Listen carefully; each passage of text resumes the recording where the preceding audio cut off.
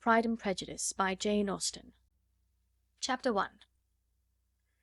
It is a truth universally acknowledged that a single man in possession of a good fortune must be in want of a wife.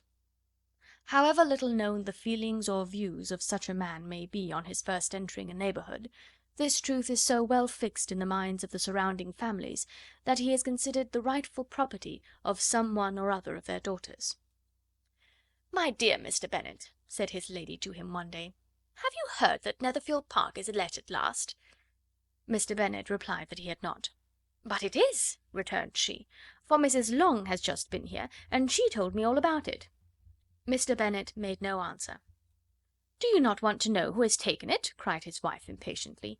"You want to tell me, and I have no objection to hearing it." This was invitation enough. "Why, my dear, you must know. Mrs. Long says that Netherfield is taken by a young man of large fortune from the north of England; that he came down on Monday in a chaise and four to see the place, and was so much delighted with it that he agreed with Mr. Morris immediately; that he is to take possession before Michaelmas, and some of his servants are to be in the house by the end of next week." "And what is his name?" "Bingley." "Is he married or single?" "Oh, single, my dear, to be sure. A single man of large fortune, 4,000 or 5,000 a year. What a fine thing for our girls!" "How so? How can it affect them?" "My dear Mr. Bennet," replied his wife, "how can you be so tiresome? You must know that I am thinking of his marrying one of them." "Is that his design in settling here?" "Design? Nonsense! How can you talk so? But it is very likely that he may fall in love with one of them, and therefore you must visit him as soon as he comes." "I see no occasion for that. You and the girls may go, or you may send them by themselves, which perhaps will be still better, for as you are as handsome as any of them, Mr. Bingley may like you the best of the party." "My dear, you flatter me. I certainly have had my share of beauty, but I do not pretend to be anything extraordinary now. When a woman has 5 grown-up daughters, she ought to give over thinking of her own beauty." "In such cases a woman has not often much beauty to think of." "But, my dear, you must indeed go and see Mr. Bingley when he comes into the neighbourhood." "It is more than I engage for, I assure you." "But consider your daughters. Only think what an establishment it would be for one of them.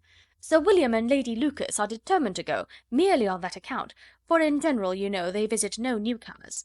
Indeed you must go, for it will be impossible for us to visit him if you do not." "You are over scrupulous, surely. I dare say Mr. Bingley will be very glad to see you, and I will send a few lines by you to assure him of my hearty consent to his marrying whichever he chooses of the girls, though I must throw in a good word for my little Lizzy." "I desire you will do no such thing. Lizzy is not a bit better than the others, and I am sure she is not half so handsome as Jane, nor half so good-humoured as Lydia. But you are always giving her the preference." "They have none of them much to recommend them," replied he.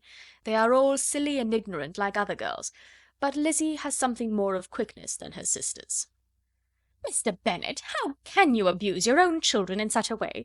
You take delight in vexing me. You have no compassion for my poor nerves." "You mistake me, my dear. I have a high respect for your nerves. They are my old friends. I have heard you mention them with consideration these last 20 years at least." "Ah, you do not know what I suffer." "But I hope you will get over it, and live to see many young men of 4,000 a year come into the neighbourhood." "It will be no use to us if 20 such should come, since you will not visit them." "Depend upon it, my dear, that when there are 20, I will visit them all." Mr. Bennet was so odd a mixture of quick parts, sarcastic humour, reserve, and caprice, that the experience of 23 years had been insufficient to make his wife understand his character. Her mind was less difficult to develop. She was a woman of mean understanding, little information, and uncertain temper. When she was discontented, she fancied herself nervous. The business of her life was to get her daughters married. Its solace was visiting and news. Chapter 2. Mr. Bennet was among the earliest of those who waited on Mr. Bingley. He had always intended to visit him, though to the last always assuring his wife that he should not go. Until the evening after the visit was paid, she had no knowledge of it. It was then disclosed in the following manner.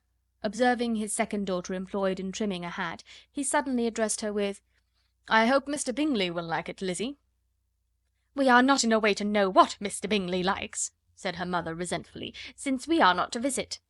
"But you forget, mamma," said Elizabeth, "that we shall meet him at the assemblies, and that Mrs. Long promised to introduce him." "I do not believe Mrs. Long will do any such thing. She has 2 nieces of her own.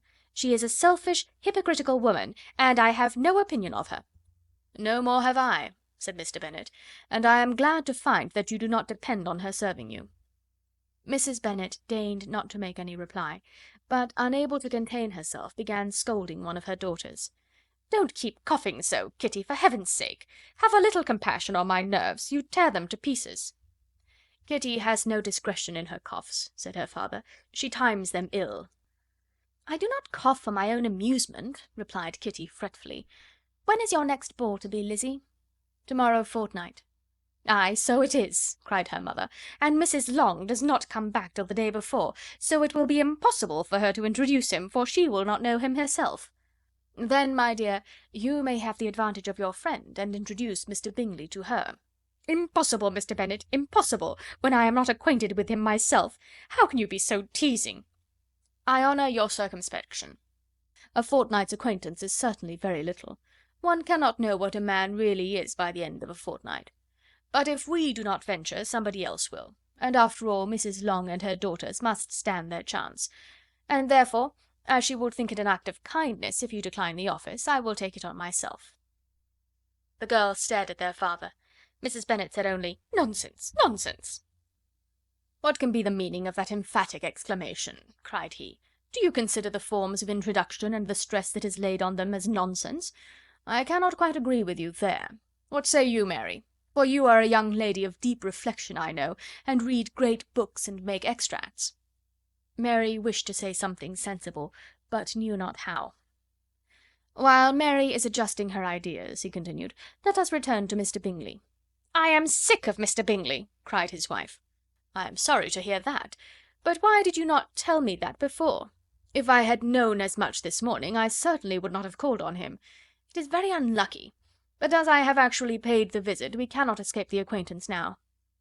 The astonishment of the ladies was just what he wished; that of Mrs. Bennet perhaps surpassing the rest, though, when the first tumult of joy was over, she began to declare that it was what she had expected all the while. "How good it was in you, my dear Mr. Bennet! But I knew I should persuade you at last. I was sure you loved your girls too well to neglect such an acquaintance. Well, how pleased I am! And it is such a good joke, too, that you should have gone this morning, and never said a word about it till now." "Now, Kitty, you may cough as much as you choose," said Mr. Bennet, and as he spoke he left the room, fatigued with the raptures of his wife.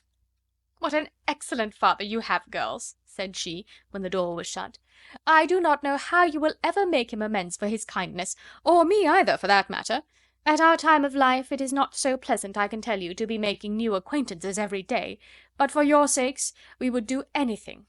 Lydia, my love, though you are the youngest, I dare say Mr. Bingley will dance with you at the next ball." "Oh," said Lydia stoutly, "I'm not afraid, for though I am the youngest, I'm the tallest."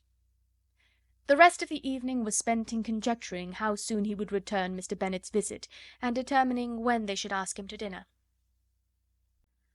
Chapter 3. Not all that Mrs. Bennet, however, with the assistance of her 5 daughters, could ask on the subject was sufficient to draw from her husband any satisfactory description of Mr. Bingley. They attacked him in various ways, with barefaced questions, ingenuous suppositions, and distant surmises, but he eluded the skill of them all, and they were at last obliged to accept the second-hand intelligence of their neighbour, Lady Lucas. Her report was highly favourable. Sir William had been delighted with him. He was quite young, wonderfully handsome, extremely agreeable, and to crown the whole, he meant to be at the next assembly with a large party. Nothing could be more delightful. To be fond of dancing was a certain step towards falling in love, and very lively hopes of Mr. Bingley's heart were entertained. "If I can but see one of my daughters happily settled at Netherfield," said Mrs. Bennet to her husband, "and all the others equally well married, I shall have nothing to wish for." In a few days Mr. Bingley returned Mr. Bennet's visit, and sat about 10 minutes with him in his library. He had entertained hopes of being admitted to a sight of the young ladies, of whose beauty he had heard much, but he saw only the father. The ladies were somewhat more fortunate, for they had the advantage of ascertaining from an upper window that he wore a blue coat and rode a black horse.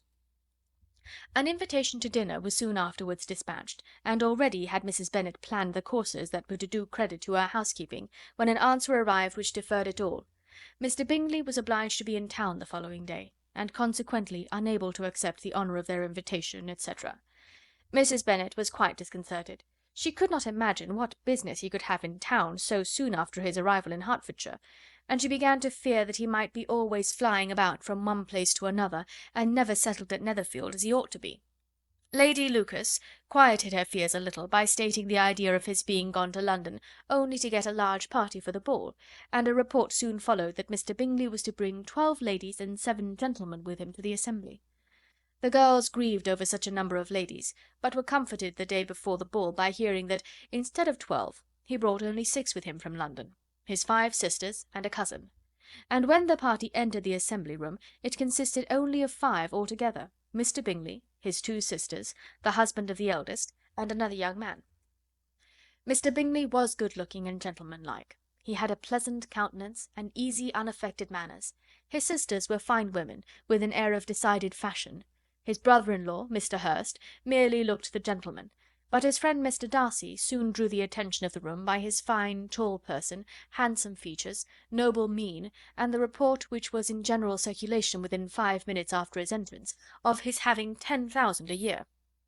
The gentlemen pronounced him to be a fine figure of a man, the ladies declared he was much handsomer than Mr. Bingley, and he was looked at with great admiration for about half the evening, till his manners gave a disgust which turned the tide of his popularity, for he was discovered to be proud, to be above his company, and above being pleased, and not all his large estate in Derbyshire could then save him from having a most forbidding, disagreeable countenance, and being unworthy to be compared with his friend. Mr. Bingley had soon made himself acquainted with all the principal people in the room. He was lively and unreserved, danced every dance, was angry that the ball closed so early, and talked of giving one himself at Netherfield. Such amiable qualities must speak for themselves.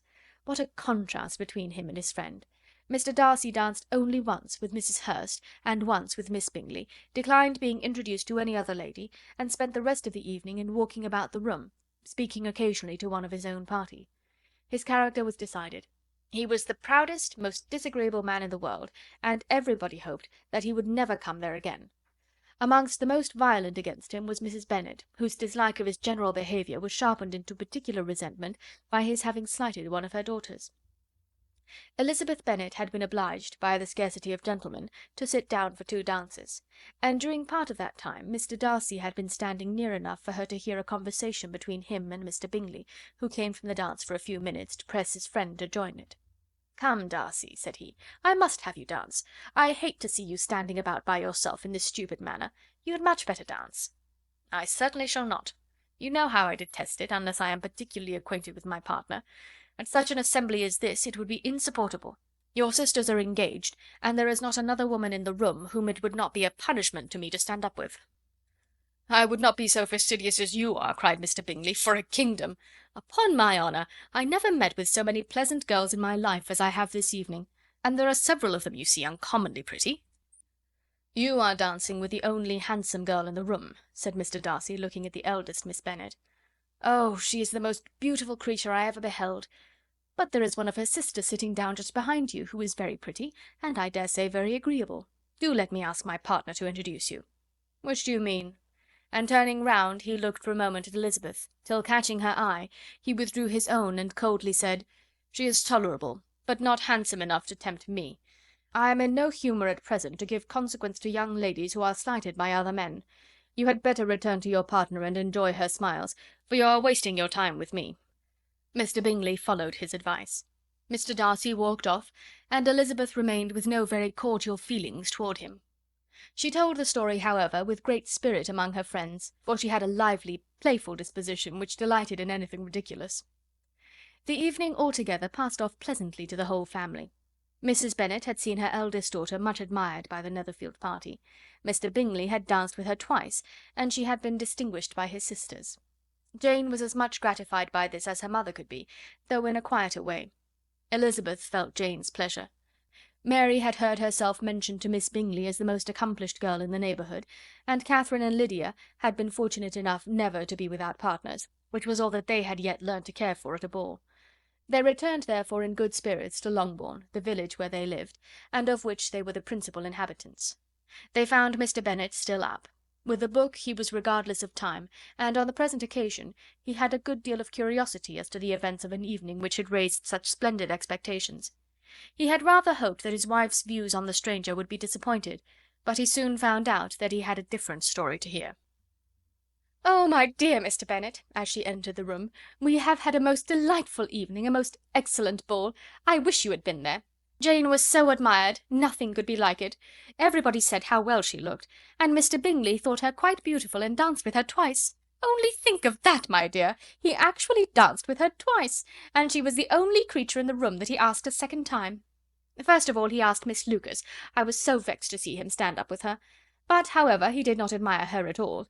Indeed, nobody can, you know, and he seemed quite struck with Jane as she was going down the dance. So he inquired who she was, and got introduced, and asked her for the two next. Then the 2/3 he danced with Miss King, and the 2/4 with Maria Lucas, and the 2/5 with Jane again, and the 2/6 with Lizzie, and the Boulanger— "If he had had any compassion for me," cried her husband impatiently, "he would not have danced half so much. For God's sake, say no more of his partners. Oh, that he had sprained his ankle in the first place!" "Oh, my dear, I am quite delighted with him. He is so excessively handsome, and his sisters are charming women. I never in my life saw anything more elegant than their dresses. I dare say the lace upon Mrs. Hurst's gown—" Here she was interrupted again. Mr. Bennet protested against any description of finery. She was therefore obliged to seek another branch of the subject, and related, with much bitterness of spirit and some exaggeration, the shocking rudeness of Mr. Darcy. "But I can assure you," she added, "that Lizzie does not lose much by not suiting his fancy, for he is a most disagreeable, horrid man, not at all worth pleasing. So high and so conceited that there was no enduring him. He walked here and he walked there, fancying himself so very great. Not handsome enough to dance with. I wish you had been there, my dear, to have given him one of your set-downs. I quite detest the man." Chapter 4. When Jane and Elizabeth were alone, the former, who had been cautious in her praise of Mr. Bingley before, expressed to her sister just how very much she admired him. "He is just what a young man ought to be," said she, "sensible, good-humoured, lively, and I never saw such happy manners. So much ease, with such perfect good breeding." "He is also handsome," replied Elizabeth, "which a young man ought likewise to be, if he possibly can.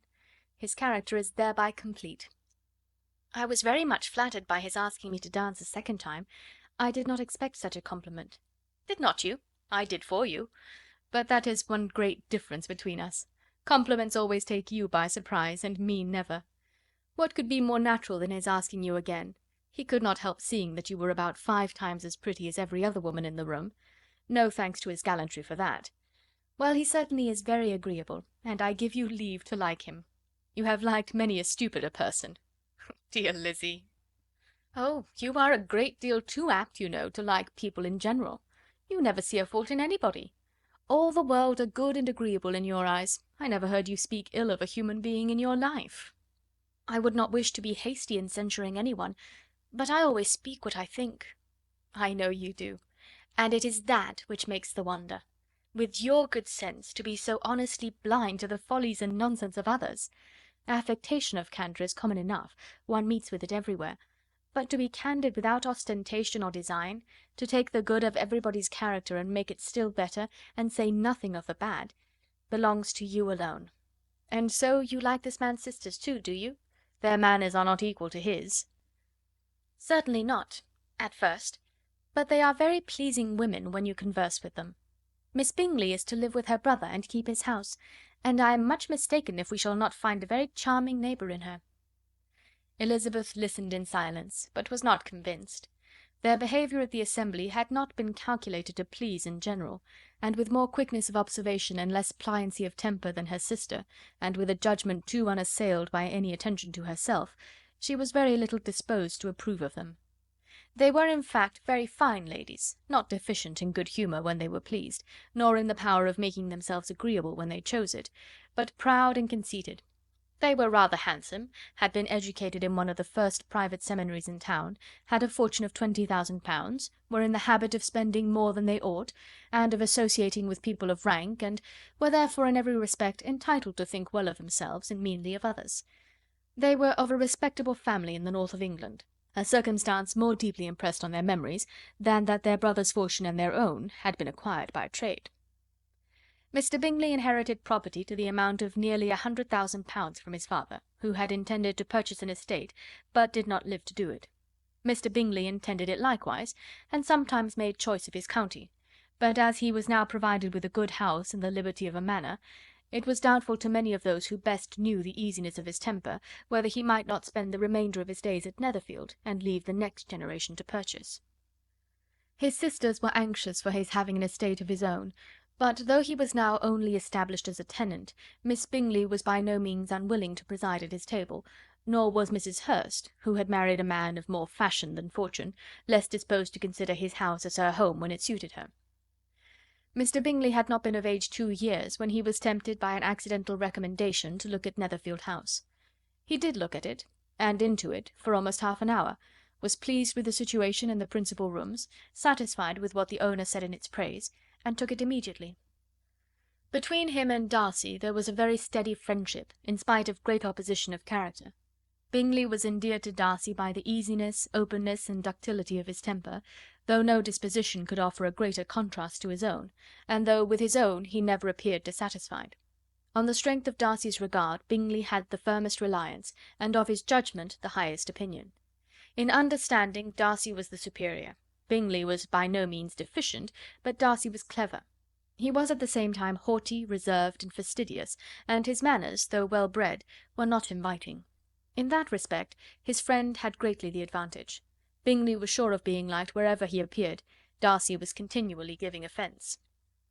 The manner in which they spoke of the Meryton assembly was sufficiently characteristic. Bingley had never met with more pleasant people or prettier girls in his life. Everybody had been most kind and attentive to him. There had been no formality, no stiffness. He had soon felt acquainted with all the room, and as to Miss Bennet, he could not conceive an angel more beautiful. Darcy, on the contrary, had seen a collection of people in whom there was little beauty and no fashion, for none of whom he had felt the smallest interest, and from none received either attention or pleasure. Miss Bennet he acknowledged to be pretty, but she smiled too much. Mrs. Hurst and her sister allowed it to be so, but still they admired her and liked her, and pronounced her to be a sweet girl, and one whom they would not object to know more of.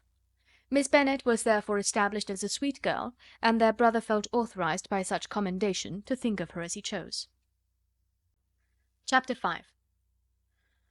Within a short walk of Longbourn lived a family with whom the Bennets were particularly intimate. Sir William Lucas had been formerly in trade in Meryton, where he had made a tolerable fortune, and risen to the honour of knighthood by an address to the king during his mayoralty. The distinction had perhaps been felt too strongly. It had given him a disgust to his business, and to his residence in a small market town, and in quitting them both, he had removed with his family to a house about a mile from Meryton, denominated from that period Lucas Lodge, where he could think with pleasure of his own importance, and, unshackled by business, occupy himself solely in being civil to all the world. For though elated by his rank, it did not render him supercilious. On the contrary, he was all attention to everybody. By nature inoffensive, friendly, and obliging, his presentation at St. James's had made him courteous. Lady Lucas was a very good kind of woman, not too clever to be a valuable neighbour to Mrs. Bennet. They had several children. The eldest of them, a sensible, intelligent young woman about 27, was Elizabeth's intimate friend. That the Miss Lucases and the Miss Bennets should meet to talk over a ball was absolutely necessary, and the morning after the assembly brought the former to Longbourn to hear and to communicate. "You began the evening well, Charlotte," said Mrs. Bennet, with civil self-command, to Miss Lucas. "You were Mr. Bingley's first choice." "Yes, but he seemed to like his second better." "Oh, you mean Jane, I suppose, because he danced with her twice. To be sure, that did seem as if he admired her. Indeed, I rather believe he did. I heard something about it, but I hardly know what. Something about Mr. Robinson." "Perhaps you mean what I overheard between him and Mr. Robinson. Did not I mention it to you? Mr. Robinson's asking him how he liked our Meryton assemblies, and whether he did not think there were a great many pretty women in the room, and which he thought the prettiest, and his answering immediately to the last question, 'Oh, the eldest Miss Bennet, beyond a doubt. There cannot be two opinions on that point.'" "'Pon my word!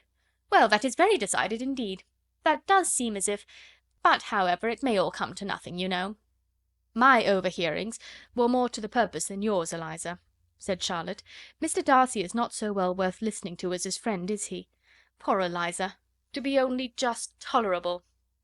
I beg you would not put it into Lizzie's head to be vexed by his ill treatment, for he is such a disagreeable man, that it would be quite a misfortune to be liked by him. Mrs. Long told me last night that he sat close to her for half an hour without once opening his lips." "Are you quite sure, ma'am? Is there not a little mistake?" said Jane. "I certainly saw Mr. Darcy speaking to her." "Ay, because she asked him at last how he liked Netherfield, and he could not help answering her. But she said he seemed quite angry at being spoke to." "Miss Bingley told me," said Jane, "that he never speaks much, unless among his intimate acquaintances. With them he is remarkably agreeable." "I do not believe a word of that, my dear. If he had been so very agreeable, he would have talked to Mrs. Long. But I can guess how it was. Everybody says that he is eat up with pride, and I dare say he had heard somehow that Mrs. Long does not keep a carriage, and had come to the ball in a hack chaise." "I do not mind his not talking to Mrs. Long," said Miss Lucas, "but I wish he had danced with Eliza." "Another time, Lizzie," said her mother, "I would not dance with him, if I were you." "I believe, ma'am, I may safely promise you never to dance with him." "His pride," said Miss Lucas, "does not offend me so much as pride often does, because there is an excuse for it. One cannot wonder that so very fine a young man, with family, fortune, everything in his favour, should think highly of himself. If I may so express it, he has a right to be proud." "That is very true," replied Elizabeth, "that I could easily forgive his pride if he had not mortified mine." "Pride," observed Mary, who piqued herself upon the solidity of her reflections, "is a very common failing, I believe. By all that I have ever read, I am convinced that it is very common indeed, that human nature is particularly prone to it, and that there are very few of us who do not cherish a feeling of self-complacency on the score of some quality or other, real or imaginary. Vanity and pride are different things, though the words are often used synonymously. A person may be proud without being vain. Pride relates more to our opinion of ourselves, vanity to what we would have others think of us." "If I were as rich as Mr. Darcy," cried a young Lucas, who came with his sisters, "I should not care how proud I was. I would keep a pack of foxhounds and drink a bottle of wine a day." "Then you would drink a great deal more than you ought," said Mrs. Bennet, "and if I were to see you at it, I should take away your bottle directly." The boy protested that she should not. She continued to declare that she would, and the argument ended only with the visit. Chapter 6. The ladies of Longbourn soon waited on those of Netherfield. The visit was soon returned in due form. Miss Bennet's pleasing manners grew on the goodwill of Mrs. Hurst and Miss Bingley, and though the mother was found to be intolerable, and the younger sisters not worth speaking to, a wish of being better acquainted with them was expressed towards the two eldest. By Jane this attention was received with the greatest pleasure, but Elizabeth still saw superciliousness in their treatment of everybody, hardly excepting even her sister, and could not like them; though their kindness to Jane, such as it was, had a value as arising in all probability from the influence of their brother's admiration. It was generally evident, whenever they met, that he did admire her, and to her it was equally evident that Jane was yielding to the preference which she had begun to entertain for him from the first, and was in a way to be very much in love. But she considered with pleasure that it was not likely to be discovered by the world in general, since Jane united, with great strength of feeling, a composure of temper and a uniform cheerfulness of manner, which would guard her from the suspicions of the impertinent. She mentioned this to her friend Miss Lucas. "It may perhaps be pleasant," replied Charlotte, "to be able to impose on the public in such a case, but it is sometimes a disadvantage to be so very guarded. If a woman conceals her affection with the same skill from the object of it, she may lose the opportunity of fixing him, and it will then be but poor consolation to believe the world equally in the dark. There is so much of gratitude or vanity in almost every attachment, that it is not safe to leave any to itself. We can all begin freely, a slight preference is natural enough, but there are very few of us who have heart enough to be really in love without encouragement. In 9 cases out of 10, a woman had better show more affection than she feels. Bingley likes your sister undoubtedly, but he may never do more than like her, if she does not help him on. But she does help him on, as much as her nature will allow. If I can perceive her regard for him, he must be a simpleton indeed not to discover it too. Remember, Eliza, that he does not know Jane's disposition as you do. But if a woman is partial to a man, and does not endeavour to conceal it, he must find it out. Perhaps he must, if he sees enough of her.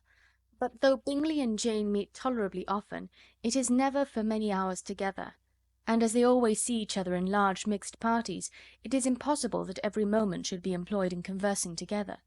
Jane should therefore make the most of every half-hour in which she can command his attention. When she is secure of him, there will be more leisure for falling in love as much as she chooses. "Your plan is a good one," replied Elizabeth, "where nothing is in question but the desire of being well married, and if I were determined to get a rich husband, or any husband, I dare say I should adopt it. But these are not Jane's feelings. She is not acting by design. As yet she cannot even be certain of the degree of her own regard, nor of its reasonableness. She has known him only a fortnight. She danced 4 dances with him at Meryton, she saw him one morning at his own house, and has since dined with him in company 4 times.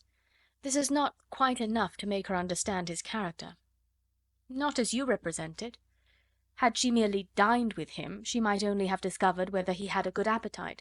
But you must remember that 4 evenings have also been spent together, and 4 evenings may do a great deal."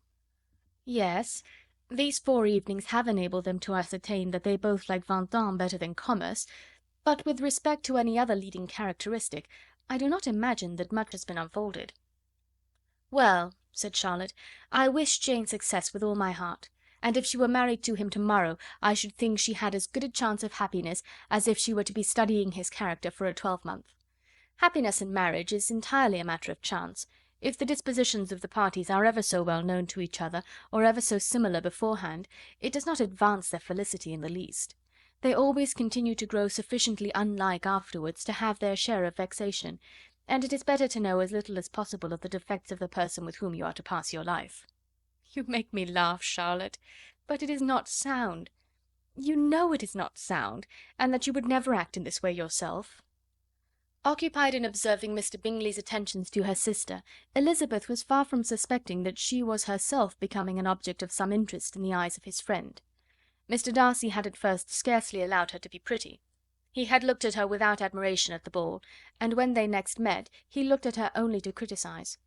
But no sooner had he made it clear to himself and his friends that she hardly had a good feature in her face, than he began to find it was rendered uncommonly intelligent by the beautiful expression of her dark eyes. To this discovery succeeded some others equally mortifying. Though he had detected with a critical eye more than one failure of perfect symmetry in her form, he was forced to acknowledge her figure to be light and pleasing, and in spite of his asserting that her manners were not those of the fashionable world, he was caught by their easy playfulness. Of this she was perfectly unaware. To her he was only the man who made himself agreeable nowhere, and who had not thought her handsome enough to dance with. He began to wish to know more of her, and as a step towards conversing with her himself, attended to her conversation with others. His doing so drew her notice. It was at Sir William Lucas's, where a large party were assembled. "What does Mr. Darcy mean," said she to Charlotte, "by listening to my conversation with Colonel Forster?" "That is a question which Mr. Darcy only can answer. But if he does it any more, I shall certainly let him know that I see what he is about. He has a very satirical eye, and if I do not begin by being impertinent myself, I shall soon grow afraid of him." On his approaching them soon afterwards, though without seeming to have any intention of speaking, Miss Lucas defied her friend to mention such a subject to him, which immediately provoking Elizabeth to do it, she turned to him and said, "Did you not think, Mr. Darcy, that I expressed myself uncommonly well just now, when I was teasing Colonel Forster to give us a ball at Meryton?" "With great energy, but it is always a subject which makes a lady energetic." "You are severe on us." "It will be her turn soon to be teased," said Miss Lucas. "I am going to open the instrument, Eliza, and you know what follows." "You are a very strange creature by way of a friend, always wanting me to play and sing before anybody and everybody. If my vanity had taken a musical turn, you would have been invaluable; but as it is, I would really rather not sit down before those who must be in the habit of hearing the very best performers." On Miss Lucas's persevering, however, she added, "Very well, if it must be so, it must." And gravely glancing at Mr. Darcy, "There is a fine old saying, which everybody here is of course familiar with, 'Keep your breath to cool your porridge,' and I shall keep mine to swell my song." Her performance was pleasing, though by no means capital.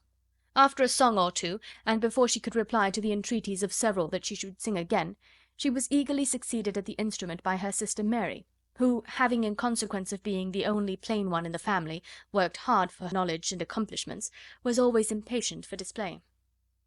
Mary had neither genius nor taste, and though vanity had given her application, it had given her likewise a pedantic air and conceited manner, which would have injured a higher degree of excellence than she had reached. Elizabeth, easy and unaffected, had been listened to with much more pleasure, though not playing half so well, and Mary, at the end of a long concerto, was glad to purchase praise and gratitude by Scotch and Irish airs, at the request of her younger sisters, who, with some of the Lucases and 2 or 3 officers, joined eagerly in dancing at one end of the room. Mr. Darcy stood near them in silent indignation at such a mode of passing the evening, to the exclusion of all conversation, and was too much engrossed by his thoughts to perceive that Sir William Lucas was his neighbour, till Sir William thus began: "What a charming amusement for young people this is, Mr. Darcy! There is nothing like dancing after all. I consider it as one of the first refinements of polished society." "Certainly, sir, and it has the advantage also of being in vogue amongst the less polished societies of the world. Every savage can dance." Sir William only smiled. "Your friend performs delightfully," he continued, after a pause, on seeing Bingley join the group, "and I doubt not that you are an adept in the science yourself, Mr. Darcy. You saw me dance at Meryton, I believe, sir?" "Yes, indeed, and received no inconsiderable pleasure from the sight. Do you often dance at St. James's?" "Never, sir." "Do you not think it would be a proper compliment to the place?" "It is a compliment which I never pay to any place, if I can avoid it." "You have a house in town, I conclude?" Mr. Darcy bowed. "I had once had some thought of fixing in town myself, for I am fond of superior society, but I did not feel quite certain that the air of London would agree with Lady Lucas." He paused in hopes of an answer, but his companion was not disposed to make any, and Elizabeth at that instant moving towards them, he was struck with the action of doing a very gallant thing, and called out to her, "My dear Miss Eliza, why are you not dancing? Mr. Darcy, you must allow me to present this young lady to you as a very desirable partner. You cannot refuse to dance, I am sure, when so much beauty is before you." And taking her hand, he would have given it to Mr. Darcy, who, though extremely surprised, was not unwilling to receive it, when she instantly drew back, and said with some discomposure to Sir William, "Indeed, sir, I have not the least intention of dancing. I entreat you not to suppose that I moved this way in order to beg for a partner." Mr. Darcy, with grave propriety, requested to be allowed the honour of her hand, but in vain. Elizabeth was determined, nor did Sir William at all shake her purpose by his attempt at persuasion.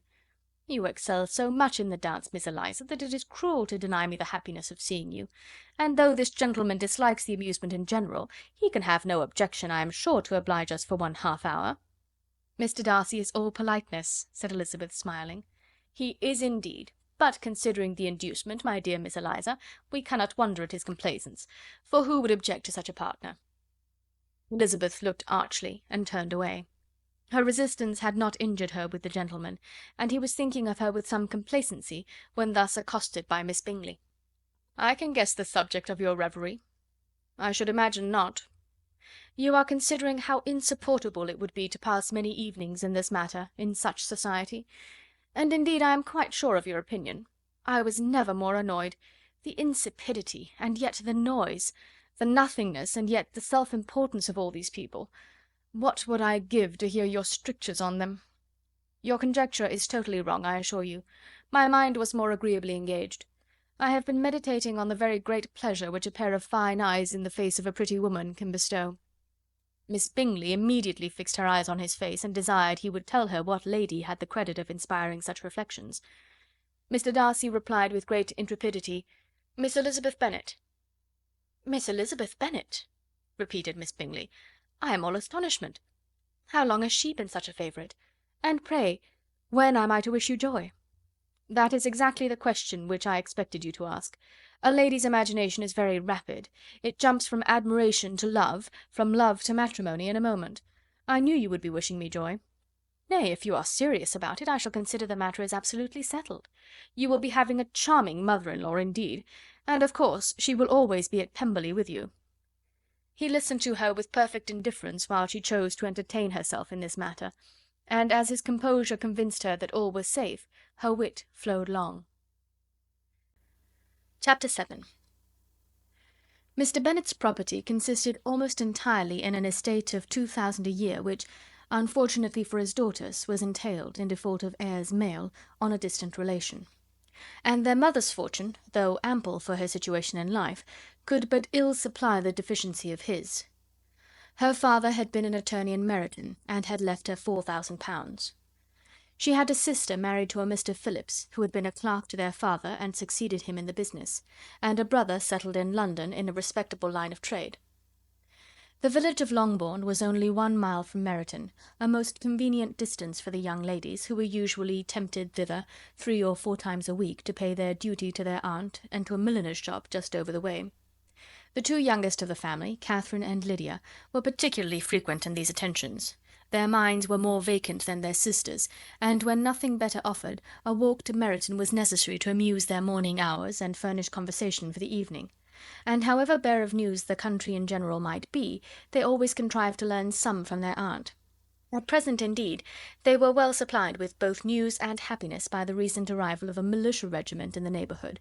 It was to remain the whole winter, and Meryton was the headquarters. Their visits to Mrs. Phillips were now productive of the most interesting intelligence. Every day added something to their knowledge of the officers' names and connections. Their lodgings were not long a secret, and at length they began to know the officers themselves. Mr. Phillips visited them all, and this opened to his nieces a store of felicity unknown before. They could talk of nothing but officers, and Mr. Bingley's large fortune, the mention of which gave animation to their mother, was worthless in their eyes when opposed to the regimentals of an ensign. After listening one morning to their effusions on this subject, Mr. Bennet coolly observed, "From all that I can collect by your manner of talking, you must be 2 of the silliest girls in the country. I have suspected it some time, but I am now convinced." Catherine was disconcerted and made no answer, but Lydia, with perfect indifference, continued to express her admiration of Captain Carter, and her hope of seeing him in the course of the day, as he was going the next morning to London. "I am astonished, my dear," said Mrs. Bennet, "that you should be so ready to think your own children silly. If I wished to think slightingly of anybody's children, it should not be my own, however." "If my children are silly, I must hope to always be sensible of it." "Yes, but as it happens, they are all of them very clever." "This is the only point, I flatter myself, on which we do not agree. I had hoped that our sentiments coincided in every particular, but I must so far differ from you as to think our 2 youngest daughters uncommonly foolish." "My dear Mr. Bennet, you must not expect such girls to have the sense of their father and mother. When they get to our age, I dare say they will not think about officers any more than we do. I remember the time when I liked a red coat myself very well, and indeed so I do still at my heart. And if a smart young colonel, with 5 or 6,000 a year, should want one of my girls, I shall not say nay to him. And I thought Colonel Forster looked very becoming the other night at Sir William's in his regimentals." "Mamma," cried Lydia, "my aunt says that Colonel Forster and Captain Carter do not go so often to Miss Watson's as they did when they first came. She sees them now very often standing in Clark's library." Mrs. Bennet was prevented replying by the entrance of the footman with a note for Miss Bennet. It came from Netherfield, and the servant waited for an answer. Mrs. Bennet's eyes sparkled with pleasure, and she was eagerly calling out while her daughter read, "Well, Jane, who is it from? What is it about? What does he say? Well, Jane, make haste and tell us. Make haste, my love." "It is from Miss Bingley," said Jane, and then read it aloud. "My dear friend, if you are not so compassionate as to dine to-day with Louisa and me, we shall be in danger of hating each other for the rest of our lives, for a whole day's tete-a-tete between 2 women can never end without a quarrel. Come as soon as you can on receipt of this. My brother and the gentlemen are to dine with the officers. Yours ever, Caroline Bingley." "With the officers!" cried Lydia. "I wonder my aunt did not tell us of that." "Dining out," said Mrs. Bennet. "That is very unlucky." "Can I have the carriage?" said Jane. "No, my dear, you had better go on horseback, because it seems likely to rain, and then you must stay all night." "That would be a good scheme," said Elizabeth, "if you were sure that they would not offer to send her home." "Oh, but the gentlemen will have Mr. Bingley's chaise to go to Meryton, and the Hursts have no horses to theirs." "I had much rather go in the coach." "But, my dear, your father cannot spare the horses, I am sure. They are wanted in the farm, Mr. Bennet, are they not?" "They are wanted in the farm much oftener than I can get them." "But if you have got them to-day," said Elizabeth, "my mother's purpose will be answered." She did at last extort from her father an acknowledgment that the horses were engaged. Jane was therefore obliged to go on horseback, and her mother attended her to the door with many cheerful prognostics of a bad day. Her hopes were answered. Jane had not been gone long before it rained hard. Her sisters were uneasy for her, but her mother was delighted. The rain continued the whole evening without intermission. Jane certainly did not come back. "This was a lucky idea of mine, indeed," said Mrs. Bennet more than once, as if the credit of making it rain were all her own. Till the next morning, however, she was not aware of all the felicity of her contrivance. Breakfast was scarcely over when a servant from Netherfield brought the following note for Elizabeth. "My dearest Lizzie, I find myself very unwell this morning, which I suppose is to be imputed to my getting wet through yesterday. My kind friends will not hear of my returning till I am better. They insist also on my seeing Mr. Jones, therefore do not be alarmed if you should hear of his having been to me, and, excepting a sore throat and headache, there is not much the matter with me. Yours, etc." "Well, my dear," said Mr. Bennet, when Elizabeth had read the note aloud, "if your daughter should have a dangerous fit of illness, if she should die, it would be a comfort to know that it was all in pursuit of Mr. Bingley and under your orders." "Oh, I am not afraid of her dying. People do not die of little trifling colds. She will be taken good care of. As long as she stays there, it is all very well.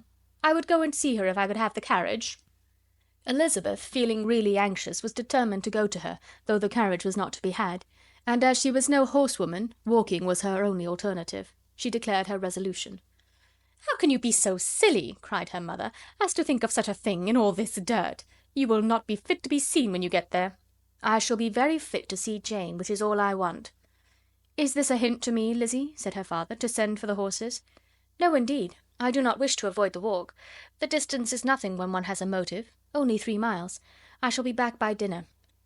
"I admire the activity of your benevolence," observed Mary, "but every impulse of feeling should be guided by reason, and, in my opinion, exertion should always be in proportion to what is required." "We will go as far as Meryton with you," said Catherine and Lydia. Elizabeth accepted their company, and the 3 young ladies set off together. "If we make haste," said Lydia as they walked along, "perhaps we may see something of Captain Carter before he goes." In Meryton they parted, the 2 youngest repaired to the lodgings of the officers' wives, and Elizabeth continued her walk alone, crossing field after field at a quick pace, jumping over stiles and springing over puddles with impatient activity, and finding herself at last within view of the house, with weary ankles, dirty stockings, and a face glowing with the warmth of exercise. She was shown into the breakfast parlour, where all but Jane were assembled, and where her appearance created a great deal of surprise. That she should have walked 3 miles so early in the day, in such dirty weather, and by herself, was almost incredible to Mrs. Hurst and Miss Bingley, and Elizabeth was convinced that they held her in contempt for it. She was received, however, very politely by them, and in their brother's manners there was something better than politeness, there was good humour and kindness. Mr. Darcy said very little, and Mr. Hurst nothing at all. The former was divided between admiration of the brilliancy which exercise had given to her complexion, and doubt as to the occasion's justifying her coming so far alone. The latter was thinking only of his breakfast. Her inquiries after his sister were not very favourably answered. Miss Bennet had slept ill, and though up, was very feverish, and not well enough to leave her room. Elizabeth was glad to be taken to her immediately, and Jane, who had only been withheld by the fear of giving alarm or inconvenience from expressing in her note how much she longed for such a visit, was delighted at her entrance. She was not equal, however, to much conversation, and when Miss Bingley left them together, could attempt little beside expressions of gratitude for the extraordinary kindness she was treated with. Elizabeth silently attended her. When breakfast was over they were joined by the sisters, and Elizabeth began to like them herself, when she saw how much affection and solicitude they showed for Jane. The apothecary came, and having examined his patient, said, as might be supposed, that she had caught a violent cold, and that they must endeavour to get the better of it, advised her to return to bed, and promised her some draughts. The advice was followed readily, for the feverish symptoms increased, and her head ached acutely. Elizabeth did not quit her room for a moment, nor were the other ladies often absent. The gentlemen being out, they had, in fact, nothing to do elsewhere. When the clock struck 3, Elizabeth felt that she must go, and very unwillingly said so. Miss Bingley offered her the carriage, and she only wanted a little pressing to accept it, when Jane testified such concern in parting with her, that Miss Bingley was obliged to convert the offer of the chaise to an invitation to remain at Netherfield for the present. Elizabeth most thankfully consented, and a servant was dispatched to Longbourn to acquaint the family with her stay, and bring back a supply of clothes. Chapter 8. At 5 o'clock the two ladies retired to dress, and at 6:30 Elizabeth was summoned to dinner. To the civil inquiries which then poured in, and amongst which she had the pleasure of distinguishing the much superior solicitude of Mr. Bingley's, she could not make a very favourable answer. Jane was by no means better. The sisters, on hearing this, repeated 3 or 4 times how much they were grieved, how shocking it was to have a bad cold, and how excessively they disliked being ill themselves; and then thought no more of the matter, and their indifference towards Jane, when not immediately before them, restored Elizabeth to the enjoyment of all her former dislike. Their brother, indeed, was the only one of the party whom she could regard with any complacency. His anxiety for Jane was evident, and his attentions to herself most pleasing, and they prevented her feeling herself so much an intruder as she believed she was considered by the others. She had very little notice from any but him. Miss Bingley was engrossed by Mr. Darcy, her sister scarcely less so, and as for Mr. Hurst, by whom Elizabeth sat, he was an indolent man, who lived only to eat, drink, and play at cards, who, when he found her to prefer a plain dish to a ragout, had nothing to say to her. When dinner was over, she returned directly to Jane, and Miss Bingley began abusing her as soon as she was out of the room. Her manners were pronounced to be very bad indeed, a mixture of pride and impertinence. She had no conversation, no style, no beauty. Mrs. Hurst thought the same, and added, "She has nothing, in short, to recommend her, but being an excellent walker. I shall never forget her appearance this morning. She really looked almost wild." "She did indeed, Louisa. I could hardly keep my countenance. Very nonsensical to come at all. Why must she be scampering about the country because her sister had a cold? Her hair, so untidy, so blousy!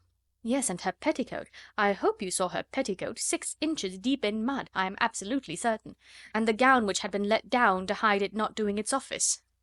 "Your picture may be very exact, Louisa," said Bingley, "but this was all lost upon me. I thought Miss Elizabeth Bennet looked remarkably well when she came into the room this morning. Her dirty petticoat quite escaped my notice." "You observed it, Mr. Darcy, I am sure," said Miss Bingley, "and I am inclined to think that you would not wish to see your sister make such an exhibition." "Certainly not. To walk 3 miles, or 4 miles, or 5 miles, or whatever it is, above her ankles in dirt, and alone, quite alone! What could she mean by it? It seems to me to show an abominable sort of conceited independence, a most country town indifference to decorum." "It shows an affection for her sister that is very pleasing," said Bingley. "I am afraid, Mr. Darcy," observed Miss Bingley in a half whisper, "that this adventure has rather affected your admiration of her fine eyes." "Not at all," he replied; "they were brightened by the exercise." A short pause followed this speech, and Mrs. Hurst began again.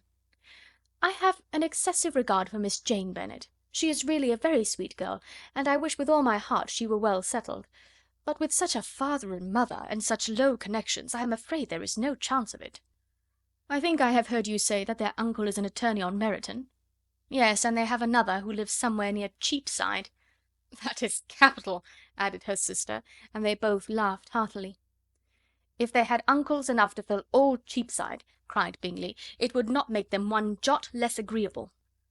"But it must very materially lessen their chance of marrying men of any consideration in the world," replied Darcy.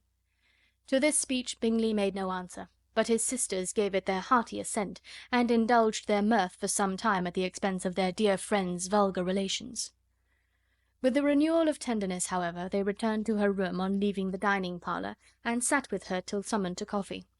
She was still very poorly, and Elizabeth would not quit her at all till late in the evening, when she had the comfort of seeing her sleep, and when it seemed to her rather right than pleasant that she should go downstairs herself.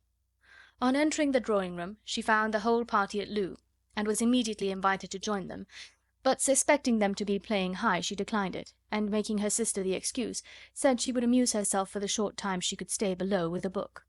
Mr. Hurst looked at her with astonishment. "Do you prefer reading to cards?" said he. "That is rather singular." "Miss Eliza Bennet," said Miss Bingley, "despises cards. She is a great reader, and has no pleasure in anything else." "I deserve neither such praise nor such censure," cried Elizabeth. "I am not a great reader, and I have pleasure in many things." "In nursing your sister, I am sure you have pleasure," said Bingley, "and I hope it will soon be increased by seeing her quite well." Elizabeth thanked him from her heart, and then walked towards the table where a few books were lying. He immediately offered to fetch her others, all that his library afforded. "And I wish my collection were larger for your benefit and my own credit, but I am an idle fellow, and though I have not many, I have more than I have ever looked into." Elizabeth assured him that she could suit herself perfectly with those in the room. "I am astonished," said Miss Bingley, "that my father should have left so small a collection of books. What a delightful library you have at Pemberley, Mr. Darcy." "It ought to be good," he replied. "It has been the work of many generations." "And then you have added so many to it yourself. You are always buying books." "I cannot comprehend the neglect of a family library in such days as these." "Neglect! I am sure you neglect nothing that can add to the beauties of that noble place. Charles, when you build your house, I wish it may be half as delightful as Pemberley." "I wish it may. But I would really advise you to make your purchase in that neighbourhood, and take Pemberley for a kind of model. There is not a finer county in England than Derbyshire." "With all my heart. I will buy Pemberley itself if Darcy will sell it." "I am talking of possibilities, Charles. Upon my word, Caroline, I should think it more possible to get Pemberley by purchase than by imitation." Elizabeth was so much caught with what passed as to leave her very little attention for her book, and soon laying it wholly aside, she drew near the card table, and stationed herself between Mr. Bingley and his eldest sister to observe the game. "Is Miss Darcy much grown since this spring?" said Miss Bingley. "Will she be as tall as I am?" "I think she will. She is now about Miss Elizabeth Bennet's height, or rather taller. How I long to see her again! I never met with anybody who delighted me so much. Such a countenance, such manners, and so extremely accomplished for her age. Her performance on the pianoforte is exquisite." "It is amazing to me," said Bingley, "how young ladies can have patience to be so very accomplished as they all are." "All young ladies accomplished? My dear Charles, what do you mean?" "Yes, all of them, I think. They all paint tables, cover screens, and net purses. I scarcely know any one who cannot do all this, and I am sure I never heard a young lady spoken of for the first time without being informed that she was very accomplished." "Your list of the common extent of accomplishments," said Darcy, "has too much truth. The word is applied to many a woman who deserves it no otherwise than by netting a purse or covering a screen. But I am very far from agreeing with you in your estimation of ladies in general. I cannot boast of knowing more than half a dozen, in the whole range of my acquaintance, that are really accomplished." "Nor I am sure," said Miss Bingley. "Then," observed Elizabeth, "you must comprehend a great deal in your idea of an accomplished woman." "Yes, I do comprehend a great deal in it." "Oh, certainly," cried his faithful assistant. "No one can be really esteemed accomplished who does not greatly surpass what is usually met with. A woman must have a thorough knowledge of music, singing, drawing, dancing, and the modern languages, to deserve the word; and besides all this, she must possess a certain something in her air and manner of walking, the tone of her voice, her address and expressions, or the word will be but half deserved." "All this she must possess," added Darcy, "and to all this she must yet add something more substantial, in the improvement of her mind by extensive reading." "I am no longer surprised at your knowing only 6 accomplished women. I rather wonder now at your knowing any." "Are you so severe upon your own sex as to doubt the possibility of all this?" "I never saw such a woman. I never saw such capacity and taste and application and elegance, as you describe, united." Mrs. Hurst and Miss Bingley both cried out against the injustice of her implied doubt, and both were protesting that they knew many women who answered this description, when Mr. Hurst called them to order, with bitter complaints of their inattention to what was going forward. As all conversation was thereby at an end, Elizabeth soon afterwards left the room. "Elizabeth Bennet," said Miss Bingley, when the door was closed on her, "is one of those young ladies who seek to recommend themselves to the other sex by undervaluing their own, and with many men, I dare say, it succeeds. But, in my opinion, it is a paltry device, a very mean art." "Undoubtedly," replied Darcy, to whom this remark was chiefly addressed, "there is a meanness in all the arts which ladies sometimes condescend to employ for captivation. Whatever bears affinity to cunning is despicable." Miss Bingley was not so entirely satisfied with this reply as to continue the subject. Elizabeth joined them again only to say that her sister was worse, and that she could not leave her. Bingley urged Mr. Jones being sent for immediately, while his sisters, convinced that no country advice could be of any service, recommended an express to town for one of the most eminent physicians. This she would not hear of. But she was not so unwilling to comply with their brother's proposal, and it was settled that Mr. Jones should be sent for early in the morning, if Miss Bennet were not decidedly better. Bingley was quite uncomfortable. His sisters declared that they were miserable. They solaced their wretchedness, however, by duets after supper, while he could find no better relief to his feelings than by giving the housekeeper directions that every attention might be paid to the sick lady and her sister. Chapter 9. Elizabeth passed the chief of the night in her sister's room, and in the morning had the pleasure of being able to send a tolerable answer to the inquiries which she very early received from Mr. Bingley by a housemaid, and some time afterwards from the two elegant ladies who waited on his sisters. In spite of this amendment, however, she requested to have a note sent to Longbourn, desiring her mother to visit Jane, and form her own judgment of her situation. The note was immediately dispatched, and its contents as quickly complied with. Mrs. Bennet, accompanied by her two youngest girls, reached Netherfield soon after the family breakfast. Had she found Jane in any apparent danger, Mrs. Bennet would have been very miserable; but being satisfied on seeing her that her illness was not alarming, she had no wish of her recovering immediately, as her restoration to health would probably remove her from Netherfield. She would not listen, therefore, to her daughter's proposal of being carried home; neither did the apothecary, who arrived about the same time, think it at all advisable. After sitting a little while with Jane, on Miss Bingley's appearance and invitation, the mother and three daughters all attended her into the breakfast parlour. Bingley met them with hopes that Mrs. Bennet had not found Miss Bennet worse than she expected. "Indeed I have, sir," was her answer. "She is a great deal too ill to be moved. Mr. Jones says we must not think of moving her. We must trespass a little longer on your kindness." "Removed!" cried Bingley. "It must not be thought of. My sister, I am sure, will not hear of her removal." "You may depend upon it, madam," said Miss Bingley with cold civility, "that Miss Bennet will receive every possible attention while she remains with us." Mrs. Bennet was profuse in her acknowledgments. "I am sure," she added, "if it was not for such good friends, I do not know what would become of her, for she is very ill indeed, and suffers a vast deal, though with the greatest patience in the world, which is always the way with her, for she has, without exception, the sweetest temper I have ever met with. I often tell my other girls that they are nothing to her. You have a sweet room here, Mr. Bingley, and a charming prospect over the gravel walk. I do not know a place in the country that is equal to Netherfield. You will not think of quitting it in a hurry, I hope, though you have but a short lease." "Whatever I do is done in a hurry," replied he, "and therefore, if I should resolve to quit Netherfield, I should probably be off in 5 minutes. At present, however, I consider myself as quite fixed here." "That is exactly what I should have supposed of you," said Elizabeth. "You begin to comprehend me, do you?" cried he, turning towards her.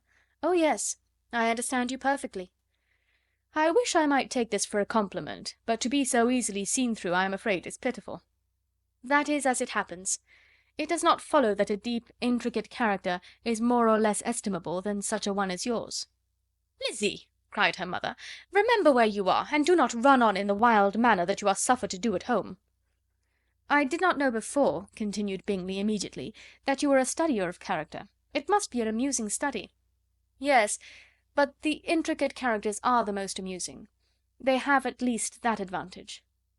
"The country," said Darcy, "can in general supply but a few subjects for such a study. In a country neighbourhood you move in a very confined and unvarying society." "But people themselves alter so much that there is something new to be observed in them for ever." "Yes, indeed!" cried Mrs. Bennet, offended by his manner of mentioning a country neighbourhood. "I assure you there is quite as much of that going on in the country as in town." Everybody was surprised, and Darcy, after looking at her for a moment, turned silently away. Mrs. Bennet, who fancied she had gained a complete victory over him, continued her triumph. "I cannot see that London has any great advantage over the country, for my part, except the shops and public places. The country is a vast deal pleasanter, is it not, Mr. Bingley?" "When I am in the country," he replied, "I never wish to leave it, and when I am in town it is pretty much the same. They have each their advantages, and I can be equally happy in either." "Ay, that is because you have the right disposition, but that gentleman," looking at Darcy, "seemed to think the country was nothing at all." "Indeed, mamma, you are mistaken," said Elizabeth, blushing for her mother. "You quite mistook Mr. Darcy. He only meant that there was not such a variety of people to be met with in the country as in the town, which you must acknowledge to be true." "Certainly, my dear, nobody said there were. But as to not meeting with many people in this neighbourhood, I believe there are few neighbourhoods larger. I know we dine with 24 families." Nothing but concern for Elizabeth could enable Bingley to keep his countenance. His sister was less delicate, and directed her eyes towards Mr. Darcy with a very expressive smile. Elizabeth, for the sake of saying something that might turn her mother's thoughts, now asked her if Charlotte Lucas had been at Longbourn since her coming away. "Yes, she called yesterday with her father. What an agreeable man Sir William is, Mr. Bingley, is not he? So much the man of fashion, so genteel and easy. He had always something good to say to everybody. That is my idea of good breeding. And those persons who fancy themselves very important, and never open their mouths, quite mistake the matter." "Did Charlotte dine with you?" "No, she would go home. I fancy she was wanted about the mince pies. For my part, Mr. Bingley, I always keep servants that can do their own work. My daughters are brought up very differently, but everybody is to judge for themselves, and the Lucases are a very good sort of girls, I assure you. It is a pity they are not handsome. Not that I think Charlotte so very plain, but then she is our particular friend." "She seems a very pleasant young woman." "Oh dear, yes. But you must own she is very plain. Lady Lucas herself has often said so, and envied me Jane's beauty. I do not like to boast of my own child, but to be sure Jane, one does not often see anybody better looking." "It is what everybody says. I do not trust my own partiality. When she was only 15 there was a man at my brother Gardiner's in town so much in love with her that my sister-in-law was sure he would make her an offer before we came away. But, however, he did not. Perhaps he thought her too young. However, he wrote some verses on her, and very pretty they were." "And so ended his affection," said Elizabeth impatiently. "There has been many a one, I fancy, overcome in the same way. I wonder who first discovered the efficacy of poetry in driving away love." "I have been used to consider poetry as the food of love," said Darcy. "Of a fine, stout, healthy love it may. Everything nourishes what is strong already. But if it be only a slight, thin sort of inclination, I am convinced that one good sonnet will starve it entirely away." Darcy only smiled, and the general pause which ensued made Elizabeth tremble lest her mother should be exposing herself again. She longed to speak, but could think of nothing to say, and after a short silence Mrs. Bennet began repeating her thanks to Mr. Bingley for his kindness to Jane, with an apology for troubling him also with Lizzie. Mr. Bingley was unaffectedly civil in his answer, and forced his younger sister to be civil also, and say what the occasion required. She performed her part indeed without much graciousness, but Mrs. Bennet was satisfied, and soon afterwards ordered her carriage. Upon this signal the youngest of her daughters put herself forward. The two girls had been whispering to each other during the whole visit, and the result of it was, that the youngest should tax Mr. Bingley with having promised on his first coming into the country to give a ball at Netherfield. Lydia was a stout, well-grown girl of 15, with a fine complexion and good-humoured countenance, a favourite with her mother, whose affection had brought her into public at an early age. She had high animal spirits, and a sort of natural self-consequence, which the attention of the officers, to whom her uncle's good dinners, and her own easy manners recommended her, had increased into assurance. She was very equal, therefore, to address Mr. Bingley on the subject of the ball, and abruptly reminded him of his promise, adding that it would be the most shameful thing in the world if he did not keep it. His answer to this sudden attack was delightful to their mother's ear. "I am perfectly ready, I assure you, to keep my engagement, and when your sister is recovered, you shall, if you please, name the very day of the ball. But you would not wish to be dancing when she is ill?" Lydia declared herself satisfied. Oh, yes! It would be much better to wait till Jane was well, and by that time most likely Captain Carter would be at Meryton again. And when you have given your ball, she added, I shall insist on their giving one also.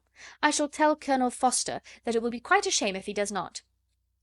Mrs. Bennet and her daughters then departed, and Elizabeth returned instantly to Jane, leaving her own and her relations' behaviour to the remarks of the two ladies and Mr. Darcy, the latter of whom, however, could not be prevailed on to join in their censure of her, in spite of all Miss Bingley's witticisms on fine eyes. Chapter 10. The day passed much as the day before had done.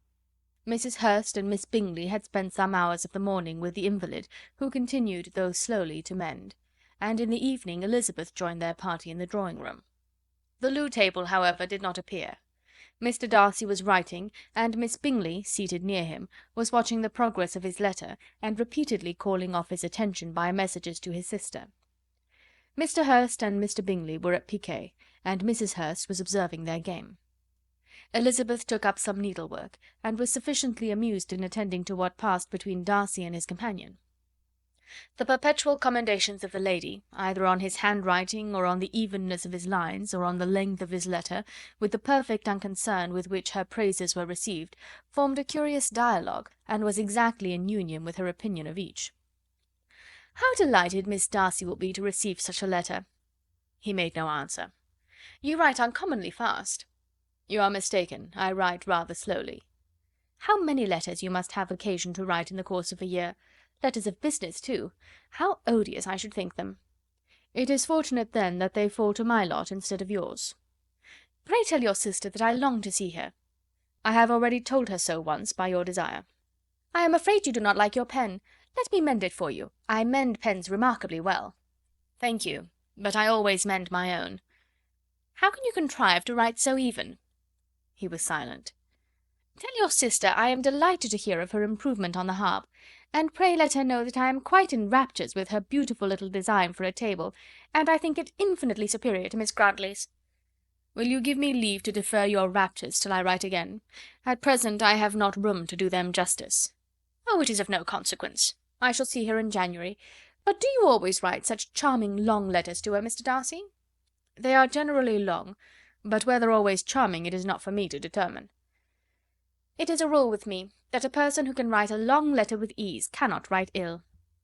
"That will not do for a compliment to Darcy, Caroline," cried her brother, "because he does not write with ease. He studies too much for words of 4 syllables.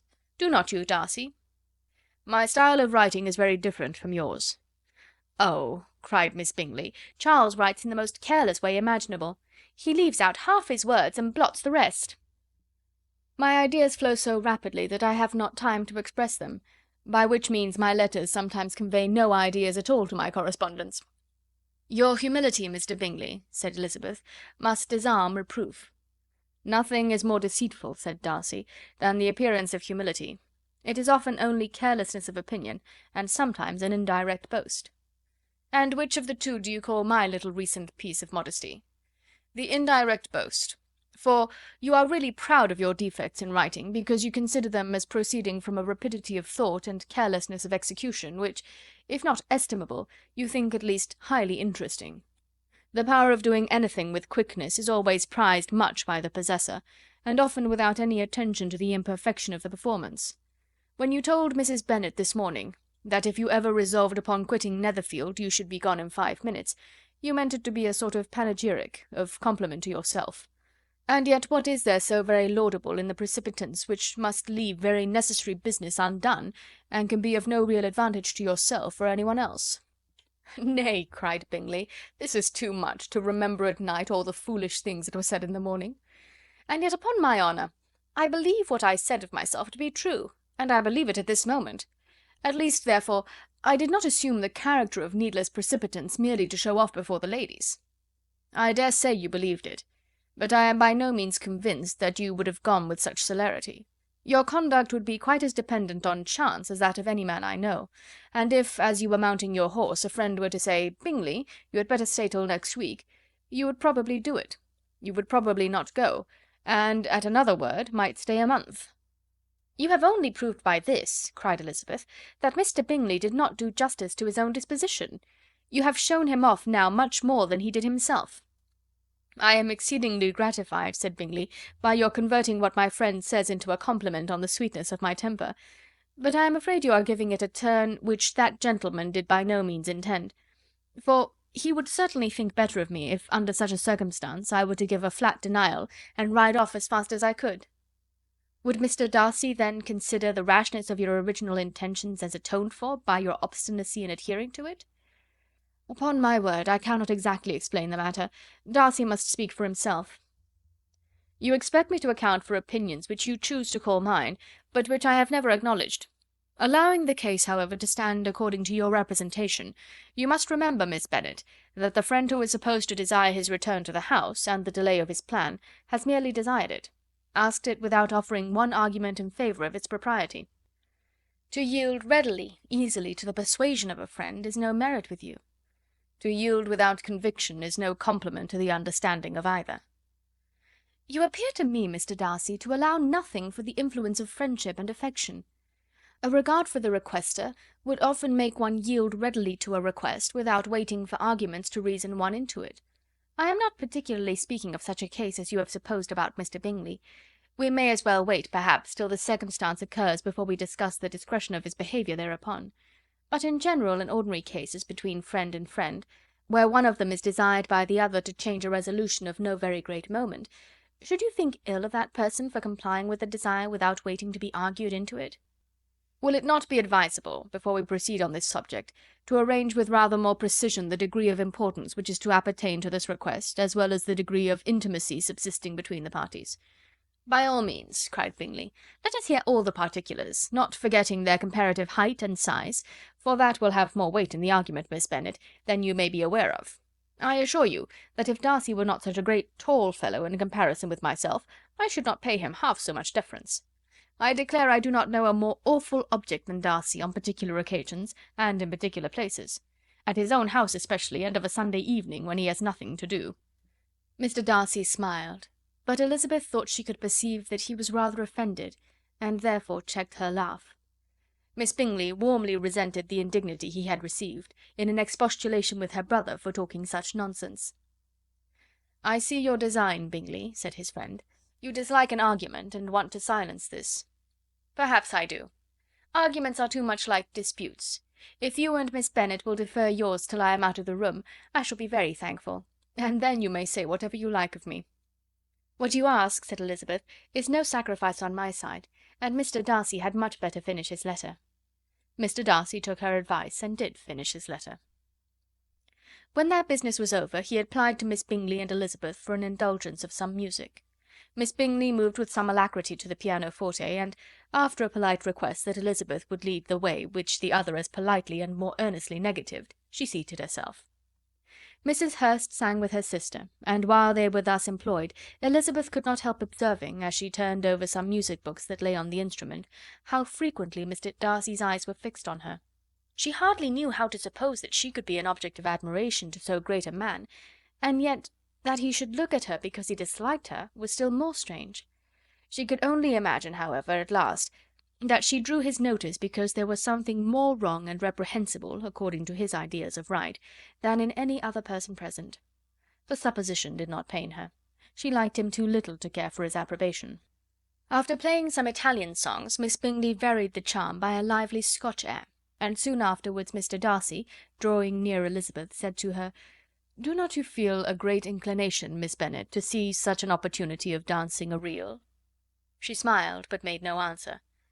He repeated the question with some surprise at her silence. "Oh," said she, "I heard you before, but I could not immediately determine what to say in reply. You wanted me, I know, to say yes, that you might have the pleasure of despising my taste, but I always delight in overthrowing those kind of schemes, and cheating a person of their premeditated contempt. I have therefore made up my mind to tell you that I do not want to dance a reel at all. And now despise me if you dare." "Indeed I do not dare." Elizabeth, having rather expected to affront him, was amazed at his gallantry, but there was a mixture of sweetness and archness in her manner which made it difficult for her to affront anybody, and Darcy had never been so bewitched by any woman as he was by her. He really believed that, were it not for the inferiority of her connections, he should be in some danger. Miss Bingley saw or suspected enough to be jealous, and her great anxiety for the recovery of her dear friend Jane received some assistance from her desire of getting rid of Elizabeth. She often tried to provoke Darcy into disliking her guest by talking of their supposed marriage, and planning his happiness in such an alliance. "I hope," said she, as they were walking together in the shrubbery the next day, "you will give your mother-in-law a few hints, when this desirable event takes place, as to the advantage of holding her tongue, and if you can compass it, do cure the younger girls of running after officers. And if I may mention so delicate a subject, endeavour to check that little something bordering on conceit and impertinence which your lady possesses." "Have you anything else to propose for my domestic felicity?" "Oh, yes. Do let the portraits of your uncle and aunt Phillips be placed in the gallery at Pemberley. Put them next to your great-uncle the judge. They are in the same profession, you know, only in different lines. As for your Elizabeth's picture, you must not have it taken, for what painter could do justice to those beautiful eyes? It would not be easy, indeed, to catch their expression, but their colour and shape, and the eyelashes, so remarkably fine, might be copied. At that moment they were met from another walk by Mrs. Hurst and Elizabeth herself. "I did not know that you intended to walk," said Miss Bingley, in some confusion, lest they had been overheard. "You used us abominably ill," answered Mrs. Hurst, "running away without telling us that you were coming out." Then, taking the disengaged arm of Mr. Darcy, she left Elizabeth to walk by herself. The path just admitted three. Mr. Darcy felt their rudeness, and immediately said, "This walk is not wide enough for our party. We had better go into the avenue." But Elizabeth, who had not the least inclination to remain with them, laughingly answered, "No, no, stay where you are. You are charmingly grouped, and appear to uncommon advantage.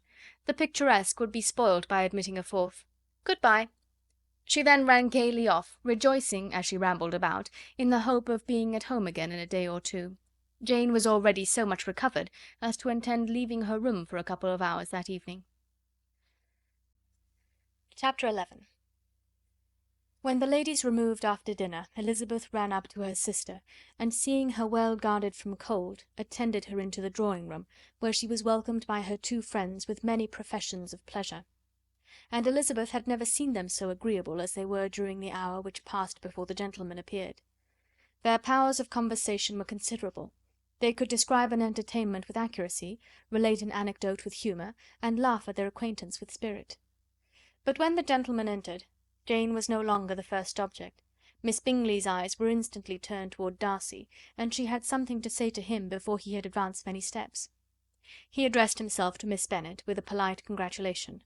Mr. Hurst also made her a slight bow, and said he was very glad, but diffuseness and warmth remained for Bingley's salutation. He was full of joy and attention.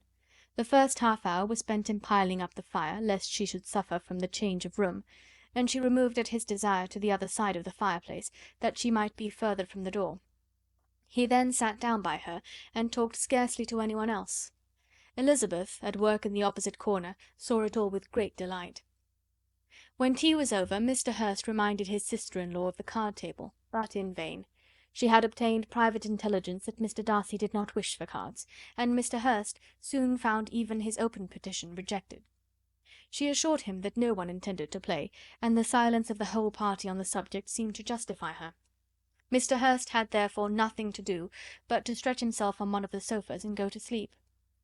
Darcy took up a book, Miss Bingley did the same, and Mrs. Hurst, principally occupied in playing with her bracelets and rings, joined now and then in her brother's conversation with Miss Bennet.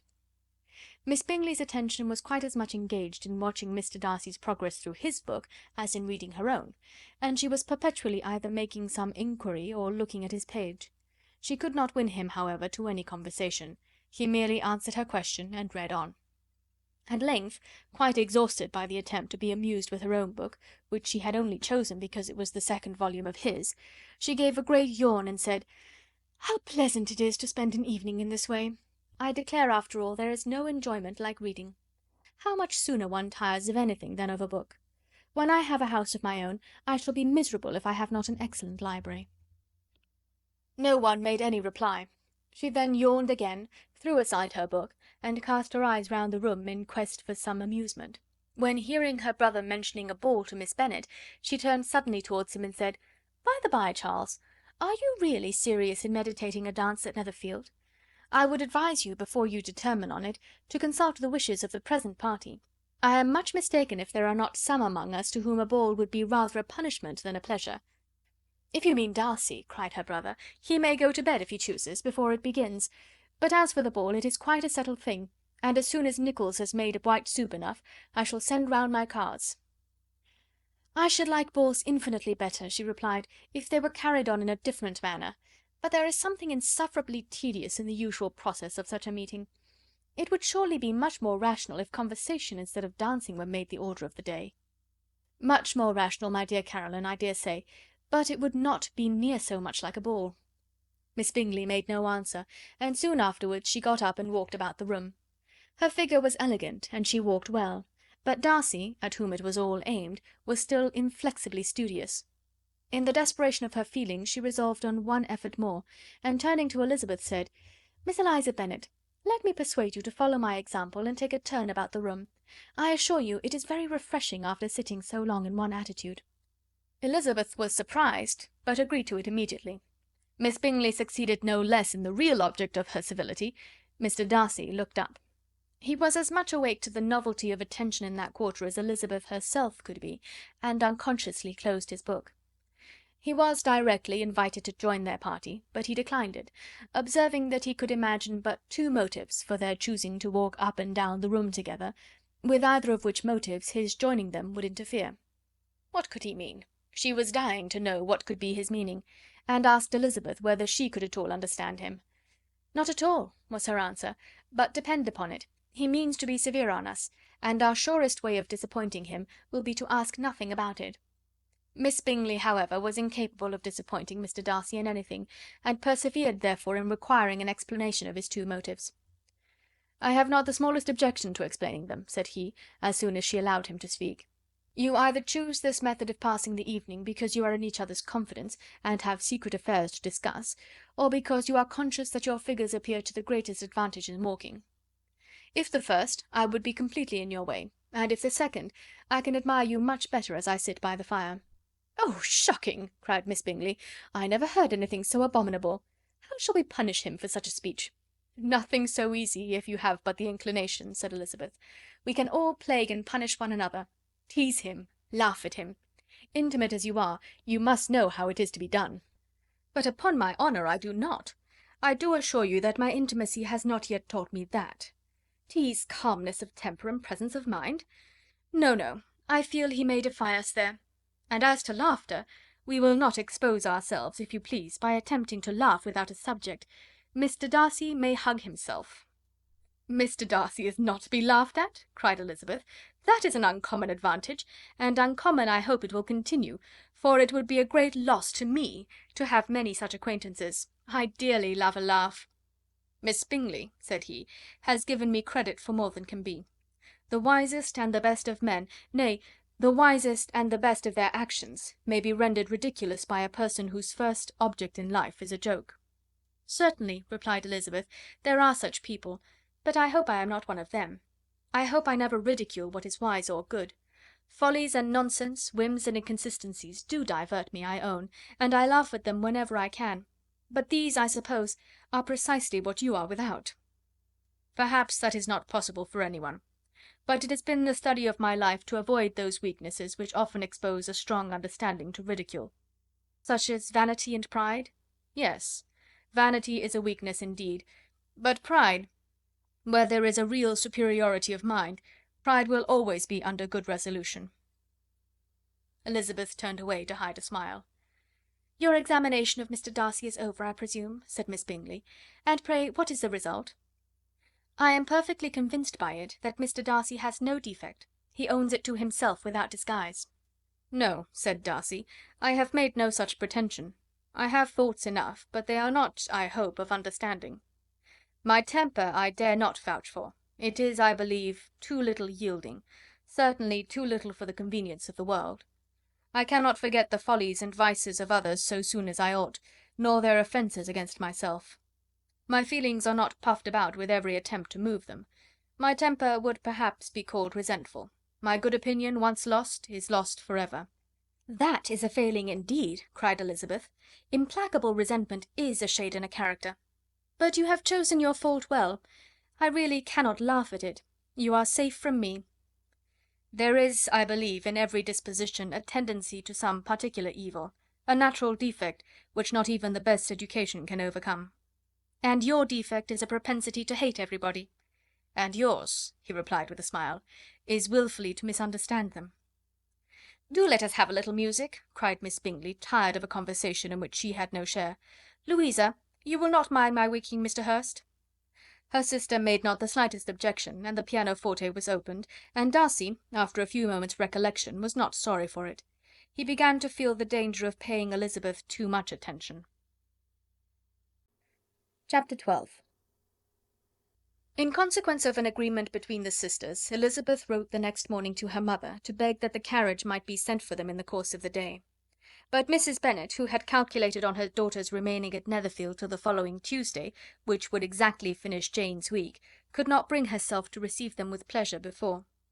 Her answer, therefore, was not propitious, at least not to Elizabeth's wishes, for she was impatient to get home. Mrs. Bennet sent them word that they could not possibly have the carriage before Tuesday, and in her postscript it was added that if Mr. Bingley and his sister pressed them to stay longer, she could spare them very well. Against staying longer, however, Elizabeth was positively resolved. Nor did she much expect it would be asked, and fearful, on the contrary, as being considered as intruding themselves needlessly long, she urged Jane to borrow Mr. Bingley's carriage immediately, and at length it was settled that their original design of leaving Netherfield that morning should be mentioned, and the request made. The communication excited many professions of concern, and enough was said of wishing them to stay at least until the following day, to work on Jane. Until the morrow their going was deferred. Miss Bingley was then sorry that she had proposed the delay, for her jealousy and dislike of one sister much exceeded her affection for the other. The master of the house heard with real sorrow that they were to go so soon, and repeatedly tried to persuade Miss Bennet that it would not be safe for her, that she was not enough recovered, but Jane was firm where she felt herself to be right. To Mr. Darcy it was welcome intelligence. Elizabeth had been at Netherfield long enough. She attracted him more than he liked, and Miss Bingley was uncivil to her, and more teasing than usual to himself. He wisely resolved to be particularly careful that no sign of admiration should now escape him, nothing that could elevate her with the hope of influencing his felicity, sensible that, if such an idea had been suggested, his behaviour during the last day must have material weight in confirming or crushing it. Steady to his purpose, he scarcely spoke 10 words to her through the whole of Saturday, and though they were at one time left by themselves for half an hour, he adhered most conscientiously to his book, and would not even look at her. On Sunday, after morning service, the separation, so agreeable to almost all, took place. Miss Bingley's civility to Elizabeth increased at last very rapidly, as well as her affection for Jane, and when they parted, after assuring the latter of the pleasure it would give her to see her either at Longbourn or Netherfield, and embracing her most tenderly, she even shook hands with the former. Elizabeth took leave of the whole party in the liveliest spirits. They were not welcomed home very cordially by their mother. Mrs. Bennet wondered at their coming, and thought them very wrong to give so much trouble, and was sure Jane would have caught cold again. But their father, though very laconic in his expressions of pleasure, was really glad to see them. He had felt their importance in the family circle. The evening conversation, when they were all assembled, had lost much of its animation, and almost all its sense, by the absence of Jane and Elizabeth. They found Mary, as usual, deep in the study of thorough base and human nature, and had some new extracts to admire, and some new observations of threadbare morality to listen to. Catherine and Lydia had information for them of a different sort. Much had been done, and much had been said in the regiment since the preceding Wednesday. Several of the officers had dined lately with their uncle, a private had been flogged, and it had actually been hinted that Colonel Forster was going to be married. Chapter 13. "I hope, my dear," said Mr. Bennet to his wife, as they were at breakfast the next morning, "that you have ordered a good dinner to-day, because I have reason to expect an addition to our family party." "Who do you mean, my dear? I know of nobody that is coming, I am sure, unless Charlotte Lucas should happen to call in, and I am sure my dinners are good enough for her. I do not believe she often sees such at home." "The person of whom I speak is a gentleman and a stranger." Mrs. Bennet's eyes sparkled. "A gentleman and a stranger! It is Mr. Bingley, I am sure. Well, I am sure I shall be extremely glad to see Mr. Bingley. But, good Lord, how unlucky! There is not a bit of fish to be got to-day. Lydia, my love, ring the bell. I must speak to Hill this moment." "It is not Mr. Bingley," said her husband. "It is a person whom I never saw in the whole course of my life." This roused a general astonishment, and he had the pleasure of being eagerly questioned by his wife and his 5 daughters at once. After amusing himself some time with their curiosity, he thus explained: "About a month ago I received this letter, and about a fortnight ago I answered it, for I thought it a cause of some delicacy, and requiring early attention. It is from my cousin Mr. Collins, who, when I am dead, may turn you all out of this house as soon as he pleases." "Oh, my dear," cried his wife, "I cannot bear to hear that mentioned. Pray do not talk of that odious man. I do think it is the hardest thing in the world that your estate should be entailed away from your own children. I am sure, if I had been you, I should have tried long ago to do something or other about it."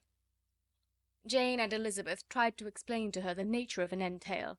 They had often attempted to do it before, but it was a subject on which Mrs. Bennet was beyond the reach of reason, and she continued to rail bitterly against the cruelty of settling an estate away from a family of 5 daughters, in favour of a man whom nobody cared anything about. "It certainly is a most iniquitous affair," said Mr. Bennet, "and nothing can clear Mr. Collins from the guilt of inheriting Longbourn. But if you will listen to his letter, you may perhaps be a little softened by his manner of expressing himself." "No, that I am sure I shall not. And I think it is very impertinent of him to write to you at all, and very hypocritical. I hate such false friends. Why could he not keep on quarrelling with you, as his father did before him?" "Why, indeed? He does seem to have had some filial scruples on that head, as you will hear. Hunsford, near Westerham, Kent, 15th October. Dear Sir, the disagreement subsisting between yourself and my late honoured father always gave me much uneasiness, and since I have had the misfortune to lose him, I have frequently wished to heal the breach; but for some time I was kept back by my own doubts, fearing lest it might seem disrespectful to his memory for me to be on good terms with any one with whom it had always pleased him to be at variance. There, Mrs. Bennet. My mind, however, is now made up on the subject, for having received ordination at Easter, I have been so fortunate as to be distinguished by the patronage of the Right Honourable Lady Catherine de Bourgh, widow of Sir Lewis de Bourgh, whose bounty and beneficence has preferred me to the valuable rectory of this parish, where it shall be my earnest endeavour to demean myself with grateful respect towards her ladyship, and be ever ready to perform those rites and ceremonies which are instituted by the Church of England. As a clergyman, moreover, I feel it my duty to promote and establish the blessing of peace in all families within the reach of my influence; and on these grounds I flatter myself that my present overtures are highly recommendable, and that the circumstance of my being next in the entail of Longbourn estate will be kindly overlooked on your side, and not lead you to reject the offered olive branch. I cannot be otherwise than concerned at being the means of injuring your amiable daughters, and beg leave to apologize for it, as well as to assure you of my readiness to make them every possible amends, but of this hereafter. If you should have no objection to receive me into your house, I propose myself the satisfaction of waiting on you and your family, Monday, November 18th, by 4 o'clock, and shall probably trespass on your hospitality till the Saturday sennight following; which I can do without any inconvenience, as Lady Catherine is far from objecting to my occasional absence on a Sunday, provided that some other clergyman is engaged to do the duty of the day. I remain, dear sir, with respectful compliments to your lady and daughters, your well-wisher and friend, William Collins. "At 4 o'clock, therefore, we may expect this peace-making gentleman," said Mr. Bennet, as he folded up the letter. "He seems to be a most conscientious and polite young man, upon my word, and I doubt not will prove a valuable acquaintance, especially if Lady Catherine should be so indulgent as to let him come to us again. There is some sense in what he says about the girls, however, and if he is disposed to make them any amends, I shall not be the person to discourage him." "Though it is difficult," said Jane, "to guess in what way he can mean to make us the atonement he thinks our due, the wish is certainly to his credit." Elizabeth was chiefly struck by his extraordinary deference for Lady Catherine, and his kind intention of christening, marrying, and burying his parishioners whenever it were required. "He must be an oddity, I think," said she. "I cannot make him out. There is something very pompous in his style. And what can he mean by apologizing for being next in the entail? We cannot suppose he would help it if he could. Could he be a sensible man, sir?" "No, my dear, I think not. I have great hopes of finding him quite the reverse. There is a mixture of servility and self-importance in his letter, which promises well. I am impatient to see him." "In point of composition," said Mary, "the letter does not seem defective. The idea of the olive branch perhaps is not wholly new, yet I think it is well expressed." To Catherine and Lydia neither the letter nor its writer were in any degree interesting. It was next to impossible that their cousin should come in a scarlet coat, and it was now some weeks since they had received pleasure from the society of a man in any other colour. As for their mother, Mr. Collins's letter had done away with much of her ill will, and she was preparing to see him with a degree of composure which astonished her husband and daughters. Mr. Collins was punctual to his time, and was received with great politeness by the whole family. Mr. Bennet, indeed, said little, but the ladies were ready enough to talk, and Mr. Collins seemed neither in need of encouragement nor inclined to be silent himself. He was a tall, heavy-looking young man of 25. His air was grave and stately, and his manners were very formal. He had not been long seated before he complimented Mrs. Bennet on having so fine a family of daughters; said he had heard much of their beauty, but that in this instance fame had fallen short of the truth; and added that he did not doubt her seeing them all in due time disposed of in marriage. This gallantry was not much to the taste of some of his hearers, but Mrs. Bennet, who quarrelled with no compliments, answered most readily, "You are very kind, I am sure, and I wish with all my heart it may prove so, for else they will be destitute enough. Things are settled so oddly." "You allude, perhaps, to the entail of this estate?" "Ah, sir, I do indeed. It is a grievous affair to my poor girls, you must confess. Not that I mean to find fault with you, for such things I know are all chance in this world. There is no knowing how estates will go once they come to be entailed." "I am very sensible, madam, to the hardship of my fair cousins, and could say much on the subject, but that I am cautious of appearing forward and precipitate. But I can assure the young ladies that I come prepared to admire them.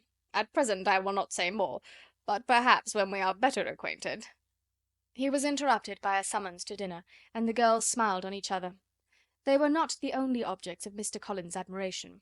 The hall, the dining room, and all its furniture were examined and praised, and his commendation of everything would have touched Mrs. Bennet's heart, but for the mortifying supposition of his viewing it all as his own future property. The dinner, too, in its turn, was highly admired, and he begged to know to which of his fair cousins the excellency of its cooking was owing.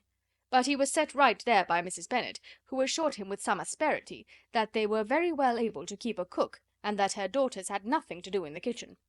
He begged pardon for having displeased her.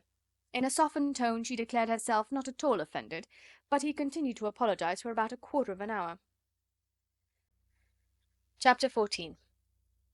During dinner Mr. Bennet scarcely spoke at all, but when the servants were withdrawn he thought it time to have some conversation with his guest, and therefore started a subject in which he expected him to shine, by observing that he seemed very fortunate in his patroness. Lady Catherine de Bourgh's attention to his wishes, and consideration for his comfort, appeared very remarkable. Mr. Bennet could not have chosen better. Mr. Collins was eloquent in her praise. The subject elevated him to more than usual solemnity of manner, and with a most important aspect he protested that he had never in his life witnessed such behaviour in a person of rank, such affability and condescension, as he had himself experienced from Lady Catherine.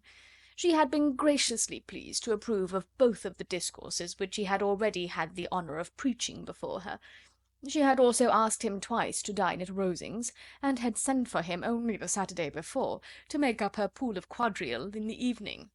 Lady Catherine was reckoned proud by many people he knew, but he had never seen anything but affability in her. She had always spoken to him as she would to any other gentleman. She made not the smallest objection to his joining in the society of the neighbourhood, nor to his leaving the parish occasionally for a week or two to visit his relations. She had even condescended to advise him to marry as soon as he could, provided he chose with discretion, and had once paid him a visit in his humble parsonage, where she had perfectly approved all the alterations he had been making, and had even vouchsafed to suggest some herself, some shelves in the closet upstairs. "That is all very proper and civil, I am sure," said Mrs. Bennet, "and I dare say she is a very agreeable woman. It is a pity that great ladies in general are not more like her. Does she live near you, sir?" "The garden in which stands my humble abode is separated only by a lane from Rosings Park, her ladyship's residence." "I think you said she was a widow, sir. Has she any family?" "She has only one daughter, the heiress of Rosings, and a very extensive property." "Ah," said Mrs. Bennet, shaking her head, "then she is better off than many girls. And what sort of young lady is she? Is she handsome?" "She is a most charming young lady indeed. Lady Catherine herself says that, in point of true beauty, Miss de Bourgh is far superior to the handsomest of her sex, because there is that in her features which marks the young lady of distinguished birth. She is unfortunately of a sickly constitution, which has prevented her from making that progress in many accomplishments which she could not have otherwise failed of, as I am informed by the lady who superintended her education, and who still resides with them. But she is perfectly amiable, and often condescends to drive by my humble abode in her little phaeton and ponies." "Has she been presented? I do not remember her name among the ladies at court." Her indifferent state of health unhappily prevents her being in town, and by that means, as I told Lady Catherine one day, has deprived the British court of its brightest ornaments. Her ladyship seemed pleased with the idea, and you may imagine that I am happy on every occasion to offer those little delicate compliments which are always acceptable to ladies. I have more than once observed to Lady Catherine that her charming daughter seemed born to be a duchess, and that the most elevated rank, instead of giving her consequence, would be adorned by her. These are the kind of little things which please her ladyship, and it is a sort of attention which I conceive myself peculiarly bound to pay." "You judge very properly," said Mr. Bennet, "and it is happy for you that you possess the talent of flattering with delicacy. May I ask whether these pleasing attentions proceed from the impulse of the moment, or are the result of previous study?" "They arise chiefly from what is passing at the time, and though I sometimes amuse myself with suggesting and arranging such little elegant compliments as may be adapted to ordinary occasions, I always wish to give them as unstudied an air as possible." Mr. Bennet's expectations were fully answered. His cousin was as absurd as he had hoped, and he listened to him with the keenest enjoyment, maintaining at the same time the most resolute composure of countenance, and, except in an occasional glance at Elizabeth, requiring no partner in his pleasure.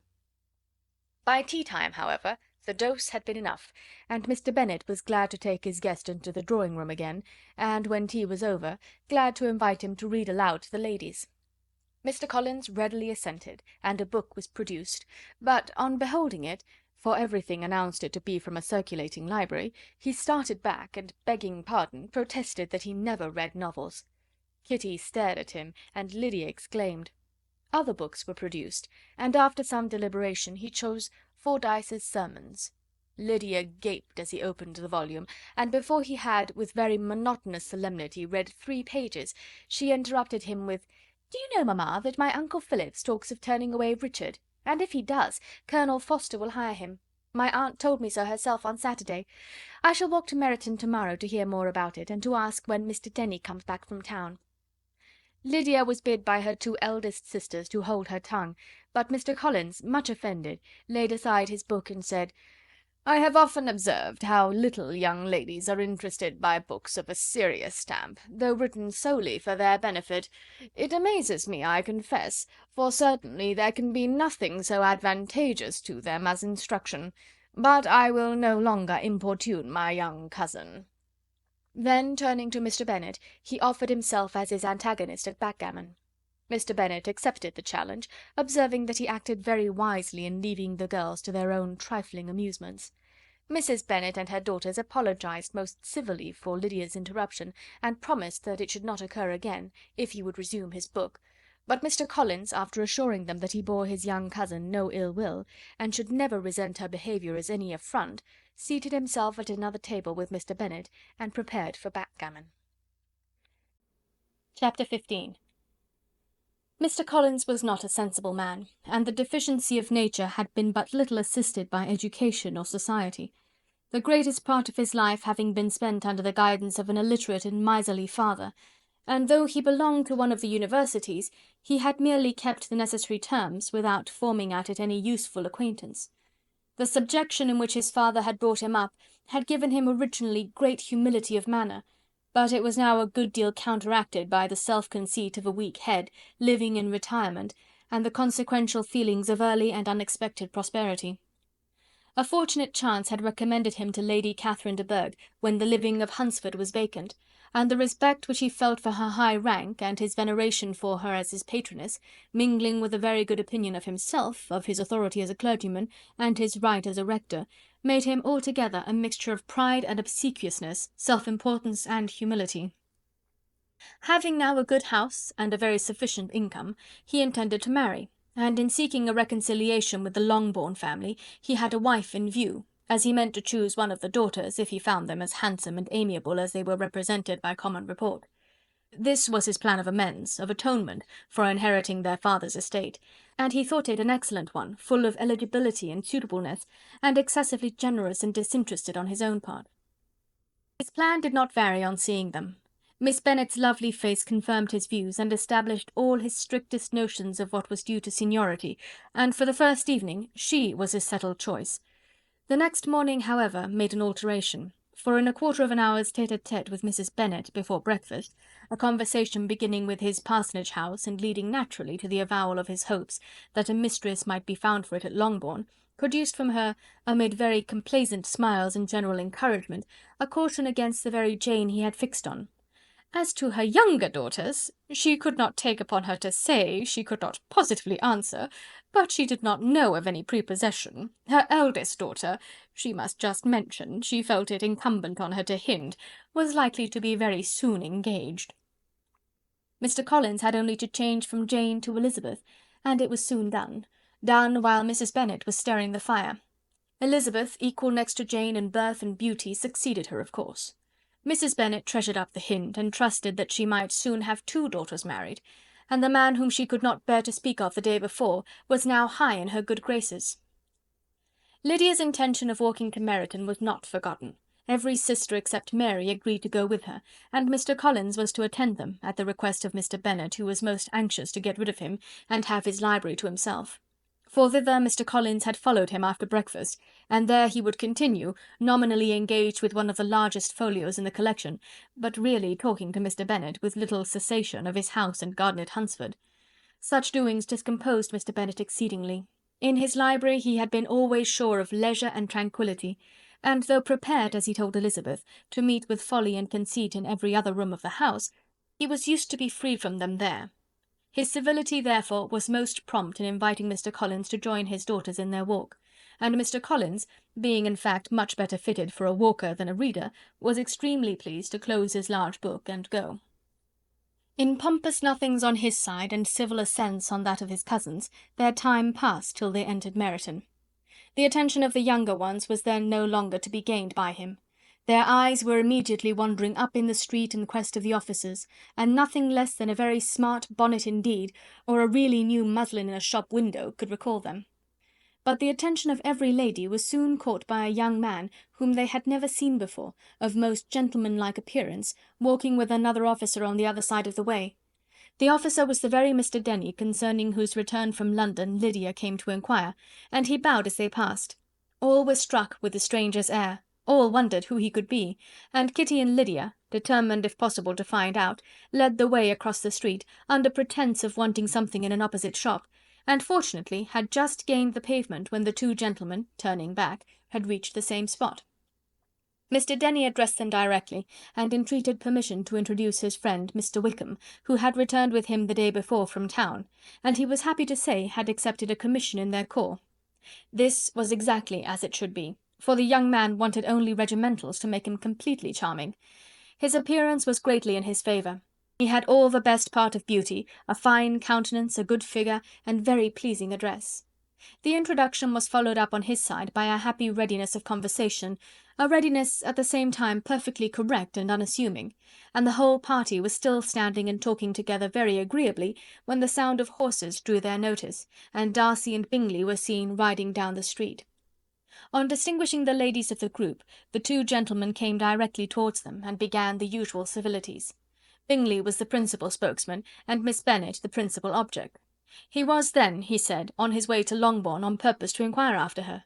Mr. Darcy corroborated it with a bow, and was beginning to determine not to fix his eyes on Elizabeth, when they were suddenly arrested by the sight of the stranger, and Elizabeth, happening to see the countenance of both as they looked at each other, was all astonishment at the effect of the meeting. Both changed colour. One looked white, the other red. Mr. Wickham, after a few moments, touched his hat, a salutation which Mr. Darcy just deigned to return. What could be the meaning of it? It was impossible to imagine. It was impossible not to long to know. In another minute Mr. Bingley, but without seeming to have noticed what passed, took leave and rode on with his friend. Mr. Denny and Mr. Wickham walked with the young ladies to the door of Mr. Phillips's house, and then made their bows, in spite of Miss Lydia's pressing entreaties that they should come in, and even in spite of Mrs. Phillips throwing up the parlour window and loudly seconding the invitation. Mrs. Phillips was always glad to see her nieces, and the two eldest, from their recent absence, were particularly welcome, and she was eagerly expressing her surprise at their sudden return home, which, as their own carriage had not fetched them, she should have known nothing about, if she had not happened to see Mr. Jones' shop-boy in the street, who had told her that they were not to send any more drafts to Netherfield because the Miss Bennets were come away, when her civility was claimed towards Mr. Collins by Jane's introduction of him. She received him with her very best politeness, which he returned with as much more, apologizing for his intrusion without any previous acquaintance with her, which he could not help flattering himself, however, might be justified by his relationship to the young ladies who introduced him to her notice. Mrs. Phillips was quite awed by such an excess of good breeding, but her contemplation of one stranger was soon put to an end by exclamations and inquiries about the other, of whom, however, she could only tell her nieces what they already knew, that Mr. Denny had brought him from London, and that he was to have a lieutenant's commission in the shire. She had been watching him the last hour, she said, as he walked up and down the street, and had Mr. Wickham appeared, Kitty and Lydia would certainly have continued the occupation, but unluckily no one passed the windows now except a few of the officers, who, in comparison with the stranger, were become stupid, disagreeable fellows. Some of them were to dine with the Phillipses the next day, and their aunt promised to make her husband call on Mr. Wickham, and give him an invitation also, if the family from Longbourn would come in the evening. This was agreed to, and Mrs. Phillips protested that they would have a nice, comfortable, noisy game of lottery tickets, and a little bit of hot supper afterwards. The prospect of such delights was very cheering, and they parted in mutual good spirits. Mr. Collins repeated his apologies in quitting the room, and was assured with unwearying civility that they were perfectly needless. As they walked home, Elizabeth related to Jane what she had seen pass between the two gentlemen, but though Jane would have defended either or both had they appeared to be in the wrong, she could no more explain such behaviour than her sister. Mr. Collins, on his return, highly gratified Mrs. Bennet by admiring Mrs. Phillips's manners and politeness. He protested that, except Lady Catherine and her daughter, he had never seen a more elegant woman, for she had not only received him with the utmost civility, but even pointedly included him in her invitation for the next evening, although utterly unknown to her before. Something, he supposed, might be attributed to his connection with them, but yet he had never met with so much attention in the whole course of his life. Chapter 16. As no objection was made to the young people's engagement with their aunt, and all Mr. Collins' scruples of leaving Mr. and Mrs. Bennet for a single evening during his visit were most steadily resisted, the coach conveyed him and his 5 cousins at a suitable hour to Meryton, and the girls had the pleasure of hearing, as they entered the drawing-room, that Mr. Wickham had accepted their uncle's invitation, and was then in the house. When this information was given, and they had all taken their seats, Mr. Collins was at leisure to look around him and admire, and he was so much struck with the size and furniture of the apartment, that he declared he might almost have supposed himself in the small summer breakfast parlour at Rosings, a comparison that did not at first convey much gratification. But when Mrs. Phillips understood from him what Rosings was, and who was its proprietor, when she had listened to the description of only one of Lady Catherine's drawing-rooms, and found that the chimney-piece alone had cost £800, she felt all the force of the compliment, and would hardly have resented a comparison with the housekeeper's room. In describing to her all the grandeur of Lady Catherine and her mansion, with occasional digressions in praise of his own humble abode, and the improvements it was receiving, he was happily employed until the gentlemen joined them, and he found in Mrs. Phillips a very attentive listener, whose opinion of his consequence increased with what she heard, and who was resolving to retail it all among her neighbours as soon as she could. To the girls, who could not listen to their cousin, and who had nothing to do but to wish for an instrument, and examine their own indifferent imitations of china on the mantelpiece, the interval of waiting appeared very long. It was over at last, however. The gentlemen did approach, and when Mr. Wickham walked into the room, Elizabeth felt that she had neither been seeing him before, nor thinking of him since, with the smallest degree of unreasonable admiration. The officers of the shire were in general a very creditable, gentlemanlike set, and the best of them were of the present party, but Mr. Wickham was as far beyond them all in person, countenance, air, and walk, as they were superior to the broad-faced, stuffy Uncle Phillips, breathing port wine, who followed them into the room. Mr. Wickham was the happy man towards whom almost every female eye was turned, and Elizabeth was the happy woman by whom he finally seated himself, and the agreeable manner in which he immediately fell into conversation, though it was only on its being a wet night, made her feel that the commonest, dullest, most threadbare topic might be rendered interesting by the skill of the speaker. With such rivals for the notice of the fair as Mr. Wickham and the officers, Mr. Collins seemed to sink into insignificance. To the young ladies he certainly was nothing, but he had still at intervals a kind listener in Mrs. Phillips, and was by her watchfulness most abundantly supplied with coffee and muffin. When the card tables were placed, he had the opportunity of obliging her in turn by sitting down to whist. "I know little of the game at present," said he, "but I shall be glad to improve myself, for in my situation in life—" Mrs. Phillips was very glad for his compliance, but could not wait for his reason. Mr. Wickham did not play at whist, and with ready delight was he received at the other table between Elizabeth and Lydia. At first there seemed danger of Lydia's engrossing him entirely, for she was a most determined talker, but being likewise extremely fond of lottery tickets, she soon grew too much interested in the game, too eager in making bets and exclaiming after prizes to have attention for anyone in particular. Allowing for the common demands of the game, Mr. Wickham was therefore at leisure to talk to Elizabeth, and she was very willing to hear him, though what she chiefly wished to hear she could not hope to be told, the history of his acquaintance with Mr. Darcy. She dared not even mention that gentleman. Her curiosity, however, was unexpectedly relieved. Mr. Wickham began the subject himself. He inquired how far Netherfield was from Meryton, and after receiving her answer, asked in a hesitating manner how long Mr. Darcy had been staying there. "About a month," said Elizabeth, and then, unwilling to let the subject drop, added, "He is a man of very large property in Derbyshire, I understand." "Yes," replied Mr. Wickham, "his estate there is a noble one. A clear 10,000 per annum. You could not have met with a person more capable of giving you certain information on that head than myself, for I have been connected with his family in a particular manner from my infancy." Elizabeth could not but look surprised. "You may well be surprised, Miss Bennet, at such an assertion, after seeing, as you probably might, the very cold manner of our meeting yesterday. Are you much acquainted with Mr. Darcy?" "As much as I ever wished to be," cried Elizabeth very warmly. "I have spent 4 days in the same house with him, and I think him very disagreeable." "I have no right to give my opinion," said Wickham, "as to his being agreeable or otherwise. I am not qualified to form one. I have known him too long and too well to be a fair judge.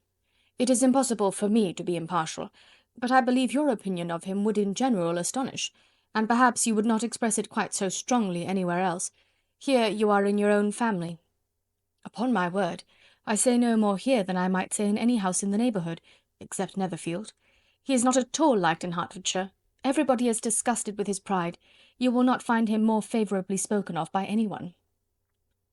"I cannot pretend to be sorry," said Wickham, after a short interruption, "that he or that any man should not be estimated beyond their deserts, but with him, I believe, it does not often happen.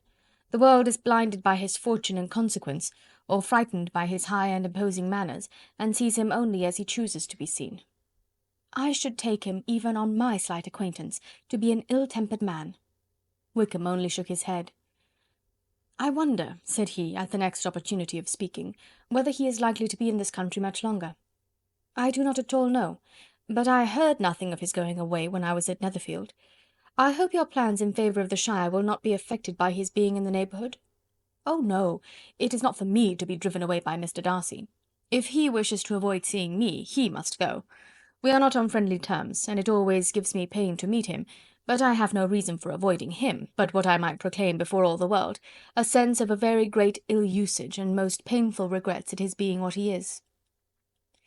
His father, Miss Bennet, the late Mr. Darcy, was one of the best men that ever breathed, and the truest friend I ever had, and I can never be in company with this Mr. Darcy without being grieved to the soul by 1,000 tender recollections. His behaviour to myself has been scandalous, but I verily believe I could forgive him anything and everything, rather than his disappointing the hopes and disgracing the memory of his father." Elizabeth found the interest of the subject increase, and listened with all her heart, but the delicacy of it prevented further inquiry.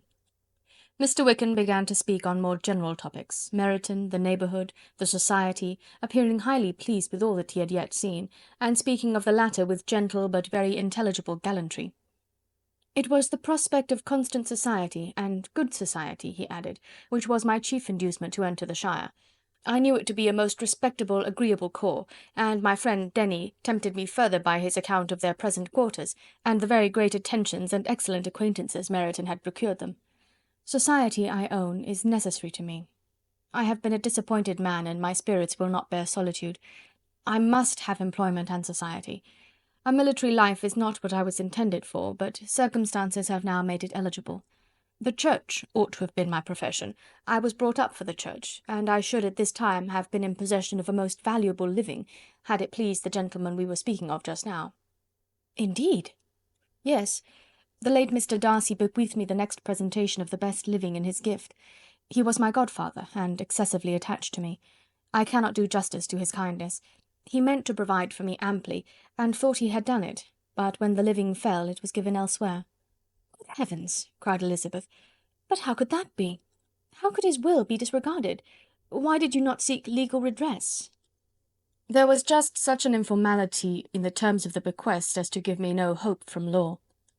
A man of honour could not have doubted the intention, but Mr. Darcy chose to doubt it, or to treat it as a merely conditional recommendation, and to assert that I had forfeited all claim to it by extravagance, imprudence, in short, anything or nothing. Certain it is that the living became vacant 2 years ago, exactly as I was of an age to hold it, and that it was given to another man. And no less certain is it that I cannot accuse myself of having really done anything to deserve to lose it. I have a warm, unguarded temper, and I may have spoken my opinion of him and to him too freely. I can recall nothing worse. But the fact is that we are very different sort of men, and that he hates me." "This is quite shocking. He deserves to be publicly disgraced." "Some time or other he will be, but it shall not be by me. Till I can forget his father, I can never defy or expose him." Elizabeth honoured him for such feelings, and thought him handsomer than ever as he expressed them. "But what," said she after a pause, "can have been his motive?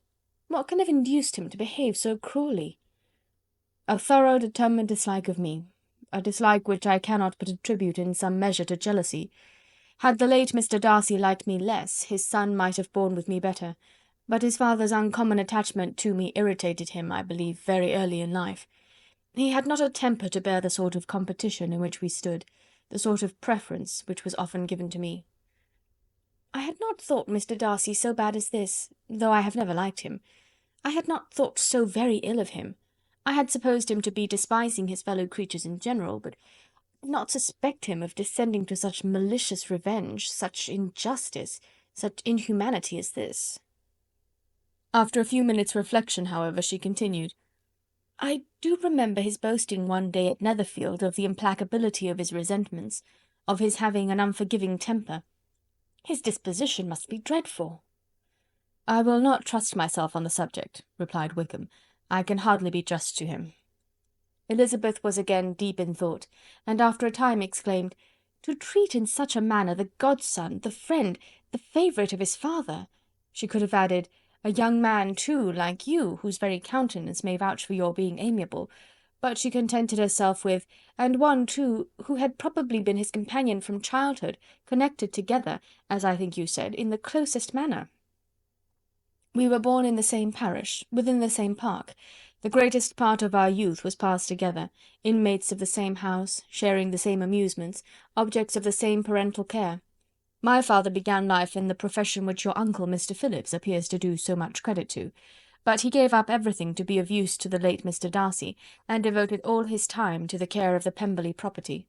He was most highly esteemed by Mr. Darcy, a most intimate confidential friend. Mr. Darcy often acknowledged himself to be under the greatest obligations to my father's active superintendence, and when, immediately before my father's death, Mr. Darcy gave him a voluntary promise of providing for me, I am convinced that he felt it to be as much a debt of gratitude to him as of his affection to myself." "How strange!" cried Elizabeth. "How abominable! I wonder that the very pride of this Mr. Darcy has not made him just to you. If from no better motive, that he should not have been too proud to be dishonest, for dishonesty I must call it." "It is wonderful," replied Wickham, "for almost all his actions may be traced to pride, and pride had often been his best friend. It has connected him nearer with virtue than with any other feeling. But we are none of us consistent, and in his behaviour to me there were stronger impulses even than pride." "Can such abominable pride as his have ever done him good?" "Yes. It has often led him to be liberal and generous, to give his money freely, to display hospitality, to assist his tenants and relieve the poor. Family pride and filial pride, for he is very proud of what his father was, have done this. Not to appear to disgrace his family, to degenerate from the popular qualities, or lose the influence of the Pemberley house, is a powerful motive. He has also brotherly pride, which with some brotherly affection makes him a very kind and careful guardian of his sister, and you will hear him generally cried up as the most attentive and best of brothers. What sort of girl is Miss Darcy? He shook his head. I wish I could call her amiable. It gives me pain to speak ill of a Darcy, but she is too much like her brother, very, very proud. As a child she was affectionate and pleasing, and extremely fond of me, and I have devoted hours and hours to her amusement, but she is nothing to me now. She is a handsome girl, about 15 or 16, and, I understand, highly accomplished. Since her father's death, her home has been London, where a lady lives with her, and superintends her education. After many pauses, and many trials of other subjects, Elizabeth could not help reverting once more to the first, and saying, "I am astonished at his intimacy with Mr. Bingley. How can Mr. Bingley, who seems good humour itself, and is, I really believe, truly amiable, be in friendship with such a man? How can they suit each other? Do you know Mr. Bingley?" "Not at all." "He is a sweet-tempered, amiable, charming man. He cannot know what Mr. Darcy is." "Probably not. But Mr. Darcy can please where he chooses. He does not want abilities. He can be a conversable companion if he thinks it worth his while. Among those who are at all his equals in consequence, he is a very different man from what he is to the less prosperous. His pride never deserts him, but with the rich he is liberal-minded, just, sincere, rational, honourable, and perhaps agreeable, allowing something for fortune and figure." The whist party soon afterwards breaking up, the players gathered round the other table, and Mr. Collins took his station between his cousin Elizabeth and Mrs. Phillips. The usual inquiries as to his success were made by the latter. It had not been very great. He had lost every point, but when Mrs. Phillips began to express her concern thereupon, he assured her with much earnest gravity that it was not of the least importance, that he considered the money as a mere trifle, and begged that she would not make herself uneasy. "I know very well, madam," said he, "that when persons sit down to a card-table they must take their chances of these things, and happily I am not in such circumstances as to make 5 shillings any object. There are undoubtedly many who could not say the same, but, thanks to Lady Catherine de Bourgh, I am removed far beyond the necessity of regarding little matters." Mr. Wickham's attention was caught, and, after observing Mr. Collins for a few moments, he asked Elizabeth in a low voice whether her relation was very intimately acquainted with the family of de Bourgh. "Lady Catherine de Bourgh," she replied, "has very lately given him a living.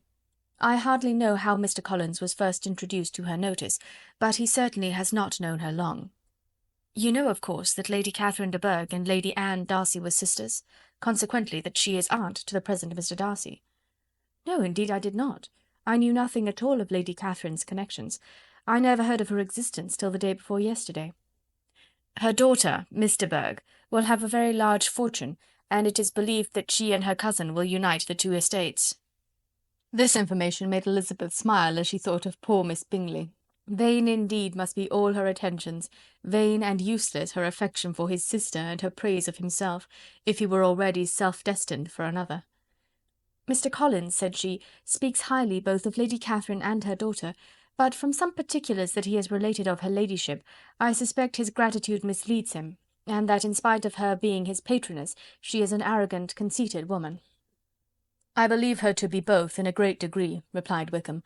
"I have not seen her for many years, but I very well remember that I never liked her, and that her manners were dictatorial and insolent. She has the reputation of being remarkably sensible and clever, but I rather believe she derives part of her abilities from her rank and fortune, part from her authoritative manner, and the rest from the pride for her nephew, who chooses that every one connected with him should have an understanding of the first class." Elizabeth allowed that he had given a very rational account of it, and they continued talking together with mutual satisfaction till supper put an end to cards, and gave the rest of the ladies their share of Mr. Wickham's attentions. There could be no conversation in the noise of Mrs. Phillips's supper party, but his manners recommended him to everybody. Whatever he said was said well, and whatever he did, done gracefully. Elizabeth went away with her head full of him. She could think of nothing but of Mr. Wickham, and of what he had told her, all the way home. But there was not time for her even to mention his name as they went, for neither Lydia nor Mr. Collins were once silent. Lydia talked incessantly of lottery tickets, of the fish she had lost and the fish she had won, and Mr. Collins, in describing the civility of Mr. and Mrs. Phillips, protesting that he did not in the least regard his losses at whist, enumerating all the dishes at supper, and repeatedly fearing that he crowded his cousins, had more to say than he could well manage before the carriage stopped at Longbourn House. Chapter 17. Elizabeth related to Jane the next day what had passed between Mr. Wickham and herself. Jane listened with astonishment and concern. She knew not how to believe that Mr. Darcy could be so unworthy of Mr. Bingley's regard, and yet it was not in her nature to question the veracity of a young man of such amiable appearance as Wickham. The possibility of his having endured such unkindness was enough to interest all her tender feelings, and nothing remained therefore to be done but to think well of them both, to defend the conduct of each, and throw into the account of accident or mistake whatever could not be otherwise explained. "They have both," said she, "been deceived, I dare say, in some way or other, of which we can form no idea. Interested people have perhaps misrepresented each to the other. It is, in short, impossible for us to conjecture the causes or circumstances which may have alienated them, without actual blame on either side." "Very true indeed. And now, my dear Jane, what have you got to say on behalf of the interested people who have probably been concerned in the business? Do clear them too, or we shall be obliged to think ill of somebody. Laugh as much as you choose, but you will not laugh me out of my opinion. My dearest Lizzy, do but consider in what a disgraceful light it places Mr. Darcy, to be treating his father's favourite in such a manner, one whom his father had promised to provide for. It is impossible. No man of common humanity, no man who had any value for his character, could be capable of it. Can his most intimate friends be so excessively deceived in him? Oh no! I can much more easily believe Mr. Bingley's being imposed on, than that Mr. Wickham should invent such a history of himself as he gave me last night. Names, facts, everything mentioned without ceremony. If it be not so, let Mr. Darcy contradict it. Besides, there was truth in his looks. It is difficult indeed. It is distressing. One does not know what to think. I beg your pardon, one knows exactly what to think. But Jane could think with certainty on only one point, that Mr. Bingley, if he had been imposed on, would have much to suffer when the affair became public. The two young ladies were summoned from the shrubbery where this conversation passed, by the arrival of the very persons of whom they had been speaking. Mr. Bingley and his sisters came to give their personal invitation for the long-expected ball at Netherfield, which was fixed for the following Tuesday. The two ladies were delighted to see their dear friend again, called it an age since they had met, and repeatedly asked what she had been doing with herself since their separation. To the rest of the family they paid little attention, avoiding Mrs. Bennet as much as possible, saying not much to Elizabeth, and nothing at all to the others. They were soon gone again, rising from their seats with an activity which took their brother by surprise, and hurrying off as if eager to escape from Mrs. Bennet's civilities. The prospect of the Netherfield ball was extremely agreeable to every female of the family. Mrs. Bennet chose to consider it as given in compliment to her eldest daughter, and was particularly flattered by receiving the invitation from Mr. Bingley himself, instead of a ceremonious card. Jane pictured to herself a happy evening in the society of her two friends, and the attentions of their brother, and Elizabeth thought with pleasure of dancing a great deal with Mr. Wickham, and of seeing a confirmation of everything in Mr. Darcy's look and behaviour. The happiness anticipated by Catherine and Lydia depended less on any single event, or any particular person, for though they each, like Elizabeth, meant to dance half the evening with Mr. Wickham, he was by no means the only partner who could satisfy them, and a ball was, at any rate, a ball, and even Mary could assure her family that she had no disinclination for it. "While I can have my mornings to myself," said she, "it is enough. I think it is no sacrifice to join occasionally in evening engagements. Society has claims on us all, and I profess myself one of those who consider intervals of recreation and amusement as desirable for everybody." Elizabeth's spirits were so high on this occasion, that though she did not often speak unnecessarily to Mr. Collins, she could not help asking him whether he intended to accept Mr. Bingley's invitation, and if he did, whether he would think it proper to join in the evening's amusement. And she was rather surprised to find that he entertained no scruple whatever on that head, and was very far from dreading a rebuke either from the Archbishop or Lady Catherine de Bourgh by venturing to dance. "I am by no means of the opinion, I assure you," said he, "that a ball of this kind, given by a young man of character to respectable people, can have any evil tendency, and I am so far from objecting to dancing myself, that I shall hope to be honoured with the hands of all my fair cousins in the course of the evening, and I take this opportunity of soliciting yours, Miss Elizabeth, for the first 2 dances especially. A preference which I trust my cousin Jane will attribute to the right cause, and not to any disrespect for her." Elizabeth felt herself completely taken in.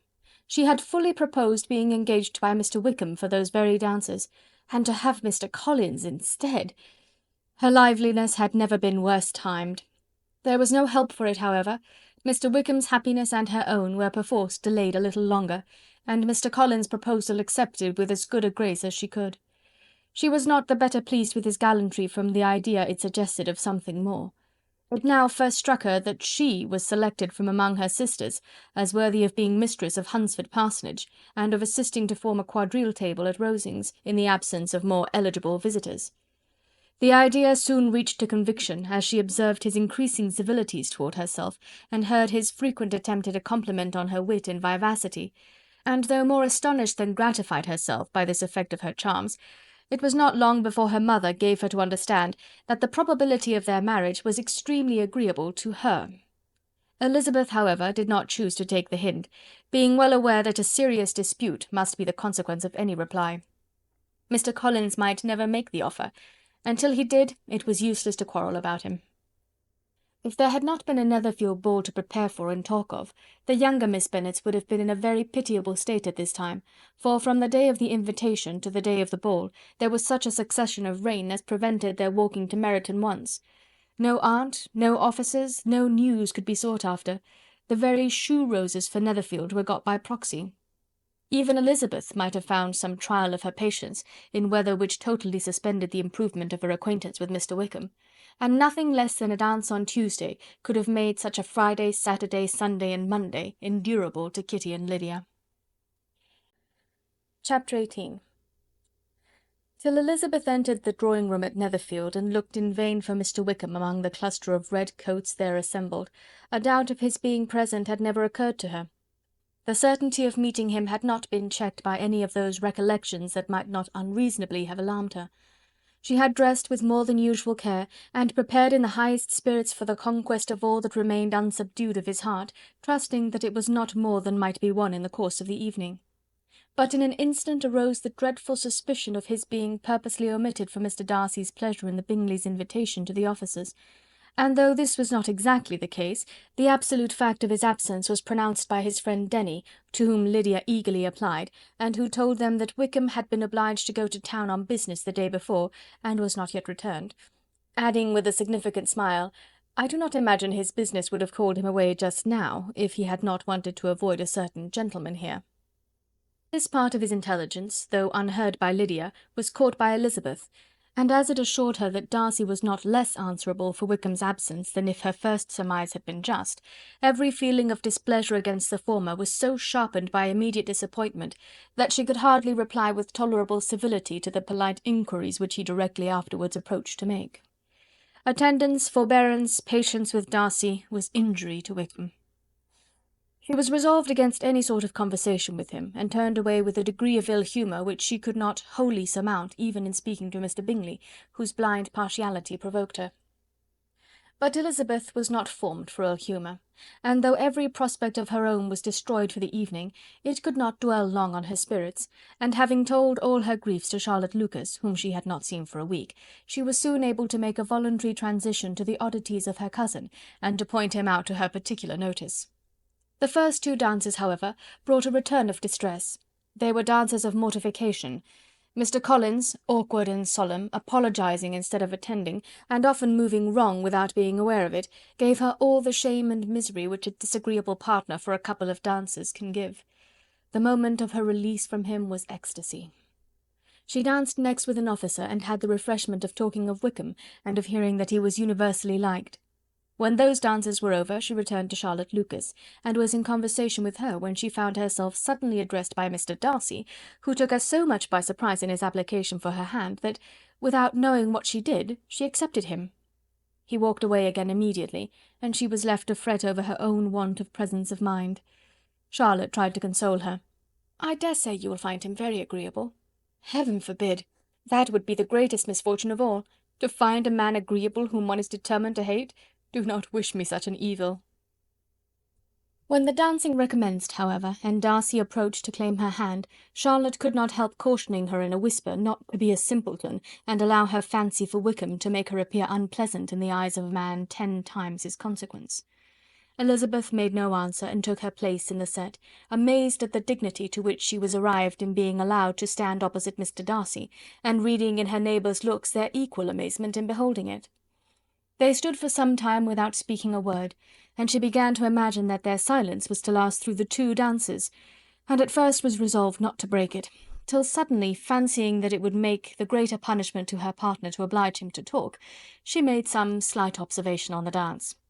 He replied, and was again silent. After a pause of some minutes, she addressed him a second time with, "It is your turn to say something now, Mr. Darcy. I talked about the dance, and you ought to make some sort of remark on the size of the room, or the number of couples." He smiled, and assured her that whatever she wished him to say should be said. "Very well, that reply will do for the present. Perhaps by and by I may observe that private balls are much pleasanter than public ones. But now we may be silent." "Do you talk by rule, then, while you are dancing?" "Sometimes. One must speak a little, you know. It would look odd to be entirely silent for half an hour together, and yet, for the advantage of some, conversation ought to be so arranged as that they might have the trouble of saying as little as possible." "Are you consulting your own feelings in the present case, or do you imagine that you are gratifying mine?"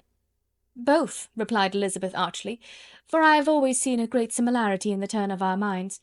We are each of an unsocial, taciturn disposition, unwilling to speak unless we expect to say something that will amaze the whole room, and be handed down to posterity with all the eclat of a proverb." "This is no very striking resemblance of your own character, I am sure," said he. "How near it may be to mine, I cannot pretend to say. You think it a faithful portrait, undoubtedly." "I must not decide on my own performance." He made no answer, and they were again silent till they had gone down the dance, when he asked her if she and her sisters did not very often walk to Meryton. She answered in the affirmative, and, unable to resist the temptation, added, "When you met us there the other day, we had just been forming a new acquaintance." The effect was immediate. A deeper shade of hauteur overspread his features, but he said not a word, and Elizabeth, though blaming herself for her own weakness, could not go on. At length Darcy spoke, and in a constrained manner said, "Mr. Wickham is blessed with such happy manners as may ensure his making friends. Whether he may be equally capable of retaining them is less certain." "He has been so unlucky as to lose your friendship," replied Elizabeth with emphasis, "and in a manner which he is likely to suffer from all his life." Darcy made no answer, and seemed desirous of changing the subject. At that moment Sir William Lucas appeared close to them, meaning to pass through the set to the other side of the room, but on perceiving Mr. Darcy he stopped with a bow of superior courtesy to compliment him on his dancing and his partner. "I have been most highly gratified indeed, my dear sir. Such very superior dancing is not often seen. It is evident that you belong to the first circles. Allow me to say, however, that your fair partner does not disgrace you, and that I must hope to have this pleasure often repeated, especially when a certain desirable event, my dear Eliza," glancing at her sister in Bingley, "shall take place. What congratulations will then flow in! I appeal to Mr. Darcy— But let me not interrupt you, sir. You will not thank me for detaining you from the bewitching converse of that young lady, whose bright eyes are also upbraiding me." The latter part of this address was scarcely heard by Darcy, but Sir William's allusion to his friend seemed to strike him forcibly, and his eyes were directed with a very serious expression towards Bingley and Jane, who were dancing together. Recovering himself, however, shortly, he turned to his partner and said, "Sir William's interruption has made me forget what we were talking of." "I do not think we were speaking at all. Sir William could not have interrupted 2 people in the room who had less to say for themselves. We have tried 2 or 3 subjects already without success, and what we are to talk of next I cannot imagine." "What think you of books?" said he, smiling. "Books? Oh no! I am sure we never read the same, or not with the same feelings." "I am sorry you think so, but if that be the case, there can at least be no want of subject. We may compare our different opinions." "No, I cannot talk of books in a ballroom. My head is always full of something else." "The present always occupies you in such scenes, does it?" said he, with a look of doubt. "Yes, always," she replied, without knowing what she said, for her thoughts had wandered far from the subject, as soon afterwards appeared by her suddenly exclaiming, "I remember hearing you once say, Mr. Darcy, that you hardly ever forgave, that your resentment once created was unappeasable. You are very cautious, I suppose, as to its being created?" "I am," said he, with a firm voice. "And never allow yourself to be blinded by prejudice?" "I hope not." "It is particularly incumbent on those who never change their opinion to be secure of judging properly at first." "May I ask to what these questions tend?" "Merely to the illustration of your character," said she, endeavouring to shake off her gravity. "I am trying to make it out." "And what is your success?" She shook her head. "I do not get on at all. I hear such different accounts of you as puzzle me exceedingly."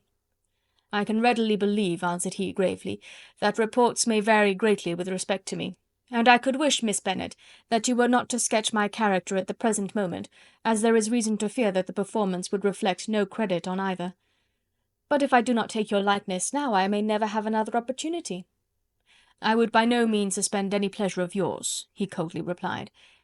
She said no more, and they went down the other dance and parted in silence, and on each side dissatisfied, though not to an equal degree, for in Darcy's breast there was a tolerable powerful feeling towards her, which soon procured her pardon, and directed all his anger against another.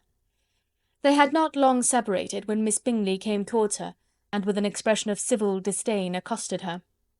"So, Miss Eliza, I hear you are quite delighted with George Wickham. Your sister has been talking to me about him, and asking me 1,000 questions, and I find that the young man quite forgot to tell you, among his other communication, that he was the son of old Wickham, the late Mr. Darcy's steward. Let me recommend you, however, as a friend, not to give implicit confidence to all his assertions, for as to Mr. Darcy's using him ill, it is perfectly false, for on the contrary, he has always been remarkably kind to him, though George Wickham has treated Mr. Darcy in a most infamous manner. I do not know the particulars, but I know very well that Mr. Darcy is not in the least to blame, that he cannot bear to hear George Wickham mentioned, and that though my brother thought he could not well avoid including him in his invitation to the officers, he was excessively glad to find that he had taken himself out of the way. His coming into the country at all is a most insolent thing indeed, and I wonder how he could presume to do it. I pity you, Miss Eliza, for this discovery of your favourite's guilt, but really, considering his descent, one could not expect much better." "His guilt and his descent appear by your account to be the same," said Elizabeth angrily, "for I have heard you accuse him of nothing worse than of being the son of Mr. Darcy's steward, and of that, I can assure you, he informed me himself." "I beg your pardon," replied Miss Bingley, turning away with a sneer. "Excuse my interference, it was kindly meant." "Insolent girl," said Elizabeth to herself, "you are much mistaken if you expect to influence me by such a paltry attack as this. I see nothing in it but your own wilful ignorance and the malice of Mr. Darcy."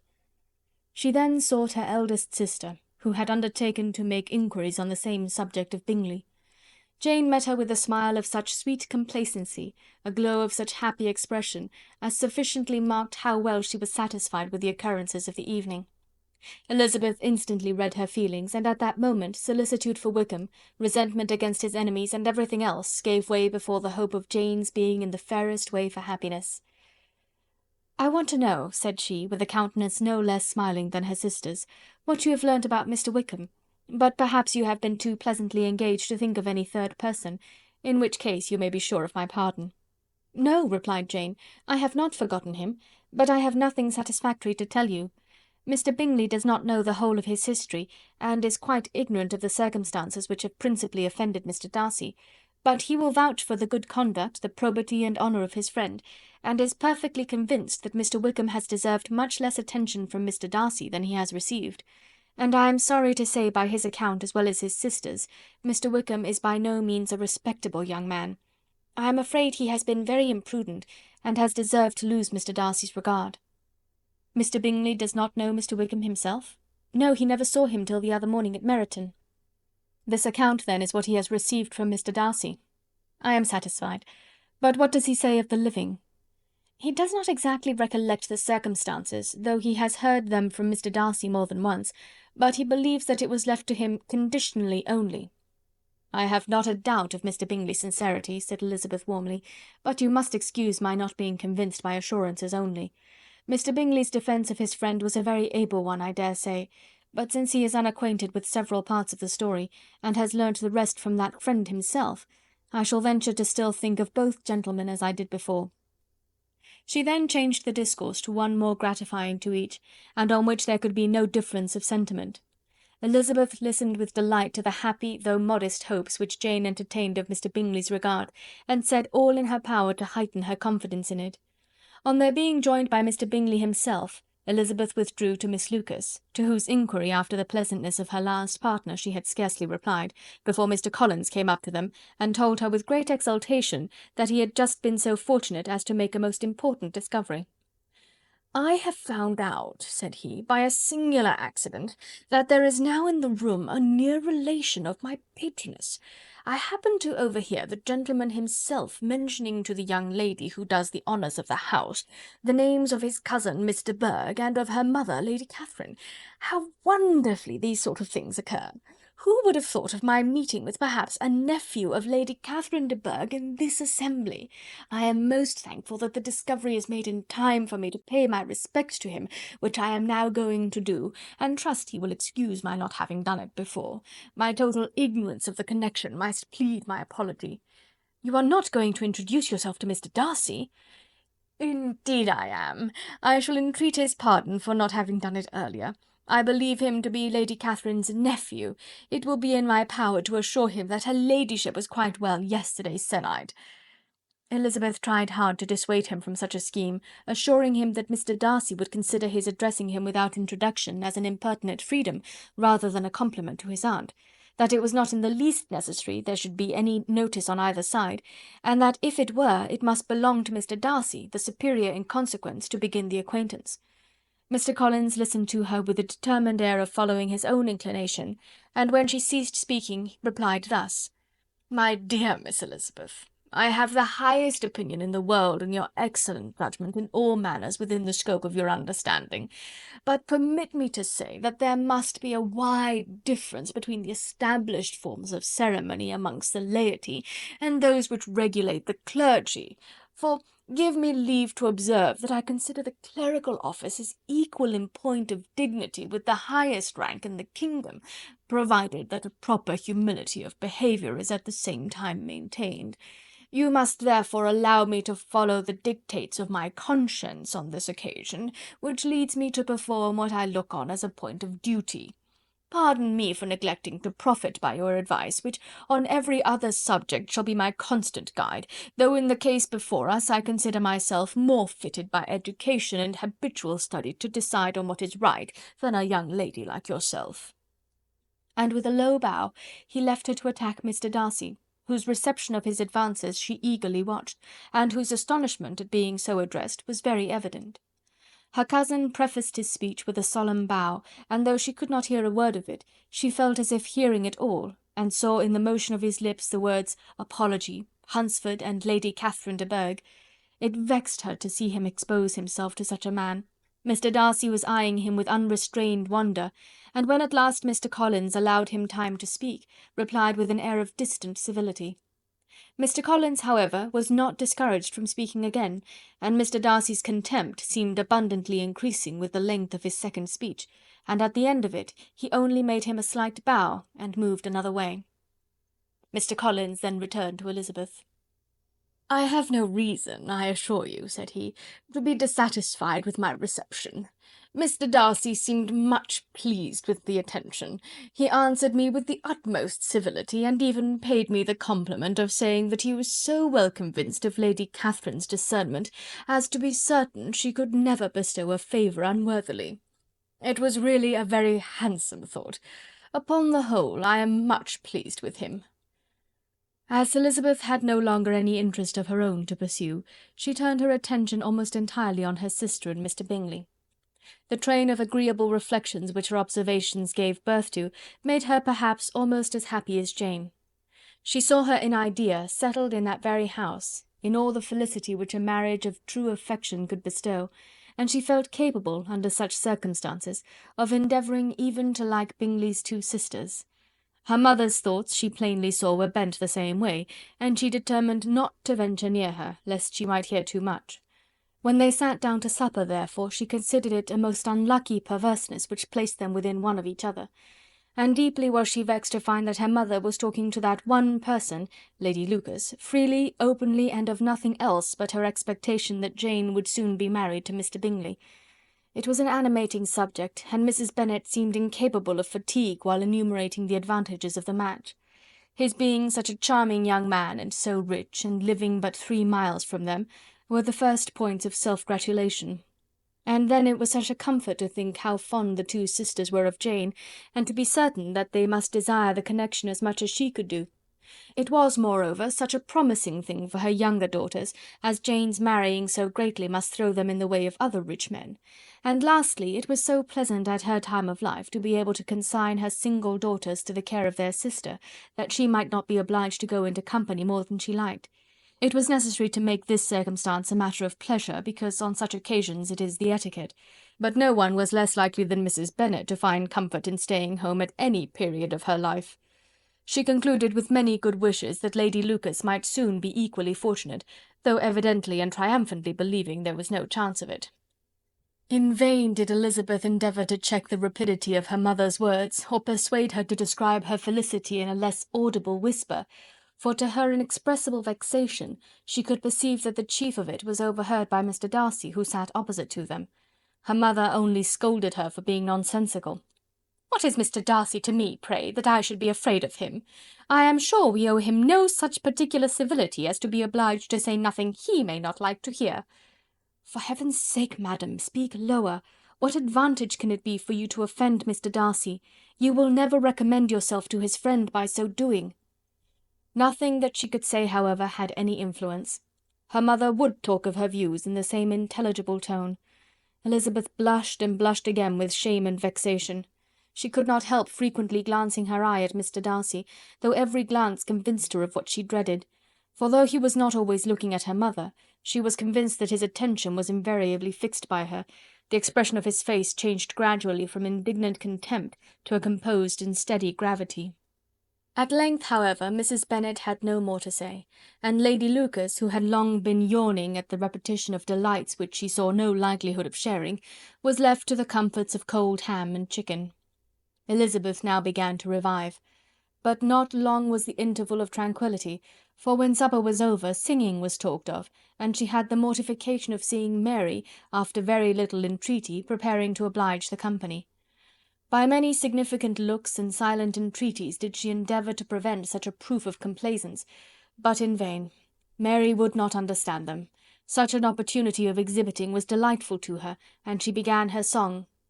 Elizabeth's eyes were fixed on her with most painful sensations, and she watched her progress through the several stanzas with an impatience which was very ill rewarded at their close, for Mary, on receiving amongst the thanks of the table the hint of a hope that she might be prevailed on to favour them again, after the pause of half a minute began another.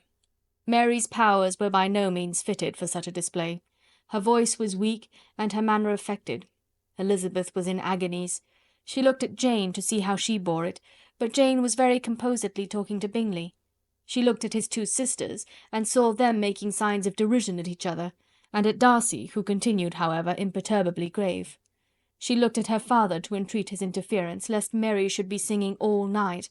He took the hint, and when Mary had finished her second song, said aloud, "That will do extremely well, child. You have delighted us long enough. Let the other young ladies have time to exhibit."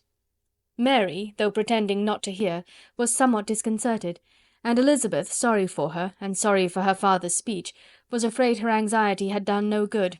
Others of the party were now applied to. "If I," said Mr. Collins, "were so fortunate as to be able to sing, I should have great pleasure, I am sure, in obliging the company with an air, for I consider music as a very innocent diversion, and perfectly compatible with the profession of a clergyman. I do not mean, however, to assert that we can be justified in devoting too much of our time to music, for there are certainly other things to be attended to. The rector of a parish has much to do. In the first place, he must make such an agreement for tithes as may be beneficial to himself, and not offensive to his patron. He must write his own sermons, and the time that remains will not be too much for his parish duties, and the care and improvement of his dwelling, which he cannot be excused from making as comfortable as possible. And I do not think it of light importance that he should have attentive and conciliatory manner towards everybody, especially towards those to whom he owes his preferment. I cannot acquit him of that duty, nor could I think well of the man who should omit an occasion of testifying his respect towards anybody connected with the family." And with a bow to Mr. Darcy he concluded his speech, which had been spoken so loud as to be heard by half the room. Many stared, many smiled, but no one looked more amused than Mr. Bennet himself, while his wife seriously commended Mr. Collins for having spoken so sensibly, and observed in a half whisper to Lady Lucas that he was a remarkably clever, good kind of young man. To Elizabeth it appeared that, had her family made an agreement to expose themselves as much as they could during the evening, it would have been impossible for them to play their parts with more spirit or finer success, and happy did she think it for Bingley and her sister that some of the exhibition had escaped his notice, and that his feelings were not of a sort to be much distressed by the folly which he must have witnessed. That his two sisters and Mr. Darcy, however, should have such an opportunity of ridiculing her relations was bad enough, and she could not determine whether the silent contempt of the gentlemen or the insolent smiles of the ladies were more intolerable. The rest of the evening brought her little amusement. She was teased by Mr. Collins, who continued most perseveringly by her side, and though he could not prevail on her to dance with him again, put it out of her power to dance with others. In vain did she entreat him to stand up with somebody else, and offered to introduce him to any young lady in the room. He assured her that as to dancing he was perfectly indifferent to it, that his chief object was by delicate attentions to recommend himself to her, and that he should therefore make a point of remaining close to her the whole evening. There was no arguing upon such a project. She owed her greatest relief to her friend Miss Lucas, who often joined them, and good-naturedly engaged Mr. Collins's conversation to herself. She was at least free from the offence of Mr. Darcy's further notice. Though often standing within a very short distance of her, quite disengaged, he never came near enough to speak. She felt it to be the probable consequence of her allusions to Mr. Wickham, and rejoiced in it. The Longbourn party were the last of all the company to depart, and by a manoeuvre of Mrs. Bennet had to wait for their carriage a quarter of an hour after everybody else was gone, which gave them time to see how heartily they were wished away by some of the family. Mrs. Hurst and her sister scarcely opened their mouths, except to complain of fatigue, and were evidently impatient to have the house to themselves. They repulsed every attempt of Mrs. Bennet at conversation, and by so doing threw a languor over the whole party, which was very little relieved by the long speeches of Mr. Collins, who was complimenting Mr. Bingley and his sisters on the elegance of their entertainment, and the hospitality and politeness which had marked their behaviour to their guests. Darcy said nothing at all. Mr. Bennet, in equal silence, was enjoying the scene. Mr. Bingley and Jane were standing together, a little detached from the rest, and talked only to each other. Elizabeth preserved as steady a silence as either Mrs. Hurst or Miss Bingley, and even Lydia was too much fatigued to utter more than the occasional exclamation of "Lord, how tired I am!" accompanied by a violent yawn. When at length they arose to take leave, Mrs. Bennet was most pressingly civil in her hope of seeing the whole family soon at Longbourn, and addressed herself especially to Mr. Bingley, to assure him how happy he would make them by eating a family dinner with them at any time, without the ceremony of a formal invitation. Bingley was all grateful pleasure, and he readily engaged for taking the earliest opportunity of waiting on her, after his return from London, whither he was obliged to go the next day for a short time.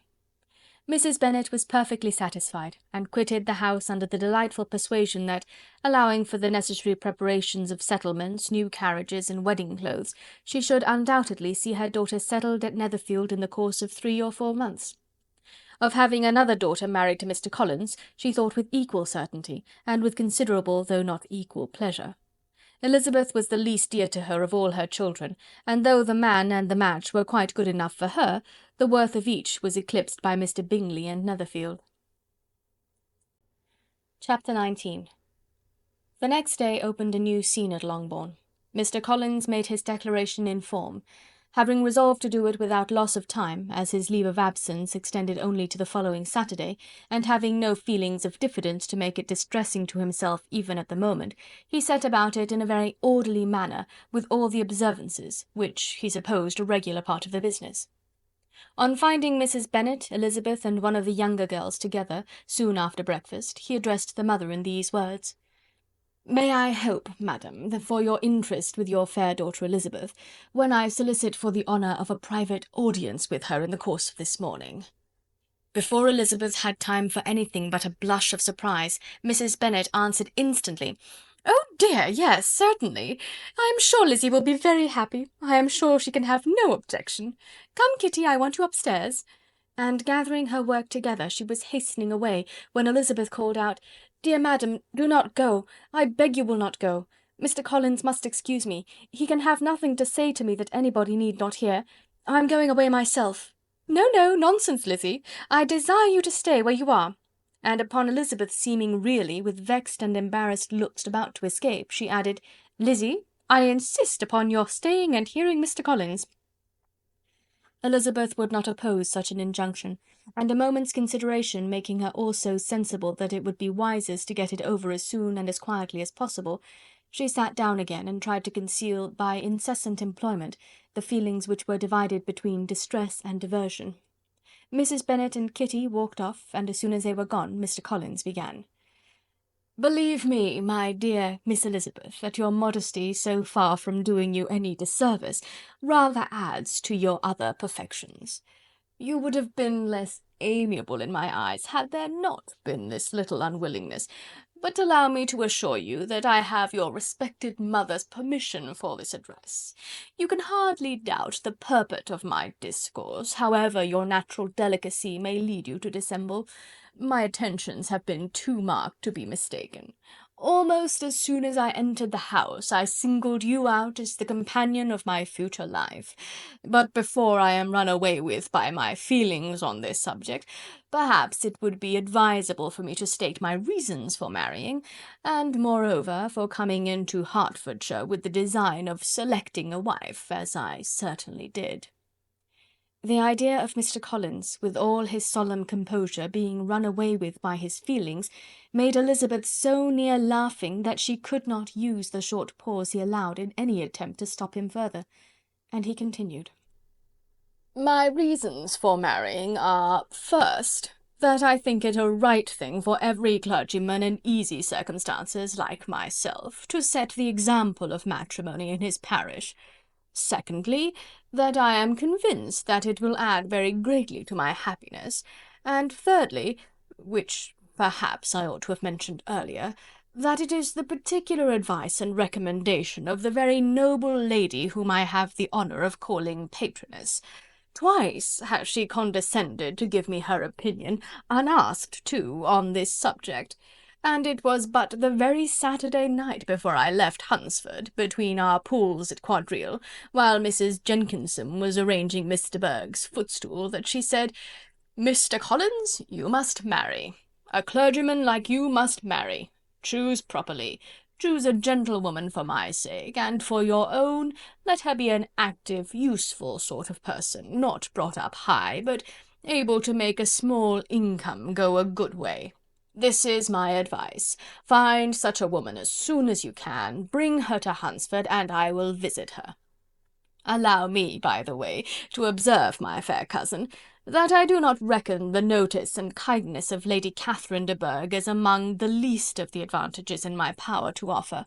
You will find her manners beyond anything I can describe, and your wit and vivacity, I think, must be acceptable to her, especially when tempered with the silence and respect which her rank will inevitably excite.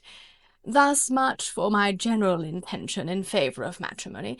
It remains to be told why my views were directed towards Longbourn instead of my own neighbourhood, where I can assure you there are many amiable young women. But the fact is that, being as I am to inherit this estate after the death of your honoured father, who, however, may live many years longer, I could not satisfy myself without resolving to choose a wife from among his daughters, that the loss to them might be as little as possible when the melancholy event takes place, which, however, as I have already said, may not be for several years. This has been my motive, fair cousin, and I flatter myself it will not sink me in your esteem. And now nothing remains for me but to assure you in the most animated language of the violence of my affection. To fortune I am perfectly indifferent, and shall make no demand of that nature on your father, since I am well aware that it could not be complied with, and that £1,000 in the 4 per cents, which will not be yours till after your mother's decease, is all that you may ever be entitled to.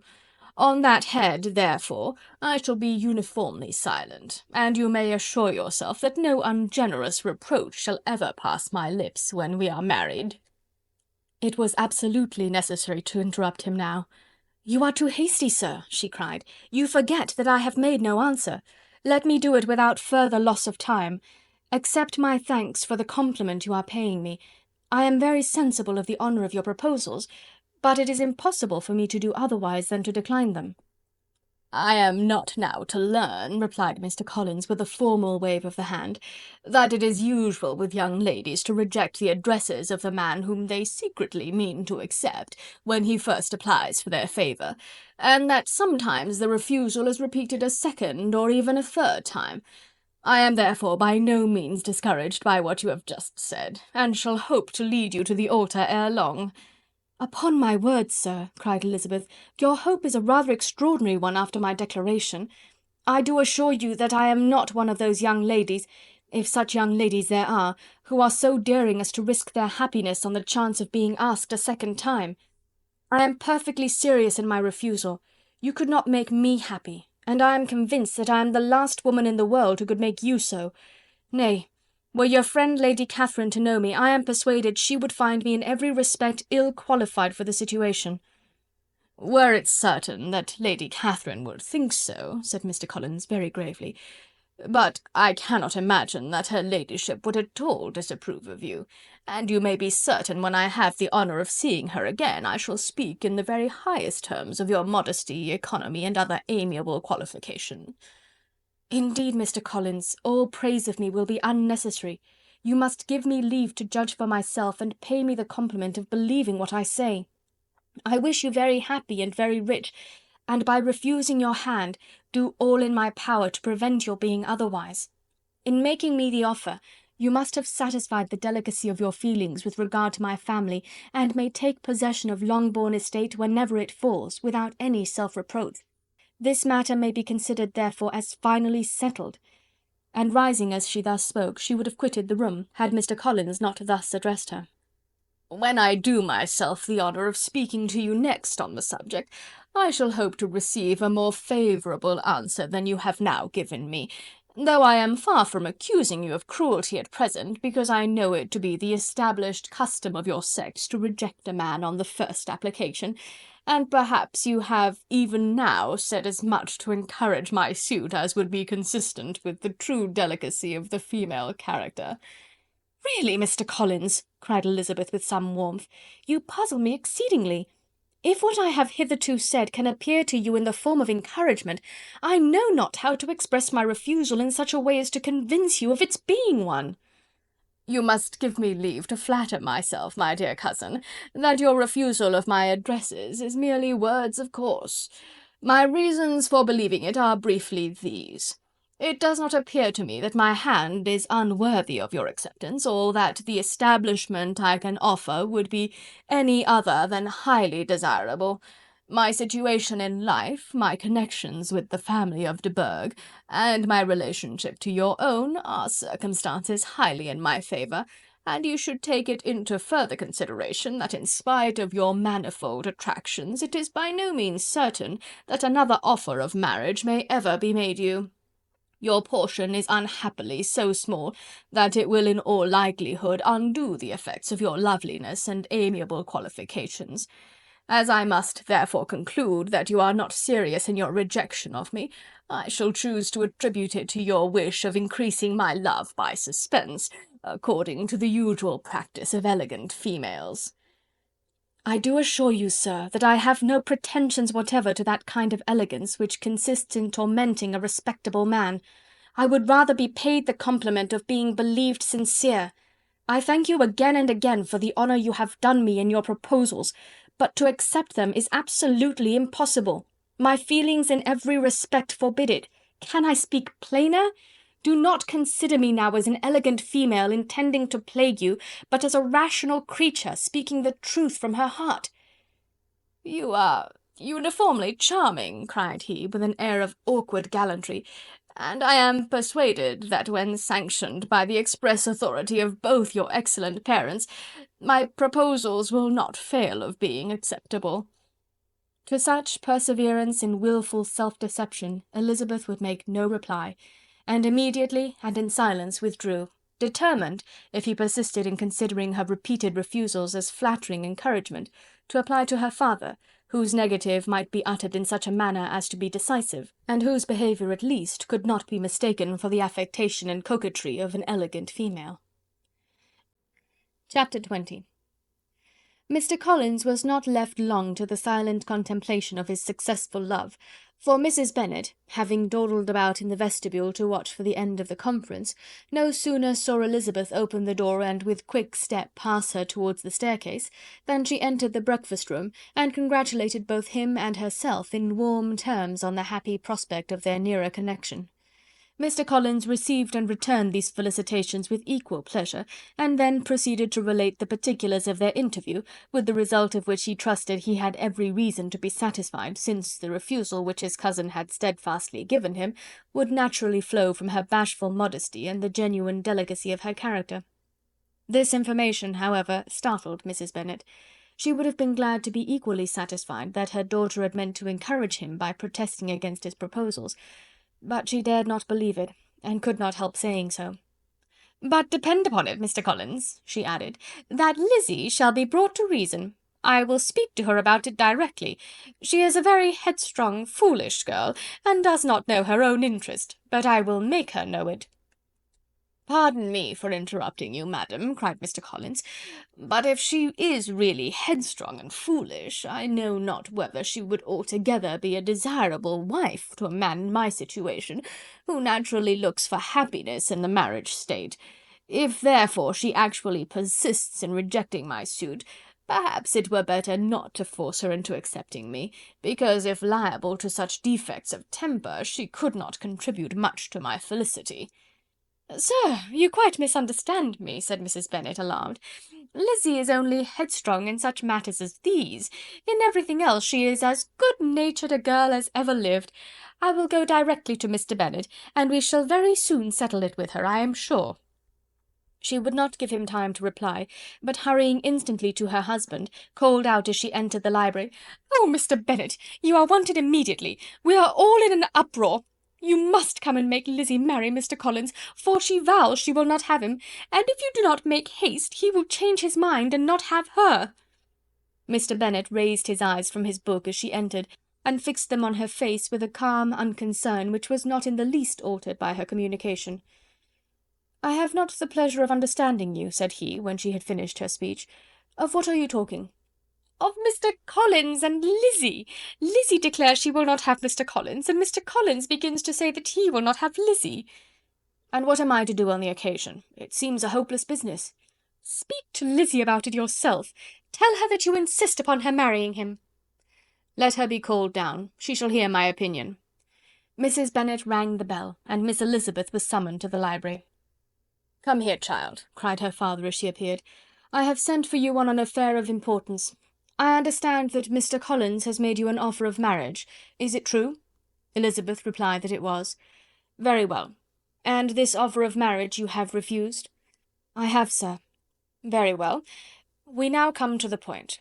Your mother insists upon your accepting it. Is it not so, Mrs. Bennet?" "Yes, or I will never see her again." "An unhappy alternative is before you, Elizabeth. From this day you must be a stranger to one of your parents. Your mother will never see you again if you do not marry Mr. Collins, and I will never see you again if you do." Elizabeth could not but smile at such a conclusion of such a beginning, but Mrs. Bennet, who had persuaded herself that her husband regarded the affair as she wished, was excessively disappointed. "What do you mean, Mr. Bennet, in talking this way? You promised me to insist upon her marrying him." "My dear," replied her husband, "I have two small favours to request. First, that you will allow me the free use of my understanding on the present occasion, and secondly, of my room. I shall be glad to have the library to myself as soon as may be." Not yet, however, in spite of her disappointment in her husband, did Mrs. Bennet give up the point. She talked to Elizabeth again and again, coaxed and threatened her by turns.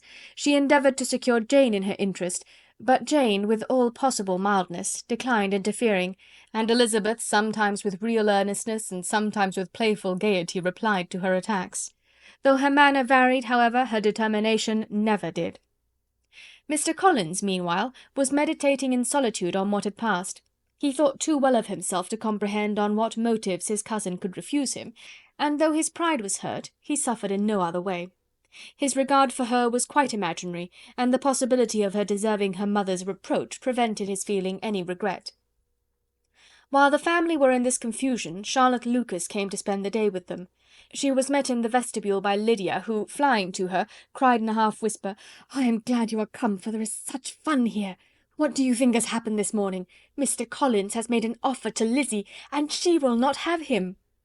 Charlotte hardly had time to answer before they were joined by Kitty, who came to tell the same news, and no sooner had they entered the breakfast-room, where Mrs. Bennet was alone, than she likewise began on the subject, calling on Miss Lucas for her compassion, and entreating her to persuade her friend Lizzie to comply with the wishes of all her family.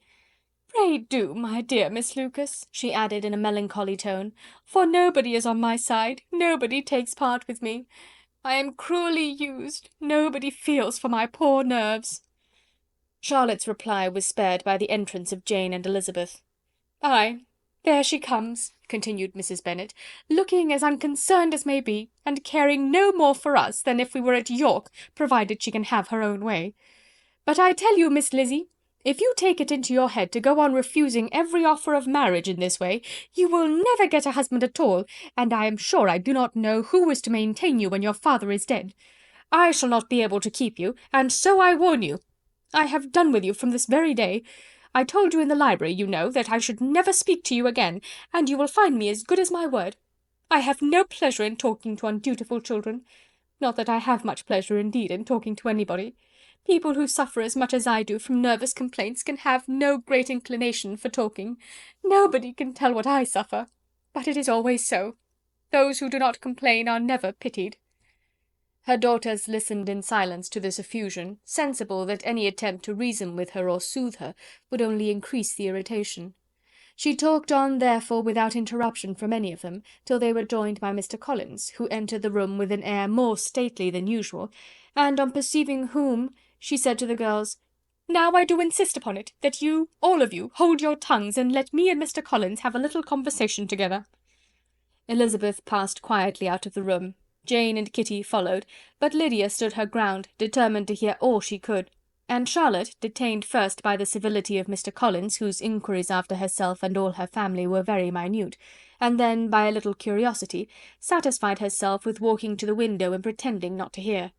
In a doleful voice Mrs. Bennet began the projected conversation. "Oh, Mr. Collins!" "My dear madam," replied he, "let us be for ever silent on this point. Far be it from me," he presently continued, in a voice that marked his displeasure, "to resent the behaviour of your daughter. Resignation to inevitable evils is the evil duty of us all, the peculiar duty of a young man who has been so fortunate as I have been in early preferment, and I trust I am resigned. Perhaps not the less so from feeling a doubt of my positive happiness had my fair cousin honoured me with her hand.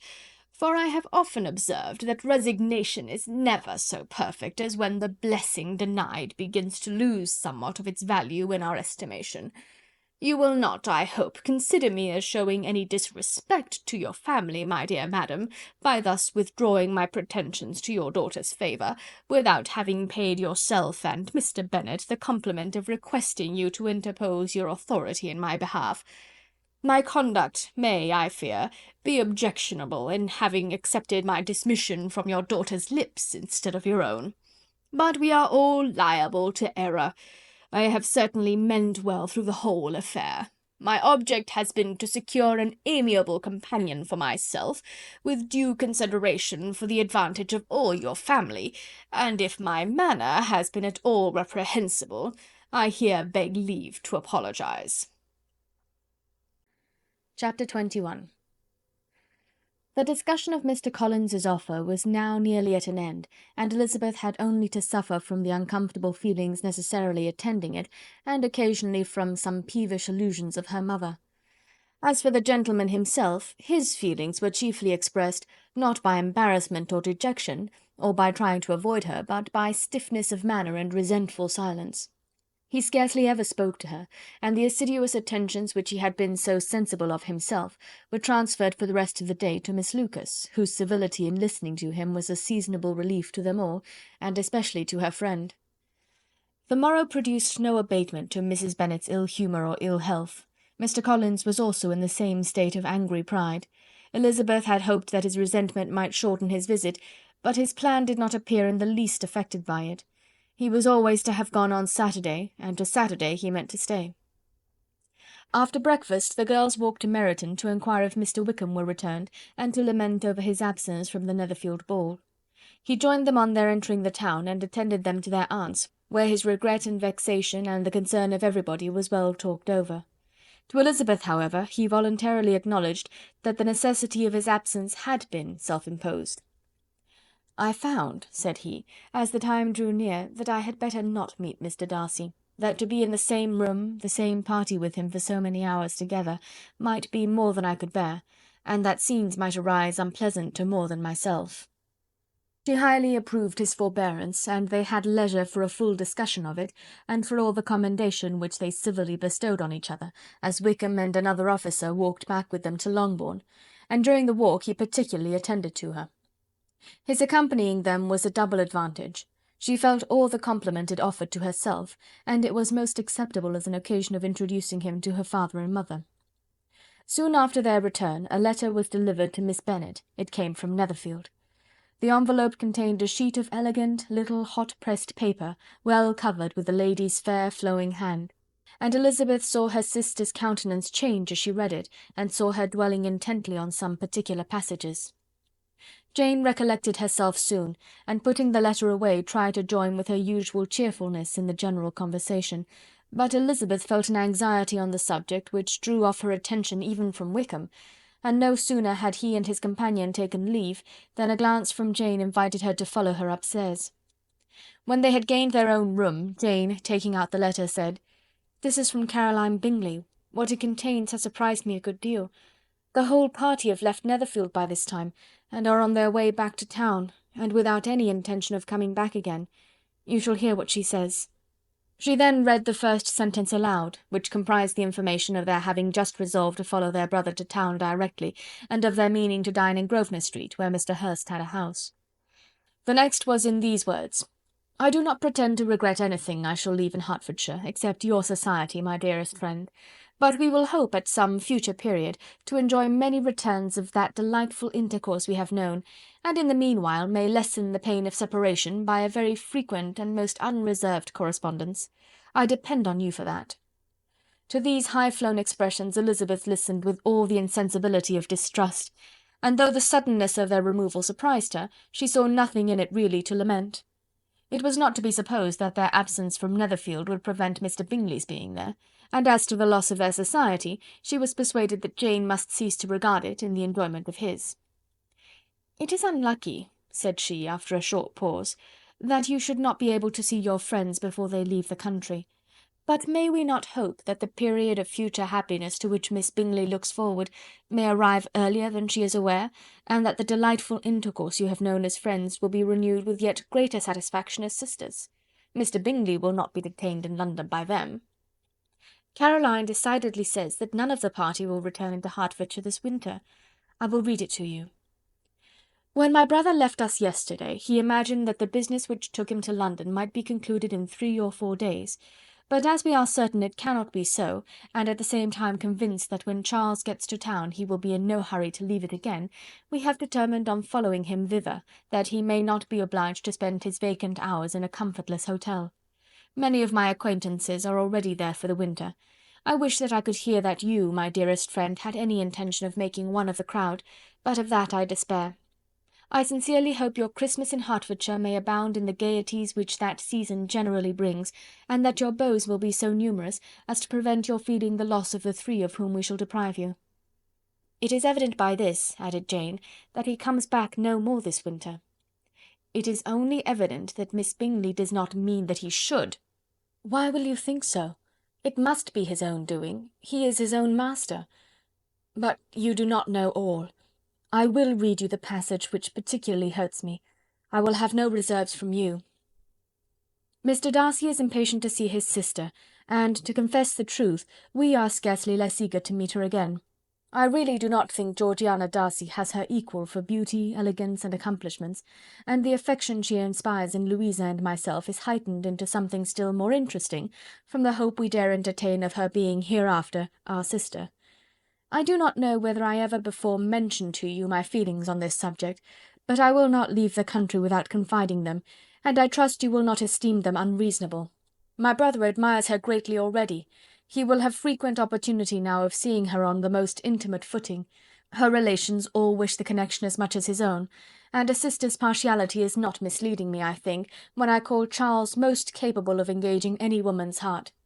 With all these circumstances to favour an attachment, and nothing to prevent it, am I wrong, my dearest Jane, in indulging the hope of an event which will secure the happiness of so many?" "What do you think of this sentence, my dear Lizzy?" said Jane as she finished it. "Is it not clear enough? Does it not expressly declare that Caroline neither expects nor wishes me to be her sister, that she is perfectly convinced of her brother's indifference, and that, if she suspects the nature of my feelings for him, she means most kindly to put me on my guard? Can there be any other opinion on the subject? Yes, there can, for mine is totally different. Will you hear it?" "Most willingly."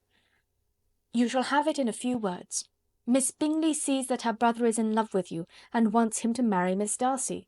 She follows him to town in hope of keeping him there, and tries to persuade you that he does not care about you." Jane shook her head. "Indeed, Jane, you ought to believe me. No one who has ever seen you together can doubt his affection. Miss Bingley, I am sure, cannot. She is not such a simpleton. Could she have seen half as much love in Mr. Darcy for herself, she would have ordered her wedding clothes. But the case is this. We are not rich enough or grand enough for them, and she is the more anxious to get Miss Darcy for her brother, from the notion that when there has been one intermarriage, she may have less trouble in achieving a second, in which there is certainly more ingenuity, and I dare say it would succeed, if Mr. Berg were out of the way. But, my dearest Jane, you cannot seriously imagine that because Miss Bingley tells you her brother greatly admires Miss Darcy, he is in the smallest degree less sensible of your merit than when he took leave of you on Tuesday, or that it will be in her power to persuade him that, instead of being in love with you, he is very much in love with her friend." "If we thought alike of Miss Bingley," replied Jane, "your representation of all this might make me quite easy, but I know the foundation is unjust. Caroline is incapable of wilfully deceiving any one, and all that I can hope in this case is that she is deceiving herself." "That is right. You could not have started a more happy idea, since you will not take comfort in mine. Believe her to be deceived by all means. You have now done your duty by her, and must fret no longer. But, my dear sister, can I be happy, even supposing the best, in accepting a man whose sisters and friends are all wishing him to marry elsewhere?" "You must decide for yourself," said Elizabeth, "and if upon mature deliberation you find that the misery of disobliging his two sisters is more than equivalent to the happiness of being his wife, I advise you by all means to refuse him." "How can you talk so?" said Jane, faintly smiling. "You must know that though I should be exceedingly grieved at their disapprobation, I could not hesitate." "I did not think you would, and that being the case, I cannot consider your situation with much compassion. But if he returns no more this winter, my choice will never be required. 1,000 things may arise in 6 months." The idea of his returning no more Elizabeth treated with the utmost contempt. It appeared to her merely the suggestion of Caroline's interested wishes, and she could not for a moment suppose that those wishes, however openly or artfully spoken, could influence a young man so totally independent of every one. She represented to her sister as forcibly as possible what she felt on the subject, and had soon the pleasure of seeing its happy effect.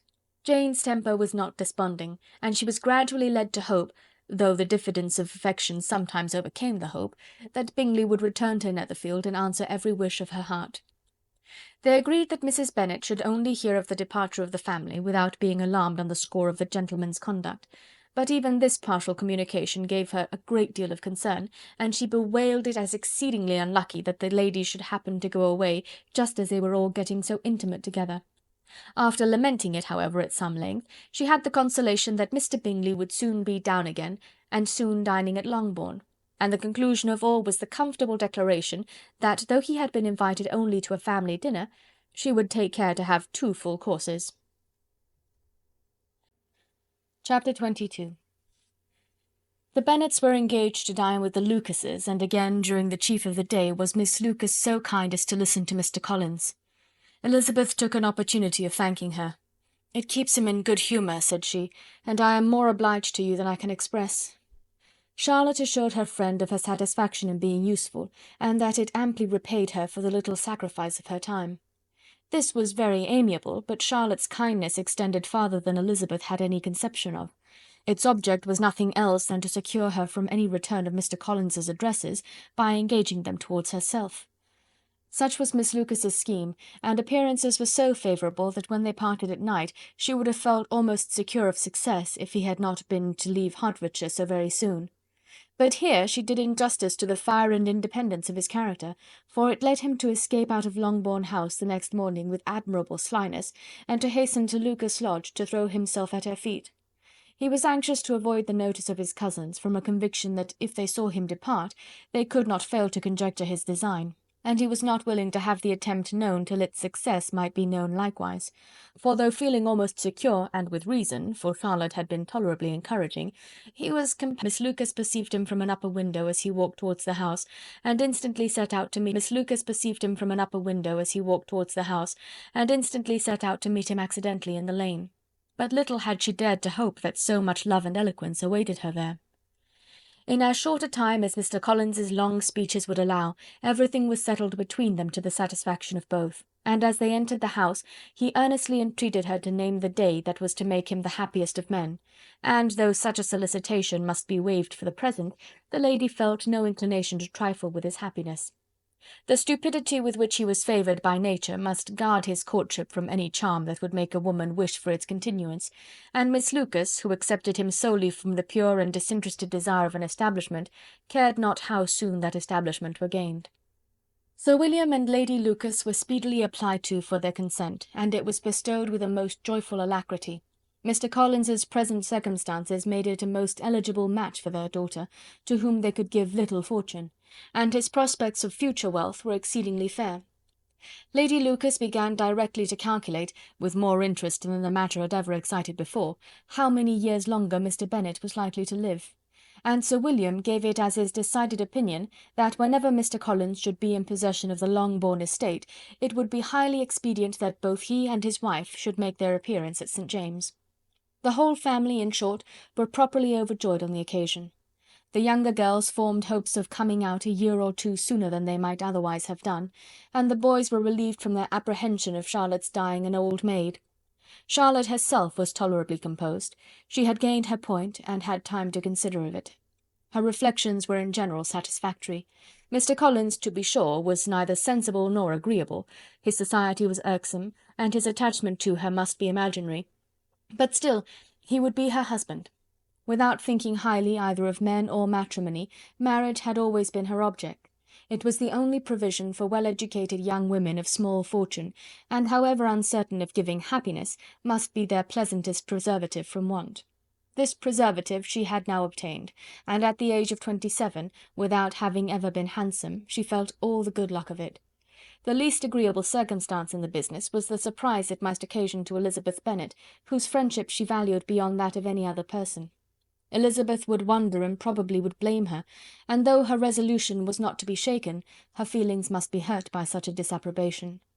She resolved to give her the information herself, and therefore charged Mr. Collins, when he returned to Longbourn to dinner, to drop no hint of what had passed before any of the family.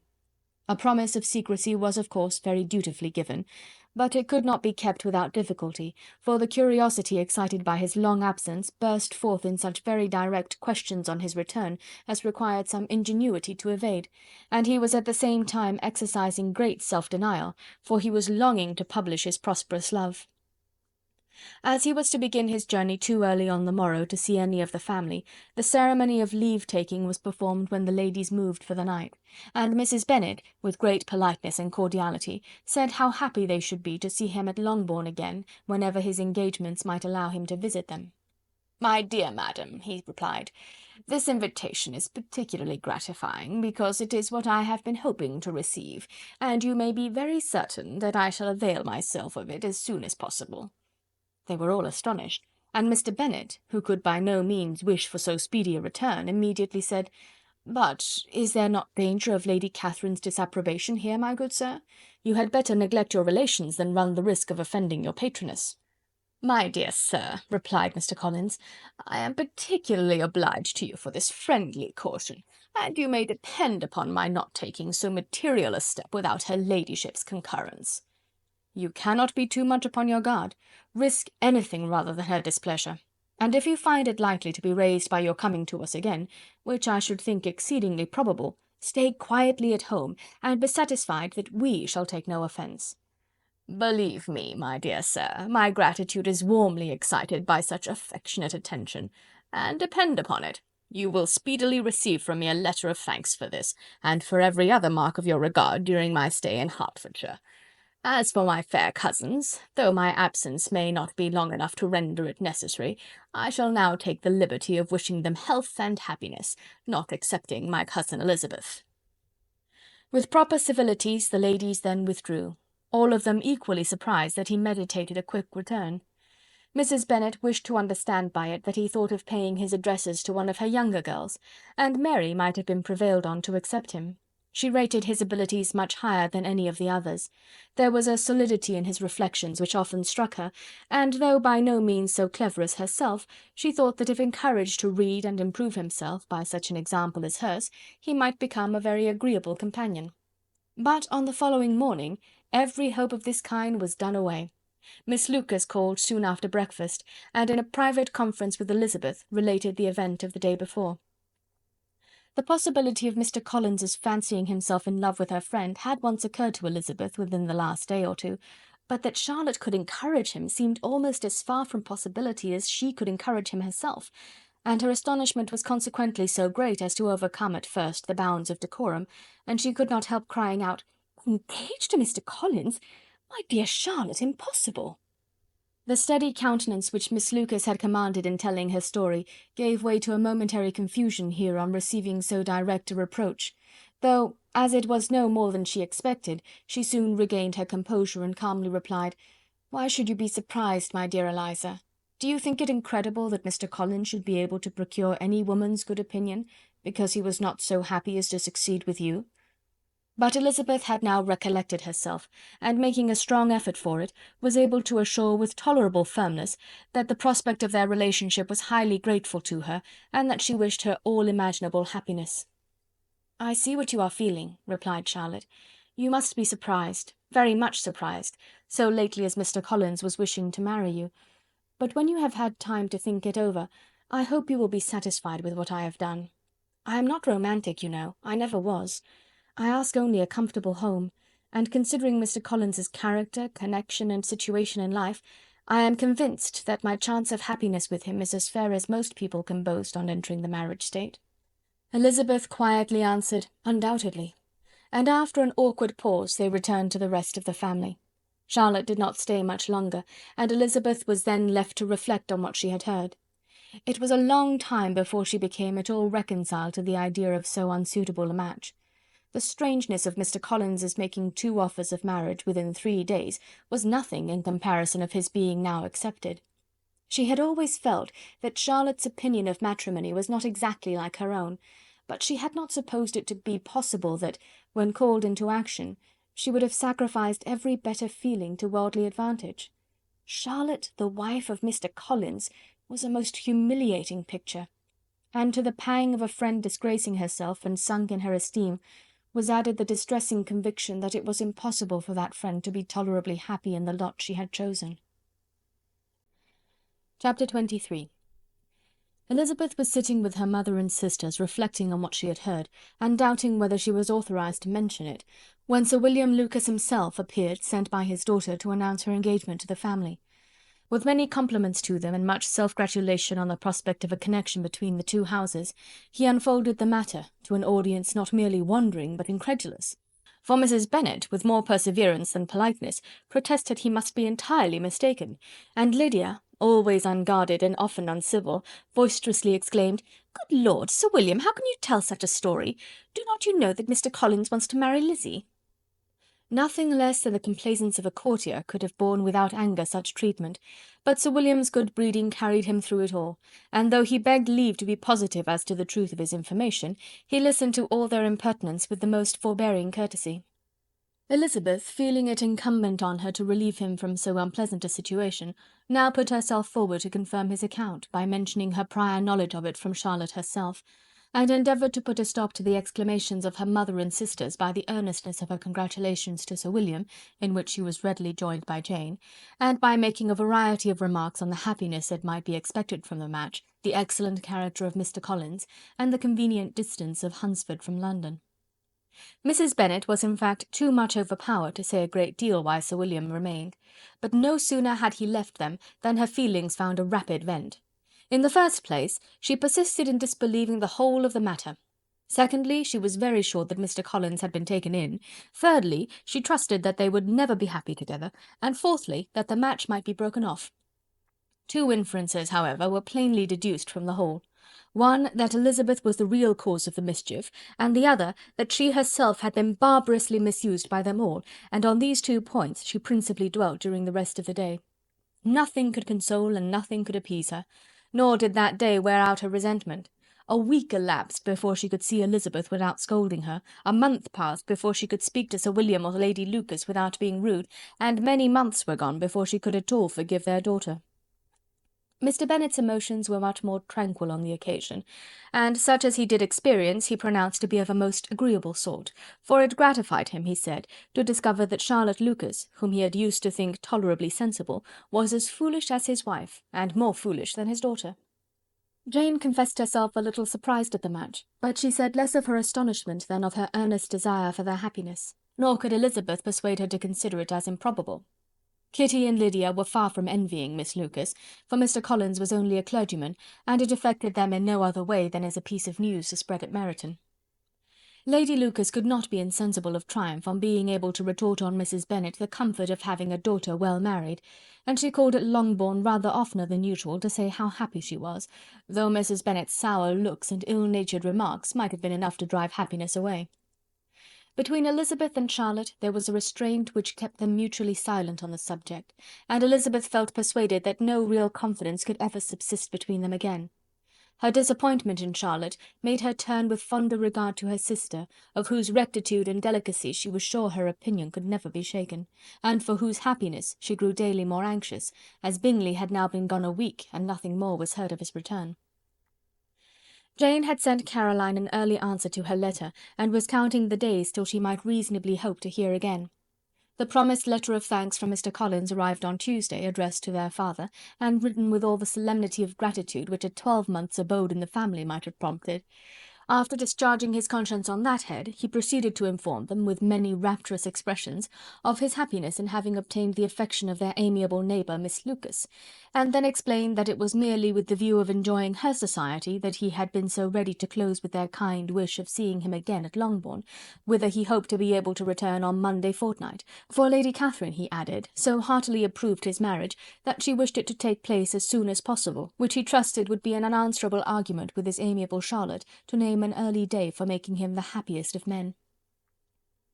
Mr. Collins' return to Hertfordshire was no longer a matter of pleasure to Mrs. Bennet. On the contrary, she was as much disposed to complain of it as her husband. It was very strange that he should come to Longbourn instead of to Lucas Lodge. It was also very inconvenient and exceedingly troublesome. She hated having visitors in the house while her health was so indifferent, and lovers were of all people the most disagreeable. Such were the gentle murmurs of Mrs. Bennet, and they gave way only to the greater distress of Mr. Bingley's continued absence. Neither Jane nor Elizabeth were comfortable on this subject. Day after day passed away without bringing any other tidings of him than the report which shortly prevailed in Meryton of his coming no more to Netherfield the whole winter, a report which highly incensed Mrs. Bennet, and which she never failed to contradict as a most scandalous falsehood. Even Elizabeth began to fear. Not that Bingley was indifferent, but that his sisters would be successful in keeping him away. Unwilling as she was to admit an idea so destructive of Jane's happiness, and so dishonourable to the stability of her lover, she could not prevent its frequent occurring. The united efforts of his two unfeeling sisters and of his overpowering friend, assisted by the attractions of Miss Darcy and the amusements of London, might be too much, she feared, for the strength of his attachment. As for Jane, her anxiety under this suspense was, of course, more painful than Elizabeth's. But whatever she felt, she was desirous of concealing, and between herself and Elizabeth, therefore, the subject was never alluded to. But as no such delicacy restrained her mother, an hour seldom passed in which she did not talk of Bingley, express her impatience for his arrival, or even require Jane to confess that if he did not come back she would think herself very ill-used. It needed all Jane's steady mildness to bear these attacks with tolerable tranquillity. Mr. Collins returned most punctually on Monday fortnight, but his reception at Longbourn was not quite so gracious as it had been on his first introduction. He was too happy, however, to need much attention, and luckily for the others, the business of love-making relieved them from a great deal of his company. The chief of every day was spent by him at Lucas Lodge, and he sometimes returned to Longbourn only in time to make an apology for his absence before the family went to bed. Mrs. Bennet was really in a most pitiable state. The very mention of anything concerning the match threw her into an agony of ill-humour, and wherever she went she was sure of hearing it talked of. The sight of Miss Lucas was odious to her. As her successor in that house, she regarded her with jealous abhorrence. Whenever Charlotte came to see them, she concluded her to be anticipating the hour of possession, and whenever she spoke in a low voice to Mr. Collins, was convinced that they were talking of the Longbourn estate, and resolving to turn herself and her daughters out of the house as soon as Mr. Bennet were dead. She complained bitterly of all this to her husband. "Indeed, Mr. Bennet," said she, "it is very hard to think that Charlotte Lucas should ever be mistress of this house, that I should be forced to make way for her, and live to see her take her place in it." "My dear, do not give way to such gloomy thoughts. Let us hope for better things. Let us flatter ourselves that I may be the survivor." This was not very consoling to Mrs. Bennet, and therefore, instead of making any answer, she went on as before. "I cannot bear to think that they should have all this estate. If it was not for the entail, I should not mind it." "What should not you mind?" "I should not mind anything at all." "Let us be thankful that you are preserved from a state of such insensibility." "I never can be thankful, Mr. Bennet, for anything about the entail. How anyone could have the conscience to entail away an estate from one's own daughters, I cannot understand, and all for the sake of Mr. Collins, too. Why should he have it more than anybody else?" "I leave it to yourself to determine," said Mr. Bennet. Chapter 24. Miss Bingley's letter arrived and put an end to doubt. The very first sentence conveyed the assurance of their being all settled in London for the winter, and concluded with her brother's regret at not having had time to pay his respects to his friends in Hertfordshire before he left the country. Hope was over, entirely over, and when Jane could attend to the rest of the letter, she found little, except the professed affection of the writer, that could give her any comfort. Miss Darcy's praise occupied the chief of it, her many attractions were again dwelt on, and Caroline boasted joyfully of their increasing intimacy, and ventured to predict the accomplishment of the wishes which had been unfolded in her former letter. She wrote also with great pleasure of her brother's being an inmate of Mr. Darcy's house, and mentioned with rapture some plans of the latter with regard to new furniture. Elizabeth, to whom Jane very soon communicated the chief of all this, heard it in silent indignation. Her heart was divided between concern for her sister and resentment against all others. To Caroline's assertion of her brother's being partial to Miss Darcy she paid no credit. That he was really fond of Jane she doubted no more than she had ever done, and much as she had always been disposed to like him, she could not think without anger, hardly without contempt, on that easiness of temper, that want of proper resolution which now made him the slave of his designing friends, and led him to sacrifice his own happiness to the caprice of their inclination. Had his own happiness, however, been the only sacrifice, he might have been allowed to sport with it in whatever manner he thought best, but her sister's was involved in it, as she thought he must be sensible himself. It was a subject, in short, on which reflection would be long indulged, and must be unavailing.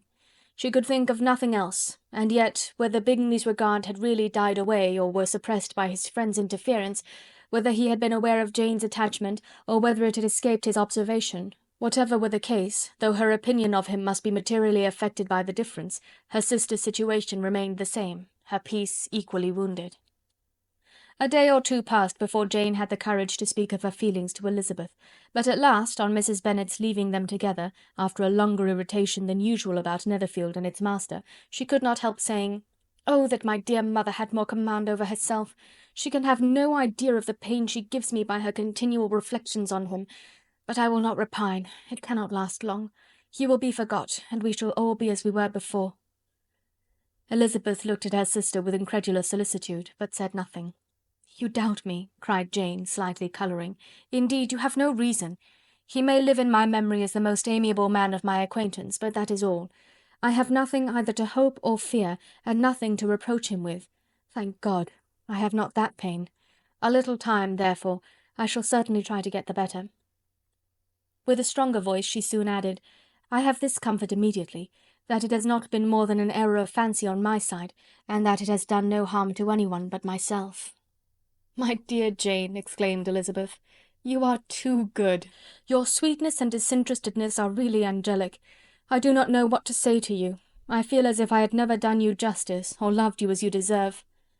Miss Bennet eagerly disclaimed all extraordinary merit, and threw back the praise on her sister's warm affection. "Nay," said Elizabeth, "this is not fair. You wish to think all the world respectable, and are hurt if I speak ill of anybody. I only want to think you perfect, and you set yourself against it. Do not be afraid of my running into any excess, of my encroaching on your privilege of universal goodwill. You need not. There are few people whom I really love, and still fewer of whom I think well. The more I see of the world, the more I am dissatisfied with it, and every day confirms my belief of the inconsistency of all human characters, and of the little dependence that can be placed on the appearance of merit or sense. I have met with 2 instances lately, one I will not mention, the other is Charlotte's marriage. It is unaccountable. In every view it is unaccountable. My dear Lizzy, do not give way to such feelings as these. They will ruin your happiness. You do not make allowance enough for difference of situation and temper. Consider Mr. Collins's respectability and Charlotte's steady, prudent character. Remember that she is one of a large family, that as to fortune it is a most eligible match, and be ready to believe, for everybody's sake, that she may feel something like regard and esteem for our cousin. To oblige you, I would try to believe almost anything, but no one else could be benefited by such a belief as this, for were I persuaded that Charlotte had any regard for him, I should only think worse of her understanding than I do now of her heart. My dear Jane, Mr. Collins is a conceited, pompous, narrow-minded, silly man. You know he is, as well as I do, and you must feel as well as I do, that the woman who married him cannot have a proper way of thinking. You shall not defend her, though it is Charlotte Lucas. You shall not, for the sake of one individual, change the meaning of principle and integrity, nor endeavour to persuade yourself or me that selfishness is prudence, and insensibility of danger security for happiness." "I must think your language too strong in speaking of both," replied Jane, "and I hope you will be convinced of it by seeing them happy together. But enough of this. You alluded to something else. You mentioned 2 instances. I cannot misunderstand you, but I entreat you, dear Lizzy, not to pain me by thinking that person to blame, and saying your opinion of him is sunk. We must not be so ready to fancy ourselves intentionally injured. We must not expect a lively young man to be always so guarded and circumspect. It is very often nothing but our own vanity that deceives us. Women fancy admiration means more than it does." "And men take care that they should." "If it is designedly done, they cannot be justified, but I have no idea of there being so much design in the world as some persons imagine." "I fear I am far from attributing any part of Mr. Bingley's conduct to design," said Elizabeth, "but without scheming to do wrong, or to make others unhappy, there may be error, and there may be misery. Thoughtlessness, want of attention to other people's feelings, and want of resolution will do the business." "And do you impute it to either of those?" "Yes, to the last. But if I go on, I shall displease you by saying what I think of persons you esteem. Stop me whilst you can." "You persist, then, in supposing his sisters influence him?" "Yes, in conjunction with his friend." "I cannot believe it. Why should they try to influence him? They can only wish his happiness, and if he is attached to me, no other woman can secure it." "Your first position is false. They may wish many things besides his happiness. They may wish his increase of wealth and consequence. They may wish him to marry a girl who has all the importance of money, great connections, and pride." "Beyond a doubt they do wish him to choose Miss Darcy," replied Jane, "but this may be from better feelings than you are supposing. They have known her much longer than they have known me. No wonder if they love her better. But whatever may be their own wishes, it is very unlikely they should have opposed their brothers. What sister would think herself at liberty to do it, unless there was something very objectionable? If they believed him attached to me, they would not try to part us. If he were so, they could not succeed. By supposing such an affection, you make everybody acting unnaturally and wrong, and me most unhappy. Do not distress me by the idea. I am not ashamed of having been mistaken, or at least it is light. It is nothing in comparison of what I should feel in thinking ill of him or his sisters. Let me take it in the best light, in the light in which it may be understood." Elizabeth could not oppose such a wish, and from this time Mr. Bingley's name was scarcely ever mentioned between them. Mrs. Bennet still continued to wonder and repine at his returning no more, and though a day seldom passed in which Elizabeth did not account for it clearly, there was little chance of her ever considering it with less perplexity. Her daughter endeavoured to convince her of what she did not believe herself, that his attentions to Jane had been merely the effect of a common and transient liking, which ceased when he saw her no more. But though the probability of the statement was admitted at the time, she had the same story to repeat every day. Mrs. Bennet's best comfort was that Mr. Bingley must be down again in the summer. Mr. Bennet treated the matter differently. "So, Lizzy," said he one day, "your sister is crossed in love, I find. I congratulate her. Next to being married, a girl likes to be crossed a little in love now and then. It is something to think of, and it gives her a sort of distinction among her companions. When is your turn to come? You will hardly bear to be long outdone by Jane. Now is your time. Here are officers enough in Meryton to disappoint all the young ladies in the country. Let Wickham be your man. He is a pleasant fellow, and would jilt you creditably." "Thank you, sir, but a less agreeable man would satisfy me. We must not all expect Jane's good fortune." "True," said Mr. Bennet, "but it is a comfort to think that whatever of that kind may befall you, you have an affectionate mother who will make the most of it." Mr. Wickham's society was of material service in dispelling the gloom which the late perverse occurrences had thrown on many of the Longbourn family. They saw him often, and to his other recommendations was now added that of general unreserve. The whole of what Elizabeth had already heard, his claims on Mr. Darcy, and all that he had suffered from him, was now openly acknowledged and publicly canvassed, and everybody was pleased to know how much they had always disliked Mr. Darcy before they had known anything of the matter. Miss Bennet was the only creature who could suppose there might be any extenuating circumstances in the case, unknown to the society of Hertfordshire. Her mild and steady candour always pleaded for allowances, and urged the possibility of mistakes. But by everybody else, Mr. Darcy was condemned as the worst of men. Chapter 25. After a week spent in professions of love and schemes of felicity, Mr. Collins was called from his amiable Charlotte by the arrival of Saturday. The pain of separation, however, might be alleviated on his side by preparations for the reception of his bride, as he had reason to hope that shortly after his return into Hertfordshire the day would be fixed that was to make him the happiest of men. He took leave of his relations at Longbourn with as much solemnity as before, wished his fair cousins health and happiness again, and promised their father another letter of thanks. On the following Monday Mrs. Bennet had the pleasure of receiving her brother and his wife, who came as usual to spend the Christmas at Longbourn. Mr. Gardiner was a sensible, gentlemanlike man, greatly superior to his sister, as well by nature as education. The Netherfield ladies would have had difficulty in believing that a man who lived by trade and within view of his own warehouses could have been so well bred and agreeable. Mrs. Gardiner, who was several years younger than Mrs. Bennet and Mrs. Phillips, was an amiable, intelligent, elegant woman, and a great favourite with all her Longbourn nieces. Between the two eldest and herself especially there subsisted a particular regard. They had frequently been staying with her in town. The first part of Mrs. Gardiner's business on her arrival was to distribute her presents and describe the newest fashions. When this was done, she had a less active part to play.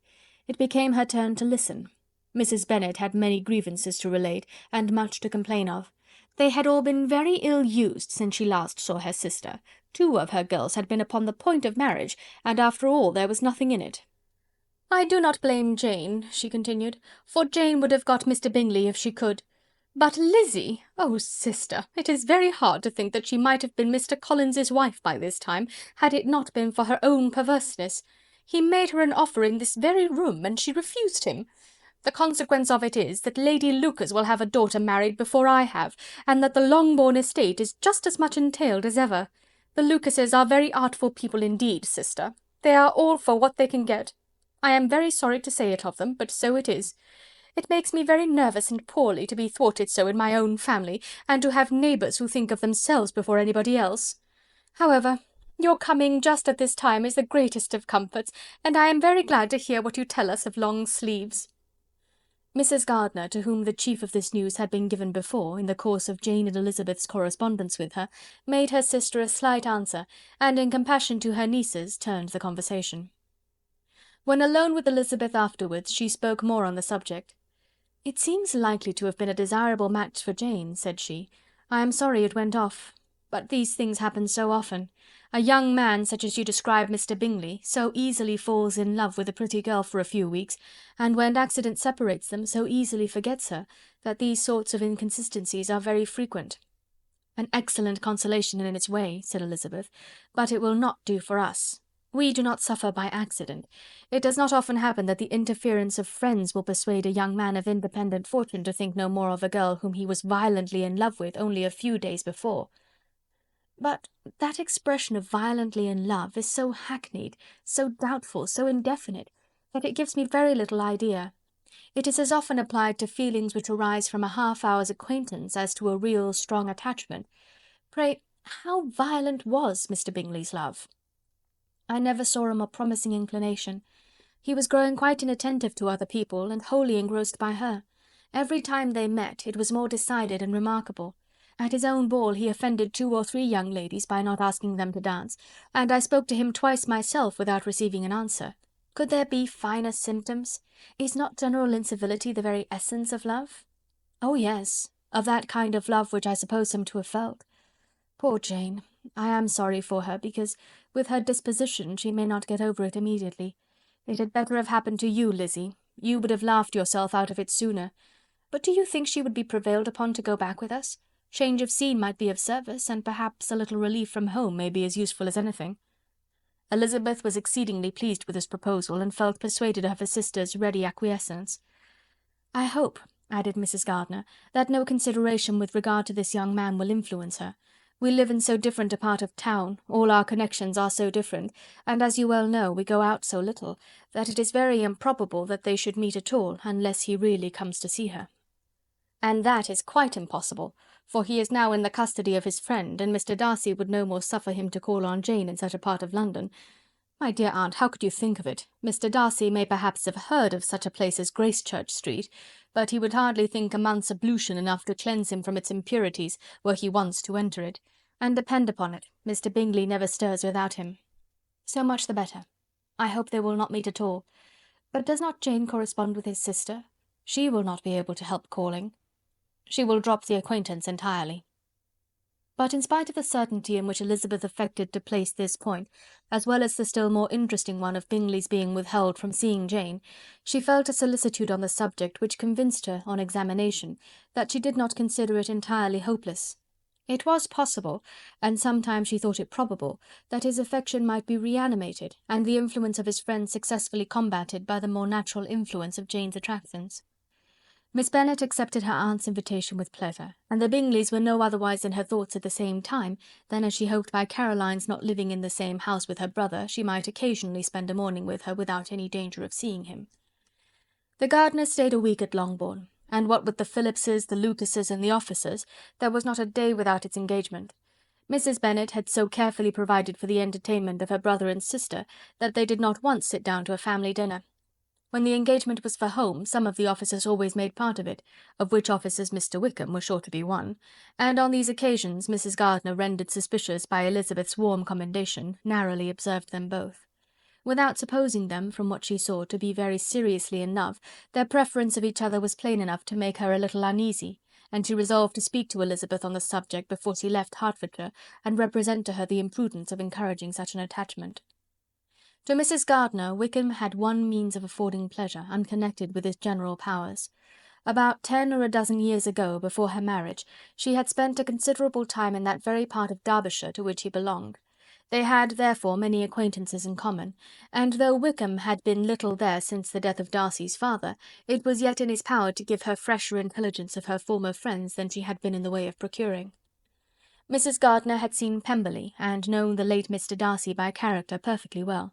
Here, consequently, was an inexhaustible subject of discourse, in comparing her recollection of Pemberley with the minute description which Wickham could give, and in bestowing her tribute of praise on the character of its late possessor, she was delighting both him and herself.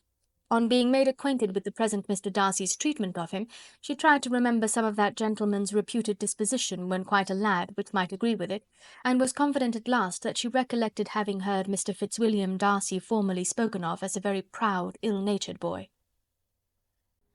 Chapter 26.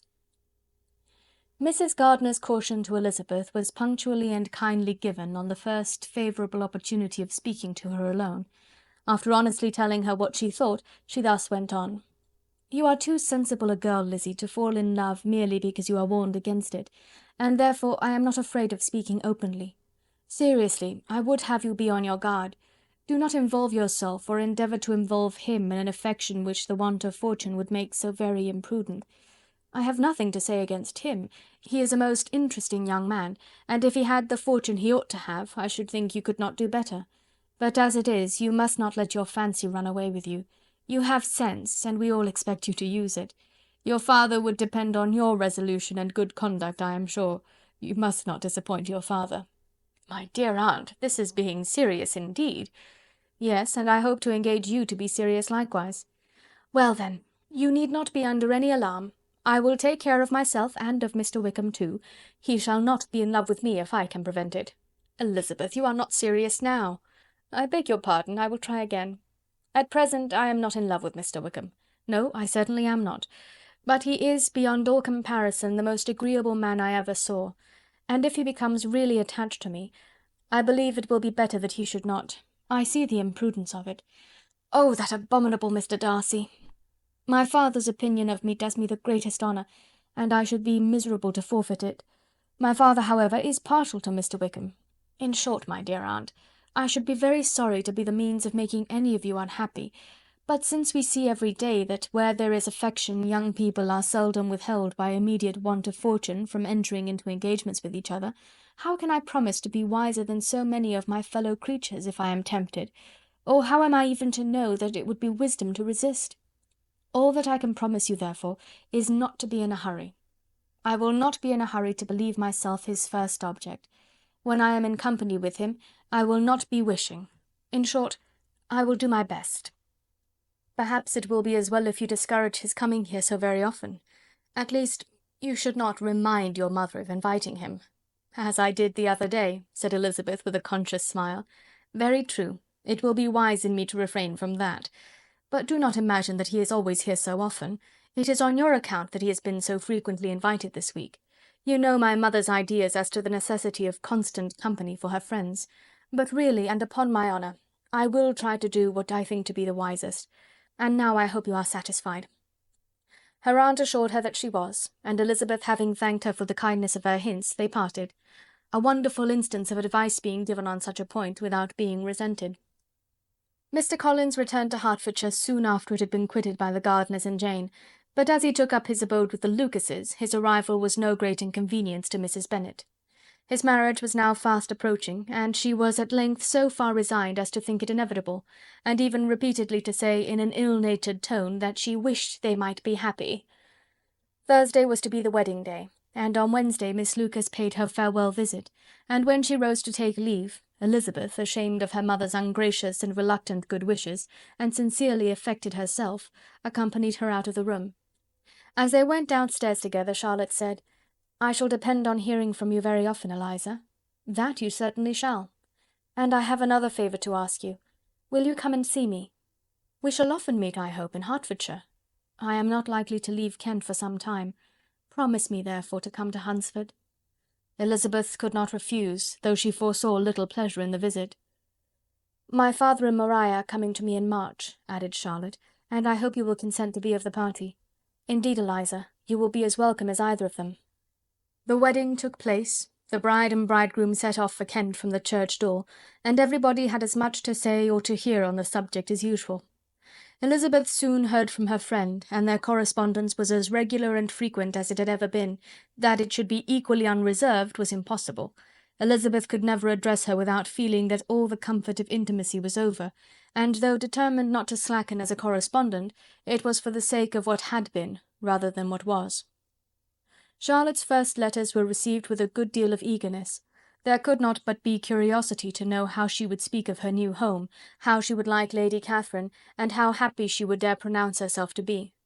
Though, when the letters were read, Elizabeth felt that Charlotte expressed herself on every point exactly as she might have foreseen. She wrote cheerfully, seemed surrounded with comforts, and mentioned nothing which she could not praise. The house, the furniture, neighbourhood, and roads were all to her taste, and Lady Catherine's behaviour was most friendly and obliging. It was Mr. Collins's picture of Hunsford and Rosings rationally softened, and Elizabeth perceived that she must wait for her own visit there to know the rest. Jane had already written a few lines to her sister to announce their safe arrival in London, and when she wrote again, Elizabeth hoped it would be in her power to say something of the Bingleys. Her impatience for this second letter was as well rewarded as impatience generally is. Jane had been a week in town without either seeing or hearing from Caroline. She accounted for it, however, by supposing that her last letter to her friend from Longbourn had by some accident been lost. "My aunt," she continued, "is going to-morrow into that part of the town, and I shall take the opportunity of calling in Grosvenor Street." She wrote again when the visit was paid, and she had seen Miss Bingley. "I did not think Caroline in spirits," were her words, "but she was very glad to see me, and reproached me for giving her no notice of my coming to London. I was right, therefore, my last letter had never reached her. I inquired after their brother, of course. He was well, but so engaged with Mr. Darcy that they scarcely ever saw him. I found that Miss Darcy was expected to dinner. I wish I could see her. My visit was not long, as Caroline and Mrs. Hurst were going out. I dare say I shall see them soon here." Elizabeth shook her head over this letter. It convinced her that accident only could discover to Mr. Bingley her sister's being in town. 4 weeks passed away, and Jane saw nothing of him. She endeavoured to persuade herself that she did not regret it, but she could no longer be blind to Miss Bingley's inattention. After waiting at home every morning for a fortnight, and inventing every evening a fresh excuse for her, the visitor did at last appear, but the shortness of her stay, and yet more, the alteration of her manner, would allow Jane to deceive herself no longer. The letter which she wrote on this occasion to her sister will prove what she felt. "My dearest Lizzy will, I am sure, be incapable of triumphing in her better judgment at my expense, when I confess myself to have been entirely deceived in Miss Bingley's regard for me. But, my dear sister, though the event has proved you right, do not think me obstinate if I still assert that, considering what her behaviour was, my confidence was as natural as your suspicion.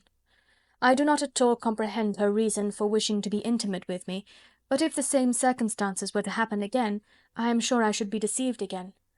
Caroline did not return my visit till yesterday, and not a note, not a line did I receive in the meantime. When she did come, it was very evident that she had no pleasure in it.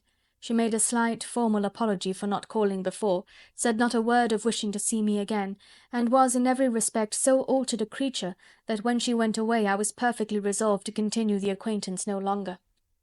I pity, though I cannot help blaming her. She was very wrong in singling me out as she did. I can safely say that every advance to intimacy began on her side. But I pity her because she must feel that she has been acting wrong, and because I am very sure that anxiety for her brother is the cause of it.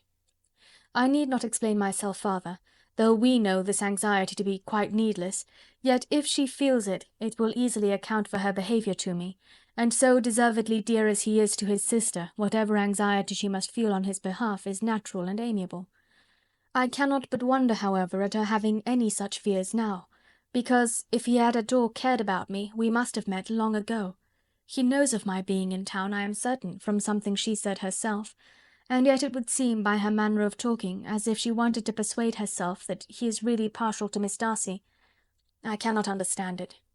If I were not afraid of judging harshly, I should be almost tempted to say that there is a strong appearance of duplicity in all this, but I will endeavour to banish every painful thought, and think only of what will make me happy, your affection, and the invariable kindness of my dear uncle and aunt.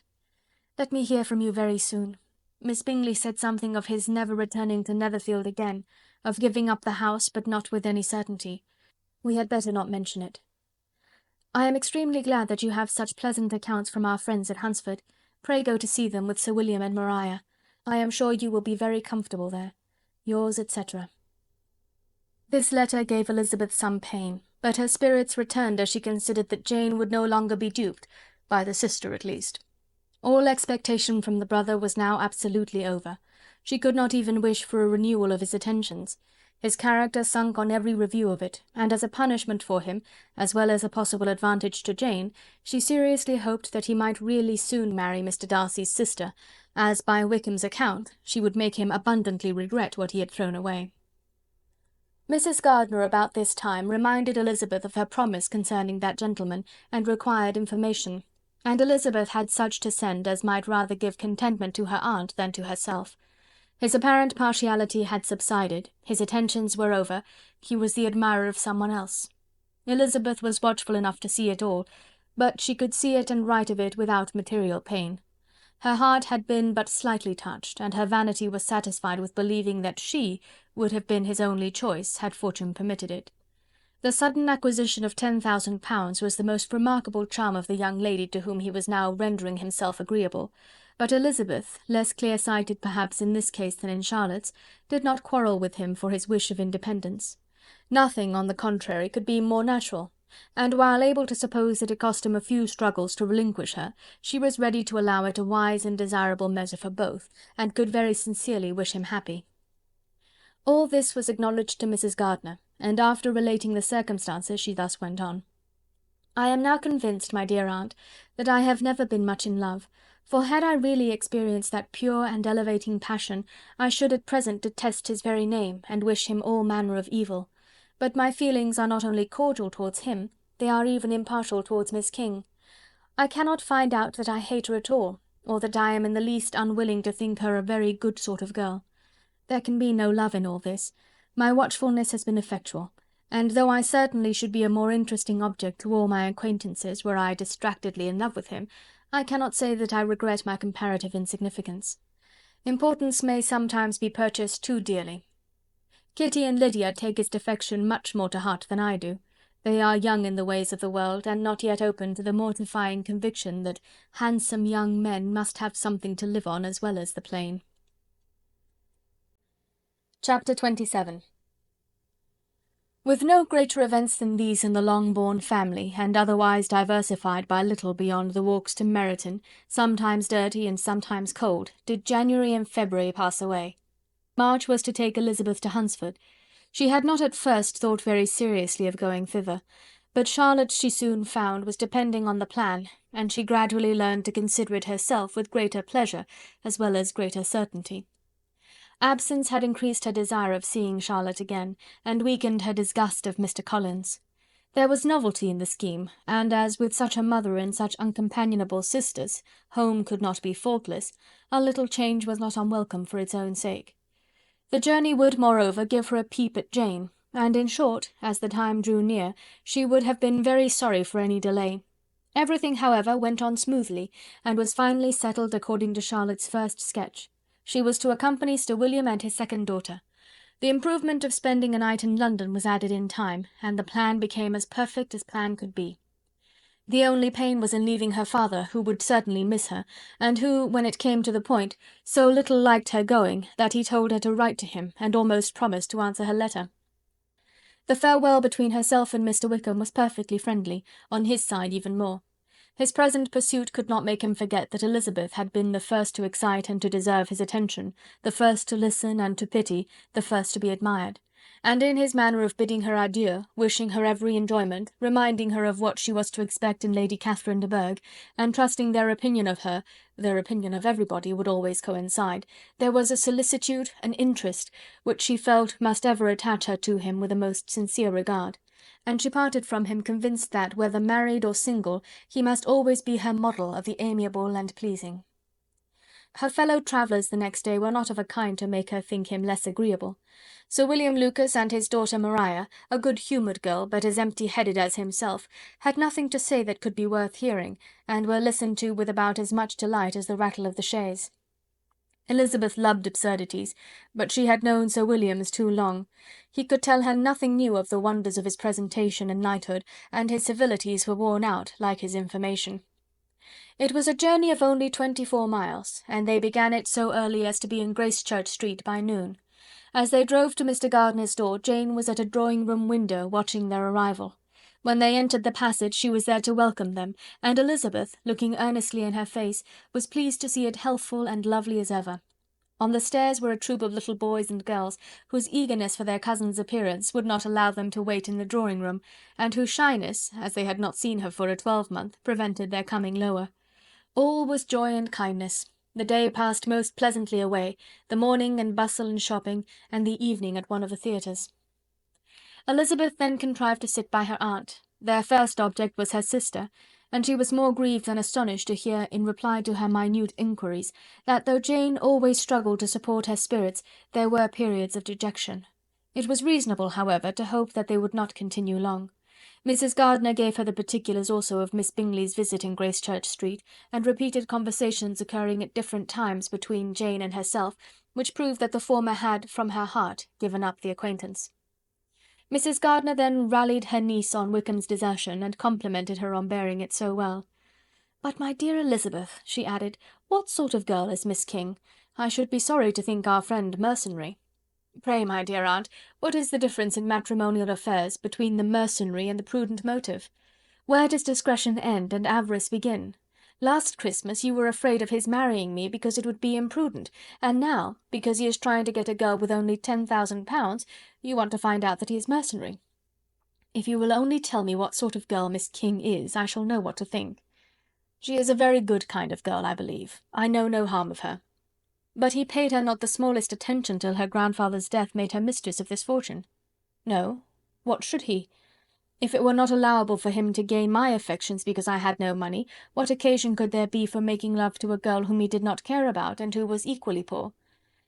But there seems an indelicacy in directing his attentions toward her so soon after this event. A man in distressed circumstances has not time for all those elegant decorums which other people may observe. If she does not object to it, why should we? Her not objecting to it does not justify him. It only shows her being deficient in something herself, sense or feeling. "Well," cried Elizabeth, "have it as you choose. He shall be mercenary and she shall be foolish." "No, Lizzy, that is what I do not choose. I should be sorry, you know, to think ill of a young man who has lived so long in Derbyshire." "Oh, if that is all, I have a very poor opinion of young men who live in Derbyshire, and their intimate friends who live in Hertfordshire are not much better. I am sick of them all. Thank heaven, I am going tomorrow where I shall find a man who has not one agreeable quality, who has neither manner nor sense to recommend him. Stupid men are the only ones worth knowing after all." "Take care, Lizzy. That speech savours strongly of disappointment."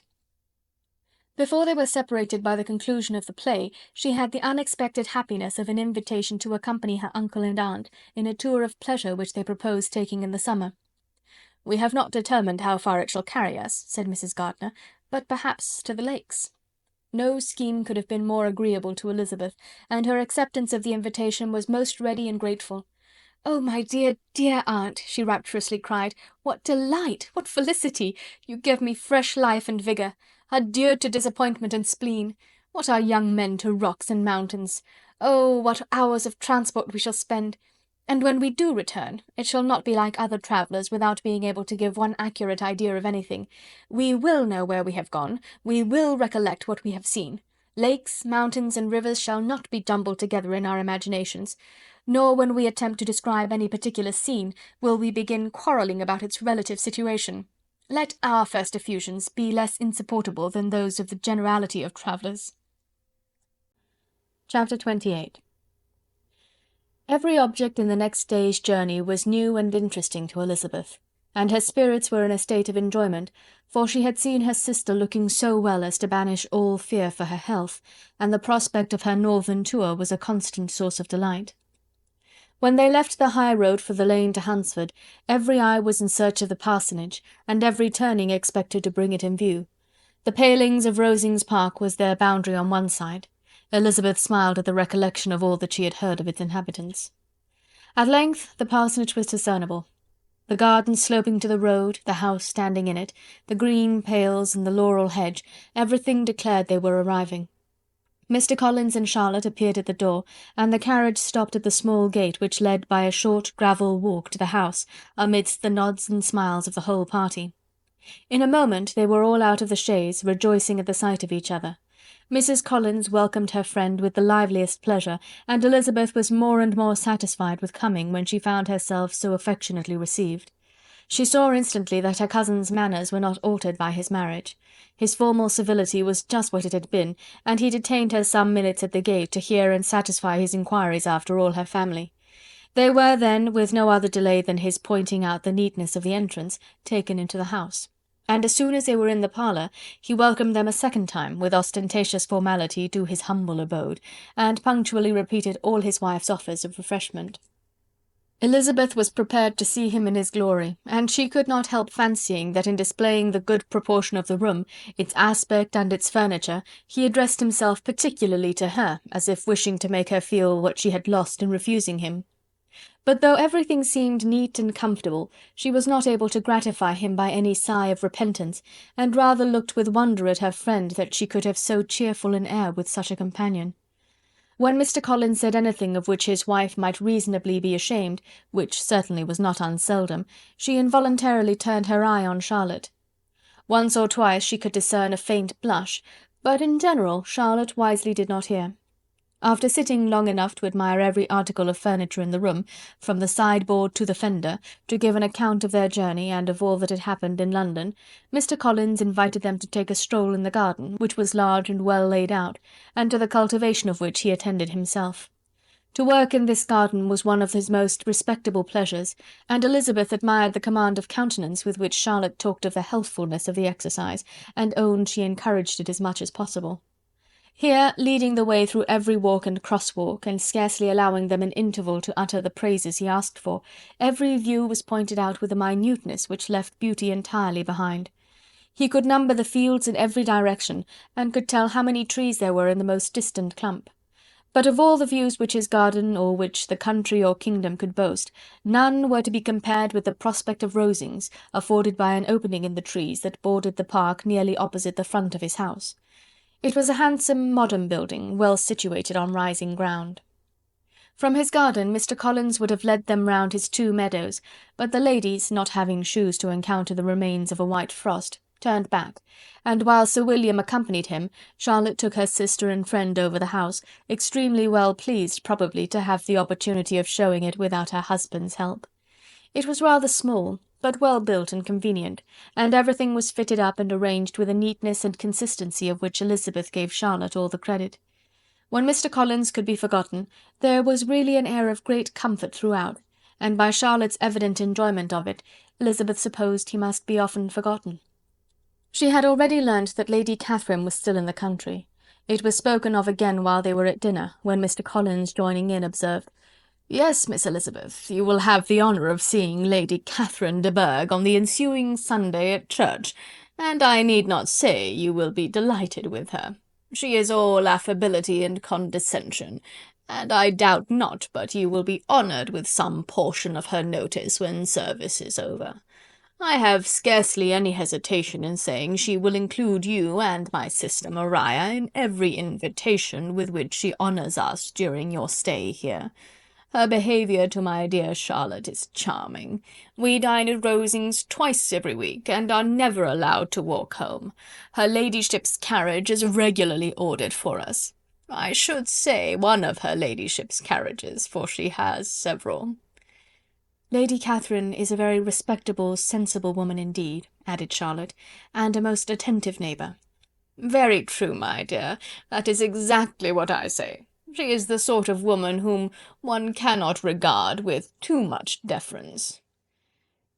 The evening was spent chiefly in talking over Hertfordshire news, and telling again what had already been written, and when it closed, Elizabeth, in the solitude of her chamber, had to meditate upon Charlotte's degree of contentment, to understand her address in guiding, and composure in bearing with, her husband, and to acknowledge that it was all done very well.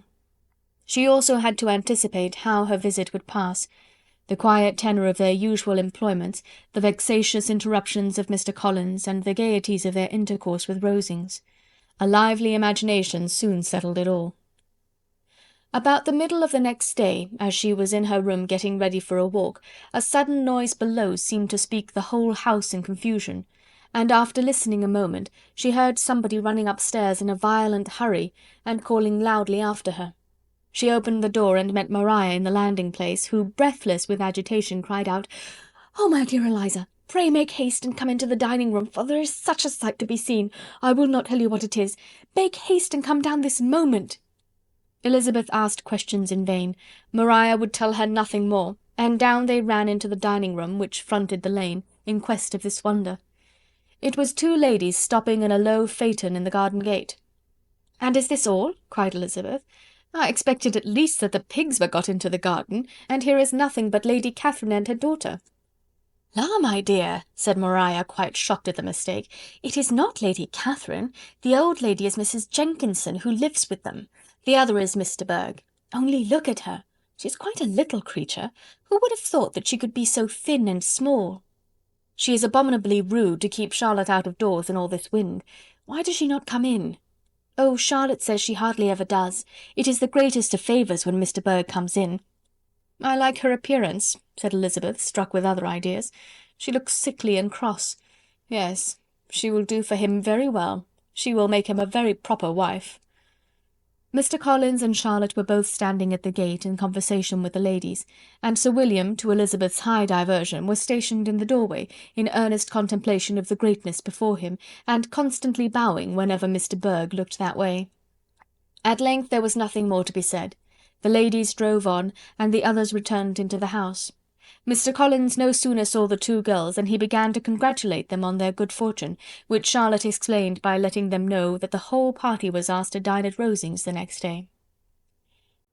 Chapter 29. Mr. Collins's triumph in consequence of this invitation was complete. The power of displaying the grandeur of his patroness to his wandering visitors, and of letting them see her civility towards himself and his wife, was exactly what he had wished for, and that an opportunity of doing it should be given so soon was such an instance of Lady Catherine's condescension as he knew not how to admire enough. "I confess," said he, "that I should not have been at all surprised by her ladyship's asking us on Sunday to drink tea and spend the evening at Rosings. I rather expected, from my knowledge of her affability, that it would happen. But who could have foreseen such an attention as this? Who could have imagined that we should receive an invitation to dine there, an invitation, moreover, including the whole party, so immediately after your arrival?" "I am the less surprised at what has happened," replied Sir William, "from that knowledge of what the manners of the great really are, which my situation in life has allowed me to acquire. About the court such instances of elegant breeding are not uncommon." Scarcely anything was talked of the whole day or next morning but their visit to Rosings. Mr. Collins was carefully instructing them in what they were to expect, that the sight of such rooms, so many servants, and so splendid a dinner might not wholly overpower them. When the ladies were separating for the toilette, he said to Elizabeth, "Do not make yourself uneasy, my dear cousin, about your apparel. Lady Catherine is far from requiring that elegance of dress in us which becomes herself and her daughter. I would advise you merely to put on whatever of your clothes is superior to the rest. There is no occasion for anything more. Lady Catherine will not think the worse of you for being simply dressed. She likes to have the distinction of rank preserved." While they were dressing, he came 2 or 3 times to their different doors, to recommend their being quick, as Lady Catherine very much objected to be kept waiting for her dinner. Such formidable accounts of her ladyship, and her manner of living, quite frightened Maria Lucas, who had been little used to company, and she looked forward to her introduction at Rosings with as much apprehension as her father had done to his presentation at St. James'. As the weather was fine, they had a pleasant walk of about half a mile across the park. Every park has its beauty and its prospects, and Elizabeth saw much to be pleased with, though she could not be in such raptures as Mr. Collins expected the scene to inspire, and was but slightly affected by his enumeration of the windows in front of the house, and his relation of what the glazing altogether had originally cost Sir Louis de Bourgh. When they ascended the steps to the hall, Maria's alarm was every moment increasing, and even Sir William did not look perfectly calm. Elizabeth's courage did not fail her. She had heard nothing of Lady Catherine that spoke her awful from any extraordinary talents or miraculous virtue, and the mere stateliness of money or rank she thought she could witness without trepidation. From the entrance hall, of which Mr. Collins pointed out with a rapturous air the fine proportion and the finished ornaments, they followed the servants through an antechamber to the room where Lady Catherine, her daughter, and Mrs. Jenkinson were sitting. Her ladyship, with great condescension, arose to receive them, and as Mrs. Collins had settled it with her husband that the office of introduction should be hers, it was performed in a proper manner, without any of those apologies and thanks which he would have thought necessary.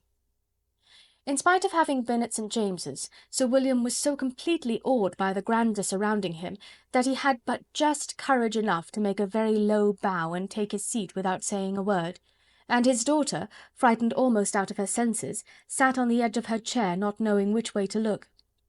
Elizabeth found herself quite equal to the scene, and could observe the three ladies before her composedly. Lady Catherine was a tall, large woman, with strongly marked features, which might once have been handsome. Her air was not conciliating, nor was her manner of receiving them such as to make her visitors forget their inferior rank. She was not rendered formidable by silence, but whatever she said was spoken in so authoritative a tone as marked her self-importance, and brought Mr. Wickham immediately to Elizabeth's mind, and from the observation of the day altogether she believed Lady Catherine to be exactly what he represented. When, after examining the mother, in whose countenance and deportment she soon found some resemblance of Mr. Darcy, she turned her eyes on the daughter, she could almost have joined in Maria's astonishment at her being so thin and so small. There was neither in figure nor face any likeness between the ladies. Mr. Berg was pale and sickly, her features, though not plain, were insignificant, and she spoke very little, except in a low voice to Mrs. Jenkinson, in whose appearance there was nothing remarkable, and who was entirely engaged in listening to what she said, and placing a screen in the proper direction before her eyes. After sitting a few minutes, they were all sent to one of the windows to admire the view, Mr. Collins attending them to point out its beauties, and Lady Catherine kindly informing them that it was much better worth looking at in the summer. The dinner was exceedingly handsome, and there were all the servants and all the articles of plate which Mr. Collins had promised, and as he had likewise foretold, he took his seat at the bottom of the table, by her ladyship's desire, and looked as if he felt that life could furnish nothing greater. He carved, and ate, and praised with delighted alacrity, and every dish was commended, first by him and then by Sir William, who was now enough recovered to echo whatever his son-in-law said, in a manner which Elizabeth wondered Lady Catherine could bear. But Lady Catherine seemed gratified by their excessive admiration, and gave most gracious smiles, especially when any dish on the table proved a novelty to them. The party did not supply much conversation. Elizabeth was ready to speak whenever there was an opening, but she was seated between Charlotte and Mr. Berg, the former of whom was engaged in listening to Lady Catherine, and the latter said not a word to her all dinner-time. Mrs. Jenkinson was chiefly employed in watching how little Mr. Berg ate, pressing her to try some other dish, and fearing she was indisposed. Maria thought speaking out of the question, and the gentlemen did nothing but eat and admire. When the ladies returned to the drawing-room, there was little to be done but to hear Lady Catherine talk, which she did without any intermission till coffee came in, delivering her opinion on every subject in so decisive a manner as proved that she was not used to have her judgment controverted. She inquired into Charlotte's domestic concerns familiarly and minutely, gave her a great deal of advice as to the management of them all, told her how everything ought to be regulated in so small a family as hers, and instructed her as to the care of her cows and her poultry. Elizabeth found that nothing was beneath this great lady's attention, which could furnish her with an occasion of dictating to others. In the intervals of her discourse with Mrs. Collins, she addressed a variety of questions to Maria and Elizabeth, but especially to the latter, of whose connections she knew the least, and who, she observed to Mrs. Collins, was a very genteel, pretty kind of girl. She asked her, at different times, how many sisters she had, whether they were older or younger than herself, whether any of them were likely to be married, whether they were handsome, where they had been educated, what carriage her father kept, and what had been her mother's maiden name. Elizabeth felt all the impertinence of her questions, but answered them very composedly. Lady Catherine then observed, "Your father's estate is entailed on Mr. Collins, I think. For your sake," turning to Charlotte, "I am glad of it, but otherwise I see no occasion for entailing estates from the female line. It was not thought necessary in Sir Lewis de Bourgh's family. Do you play and sing, Miss Bennet?"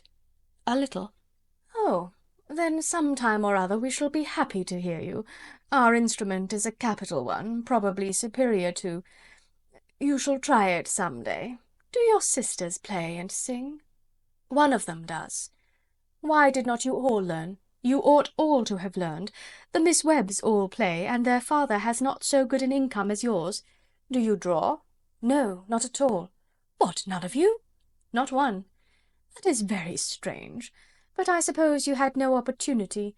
Your mother should have taken you to town every spring for the benefit of masters." "My mother would have had no objection, but my father hates London." "Has your governess left you?" "We never had a governess." "No governess? How was that possible? 5 daughters brought up at home without a governess! I never heard of such a thing. Your mother must have been quite a slave to your education." Elizabeth could hardly help smiling as she assured her that had not been the case. "Then who taught you? Who attended to you? Without a governess you must have been neglected." "Compared with some families, I believe we were. But such of us as wished to learn never wanted the means. We were always encouraged to read, and had all the masters that were necessary. Those who chose to be idle certainly might." "Ay, no doubt. But that is what a governess will prevent, and if I had known your mother, I should have advised her most strenuously to engage one. I always say that nothing is to be done in education without steady and regular instruction, and nobody but a governess can give it. It is wonderful how many families I have been the means of supplying in that way. I am always glad to get a young person well placed out. 4 nieces of Mrs. Jenkinson are most delightfully situated through my means, and it was but the other day that I recommended another young person, who was merely accidentally mentioned to me, and the family are quite delighted with her. Mrs. Collins, did I tell you of Lady Metcalfe's calling yesterday to thank me? She finds Miss Pope a treasure. Lady Catherine, said she, you have given me a treasure. Are any of your younger sisters out, Miss Bennet?" "Yes, ma'am, all."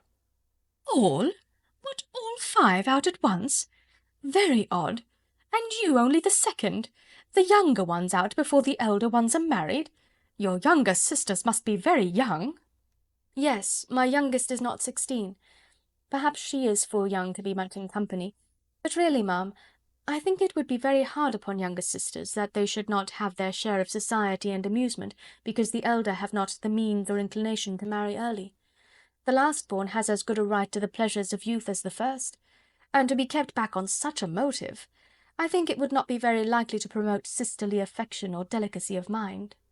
"Upon my word," said her ladyship, "you give your opinion very decidedly for so young a person. Pray, what is your age?" "With 3 younger sisters grown up," replied Elizabeth, smiling, "your ladyship can hardly expect me to own it." Lady Catherine seemed quite astonished at not receiving a direct answer, and Elizabeth suspected herself to be the first creature who had ever dared to trifle with so much dignified impertinence. "You cannot be more than 20, I am sure, therefore you need not conceal your age." "I am not 21." When the gentlemen had joined them, and tea was over, the card tables were placed.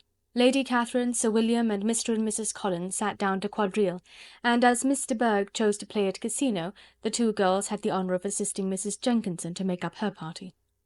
Their table was superlatively stupid.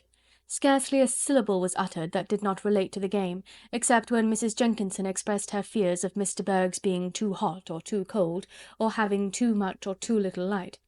A great deal more passed at the other table. Lady Catherine was generally speaking, stating the mistakes of the 3 others, or relating some anecdote of herself. Mr. Collins was employed in agreeing to everything her ladyship said, thanking her for every fish he won, and apologizing if he thought he won too many. Sir William did not say much. He was storing his memory with anecdotes and noble names. When Lady Catherine and her daughter had played as long as they chose, the tables were broken up, the carriage was offered to Mrs. Collins, gratefully accepted, and immediately ordered. The party then gathered round the fire to hear Lady Catherine determine what weather they were to have on the morrow.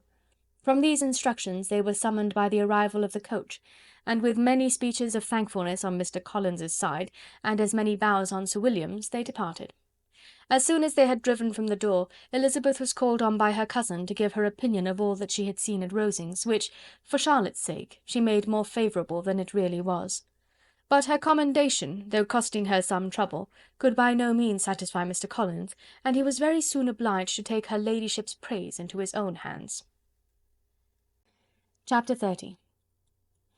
Sir William stayed only a week at Hunsford, but his visit was long enough to convince him of his daughter's being most comfortably settled, and of her possessing such a husband and such a neighbour as were not often met with.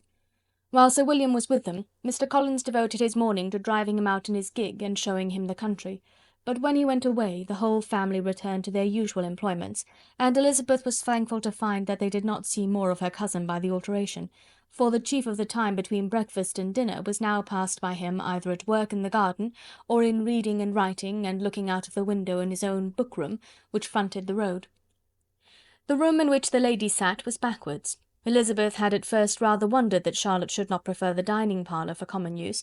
It was a better-sized room, and had a more pleasant aspect, but she soon saw that her friend had an excellent reason for what she did, for Mr. Collins would undoubtedly have been much less in his own apartment had they sat in one equally lively, and she gave Charlotte credit for the arrangement. From the drawing-room they could distinguish nothing in the lane, and were indebted to Mr. Collins for the knowledge of what carriages went along, and how often especially Mr. Berg drove by in her phaeton, which he never failed coming to inform them of, though it happened almost every day. She not infrequently stopped at the parsonage, and had a few minutes' conversation with Charlotte, but was scarcely ever prevailed upon to get out.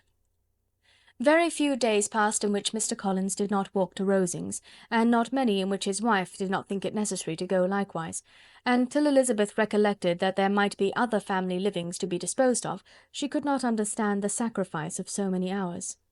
Now and then they were honoured with a call from her ladyship, and nothing escaped her observation that was passing in the room during these visits. She examined into their employments, looked at their work, and advised them to do it differently, found fault with the arrangement of the furniture, or detected the housemaid in negligence, and if she accepted any refreshment, seemed to do it only for the sake of finding out that Mrs. Collins's joints of meat were too large for her family. Elizabeth soon perceived that though this great lady was not in commission of the peace of the county, she was a most active magistrate in her own parish, the minutest concerns of which were carried to her by Mr. Collins, and whenever any of the cottagers were disposed to be quarrelsome, discontented, or too poor, she sallied forth into the village to settle their differences, silence their complaints, and scold them into harmony and plenty. The entertainment of dining at Rosings was repeated about twice a week, and allowing for the loss of Sir William and there being only one card-table in the evening, every such entertainment was the counterpart of the first. Their other engagements were few, as the style of living in the neighbourhood in general was beyond Mr. Collins's reach. This, however, was no evil to Elizabeth, and upon the whole she spent her time comfortably enough. There were half-hours of pleasant conversation with Charlotte, and the weather was so fine for the time of year that she had often great enjoyment out of doors. Her favourite walk, and where she frequently went while the others were calling on Lady Catherine, was along the open grove which edged that side of the park where there was a nice sheltered path, which no one seemed to value but herself, and where she felt beyond the reach of Lady Catherine's curiosity. In this quiet way the first fortnight of her visit soon passed away.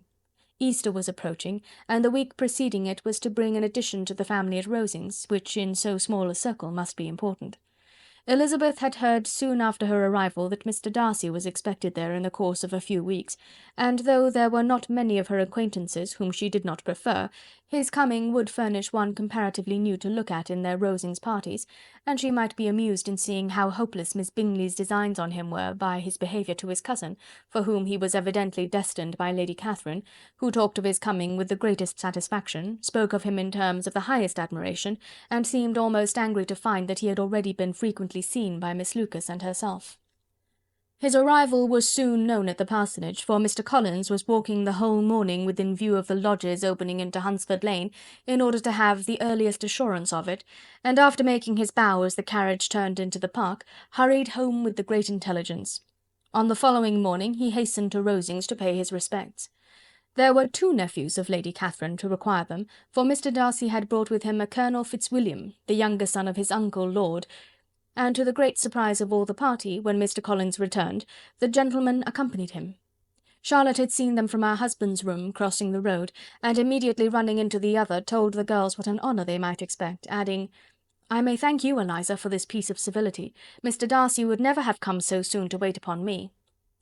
Elizabeth had scarcely time to disclaim all right to the compliment before their approach was announced by the door-bell, and shortly afterwards the three gentlemen entered the room. Colonel Fitzwilliam, who led the way, was about 30, not handsome, but in person and address most truly the gentleman. Mr. Darcy looked just as he had been used to look in Hertfordshire, paid his compliments with his usual reserve to Mrs. Collins, and whatever might be his feelings toward her friend, met her with every appearance of composure. Elizabeth merely curtsied to him without saying a word. Colonel Fitzwilliam entered into conversation directly with the readiness and ease of a well-bred man, and talked very pleasantly, but his cousin, after having addressed a slight observation on the house and garden to Mrs. Collins, sat for some time without speaking to anybody. At length, however, his civility was so far awakened as to inquire of Elizabeth after the health of her family. She answered him in the usual way, and after a moment's pause added, "My eldest sister has been in town these 3 months. Have you never happened to see her there?" She was perfectly sensible that he never had, but she wished to see whether he would betray any consciousness of what had passed between the Bingleys and Jane, and she thought he looked a little confused as he answered that he had never been so fortunate as to meet Miss Bennet. The subject was pursued no farther, and the gentlemen soon afterwards went away. Chapter 31. Colonel Fitzwilliam's manners were very much admired at the parsonage, and the ladies all felt that he must add considerably to the pleasures of their engagements at Rosings. It was some days, however, before they received any invitation thither, for while there were visitors in the house, they could not be necessary, and it was not till Easter Day, almost a week after the gentlemen's arrival, that they were honoured by such an attention, and then they were merely asked on leaving church to come there in the evening. For the last week they had seen very little of Lady Catherine or her daughter. Colonel Fitzwilliam had called at the parsonage more than once during the time, but Mr. Darcy they had seen only at church. The invitation was accepted, of course, and at a proper hour they joined the party in Lady Catherine's drawing-room. Her ladyship received them civilly, but it was plain that their company was by no means so acceptable as when she could get nobody else, and she was, in fact, almost engrossed by her nephews, speaking to them, especially to Darcy, much more than any other person in the room. Colonel Fitzwilliam seemed really glad to see them. Anything was a welcome relief to him at Rosings, and Mrs. Collins's pretty friend had, moreover, caught his fancy very much. He now seated himself by her, and talked so agreeably of Kent and Hertfordshire, of travelling and staying at home, of new books and music, that Elizabeth had never been half so well entertained in that room before, and they conversed with so much spirit and flow as to draw the attention of Lady Catherine herself as well as of Mr. Darcy.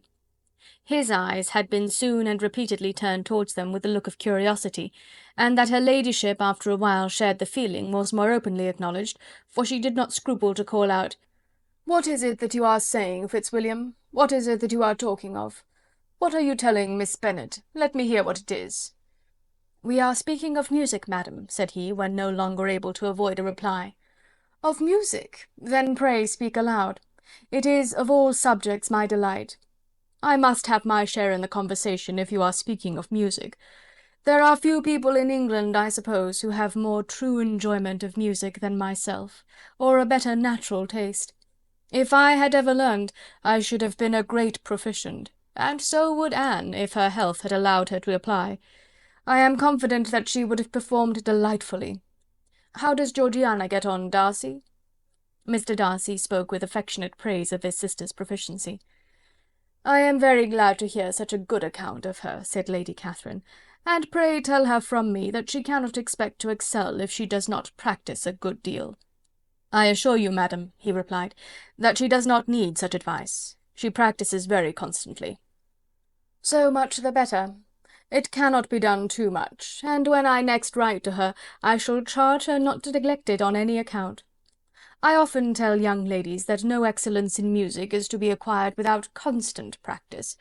I have told Miss Bennet several times that she will never play really well unless she practises more, and though Mrs. Collins has no instrument, she is very welcome, as I have often told her, to come to Rosings every day and play on the pianoforte in Mrs. Jenkinson's room. She would be in nobody's way, you know, in that part of the house." Mr. Darcy looked a little ashamed of his aunt's ill-breeding, and made no answer. When coffee was over, Colonel Fitzwilliam reminded Elizabeth of having promised to play to him, and she sat down directly to the instrument. He drew a chair near her. Lady Catherine listened to half a song, and then talked, as before, to her other nephew, till the latter walked away from her, and making with his usual deliberation towards the pianoforte, stationed himself so as to command a full view of the fair performer's countenance. Elizabeth saw what he was doing, and at the first convenient pause turned to him with an arch smile, and said, "You mean to frighten me, Mr. Darcy, by coming in all this state to hear me? I will not be alarmed, though your sister does play so well.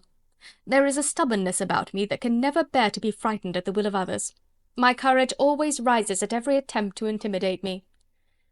"I shall not say you are mistaken," he replied, "because you could not really believe me to entertain any design of alarming you, and I have had the pleasure of your acquaintance long enough to know that you find great enjoyment in occasionally professing opinions which, in fact, are not your own."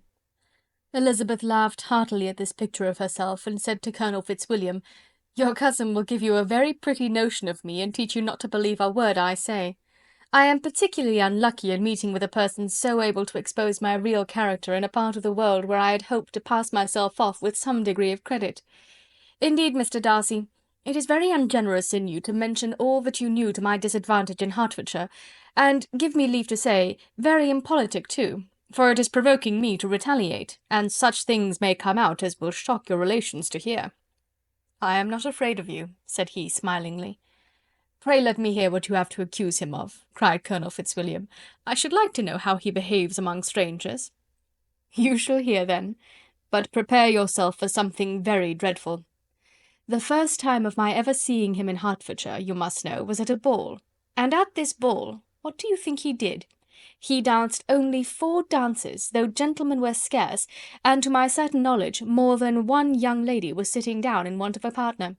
Mr. Darcy, you cannot deny the fact." "I had not at that time the honour of knowing any lady in the assembly beyond my own party." "True, and nobody can ever be introduced in a ballroom. Well, Colonel Fitzwilliam, what do I play next? My fingers wait your orders." "Perhaps," said Darcy, "I should have judged better, had I sought an introduction, but I am ill qualified to recommend myself to strangers." "Shall we ask your cousin the reason of this?" said Elizabeth, still addressing Colonel Fitzwilliam. "Shall we ask him why a man of sense and education, and who has lived in the world, is ill qualified to recommend himself to strangers?" "I can answer your question," said Fitzwilliam, without applying to him. "It is because he will not give himself the trouble." "I certainly have not the talent which some people possess," said Darcy, "of conversing easily with those I have never seen before. I cannot catch their tone of conversation, or appear interested in their concerns, as I often see done." "My fingers," said Elizabeth, "do not move over this instrument in the masterly manner which I see many women's do. They have not the same force or rapidity, and do not produce the same expression. But then I have always supposed it to be my own fault, because I will not take the trouble of practising. It is not that I do not believe my fingers as capable as any other woman's of superior execution." Darcy smiled and said, "You are perfectly right. You have employed your time much better. No one admitted to the privilege of hearing you can think anything wanting. We neither of us perform to strangers." Here they were interrupted by Lady Catherine, who called out to know what they were talking of. Elizabeth immediately began playing again. Lady Catherine approached, and after listening for a few minutes, said to Darcy, "Miss Bennet would not play at all amiss if she practised more, and could have the advantage of a London master.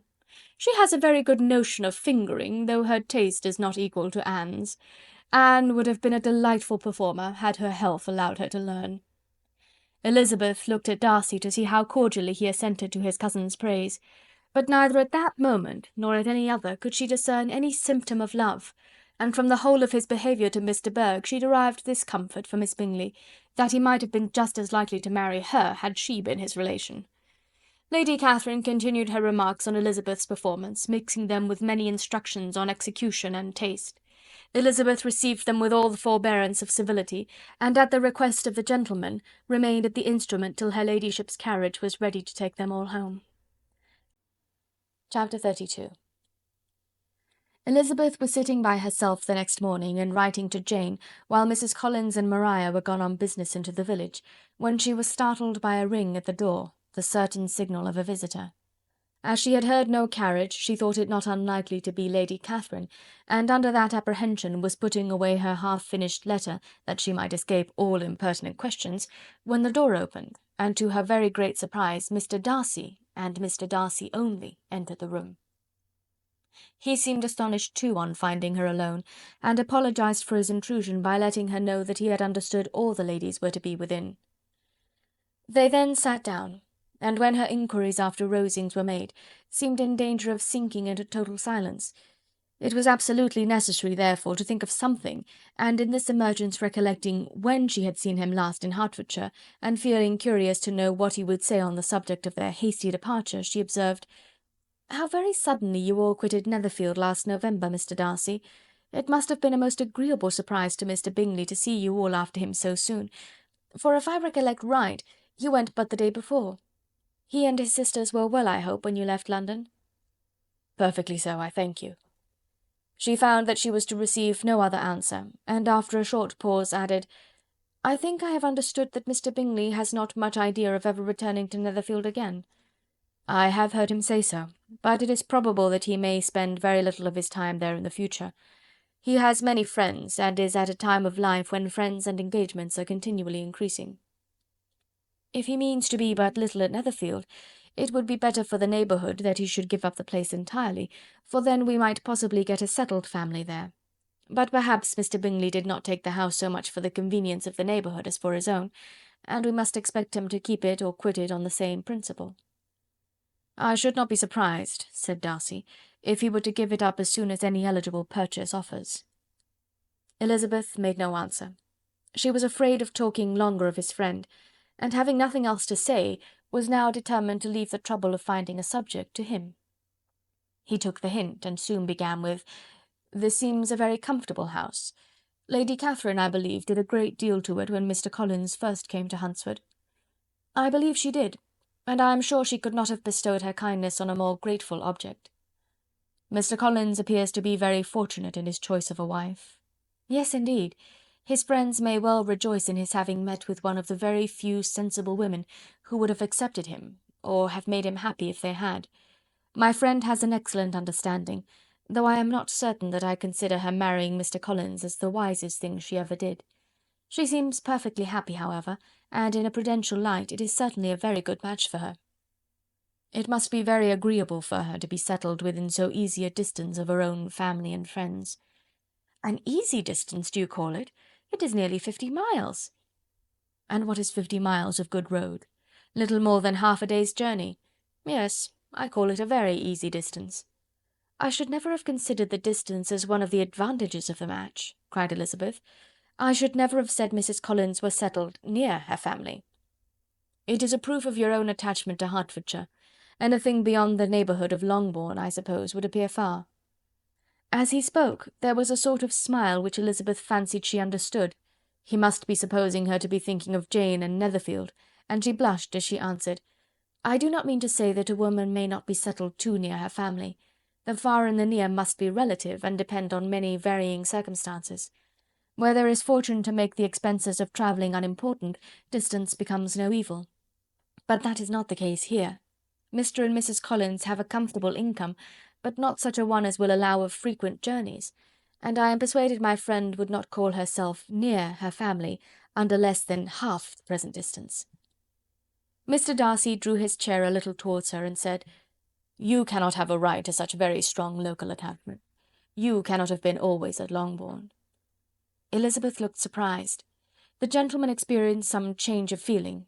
He drew back his chair, took a newspaper from the table, and glancing over it, said in a colder voice, "Are you pleased with Kent?" A short dialogue on the subject of the country ensued, on either side calm and concise, and soon put an end to by the entrance of Charlotte and her sister, just returned from her walk. The tete-a-tete surprised them. Mr. Darcy related the mistake which had occasioned his intruding on Miss Bennet, and after sitting a few minutes longer without saying much to anybody, went away. "What can be the meaning of this?" said Charlotte as soon as he was gone. "My dear Eliza, he must be in love with you, or he would never have called on us in this familiar way." But when Elizabeth told of his silence, it did not seem very likely, even to Charlotte's wishes, to be the case, and after various conjectures they could at last only suppose his visit to proceed from the difficulty of finding anything to do, which was the more probable from the time of year. All field sports were over. Within doors there was Lady Catherine, books, and a billiard table, but gentlemen cannot always be within doors, and in the nearness of the parsonage, or the pleasantness of the walk to it, or of the people who lived in it, The two cousins found a temptation from this period of walking thither almost every day. They called at various times of the morning, sometimes separately, sometimes together, and now and then accompanied by their aunt. It was plain to them all that Colonel Fitzwilliam came because he had pleasure in their society, a persuasion which of course recommended him still more, and Elizabeth was reminded by her own satisfaction in being with him, as well as by his evident admiration of her former favourite, George Wickham, and though, in comparing them, she saw there was less captivating softness in Colonel Fitzwilliam's manners, she believed he might have the best informed mind. But why Mr. Darcy came so often to the parsonage, it was more difficult to understand. It could not be for society, as he frequently sat there 10 minutes together without opening his lips, and when he did speak, it seemed the effect of necessity rather than of choice, a sacrifice to propriety, not a pleasure to himself. He seldom appeared really animated. Mrs. Collins knew not what to make of him. Colonel Fitzwilliam's occasionally laughing at his stupidity proved that he was generally different, which her own knowledge of him could not have told her, and as she would like to have believed this change the effect of love, and the object of that love her friend Eliza, she set herself seriously to work to find it out. She watched him whenever they were at Rosings, and whenever he came to Hunsford, but without much success. He certainly looked at her friend a great deal, but the expression of that look was disputable. It was an earnest, steadfast gaze, but she often doubted whether there were much admiration in it, and sometimes it seemed nothing but absence of mind. She had once or twice suggested to Elizabeth the possibility of his being partial to her, but Elizabeth always laughed at the idea, and Mrs. Collins did not think it right to press the subject, from the danger of raising expectations which might only end in disappointment, for in her opinion it admitted not of a doubt that all her friend's dislike would vanish if she could suppose him to be in her power. In her kind schemes for Elizabeth, she sometimes planned her marrying Colonel Fitzwilliam. He was beyond comparison the most pleasant man. He certainly admired her, and his situation in life was most eligible. But to counterbalance these advantages, Mr. Darcy had considerable patronage in the church, and his cousin could have none at all. Chapter 33. More than once did Elizabeth, in her rambles within the park, unexpectedly meet Mr. Darcy. She felt all the perverseness of the mischance that should bring him where no one else was brought, and, to prevent its ever happening again, took care to inform him at first that it was a favourite haunt of hers. How it could occur a second time, therefore, was very odd. Yet it did, and even a third. It seemed like wilful ill-nature, or a voluntary penance, for on these occasions it was not merely a few formal inquiries and an awkward pause and then away, but he actually thought it necessary to turn back and walk with her. He never said a great deal, nor did she give herself the trouble of talking or of listening much, but it struck her in the course of their third rencontre that he was asking some odd, unconnected questions about her pleasure in being at Hunsford, her love of solitary walks, and her opinion of Mr. and Mrs. Collins's happiness, and that in speaking of Rosings and her not perfectly understanding the house, he seemed to expect that whenever she came into Kent again she would be staying there too. His words seemed to imply it. Could he have Colonel Fitzwilliam in his thoughts? She supposed, if he meant anything, he must mean an allusion to what might arise in that quarter. It distressed her a little, and she was quite glad to find herself at the gate in the pales opposite the parsonage. She was engaged one day as she walked, in perusing Jane's last letter, and dwelling on some passages which proved that Jane had not written in spirits, when, instead of being again surprised by Mr. Darcy, she saw on looking up that Colonel Fitzwilliam was meeting her. Putting away the letter immediately, and forcing a smile, she said, "I did not know before that you ever walked this way." "I have been making the tour of the park," he replied, "as I generally do every year, and intend to close it with a call at the parsonage. Are you going much farther?" "No, I should have turned in a moment." And accordingly she did turn, and they walked towards the parsonage together. "Do you certainly leave Kent on Saturday?" said she. "Yes, if Darcy does not put it off again, but I am at his disposal. He arranges the business just as he pleases." "And if not able to please himself in the arrangement, he has at least pleasure in the great power of choice. I do not know anybody who seems more to enjoy the power of doing what he likes than Mr. Darcy."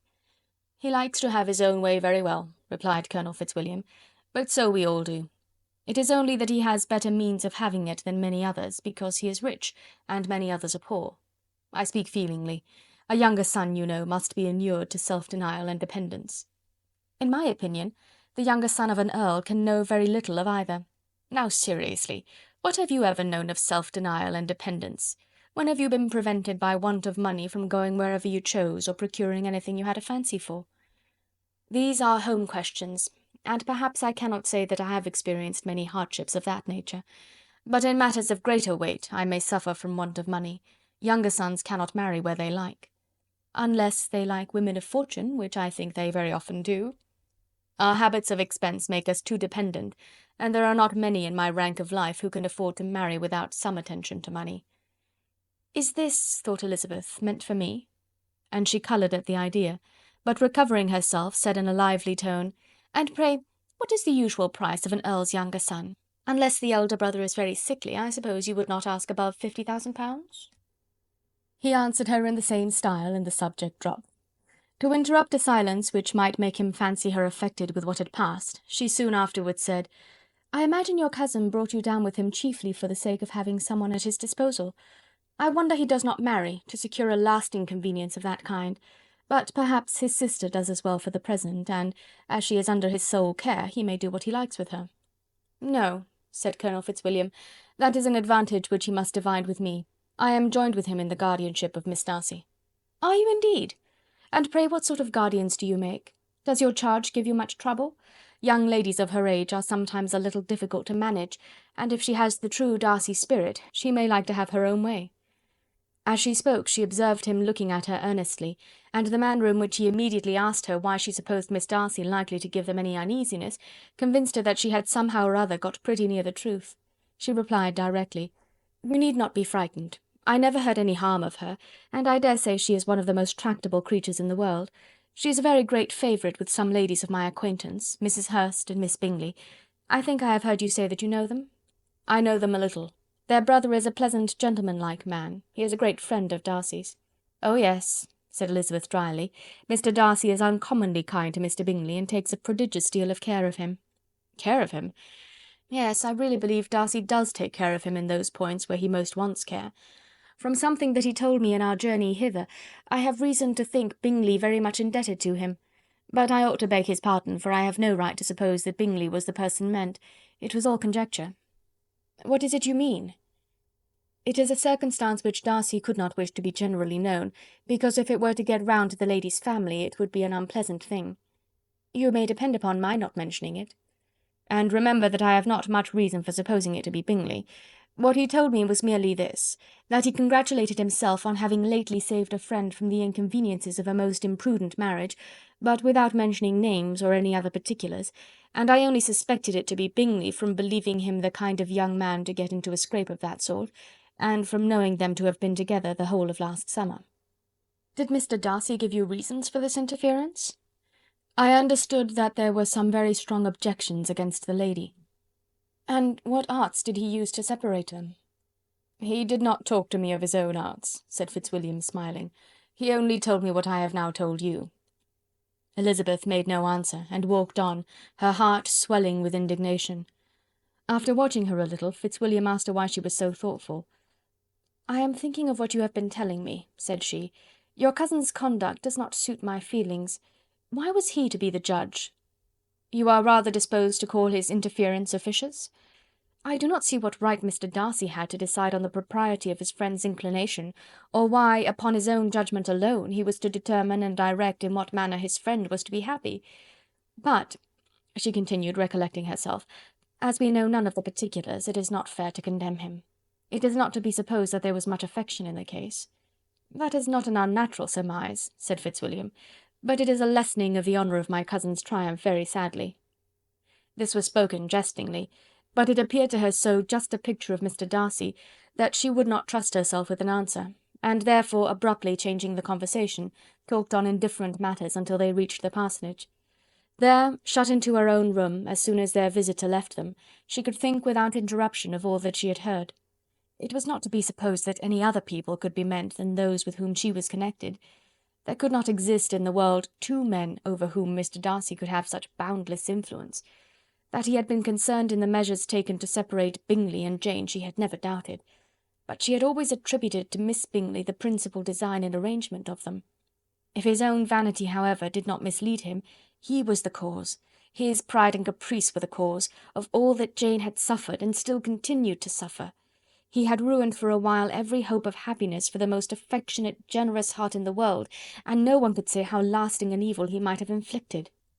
There were some very strong objections against the lady, were Colonel Fitzwilliam's words, and those strong objections probably were her having one uncle who was a country attorney, and another who was in business in London. To Jane herself, she exclaimed, there could be no possibility of objection. All loveliness and goodness as she is, her understanding excellent, her mind improved, and her manners captivating. Neither could anything be urged against my father, who, though with some peculiarities, has abilities Mr. Darcy himself need not disdain, and respectability which he will probably never reach. When she thought of her mother, her confidence gave way a little, but she would not allow that any objections there had material weight with Mr. Darcy, whose pride, she was convinced, would receive a deeper wound from the want of importance in his friends' connections, than from their want of sense, and she was quite decided at last that he had been partly governed by this worst kind of pride, and partly by the wish of retaining Mr. Bingley for his sister. The agitation and tears which the subject occasioned brought on a headache, and it grew so much worse towards the evening that, added to her unwillingness to see Mr. Darcy, it determined her not to attend her cousins to Rosings, where they were engaged to drink tea. Mrs. Collins, seeing that she was really unwell, did not press her to go, and as much as possible prevented her husband from pressing her, but Mr. Collins could not conceal his apprehension of Lady Catherine's being rather displeased by her staying at home. Chapter 34. When they were gone, Elizabeth, as if intending to exasperate herself as much as possible against Mr. Darcy, chose for her employment the examination of all the letters which Jane had written to her since her being in Kent. They contained no actual complaint, nor was there any revival of past occurrences, or any communication of present suffering. But in all, and in almost every line of each, there was a want of that cheerfulness which had been used to characterize her style, and which, proceeding from the serenity of a mind at ease with itself and kindly disposed towards everyone, had been scarcely ever clouded. Elizabeth noticed every sentence conveying the idea of uneasiness with an attention which it had hardly received on the first perusal. Mr. Darcy's shameful boast of what misery he had been able to inflict gave her a keener sense of her sister's sufferings.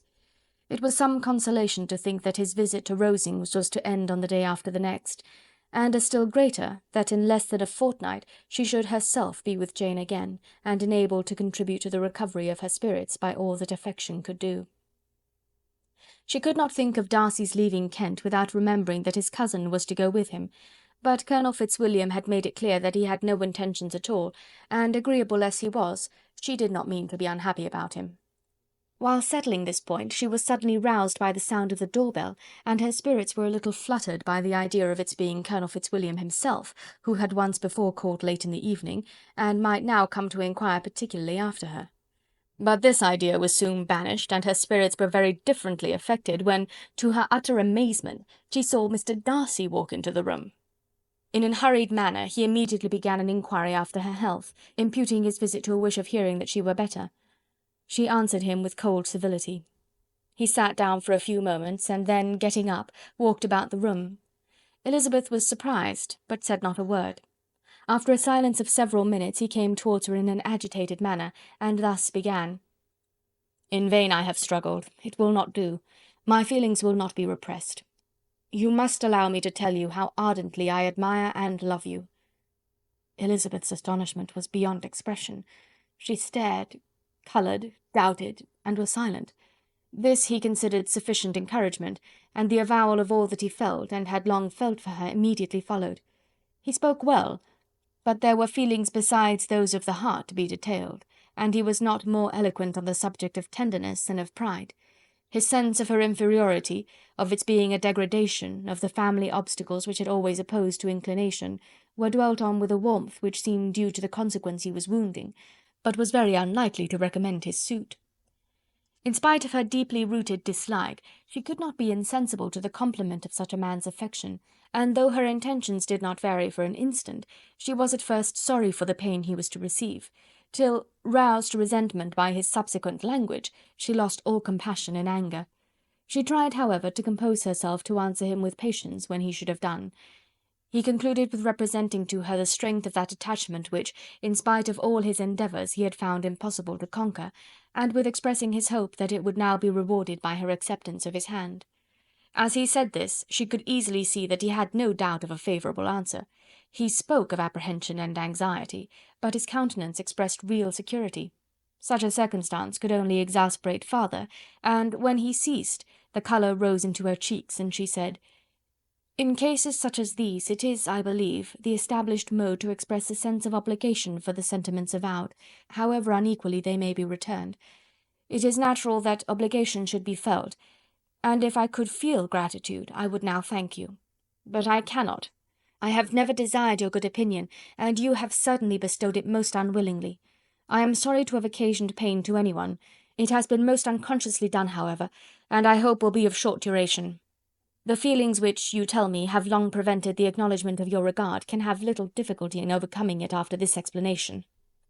Mr. Darcy, who was leaning against the mantelpiece with his eyes fixed on her face, seemed to catch her words with no less resentment than surprise.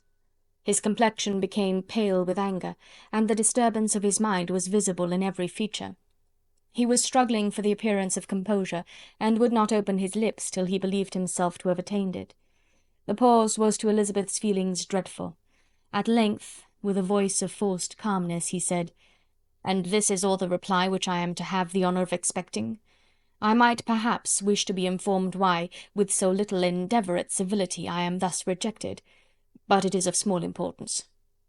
"I might as well inquire," replied she, "why, with so evident a desire of offending and insulting me, you chose to tell me that you liked me against your will, against your reason, and even against your character.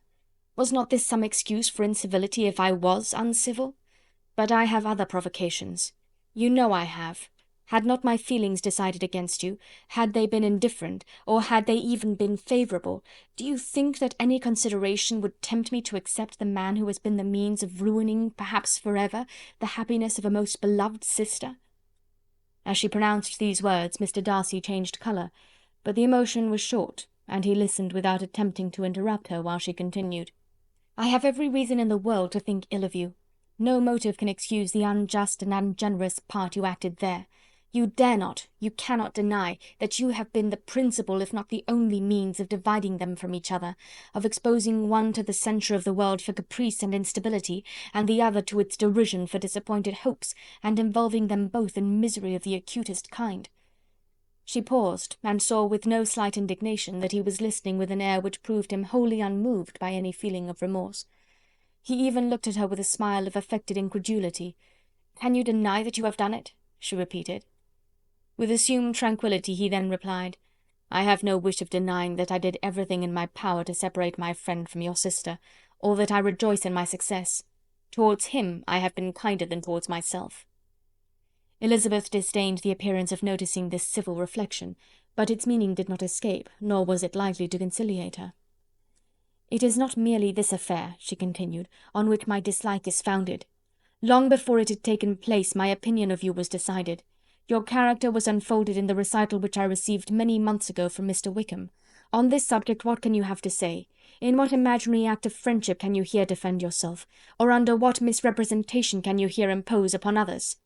"You take an eager interest in that gentleman's concerns," said Darcy, in a less tranquil tone, and with a heightened colour. "Who that knows what his misfortunes have been can help feeling an interest in him?" "His misfortunes!" repeated Darcy contemptuously. "Yes, his misfortunes have been great indeed." "And of your infliction," cried Elizabeth with energy, "you have reduced him to his present state of poverty, comparative poverty. You have withheld the advantages which you must know to have been designed for him. You have deprived the best years of his life of that independence which was no less his due than his desert. You have done all this, and yet you can treat the mention of his misfortune with contempt and ridicule." "And this," cried Darcy, as he walked with quick steps across the room, "is your opinion of me? This is the estimation in which you hold me? I thank you for explaining it so fully. My faults, according to this calculation, are heavy indeed.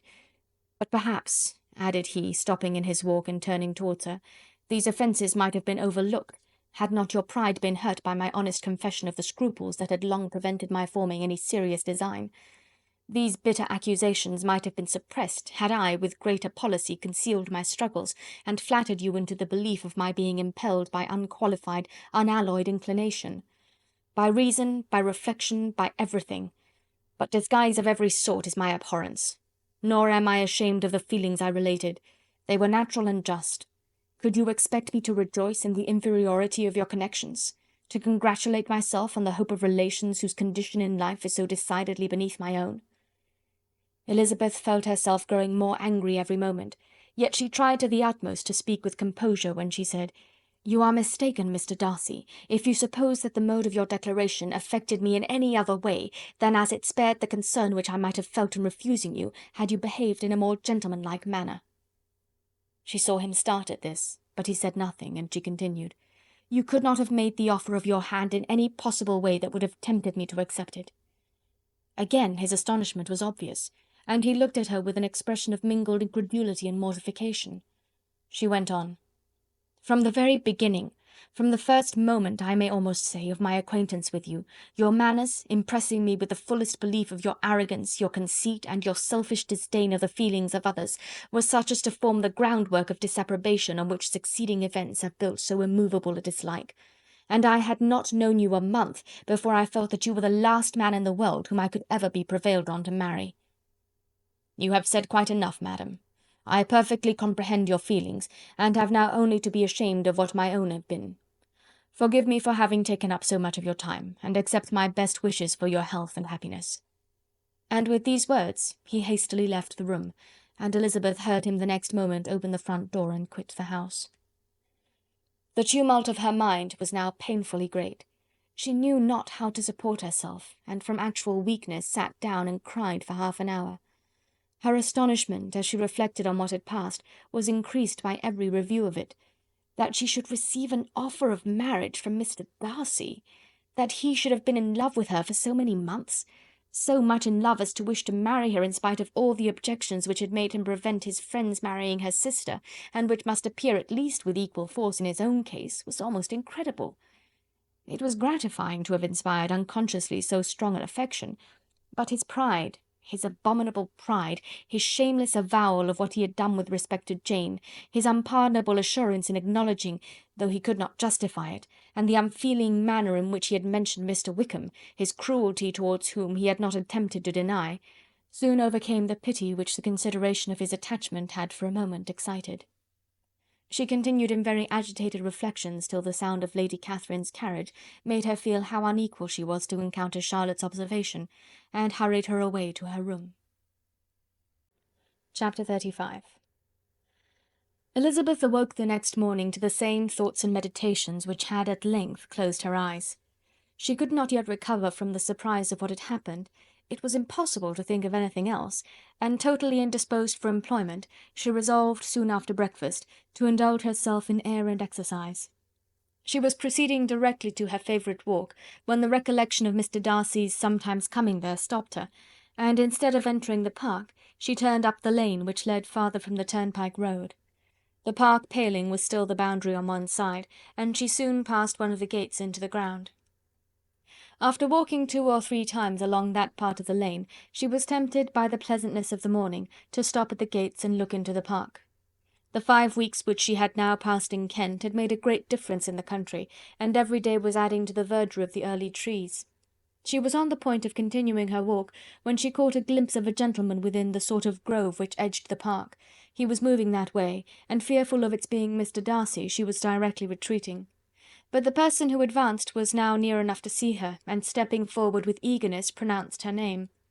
She had turned away, but on hearing herself called, though in a voice which proved it to be Mr. Darcy, she moved again towards the gate. He had by that time reached it also, and holding out a letter, which she instinctively took, said, with a look of haughty composure, "I have been walking in the grove some time in the hope of meeting you. Will you do me the honour of reading that letter?" And then, with a slight bow, turned again into the plantation, and was soon out of sight. With no expectation of pleasure, but with the strongest curiosity, Elizabeth opened the letter, and to her still increasing wonder, perceived an envelope containing 2 sheets of letter paper, written quite through in a very close hand. The envelope itself was likewise full. Pursuing her way along the lane, she then began it, It was dated from Rosings at 8 o'clock in the morning, and was as follows: "Be not alarmed, madam, on receiving this letter, by the apprehension of its containing any repetitions of those sentiments or renewal of those offers which were last night so disgusting to you. I write without any intention of paining you, or humbling myself, by dwelling on wishes which, for the happiness of both, cannot be too soon forgotten, and the effort which the formation and the perusal of this letter must occasion should have been spared had not my character required it to be written and read. You must, therefore, pardon the freedom with which I demand your attention. Your feelings, I know, will bestow it unwillingly, but I demand it of your justice. Two offences of a very different nature, and by no means of equal magnitude, you laid last night to my charge.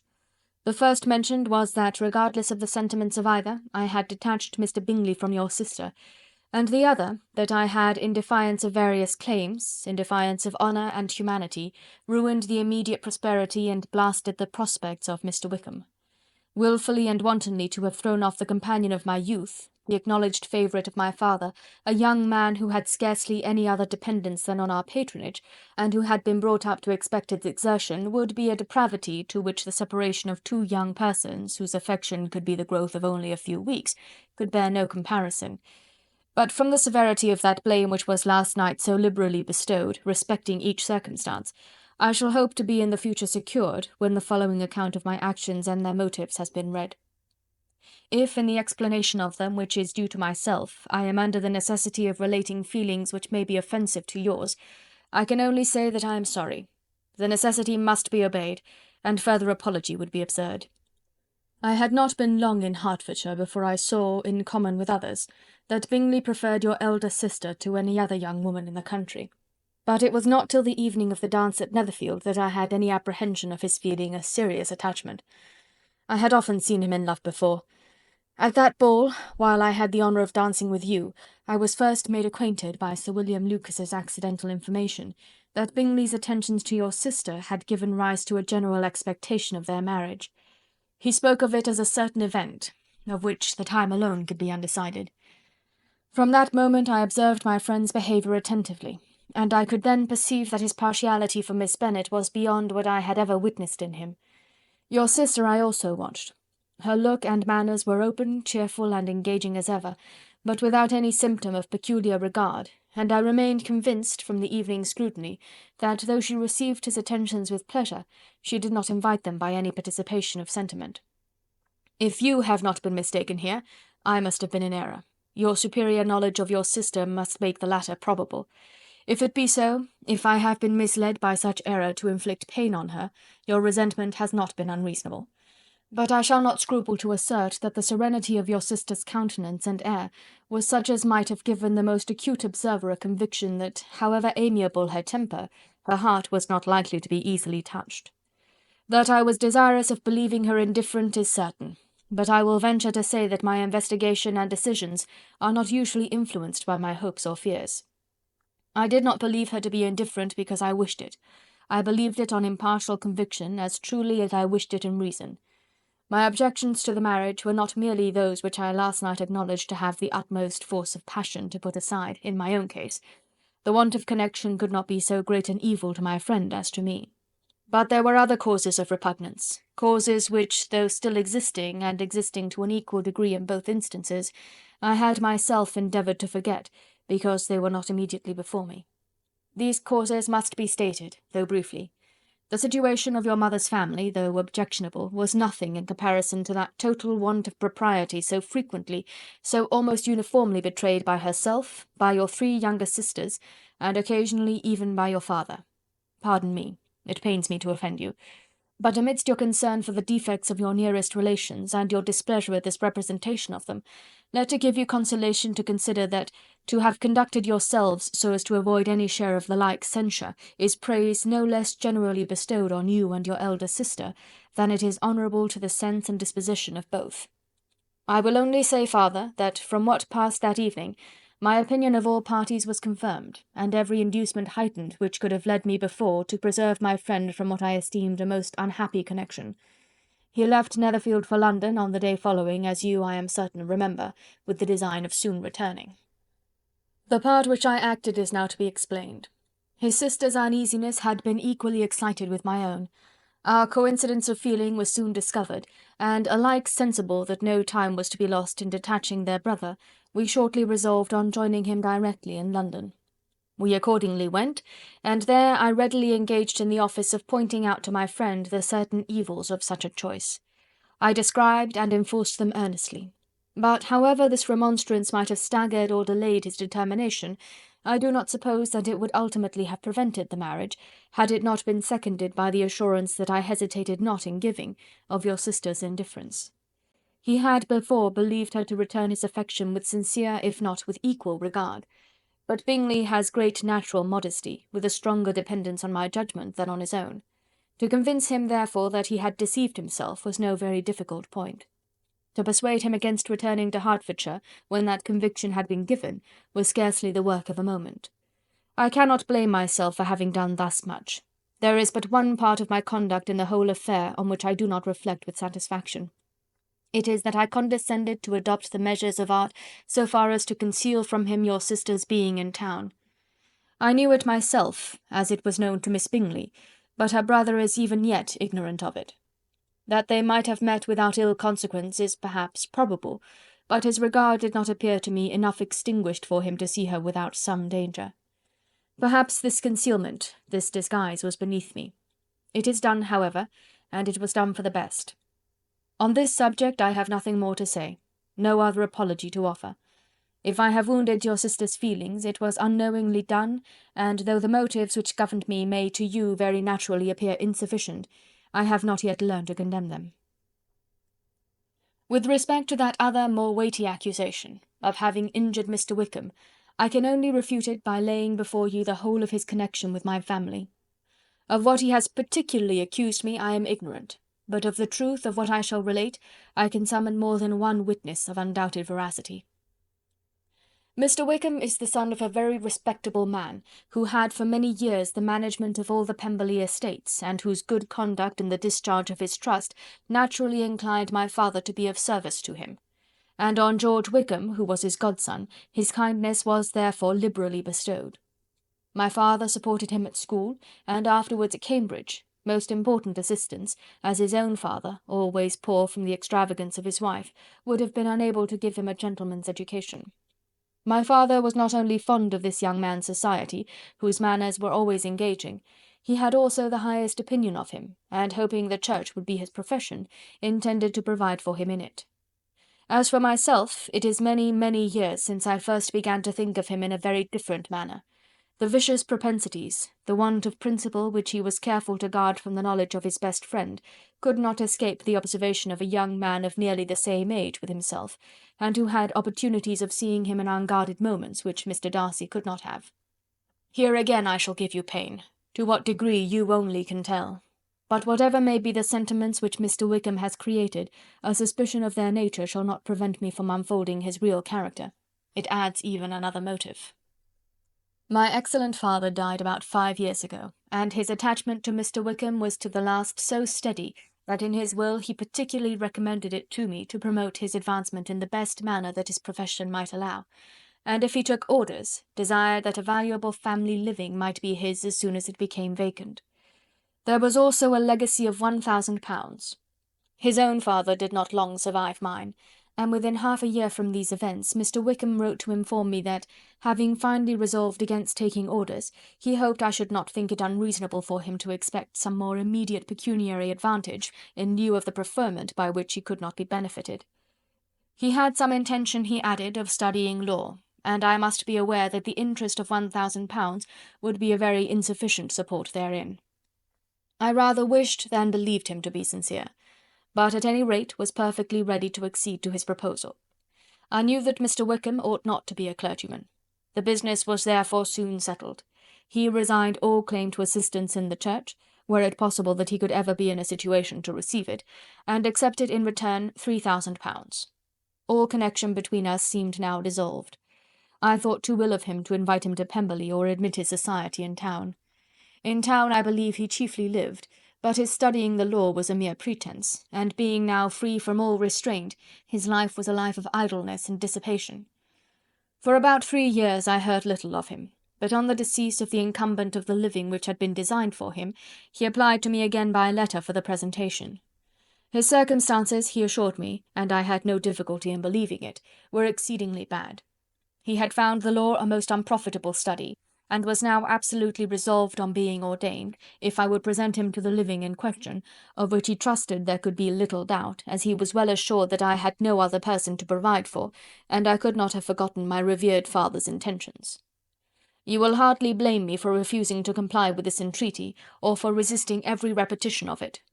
His resentment was in proportion to the distress of his circumstances, and he was doubtless as violent in his abuse of me to others as in his reproaches to myself. After this period every appearance of acquaintance was dropped. How he lived I know not. But last summer he was again most painfully obtruded on my notice. I must now mention a circumstance which I would wish to forget myself, and which no obligation less than the present should induce me to unfold to any human being. Having said thus much, I feel no doubt of your secrecy. My sister, who is more than 10 years my junior, was left to the guardianship of my mother's nephew, Colonel Fitzwilliam, and myself. About a year ago she was taken from school, and an establishment formed for her in London, and last summer she went with the lady who presided over it to Ramsgate, and thither also went Mr. Wickham, undoubtedly by design, for there proved to have been a prior acquaintance between him and Mrs. Young, in whose character we were most unhappily deceived. And by her connivance and aid he so far recommended himself to Georgiana, whose affectionate heart retained a strong impression of his kindness to her as a child, that she was persuaded to believe herself in love, and to consent to an elopement. She was then but 15, which must be her excuse, and after stating her imprudence, I am happy to add that I owed the knowledge of it to herself. I joined them unexpectedly a day or two before the intended elopement, and then Georgiana, unable to support the idea of grieving and offending a brother whom she almost looked up to as a father, acknowledged the whole to me. You may imagine what I felt and how I acted. Regard for my sister's credit and feelings prevented any public exposure, but I wrote to Mr. Wickham, who left the place immediately, and Mrs. Young was of course removed from her charge. Mr. Wickham's chief object was unquestionably my sister's fortune, which is £30,000, but I cannot help supposing that the hope of revenging himself on me was a strong inducement. His revenge would have been complete indeed.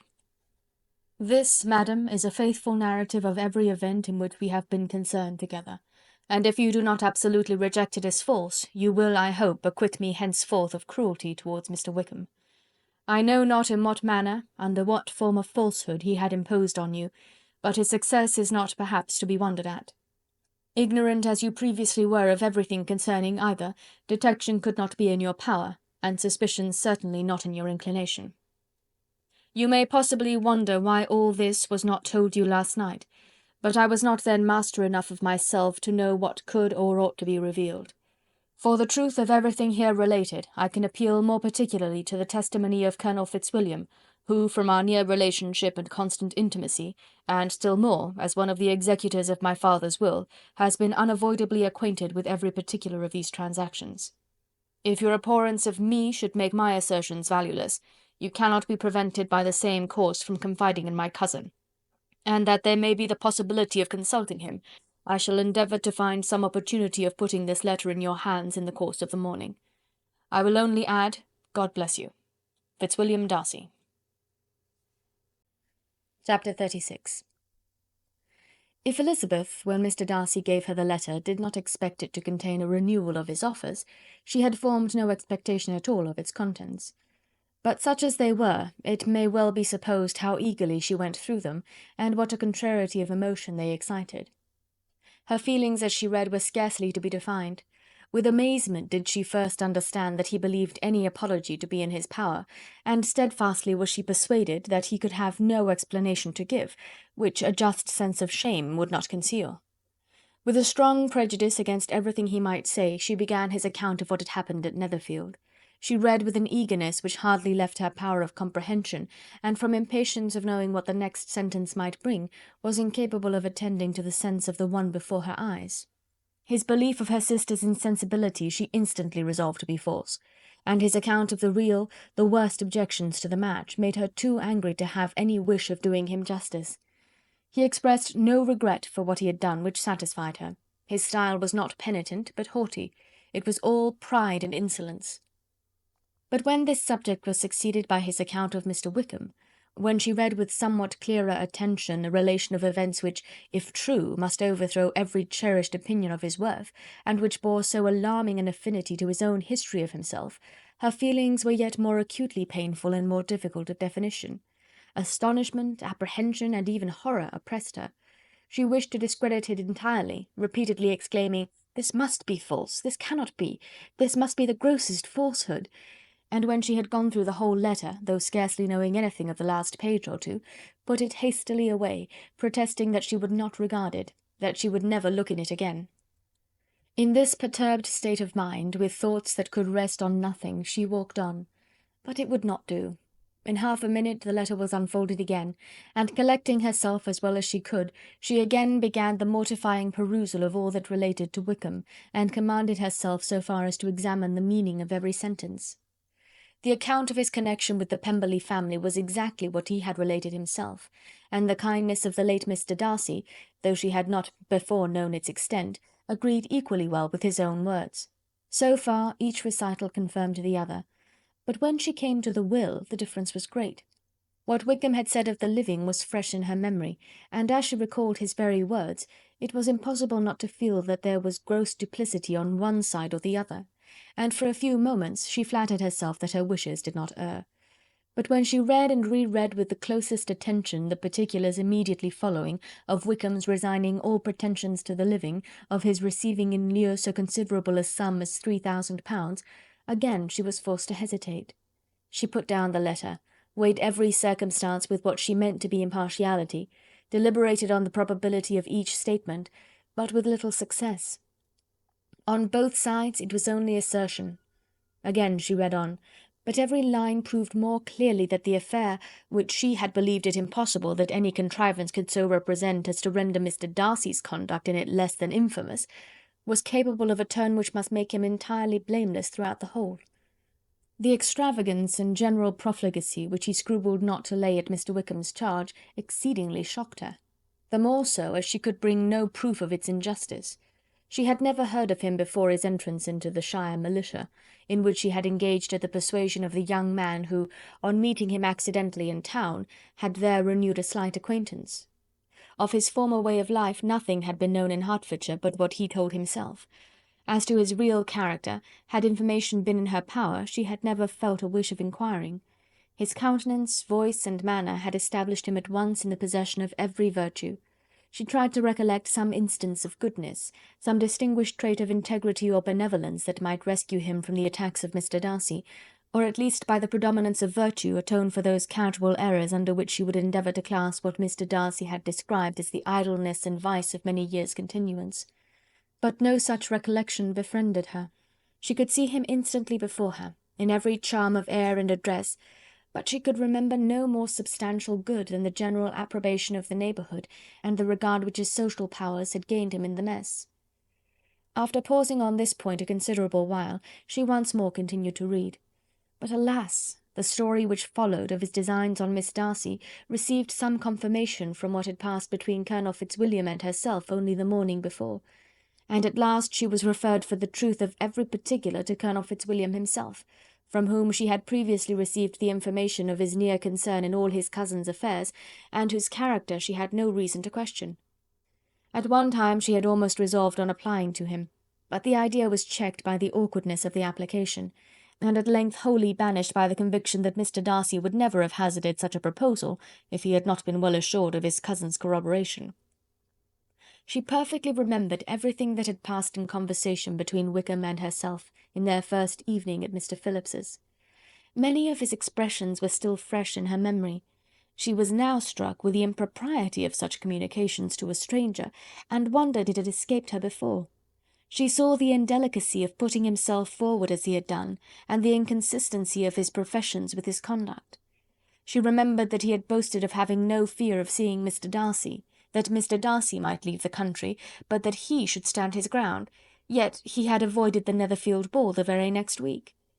She remembered also that, till the Netherfield family had quitted the country, he had told his story to no one but herself, but that after their removal it had been everywhere discussed, that he had then no reserves, no scruples in sinking Mr. Darcy's character, though he had assured her that respect for the father would always prevent his exposing the son.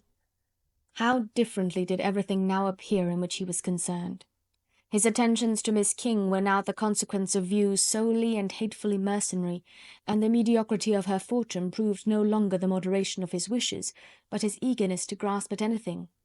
His behaviour to herself could now have had no tolerable motive. He had either been deceived with regard to her fortune, or had been gratifying his vanity by encouraging the preference which she believed she had most incautiously shown. Every lingering struggle in his favour grew fainter and fainter, and in farther justification of Mr. Darcy, she could not but allow Mr. Bingley, when questioned by Jane, had long ago asserted his blamelessness in the affair. That proud and repulsive as were his manners, she had never, in the whole course of their acquaintance, an acquaintance which had latterly brought them much together, and given her a sort of intimacy with his ways, seen anything that betrayed him to be unprincipled or unjust, anything that spoke him of irreligious or immoral habits; that among his own connections he was esteemed and valued; that even Wickham had allowed him merit as a brother, and that she had often heard him speak so affectionately of his sister as to prove him capable of some amiable feeling; that, had his actions been what Mr. Wickham represented them, so gross a violation of everything right could hardly have been concealed from the world, and that friendship between a person capable of it and such an amiable man as Mr. Bingley was incomprehensible.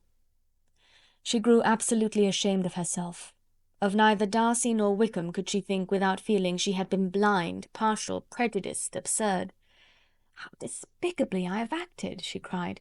"I, who have prided myself on my discernment, I, who have valued myself on my abilities, who have often disdained the generous candour of my sister, and gratified my vanity in useless or blameable mistrust. How humiliating is this discovery! Yet how just a humiliation! Had I been in love, I could not have been more wretchedly blind. But vanity, not love, has been my folly. Pleased with the preference of one, and offended by the neglect of the other on the very beginning of our acquaintance, I have courted prepossession and ignorance, and driven reason away where either were concerned. Till this moment I never knew myself." From herself to Jane, from Jane to Bingley, her thoughts were in a line which soon brought to her recollection that Mr. Darcy's explanation there had appeared very insufficient, and she read it again. Widely different was the effect of a second perusal. How could she deny that credit to his assertions in one instance, which she had been obliged to give in the other? He declared himself to be totally unsuspicious of her sister's attachment. And she could not help remembering what Charlotte's own opinion had always been. Neither could she deny the justice of his description of Jane. She felt that Jane's feelings, though fervent, were little displayed, and that there was a constant complacency in her air and manner not often united with great sensibility. When she came to that part of the letter in which her family were mentioned in terms of such mortifying yet merited reproach, her sense of shame was severe. The justice of the charge struck her too forcibly for denial, and the circumstances to which he particularly alluded as having passed at the Netherfield ball, and as confirming all his first disapprobation, could not have made a stronger impression on his mind than on hers. The compliment to herself and her sister was not unfelt. It soothed, but it could not console her for the contempt which had thus been self-attracted by the rest of her family, and as she considered that Jane's disappointment had in fact been the work of her nearest relations, and reflected how materially the credit of both must be hurt by such impropriety of conduct, she felt depressed beyond anything she had ever known before. After wandering along the lane for 2 hours, giving way to every variety of thought, reconsidering events, determining probabilities, and reconciling herself as well as she could to a change so sudden and so important, fatigue and a recollection of her long absence made her at length return home, and she entered the house with the wish of appearing cheerful as usual, and the resolution of repressing such reflections as must make her unfit for conversation. She was immediately told that the 2 gentlemen from Rosings had each called during her absence, Mr. Darcy only for a few minutes to take leave, but that Colonel Fitzwilliam had been sitting with them at least an hour, hoping for her return, and almost resolving to walk after her till she could be found. Elizabeth could but just affect concern in missing him. She really rejoiced at it. Colonel Fitzwilliam was no longer an object. She could think only of her letter. Chapter 37. The two gentlemen left Rosings the next morning, and Mr. Collins, having been in waiting near the lodges to make them his parting obeisance, was able to bring home the pleasing intelligence of their appearing in very good health, and in as tolerable spirits as could be expected after the melancholy scene so lately gone through at Rosings. To Rosings he then hastened to console Lady Catherine and her daughter, and on his return brought back, with great satisfaction, a message from her ladyship, importing that she felt herself so dull as to make her very desirous of having them all to dine with her. Elizabeth could not see Lady Catherine without recollecting that, had she chosen it, she might by this time have been presented to her as her future niece, nor could she think without a smile of what her ladyship's indignation would have been. What would she have said, how would she have behaved, were questions with which she amused herself. Their first subject was the diminution of the Rosings party. "I assure you I feel it exceedingly," said Lady Catherine. "I believe no one feels the loss of friends so much as I do, but I am particularly attached to these young men, and know them to be so attached to me. They were excessively sorry to go, but so they always are. The dear Colonel rallied his spirits tolerably till just at last, but Darcy seemed to feel it most acutely, more, I think, than last year. His attachment to Rosings certainly increases." Mr. Collins had a compliment and an allusion to throw in here, which were kindly smiled on by the mother and daughter. Lady Catherine observed, after dinner, that Miss Bennet seemed out of spirits, and immediately accounting for it by herself, by supposing that she did not like to go home again so soon, she added, "But if that is the case, you must write to your mother and beg that you may stay a little longer. Mrs. Collins will be very glad of your company, I am sure." "I am very obliged to your ladyship for your kind invitation," replied Elizabeth, "but it is not in my power to accept it. I must be in town next Saturday." "Why, at that rate, you will have been here only 6 weeks. I expected you to stay 2 months. I told Mrs. Collins so before you came. There can be no occasion for your going so soon. Mrs. Bennet could certainly spare you for another fortnight." "But my father cannot. He wrote last week to hurry my return." "Oh, your father, of course, may spare you, if your mother can. Daughters are never of so much consequence to a father, and if you will stay another month complete, it will be in my power to take one of you as far as London, for I am going there early in June for a week, and as Dawson does not object to the barouche box, there will be very good room for one of you, and indeed, if the weather should happen to be cool, I should not object to taking you both, as you are neither of you large." "You are all kindness, madam, but I believe we must abide by our original plan." Lady Catherine seemed resigned. "Mrs. Collins, you must send a servant with them. You know I always speak my mind, and I cannot bear the idea of 2 young women travelling post by themselves. It is highly improper. You must contrive to send somebody. I have the greatest dislike in the world to that sort of thing. Young women should always be properly guarded and attended, according to their situation in life. When my niece Georgiana went to Ramsgate last summer, I made a point of her having 2 men-servants go with her. Miss Darcy, the daughter of Mr. Darcy of Pemberley, and Lady Anne, could not have appeared with propriety in a different manner. I am excessively attentive to all those things. You must send John with the young ladies, Mrs. Collins. I am glad it occurred to me to mention it, for it would really be discreditable to you to let them go alone." "My uncle is to send a servant for us." "Oh, your uncle! He keeps a manservant, does he? I am very glad you have somebody who thinks of these things. Where shall you change horses? Oh, Bromley, of course.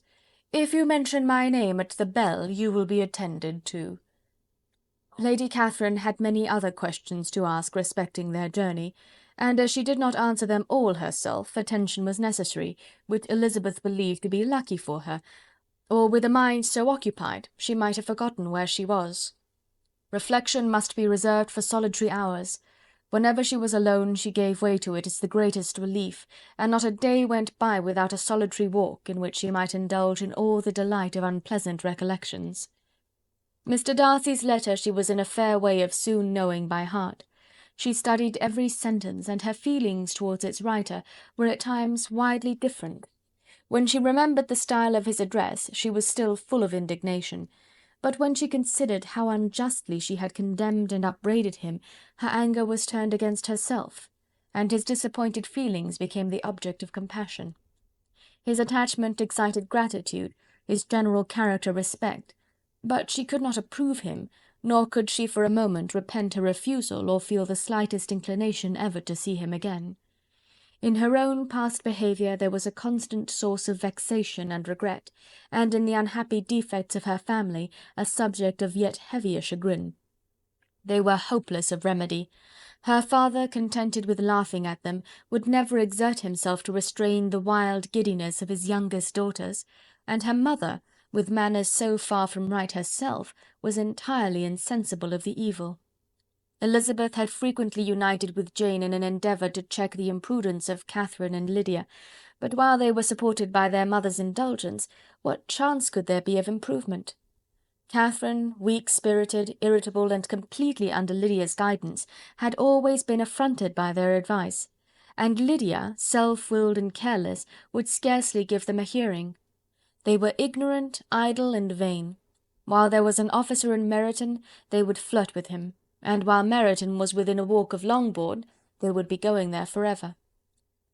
Anxiety on Jane's behalf was another prevailing concern, and Mr. Darcy's explanation, by restoring Bingley to all her former good opinion, heightened the sense of what Jane had lost. His affection was proved to have been sincere, and his conduct cleared of all blame, unless any could attach to the implicitness of his confidence in his friend. How grievous, then, was the thought that, of a situation so desirable in every respect, so replete with advantage, so promising for happiness, Jane had been deprived by the folly and indecorum of her own family. When to these recollections was added the development of Wickham's character, it may be easily believed that the happy spirits which had seldom been depressed before were now so much affected as to make it almost impossible for her to appear tolerably cheerful. Their engagements at Rosings were as frequent during the last week of her stay as they had been at first. The very last evening was spent there, and her ladyship again inquired minutely into the particulars of their journey, gave them directions as to the best method of packing, and was so urgent on the necessity of placing gowns in the only right way, that Maria thought herself obliged, on her return, to undo all the work of the morning, and pack her trunk afresh. When they parted, Lady Catherine, with great condescension, wished them a good journey, and invited them to come to Hunsford again next year, and Miss de Bourgh exerted herself so far as to curtsy and hold out her hand to both. Chapter 38. On Saturday morning Elizabeth and Mr. Collins met for breakfast a few minutes before the others appeared, and he took the opportunity of paying the parting civilities which he deemed indispensably necessary. "I know not, Miss Elizabeth," said he, "whether Mrs. Collins has yet expressed her sense of your kindness in coming to us. I am very certain you will not leave the house without receiving her thanks for it. The favour of your company has been much felt, I assure you. We know how little there is to tempt anyone to our humble abode. Our plain manner of living, our small rooms and few domestics, and the little we see of the world, must make Hunsford extremely dull to a young lady like yourself. But I hope you will believe us grateful for the condescension, and that we have done everything in our power to prevent your spending your time unpleasantly." Elizabeth was eager with her thanks and assurances of happiness. She had spent 6 weeks with great enjoyment, and the pleasure of being with Charlotte, and the kind attentions she had received, must make her feel the obliged. Mr. Collins was gratified, and with a more smiling solemnity replied, "It gives me great pleasure to hear that you have passed your time not disagreeably. We have certainly done our best, and most fortunately having it in our power to introduce you to very superior society, and from our connection with Rosings, the frequent means of varying the humble home scene, I think we may flatter ourselves that your Hunsford visit cannot have been entirely irksome. Our situation with regard to Lady Catherine's family is indeed the sort of extraordinary advantage and a blessing which few can boast. You see on what a footing we are. You see how continually we are engaged there. In truth, I must acknowledge that, with all the disadvantages of this humble parsonage, I should not think any one abiding in it an object of compassion, while they are the sharers of our intimacy at Rosings." Words were insufficient for the elevation of his feelings, and he was obliged to walk about the room, while Elizabeth tried to unite civility and truth in a few short sentences. "You may, in fact, carry a very favourable report of us into Hertfordshire, my dear cousin. I flatter myself, at least, that you will be able to do so. Lady Catherine's great attentions to Mrs. Collins have been a daily witness of, and altogether, I trust, it does not appear that your friend has drawn an unfortunate... but on this point it will be as well to be silent. Only let me assure you, my dear Miss Elizabeth, that I can from my heart most cordially wish you equal felicity in marriage. My dear Charlotte and I have but one mind and one way of thinking. There is in everything a most remarkable resemblance of character and ideas between us. We seem to have been designed for each other." Elizabeth could safely say that it was a great happiness where that was the case, and with equal sincerity could add that she firmly believed and rejoiced in his domestic comforts. She was not sorry, however, to have the recital of them interrupted by the lady from whom they sprang. Poor Charlotte! It was melancholy to leave her to such society, but she had chosen it with her eyes open, and though evidently regretting that her visitors were to go, she did not seem to ask for compassion. Her home and her housekeeping, her parish and her poultry, and all their dependent concerns, had not yet lost their charms. At length the chaise arrived, the trunks were fastened on, the parcels placed within, and it was pronounced to be ready. After an affectionate parting between the friends, Elizabeth was attended to the carriage by Mr. Collins, and as they walked down the garden he was commissioning her with his best respects to all her family, not forgetting his thanks for the kindness he had received at Longbourn in the winter, and his compliments to Mr. and Mrs. Gardiner, though unknown. He then handed her in, Maria followed, and the door was on the point of being closed, when he suddenly reminded them, with some consternation, that they had hitherto forgotten to leave any message for the ladies at Rosings. "But," he added, "you will of course wish to have your humble respects delivered to them, with your grateful thanks for their kindness to you while you have been here." Elizabeth made no objection, the door was then allowed to be shut, and the carriage drove off. "Good gracious!" cried Maria, after a few minutes' silence, "it seems but a day or two since we first came, and yet how many things have happened!" "A great many indeed," said her companion with a sigh. "We have dined 9 times at Rosings, besides drinking tea there twice. How much I shall have to tell!" Elizabeth added privately, "and how much I shall have to conceal." Their journey was performed without much conversation or any alarm, and within 4 hours of their leaving Hunsford they reached Mr. Gardiner's house, where they were to remain a few days. Jane looked well, and Elizabeth had little opportunity of studying her spirits amidst the various engagements which the kindness of her aunt had reserved for them. But Jane was to go home with her, and at Longbourn there would be leisure enough for observation. It was not without an effort, meanwhile, that she could wait even for Longbourn before she told her sister of Mr. Darcy's proposals. To know that she had the power of revealing what would so exceedingly astonish Jane, and must at the same time so highly gratify whatever of her own vanity she had not yet been able to reason away, was such a temptation to openness as nothing could have conquered but the state of indecision in which she remained as to the extent of what she should communicate, and her fear, if she once entered on the subject, of being hurried into repeating something of Bingley which might only grieve her sister further. Chapter 39. It was the 2nd week in May in which the 3 young ladies set out together from Gracechurch Street for the town of in Hertfordshire, and as they drew near the appointed inn where Mr. Bennet's carriage was to meet them, they quickly perceived, in token of the coachman's punctuality, both Kitty and Lydia looking out of a dining-room upstairs. These 2 girls had been above an hour in the place, happily employed in visiting an opposite milliner, watching the sentinel on guard, and dressing a salad and cucumber. After welcoming their sisters, they triumphantly displayed a table set out with such cold meat as an inn larder usually affords, exclaiming, "Is not this nice? Is not this an agreeable surprise?" "And we mean to treat you all," added Lydia, "but you must lend us the money, for we have just spent ours at the shop out there." Then, showing her purchases, "Look here, I have bought this bonnet. I do not think it is very pretty, but I thought I might as well buy it as not. I shall pull it to pieces as soon as I get home, and see if I can make it up any better." And when her sisters abused it as ugly, she added, with perfect unconcern, "Oh, but there were 2 or 3 much uglier in the shop, and when I have bought some prettier coloured satin to trim it with fresh, I think it will be very tolerable. Besides, it will not much signify what one wears this summer, after the Shire have left Meryton, and they are going in a fortnight." "Are they indeed?" cried Elizabeth, with the greatest satisfaction. "They are going to be encamped near Brighton, and I do so want papa to take us all there for the summer. It would be such a delicious scheme, and I dare say would hardly cost anything at all. Mamma would like to go too, of all things. Only think what a miserable summer else we shall have."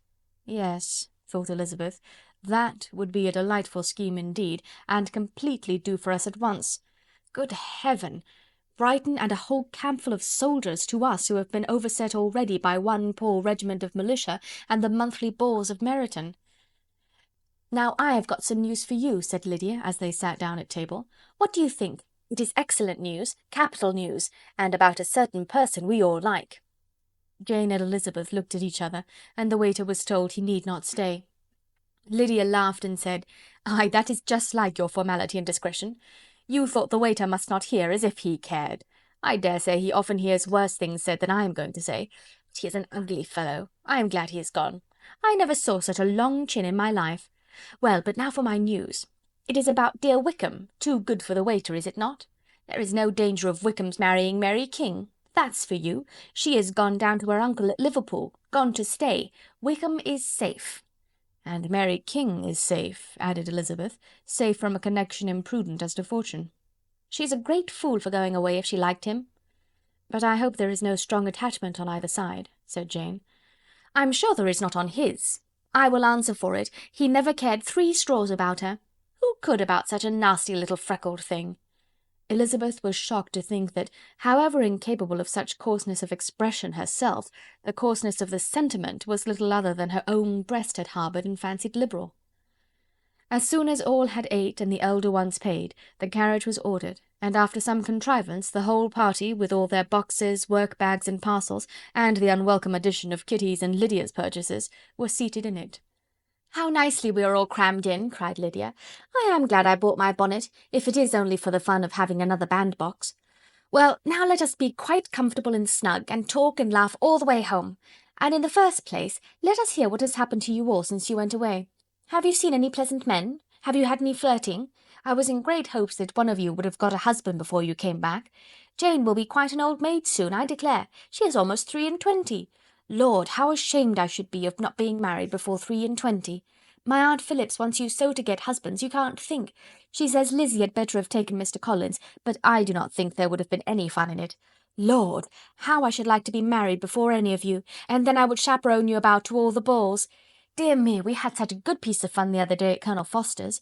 Kitty and me were to spend the day there, and Mrs. Forster promised to have a little dance in the evening. By the by, Mrs. Forster and me are such friends, and so she asked the 2 Harringtons to come, but Harriet was ill, and so Pen was forced to come by herself. And then, what do you think we did? We dressed up Chamberlain in women's clothes on purpose to pass for a lady. Only think what fun! Not a soul knew of it but Colonel and Mrs. Forster and Kitty and me, except my aunt, for we were forced to borrow one of her gowns, and you cannot imagine how well he looked. When Denny and Wickham and Pratt and 2 or 3 more of the men came in, they did not know him in the least. Lord, how I laughed, and so did Mrs. Forster. I thought I should have died, and that made the men suspect something, and they soon found out what was the matter." With such kinds of histories of their parties and good jokes did Lydia, assisted by Kitty's hints and additions, endeavour to amuse her companions all the way to Longbourn. Elizabeth listened as little as she could, but there was no escaping the frequent mention of Wickham's name. Their reception at home was most kind. Mrs. Bennet rejoiced to see Jane in undiminished beauty, and more than once during dinner did Mr. Bennet say voluntarily to Elizabeth, "I am glad you are come back, Lizzie." Their party in the dining-room was large, for almost all the Lucases came to meet Maria and hear the news, and various were the subjects that occupied them. Lady Lucas was inquiring of Maria after the welfare and poultry of her eldest daughter. Mrs. Bennet was doubly engaged, on one hand collecting an account of the present fashions from Jane, who sat some way below her, and on the other retailing them to all the younger Lucases, and Lydia, in a voice rather louder than any other person's, was enumerating the various pleasures of the morning to anybody who would hear her. "Oh, Mary," said she, "I wish you had gone with us, for we had such fun. As we went along, Kitty and I drew up the blinds and pretended there was nobody in the coach, and I should have gone so all the way if Kitty had not been sick. And when we got to the George, I do think we behaved very handsomely, for we treated the other three with the nicest cold luncheon in the world, and if you had gone we would have treated you too. And then when we came away it was such fun. I thought we should never have got into the coach. I was ready to die of laughter, and then we were so merry all the way home. We talked and laughed so loud that anybody might have heard us 10 miles off." To this Mary gravely replied, "Far be it from me, my dear sister, to depreciate such pleasures. They would doubtless be congenial with the generality of female minds, but I confess they would have no charms for me. I should infinitely prefer a book." But of this answer Lydia heard not a word. She seldom listened to anybody for more than half a minute, and never attended to Mary at all. In the afternoon Lydia was urgent with the rest of the girls to walk to Meryton and to see how everybody went on, but Elizabeth steadily opposed the scheme. It should not be said that the Miss Bennets could not be at home half a day before they were in pursuit of the officers. There was another reason, too, for her opposition. She dreaded seeing Mr. Wickham again, and was resolved to avoid it as long as possible. The comfort to her of the regiment's approaching removal was indeed beyond expression. In a fortnight they were to go, and once gone, she hoped there could be nothing more to plague her on his account. She had not been many hours at home before she found that the Brighton scheme, of which Lydia had given them a hint at the inn, was under frequent discussion between her parents. Elizabeth saw directly that her father had not the smallest intention of yielding, but his answers were at the same time so vague and equivocal that her mother, though often disheartened, had never yet despaired of succeeding at last. Chapter 40. Elizabeth's impatience to acquaint Jane with what had happened could no longer be overcome, and at length, resolving to suppress every particular in which her sister was concerned, and preparing her to be surprised, she related to her the next morning the chief of the scene between Mr. Darcy and herself. Miss Bennet's astonishment was soon lessened by the strong sisterly partiality which made any admiration of Elizabeth appear perfectly natural, and all surprise was shortly lost in other feelings. She was sorry that Mr. Darcy should have delivered his sentiments in a manner so little suited to recommend them, but still more was she grieved for the unhappiness which her sister's refusal must have given him. "His being so sure of succeeding was wrong," said she, "and certainly ought not to have appeared, but consider how much it must increase his disappointment." "Indeed," replied Elizabeth, "I am heartily sorry for him, but he has other feelings, which will probably soon drive away his regard for me. You do not blame me, however, for refusing him?" "Blame you? Oh, no." "But you blame me for having spoken so warmly of Wickham?" "No, I do not know that you are wrong in saying what you did." "But you will know it when I tell you what happened the very next day." She then spoke of the letter, repeating the whole of its contents as far as they concerned George Wickham. What a stroke was this for poor Jane, who would willingly have gone through the world without believing that so much wickedness existed in the whole race of mankind as were here collected in one individual. Nor was Darcy's vindication, though grateful to her feelings, capable of consoling her for such discovery. Most earnestly did she labour to prove the probability of error, and seek to clear the one without involving the other. "This will not do," said Elizabeth. "You will never be able to make both of them good for anything. Take your choice, but you must be satisfied with only one. There is but such a quantity of merit between them, just enough to make one good sort of man, and of late it has been shifting about pretty much. For my part, I am inclined to believe it all Darcy's, but you shall do as you choose." It was some time, however, before a smile could be extorted from Jane. "I do not know when I have been more shocked," said she. "Wickham so very bad? It is almost past belief. And poor Mr. Darcy! Dear Lizzy, only consider what he must have suffered. Such a disappointment, and with the knowledge of your ill opinion too, and having to relate such a thing of his sister. It is really too distressing.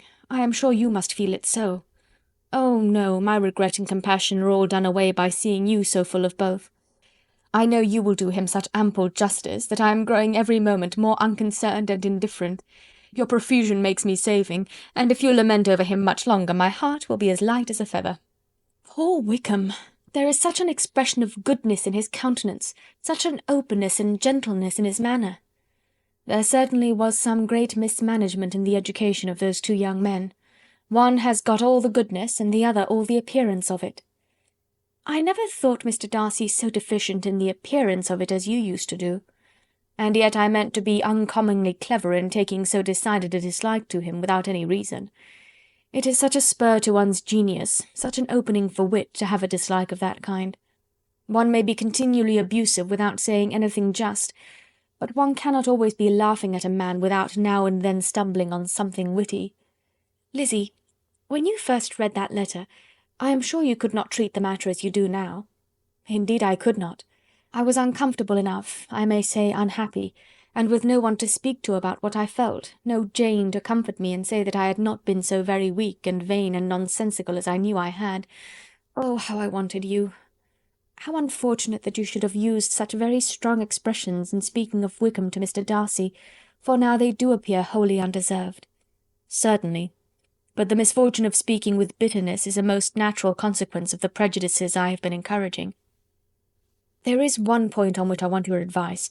I want to be told whether I ought or ought not to make our acquaintances in general understand Wickham's character."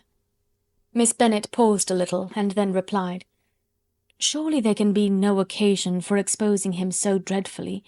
What is your opinion?" "That it ought not to be attempted. Mr. Darcy has not authorized me to make his communication public. On the contrary, every particular relative to his sister was meant to be kept as much as possible to myself, and if I endeavour to undeceive people as to the rest of his conduct, who will believe me? The general prejudice against Mr. Darcy is so violent, that it would be the death of half the good people in Meryton to attempt to place him in an amiable light. I am not equal to it. Wickham will soon be gone, and therefore it will not signify to any one here what he really is. Some time hence it will all be found out, and then we may laugh at their stupidity in not knowing it before. At present I will say nothing about it. You are quite right. To have his errors made public might ruin him for ever. He is now, perhaps, sorry for what he has done, and anxious to re-establish a character. We must not make him desperate." The tumult of Elizabeth's mind was allayed by this conversation. She had got rid of 2 of the secrets which had weighed on her for a fortnight, and was certain of a willing listener in Jane, whenever she might wish to talk again of either. But there was still something lurking behind, of which prudence forbade the disclosure. She dared not relate the other half of Mr. Darcy's letter, nor explain to her sister how sincerely she had been valued by her friend. Here was knowledge in which no one could partake, and she was sensible that nothing less than a perfect understanding between the parties could justify her in throwing off this last encumbrance of mystery. "And then," said she, "if that very improbable event should ever take place, I shall merely be able to tell what Bingley may tell in a much more agreeable manner himself. The liberty of communication cannot be mine till it has lost all its value." She was now, on being settled at home, at leisure to observe the real state of her sister's spirits. Jane was not happy. She still cherished a very tender affection for Bingley. Having never even fancied herself in love before, her regard had all the warmth of first attachment, and from her age and disposition, greater steadiness than most first attachments often boast. And so fervently did she value his remembrance, and prefer him to every other man, that all her good sense and all her attention to the feelings of her friends were requisite to check the indulgence of those regrets which must have been injurious to her own health and their tranquillity. "Well, Lizzie," said Mrs. Bennet one day, "what is your opinion now of this sad business of Jane's? For my part, I am determined never to speak of it again to anybody. I told my sister Philip so the other day. But I cannot find out that Jane saw anything of him in London. Well, he is a very undeserving young man, and I do not suppose there's the least chance in the world of her ever getting him now. There is no talk of his coming to Netherfield again in the summer, and I have inquired of everybody, too, who is likely to know." "I do not believe he will ever live at Netherfield any more." "Oh, well, it is just as he chooses. Nobody wants him to come, though I shall always say he used my daughter extremely ill. And if I was her, I would not have put up with it. Well, my comfort is, I am sure Jane will die of a broken heart, and then he will be sorry for what he has done." But as Elizabeth should not receive comfort from any such expectation, she made no answer. "Well, Lizzie," continued her mother soon afterwards. "And so the Collinses live very comfortable, do they? Well, well, I only hope it will last. And what sort of table do they keep? Charlotte is an excellent manager, I dare say. If she is half as sharp as her mother, she is saving enough. There is nothing extravagant in their housekeeping, I dare say." "No, nothing at all." "A great deal of good management, depend upon it. Yes, yes. They will take care not to outrun their income. They will never be distressed for money. Well, much good may it do them. And so I suppose they often talk of having Longbourn when your father is dead. They look upon it as quite their own, I dare say, whenever that happens." "It was a subject which they could not mention before me." "No, it would have been strange if they had. But I make no doubt they often talk of it between themselves. Well, if they can be easy with an estate that is not lawfully their own, so much the better. I should be ashamed of having one that was only entailed on me." Chapter 41. The first week of their return was soon gone. The second began. It was the last of the regiment's stay at Meryton, and all the young ladies in the neighbourhood were drooping apace. The dejection was almost universal. The elder Miss Bennets alone were still able to eat, drink, and sleep, and pursue the usual course of their employments. Very frequently they were reproached for this insensibility by Kitty and Lydia, whose own misery was extreme, and who could not comprehend such hard-heartedness in any of the family. "Good heaven, what is to become of us? What are we to do?" they would often exclaim in the bitterness of woe. "How can you be smiling so, Lizzie?" Their affectionate mother shared all of their grief. She remembered what she had herself endured on a similar occasion 25 years ago. "I am sure," said she, "I cried for 2 days together when Colonel Miller's regiment went away. I thought I should have broken my heart." "I am sure I shall break mine," said Lydia. "If one could but go to Brighton," observed Mrs. Bennet. "Oh yes, if one could but go to Brighton, but papa is so disagreeable. A little sea-bathing would set me up for ever." "And my Aunt Phillips is sure it would do me a great deal of good," added Kitty. Such were the kind of lamentations resounding perpetually through Longbourn House.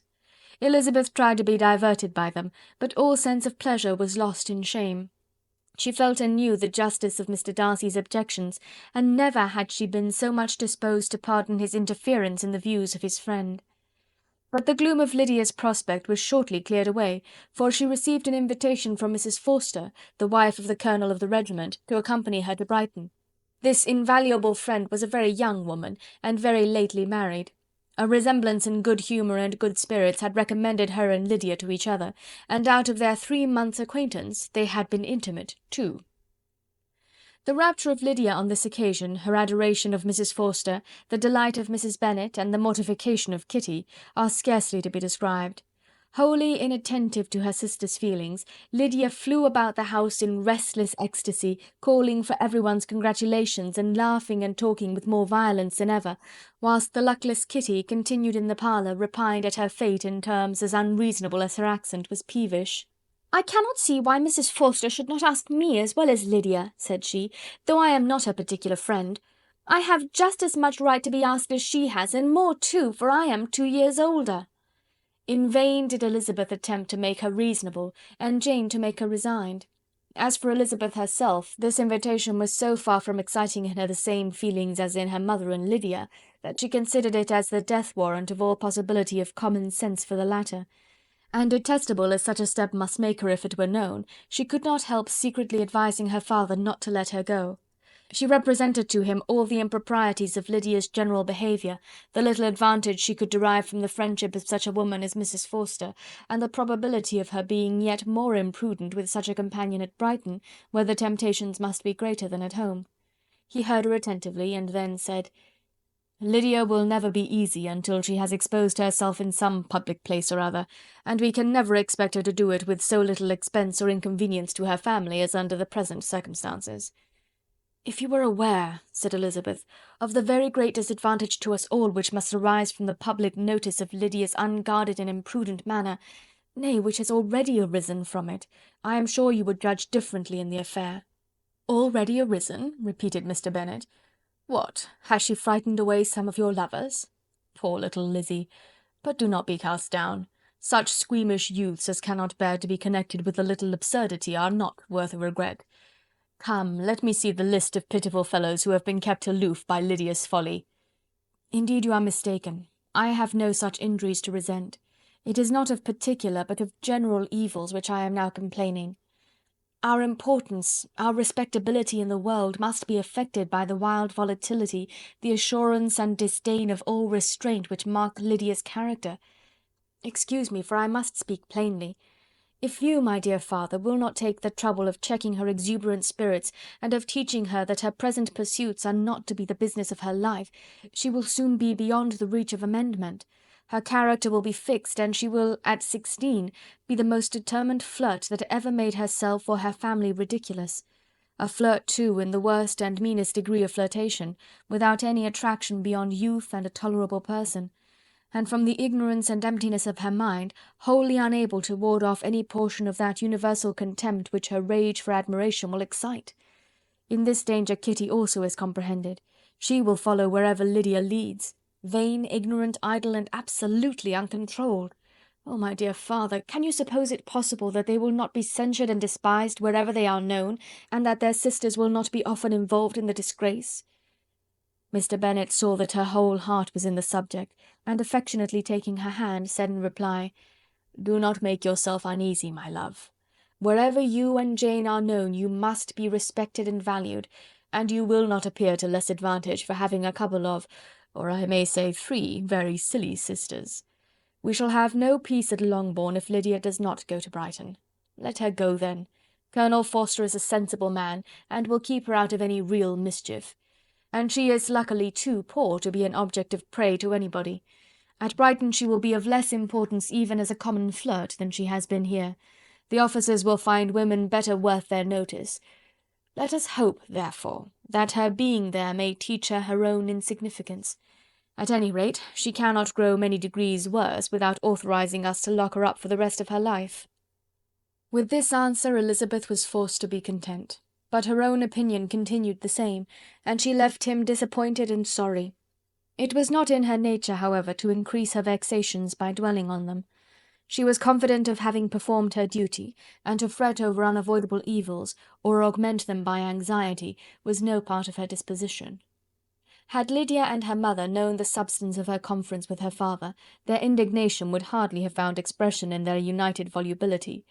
In Lydia's imagination a visit to Brighton comprised every possibility of earthly happiness. She saw, with the creative eye of fancy, the streets of that gay bathing-place covered with officers. She saw herself the object of attention to tens and to scores of them at present unknown. She saw all the glories of the camp, its tents stretched forth in beauteous uniformity of lines, crowded with the young and the gay, and dazzling with scarlet. And to complete the view, she saw herself seated beneath a tent, tenderly flirting with at least 6 officers at once. Had she known her sister sought to tear her from such prospects and such realities as these, what would have been her sensations? They could have been understood only by her mother, who might have felt nearly the same. Lydia's going to Brighton was all that consoled her for her melancholy conviction of her husband's never intending to go there himself. But they were entirely ignorant of what had passed, and their raptures continued with little intermission to the very day of Lydia's leaving home. Elizabeth was now to see Mr. Wickham for the last time. Having been frequently in company with him since her return, agitation was pretty well over, the agitations of formal partiality entirely so. She had even learnt to detect, in the very gentleness which had at first delighted her, an affectation and a sameness to disgust and weary. In his present behaviour to herself, moreover, she had a fresh source of displeasure, for the inclination he soon testified of renewing those attentions which had marked the early part of their acquaintance could only serve, after what had since passed, to provoke her. She lost all concern for him in finding herself thus selected as the object of such idle and frivolous gallantry, and while she steadily repressed it, could not but feel the reproof contained in his believing that, however long and for whatever cause his attentions had been withdrawn, her vanity would be gratified, and her preference secured at any time by their renewal. On the very last day of the regiment's remaining at Meryton, he dined, with other of the officers, at Longbourn, and so little was Elizabeth disposed to part from him in good humour, that on his making some inquiry as to the manner in which her time had passed at Hunsford, she mentioned Colonel Fitzwilliam's and Mr. Darcy's having both spent 3 weeks at Rosings, and asked him if he was acquainted with the former. He looked surprised, displeased, alarmed, but with a moment's recollection and a returning smile replied that he had formerly seen him often, and after observing that he was a very gentlemanlike man, asked her how she liked him. Her answer was warmly in his favour. With an air of indifference he soon afterwards added, "How long did you say he was at Rosings?" "Nearly 3 weeks." "And you saw him frequently?" "Yes, almost every day." "His manners are very different from his cousin's." "Yes, very different, but I think Mr. Darcy improves upon acquaintance." "Indeed!" cried Mr. Wickham, with a look which did not escape her. "And pray, may I ask—" but checking himself, he added in a gayer tone, "is it in address that he improves? Has he deigned to add aught of civility to his ordinary style? For I dare not hope," he continued in a lower and more serious tone, "that he is improved in essentials." "Oh no," said Elizabeth. "In essentials, I believe, he is very much what he ever was." While she spoke, Wickham looked as if scarcely knowing whether to rejoice over her words or to distrust their meaning. There was a something in her countenance which made him listen with an apprehensive and anxious attention, while she added, "When I said that he improved on acquaintance, I did not mean that his mind or his manners were in a state of improvement, but that, from knowing him better, his disposition was better understood." Wickham's alarm now appeared in a heightened complexion and agitated look. For a few minutes he was silent, till, shaking off his embarrassment, he turned to her again and said in the gentlest of accents, "You, who so well know my feelings towards Mr. Darcy, will readily comprehend how sincerely I must rejoice that he is wise enough to assume even the appearance of what is right. His pride in that direction may be of service, if not to himself, to many others, for it must only deter him from such foul misconduct as I have suffered by. I only fear that the sort of cautiousness to which you, I imagine, have been alluding, is merely adopted on his visits to his aunt, of whose good opinion and judgment he stands much in awe. His fear of her has always operated, I know, when they were together, and a good deal is to be imputed to his wish of forwarding the match with Miss de Bourgh, which I am certain he has very much at heart." Elizabeth could not repress a smile at this, but she answered only by a slight inclination of the head. She saw that he wanted to engage her on the old subject of his grievances, and she was in no humour to indulge him. The rest of the evening passed with the appearance, on his side, of usual cheerfulness, but with no further attempt to distinguish Elizabeth, and they parted at last with mutual civility, and possibly a mutual desire of never meeting again. When the party broke up, Lydia returned with Mrs. Forster to Meryton, from whence they were to set out early the next morning. The separation between her and her family was rather noisy than pathetic. Kitty was the only one who shed tears, but she did weep from vexation and envy. Mrs. Bennet was diffuse in her good wishes for the felicity of her daughter, and impressive in her injunctions that she should not miss the opportunity of enjoying herself as much as possible, advice which there was every reason to believe would be well attended to. And in the clamorous happiness of Lydia herself in bidding farewell, the more gentle adieus of her sisters were uttered without being heard. Chapter 42. Had Elizabeth's opinion been all drawn from her own family, she could not have formed a very pleasing opinion of conjugal felicity or domestic comfort. Her father, captivated by youth and beauty, and that appearance of good humour which youth and beauty generally give, had married a woman whose weak understanding and illiberal mind had very early in their marriage put an end to all real affection for her. Respect, esteem, and confidence had vanished for ever, and all his views of domestic happiness were overthrown. But Mr. Bennet was not of a disposition to seek comfort for the disappointment which his own imprudence had brought on, in any of those pleasures which too often console the unfortunate for their folly or their vice. He was fond of the country and of books, and from these tastes had arisen his principal enjoyments. To his wife he was very little otherwise indebted than as her ignorance and folly had contributed to his amusement. This is not the sort of happiness which a man would in general wish to owe to his wife, but where other powers of entertainment are wanting, the true philosopher will derive benefit from such as are given. Elizabeth, however, had never been blind to the impropriety of her father's behaviour as a husband. She had always seen it with pain, but respecting his abilities, and grateful for his affectionate treatment of herself, she endeavoured to forget what she could not overlook, and to banish from her thoughts that continual breach of conjugal obligation and decorum which, in exposing his wife to the contempt of her own children, was so highly reprehensible. But she had never felt so strongly as now the disadvantages which must attend the children of so unsuitable a marriage, nor ever been so fully aware of the evils arising from so ill-judged a direction of talents which, rightly used, might at least have preserved the respectability of his daughters, even if incapable of enlarging the mind of his wife. When Elizabeth had rejoiced over Wickham's departure, she found little other cause for satisfaction in the loss of the regiment. Their parties abroad were less varied than before, and at home she had a mother and sister whose constant repinings at the dullness of everything around them threw a real gloom over their domestic circle. And though Kitty might in time regain her natural degree of sense, since the disturbers of her brain were removed, her other sister, from whose disposition greater evil might be apprehended, was likely to be hardened in all her folly and assurance by a situation of such double danger as a watering-place and a camp. Upon the whole, therefore, she found what has been sometimes found before, that an event to which she had been looking with impatient desire did not, in taking place, bring all the satisfaction she had promised herself. It was consequently necessary to name some other period for the commencement of actual felicity, to have some other point on which her wishes and hopes might be fixed, and by again enjoying the pleasure of anticipation, console herself for the present, and prepare for another disappointment. Her tour to the Lakes was now the object of her happiest thoughts. It was her best consolation for all the uncomfortable hours which the discontentedness of her mother and Kitty made inevitable, and could she have included Jane in the scheme, every part of it would have been perfect. But it is fortunate, thought she, that I have something to wish for. Were the whole arrangement complete, my disappointment would be certain, but here, by carrying with me one ceaseless source of regret in my sister's absence, I may reasonably hope to have all my expectations of pleasure realized. A scheme of which every part promises delight can never be successful, and general disappointment is only warded off by the defence of some little peculiar vexation. When Lydia went away, she promised to write very often, and very minutely, to her mother and Kitty, but her letters were always long expected and always very short.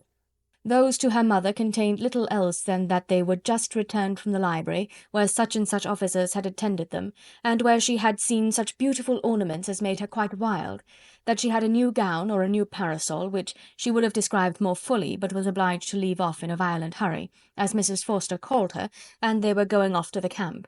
And from her correspondence with her sister there was still less to be learnt, for her letters to Kitty, though rather longer, were much too full of lines under the words to be made public. After the first fortnight or 3 weeks of her absence, health, good humour, and cheerfulness began to reappear at Longbourn. Everything wore a happier aspect. The families who had been in town for the winter came back again, and summer finery and summer engagements arose. Mrs. Bennet was restored to her usual querulous serenity, and by the middle of June Kitty was so much recovered as to be able to enter Meryton without tears, an event of such happy promise as to make Elizabeth hope that, by the following Christmas, she might be so tolerably reasonable as not to mention an officer above once a day, unless, by some cruel and malicious arrangement at the War Office, another regiment should be quartered in Meryton.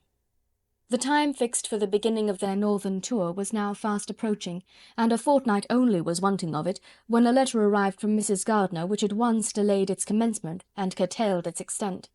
Mr. Gardiner would be prevented by business from setting out till a fortnight later in July, and must be in London again within a month, and as that left too short a period for them to go so far and see so much as they had proposed, or at least to see it with the leisure and comfort they had built on, they were obliged to give up the Lakes and substitute a more contracted tour, and according to the present plan were to go no farther northwards than Derbyshire. In that county there was enough to be seen to occupy the chief of their 3 weeks, and to Mrs. Gardiner it had a peculiarly strong attraction. The town where she had formerly passed some years of her life, and where they were now to spend a few days, was probably as great an object of her curiosity as all the celebrated beauties of Matlock, Chatsworth, Dovedale, or the Peak. Elizabeth was excessively disappointed. She had set her heart on seeing the Lakes, and still thought there might have been time enough. But it was her business to be satisfied, and certainly her temper to be happy, and all was soon right again. With the mention of Derbyshire there were many ideas connected. It was impossible for her to see the word without thinking of Pemberley and its owner.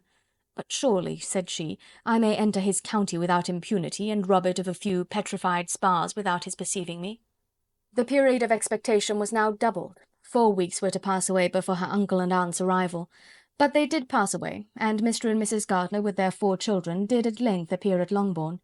The children, 2 girls of 6 and 8 years old, and 2 younger boys, were to be left under the particular care of their cousin Jane, who was the general favourite, and whose steady sense and sweetness of temper exactly adapted her for attending to them in every way, teaching them, playing with them, and loving them. The gardener stayed only one night at Longbourn, and set off the next morning with Elizabeth in pursuit of novelty and amusement. One enjoyment was certain, that of suitableness of companions, a suitableness which comprehended health and temper to bear inconveniences, cheerfulness to enhance every pleasure, and affection and intelligence, which might supply it among themselves if there were disappointments abroad. It is not the object of this work to give a description of Derbyshire, nor of any of the remarkable places through which their route thither lay. Oxford, Blenheim, Warwick, Kenilworth, Birmingham, etc., are sufficiently known. A small part of Derbyshire is all the present concern. To the little town of Lambton, the scene of Mrs. Gardiner's former residence, and where she had lately learned some acquaintance still remained, they bent their steps, after having seen all the principal wonders of the country, and within 5 miles of Lambton, Elizabeth found from her aunt that Pemberley was situated. It was not in their direct road, nor more than a mile or 2 out of it. In talking over their route the evening before, Mrs. Gardiner expressed an inclination to see the place again. Mr. Gardiner declared his willingness, and Elizabeth was applied to for her approbation. "My love, should you not like to see a place of which you have heard so much?" said her aunt. "A place, too, with which so many of your acquaintances are connected. Wickham passed all his youth there, you know." Elizabeth was distressed. She felt that she had no business at Pemberley, and was obliged to assume a disinclination for seeing it. She must own that she was tired of seeing great houses. After going over so many, she really had no pleasure in fine carpets or satin curtains. Mrs. Gardiner abused her stupidity. "If it were merely a fine house, richly furnished," said she, "I should not care about it myself, but the grounds are delightful. They have some of the finest woods in the country." Elizabeth said no more, but her mind could not acquiesce. The possibility of meeting Mr. Darcy while viewing the place instantly occurred. It would be dreadful. She blushed at the very idea, and thought it would be better to speak openly to her aunt than to run such a risk. But against this there were objections, and she finally resolved that it could be the last resource if her private inquiries to the absence of the family were unfavourably answered. Accordingly, when she retired at night, she asked the chambermaid whether Pemberley were not a very fine place. What was the name of its proprietor? And, with no little alarm, whether the family were down for the summer. A most welcome negative followed the last question, and her alarms now being removed, she was at leisure to feel a great deal of curiosity to see the house herself, and when the subject was revived the next morning, and she was again applied to, could readily answer, and with a proper air of indifference, that she had not really any dislike to the scheme. To Pemberley, therefore, they were to go. Chapter 43.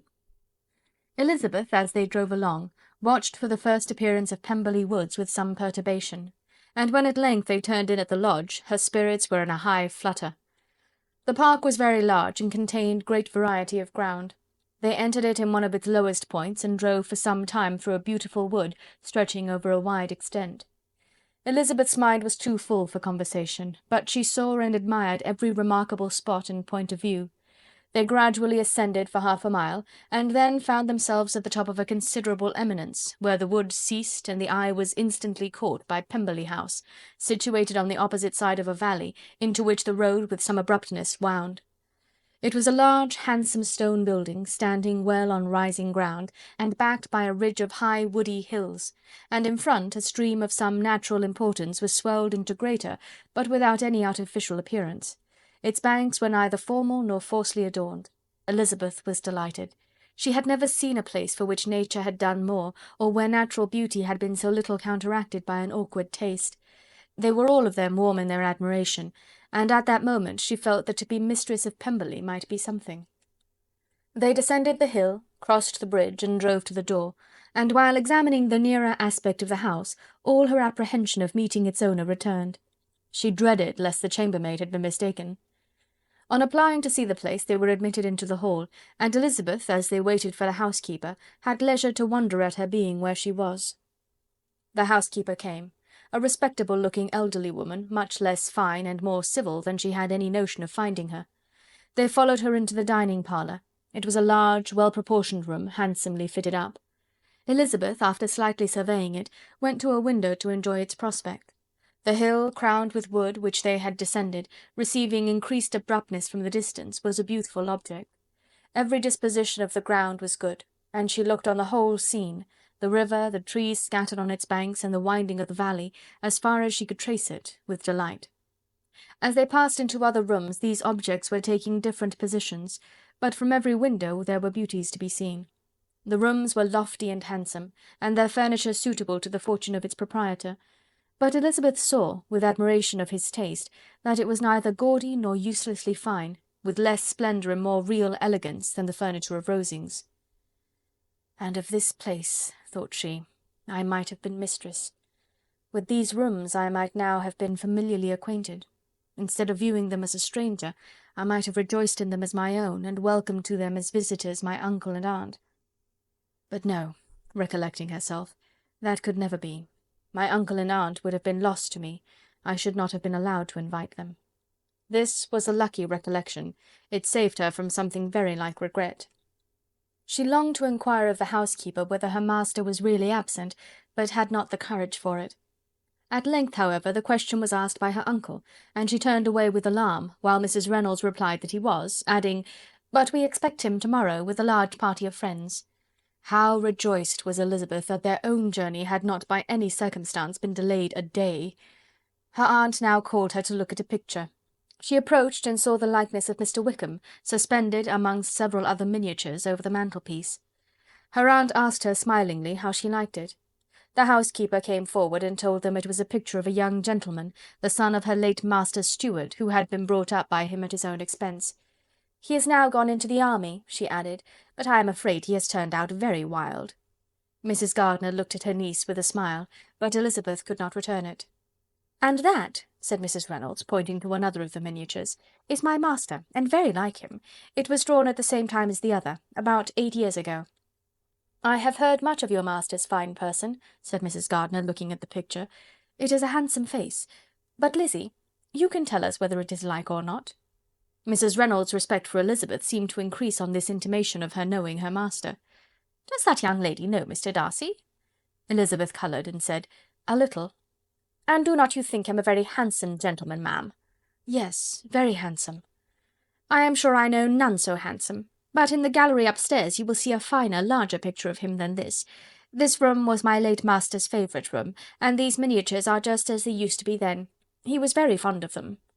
This accounted to Elizabeth for Mr. Wickham's being among them. Mrs. Reynolds then directed their attention to one of Miss Darcy, drawn when she was only 8 years old.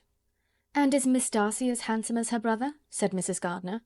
"Oh, yes, the handsomest young lady that ever was seen, and so accomplished. She plays and sings all day long. In the next room is a new instrument just come down for her, a present from my master. She comes here to-morrow with him." Mr. Gardiner, whose manners were very easy and pleasant, encouraged her communicativeness by his questions and remarks. Mrs. Reynolds, either by pride or attachment, had evidently great pleasure in talking of her master and his sister. "Is your master much at Pemberley in the course of the year?" "Not so much as I could wish, sir, but I dare say he may spend half his time here, and Miss Darcy is always down for the summer months." "Except," thought Elizabeth, "when she goes to Ramsgate." "If your master would marry, you might see more of him." "Yes, sir, but I do not know when that will be. I do not know who is good enough for him." Mr. and Mrs. Gardiner smiled. Elizabeth could not help saying, "It is very much to his credit, I am sure, that you should think so." "I say no more than the truth, and everybody will say that knows him," replied the other. Elizabeth thought this was going pretty far, and she listened with increasing astonishment as the housekeeper added, "I have never known a cross word from him in my life, and I have known him ever since he was 4 years old." This was praise, of all others most extraordinary, most opposite to her ideas. That he was not a good-tempered man had been her firmest opinion. Her keenest attention was awakened. She longed to hear more, and was grateful to her uncle for saying, "There are several people of whom so much can be said. You are lucky in having such a master." "Yes, sir, I know I am. If I were to go through the world, I could not meet with a better. But I have always observed that they who are good-natured when children are good-natured when they grow up, and he was always the sweetest-tempered, most generous-hearted boy in the world." Elizabeth almost stared at her. "Can this be Mr. Darcy?" thought she. "His father was an excellent man," said Mrs. Gardiner. "Yes, ma'am, that he was indeed, and his son will be just like him. just as affable to the poor. Elizabeth listened, wondered, doubted, and was impatient for more. Mrs. Reynolds could interest her on no other point. She related the subjects of the pictures, the dimensions of the rooms, and the price of the furniture in vain. Mr. Gardiner, highly amused by the kind of family prejudice to which he attributed her excessive commendation of her master, soon led again to the subject, and she dwelt with energy on his many merits as they proceeded together up the great staircase. "He is the best landlord and the best master," said she, "that ever lived. Not like the wild young men nowadays, who think of nothing but themselves. There is not one of his tenants or servants but will give him a good name. Some people call him proud, but I am sure I never saw anything of it. To my fancy, it is only because he does not rattle away like other young men." "In what an amiable light does this place him," thought Elizabeth. "This fine account of him," whispered her aunt as they walked, "is not quite consistent with his behaviour to our poor friend. Perhaps we might be deceived. That is not very likely. Our authority was too good." On reaching the spacious lobby above, they were shown into a very pretty sitting-room, lately fitted up with greater elegance and lightness than the apartments below, and were informed that it was but just done to give pleasure to Miss Darcy, who had taken a liking to the room when last at Pemberley. "He is certainly a good brother," said Elizabeth, as they walked towards one of the windows. Mrs. Reynolds anticipated Miss Darcy's delight when she should enter the room. "And this is always the way with him," she added. "Whatever can give his sister any pleasure is sure to be done in a moment. There is nothing he would not do for her." The picture gallery and 2 or 3 of the principal bedrooms were all that remained to be shown. In the former were many good paintings, but Elizabeth knew nothing of the art, and from such as had already been visible below she had willingly turned to look at some drawings of Miss Darcy's, in crayons, whose subjects were usually more interesting and also more intelligible. In the gallery there were many family portraits, but they could have little to fix the attention of a stranger. Elizabeth walked in quest of the only face whose features would be known to her. At last it arrested her, and she beheld a striking resemblance to Mr. Darcy, with such a smile over the face as she remembered to have sometimes seen when he looked at her. She stood several minutes before the picture, in earnest contemplation, and returned to it again before they quitted the gallery. Mrs. Reynolds informed them that it had been taken in his father's lifetime. There was certainly at this moment, in Elizabeth's mind, a more gentle sensation towards the original than she had ever felt at the height of their acquaintance. The commendation bestowed on him by Mrs. Reynolds was of no trifling nature. What praise is more valuable than the praise of an intelligent servant? As a brother, a landlord, a master, she considered how many people's happiness were in his guardianship. How much of pleasure or pain was it in his power to bestow? How much of good or evil must be done by him? Every idea that had been brought forward by the housekeeper was favourable to his character, and as she stood before the canvas on which he was represented, and fixed his eyes upon herself, she thought of his regard with a deeper sentiment of gratitude than it had ever raised before. She remembered its warmth, and softened its impropriety of expression. When all of the house that was open to general inspection had been seen, they returned downstairs, and taking leave of the housekeeper, were consigned over to the gardener, who met them at the hall door. As they walked across the hall towards the river, Elizabeth turned back to look again. Her uncle and aunt stopped also, and while the former was conjecturing as to the date of the building, the owner of it himself suddenly came forward from the road which led behind it to the stables.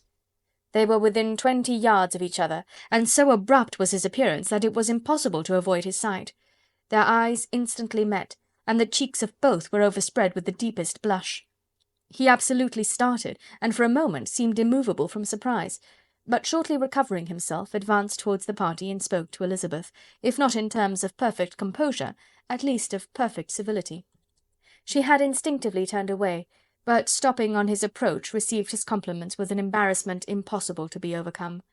Had his first appearance, or his resemblance to the picture they had just been examining, been insufficient to assure the other two that they now saw Mr. Darcy, the gardener's expression of surprise, on beholding his master, must immediately have told it. They stood a little aloof while he was talking to their niece, who, astonished and confused, scarcely dared lift her eyes to his face, and knew not what answer she returned to his civil inquiries after her family. Amazed at the alteration of his manner since they last parted, every sentence that he uttered was increasing her embarrassment, and every idea of the impropriety of her being found there recurring to her mind, the few minutes in which they continued were some of the most uncomfortable in her life. Nor did he seem much more at ease. When he spoke, his accent had none of its usual sedateness, and he repeated his inquiries as to the time of her having left Longbourn, and of her having stayed in Derbyshire so often, and in so hurried a way, as plainly spoke the distraction of his thoughts. At length every idea seemed to fail him, and after standing a few moments without saying a word, he suddenly recollected himself, and took leave. The others then joined her, and expressed admiration of his figure, but Elizabeth heard not a word, and wholly engrossed by her own feelings, followed them in silence. She was overpowered by shame and vexation. Her coming there was the most unfortunate, the most ill-judged thing in the world. How strange it must appear to him! In what a disgraceful light might it not strike so vain a man! It might seem as if she had purposely thrown herself in his way again. Oh, why did she come? Or why did he thus come a day before he was expected? Had they been only 10 minutes sooner, they could have been beyond the reach of his discrimination, for it was plain that he was that moment arrived, that moment alighted from his horse or his carriage. She blushed again and again over the perverseness of the meeting, and his behaviour, so strikingly altered, what could it mean? That he should even speak to her was amazing, but to speak with such civility, to inquire after her family, never in her life had she seen his manners so little dignified, never had he spoken with such gentleness as on this unexpected meeting. What a contrast did it offer to his last address in Rosings Park, when he put his letter into her hand! She knew not what to think, or how to account for it. They had now entered a beautiful walk by the side of the water, and every step was bringing forward a nobler fall of ground, or a finer reach of the woods to which they were approaching. But it was some time before Elizabeth was sensible of any of it, and though she answered mechanically to the repeated appeals of her uncle and aunt, and seemed to direct her eyes to such objects as they pointed out, she distinguished no part of the scene. Her thoughts were all fixed on that one spot of Pemberley House, whichever it might be, where Mr. Darcy then was. She longed to know what at the moment was passing in his mind, in what manner he thought of her, and whether, in defiance of everything, she was still dear to him.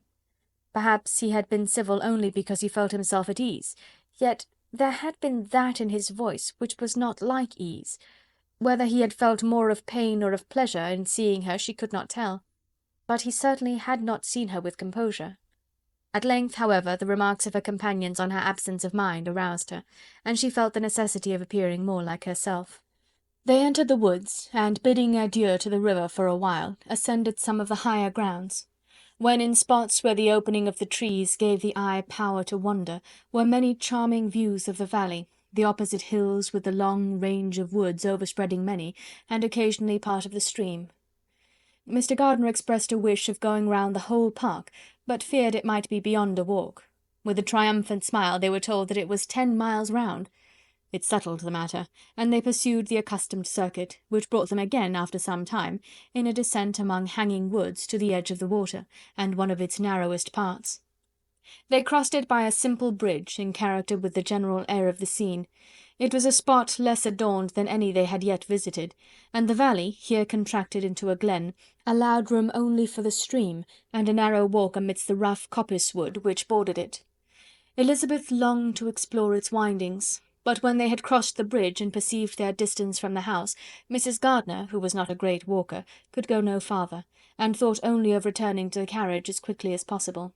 Her niece was, therefore, obliged to submit, and they took their way towards the house on the opposite side of the river, in the nearest direction.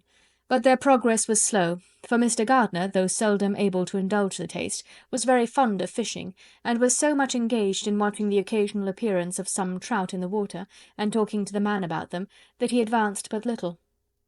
Whilst wandering on in this slow manner, they were again surprised, and Elizabeth's astonishment was quite equal to what it had been at first, by the sight of Mr. Darcy approaching them, and at no great distance. The walk here being less sheltered than on the other side, allowed them to see him before they met. Elizabeth, however astonished, was at least more prepared for an interview than before, and resolved to appear and to speak with calmness, if he really intended to meet them.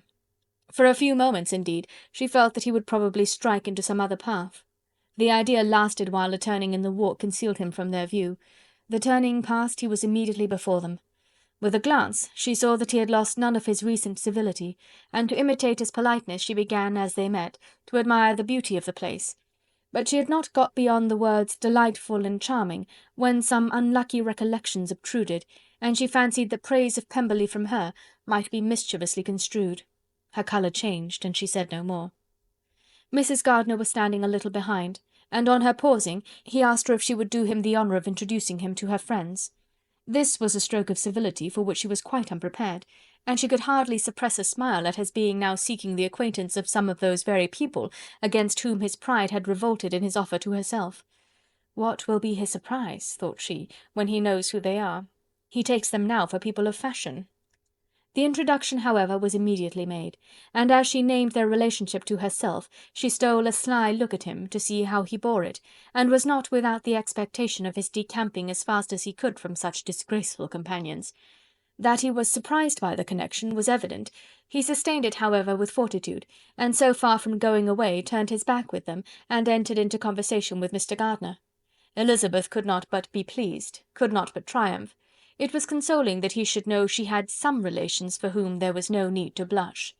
She listened most attentively to all that passed between them, and gloried in every expression, every sentence of her uncle which marked his intelligence, his taste, or his good manners. The conversation soon turned upon fishing, and she heard Mr. Darcy invite him, with the greatest civility, to fish there as often as he chose while he continued in the neighbourhood, offering at the same time to supply him with fishing tackle, and pointing out those parts of the stream where there was usually most sport. Mrs. Gardiner, who was walking arm in arm with Elizabeth, gave her a look of expressive wonder. Elizabeth said nothing, but it gratified her exceedingly. The compliment must be all for herself. The astonishment, however, was extreme, and continually was she repeating, "Why is he so altered? From what can it proceed? It cannot be for me. It cannot be for my sake that his manners are thus softened. My reproofs at Hunsford could not work such a change as this. It is impossible that he should still love me."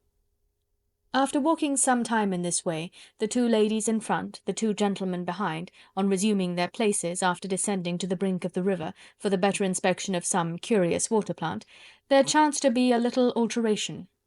It originated in Mrs. Gardiner, who, fatigued by the exercise of the morning, found Elizabeth's arm inadequate to her support, and consequently preferred her husband's. Mr. Darcy took her place by her niece, and they walked on together. After a short silence, the lady first spoke. She wished him to know that she had been assured of his absence before she came to the place, and accordingly began by observing that his arrival had been very unexpected. "For your housekeeper," she added, "informed us that you would certainly not be here till tomorrow, and indeed, before we left Bakewell, we understood that you were not immediately expected in the country." He acknowledged the truth of it all, and said that business with his steward had occasioned his coming forward a few hours before the rest of the party with whom he had been travelling. "They will join me early tomorrow," he continued, "and among them are some who will claim an acquaintance with you, Mr. Bingley and his sisters." Elizabeth answered only by a slight bow. Her thoughts were instantly driven back to the time when Mr. Bingley's name had been the last mentioned between them, and if she might judge by his complexion, his mind was not very differently engaged. "There is also one other person in the party," he continued after a pause, "who more particularly wishes to be known to you. Will you allow me, or do I ask too much, to introduce my sister to your acquaintance during your stay at Lambton?" The surprise of such an application was great indeed. It was too great for her to know in what manner she acceded to it. She immediately felt that whatever desire Miss Darcy might have of being acquainted with her must be the work of her brother, and without looking farther, it was satisfactory. It was gratifying to know that his resentment had not made him think really ill of her. They now walked on in silence, each of them deep in thought. Elizabeth was not comfortable. That was impossible, but she was flattered and pleased. His wish of introducing his sister to her was a compliment of the highest kind. They soon outstripped the others, and when they had reached the carriage, Mr. and Mrs. Gardiner were half a quarter of a mile behind. He then asked her to walk into the house, but she declared herself not tired, and they stood together on the lawn. At such a time much might have been said, and silence was very awkward. She wanted to talk, but there seemed to be an embargo on every subject. At last she recollected that she had been travelling, and they talked of Matlock and Dovedale with great perseverance. Yet time and her aunt moved slowly, and her patience and her ideas were nearly worn out before the tete-a-tete was over. On Mr. and Mrs. Gardiner's coming up, they were all pressed to go into the house and take some refreshment, but this was declined, and they parted on each side with utmost politeness. Mr. Darcy handed the ladies into the carriage, and when it drove off, Elizabeth saw him walking slowly towards the house. The observations of her aunt and uncle now began, and each of them pronounced him to be infinitely superior to anything they had expected. "He is perfectly well behaved, polite, and unassuming," said her uncle. "There is something a little stately in him, to be sure," replied her aunt, "but it is confined to his air, and is not unbecoming. I can now say with his housekeeper, that though some people may call him proud, I have seen nothing of it. I was never more surprised by his behaviour to us. It was more than civil, it was really attentive, and there was no necessity for such attention. His acquaintance with Elizabeth was very trifling." "To be sure, Lizzy," said her aunt, "he is not so handsome as Wickham, or rather, he has not Wickham's countenance, for his features are perfectly good. But how came you to tell me that he was so disagreeable?" Elizabeth excused herself as well as she could, said that she had liked him better when they had met in Kent than before, and that she had never seen him so pleasant as this morning. "But perhaps he may be a little whimsical in his civilities," replied her uncle. "Your great men often are, and therefore I shall not take him at his word, as he might change his mind another day and warn me off his grounds." Elizabeth felt that they had entirely misunderstood his character, but said nothing. "From what we have seen of him," continued Mrs. Gardiner, "I really should not have thought that he could have behaved in so cruel a way by anybody as he has done by poor Wickham. He has not an ill-natured look. On the contrary, there is something pleasing about his mouth when he speaks, and there is something of dignity in his countenance that would not give one an unfavourable idea of his heart. But, to be sure, the good lady who showed us his house did give him a most flaming character. I could hardly help laughing aloud sometimes. But he is a liberal master, I suppose, and that, in the eye of a servant, comprehends every virtue." Elizabeth here felt herself called on to say something in vindication of his behaviour to Wickham, and therefore gave them to understand, in as guarded a manner as she could, that, by what she had heard from his relations in Kent, his actions were capable of a very different construction, and that his character was by no means so faulty, nor Wickham's so amiable, as they had been considered in Hertfordshire. In confirmation of this, she related the particulars of all the pecuniary transactions in which they had been connected, without actually naming her authority, but stating it to be such as might be relied on. Mrs. Gardiner was surprised and concerned, but as they were now approaching the scene of her former pleasures, every idea gave way to the charm of recollection, and she was too much engaged in pointing out to her husband all the interesting spots in its environs to think of anything else. Fatigued as she had been by the morning's walk, they had no sooner dined than she set off again in quest of her former acquaintance, and the evening was spent in the satisfactions of an intercourse renewed after many years' discontinuance. The occurrences of the day were too full of interest to leave Elizabeth much attention for any of these new friends, and she could do nothing but think, and think with wonder, of Mr. Darcy's civility, and above all, of his wishing her to be acquainted with his sister. Chapter 44. Elizabeth had settled it that Mr. Darcy would bring his sister to visit her the very day after her reaching Pemberley, and was consequently resolved not to be out of sight of the inn the whole of that morning. But her conclusion was false, for on the very morning after their arrival at Lambton these visitors came. They had been walking about the place with some of their new friends, and were just returning to the inn to dress themselves for dining with the same family, when the sound of a carriage drew them to a window, and they saw a gentleman and a lady in a curricle driving up the street. Elizabeth, immediately recognising the livery, guessed what it meant, and imparted no small degree of her surprise to her relations by acquainting them with the honour which she expected. Her uncle and aunt were all amazement, and the embarrassment of her manner as she spoke, joined to the circumstance itself and many of the circumstances of the preceding day, opened to them a new idea on the business. Nothing had ever suggested it before, but they felt that there was no other way of accounting for such attentions from such a quarter than by supposing a partiality for their niece. While these newly born notions were passing in their heads, the perturbation of Elizabeth's feelings was at every moment increasing. She was quite amazed at her own discomposure, but amongst other causes of disquiet, she dreaded lest the partiality of the brother should have said too much in her favour, and more than commonly anxious to please, she naturally suspected that every power of pleasing would fail her. She retreated from the window, fearful of being seen, and as she walked up and down the room, endeavouring to compose herself, saw such looks of inquiring surprise in her uncle and aunt as made everything worse.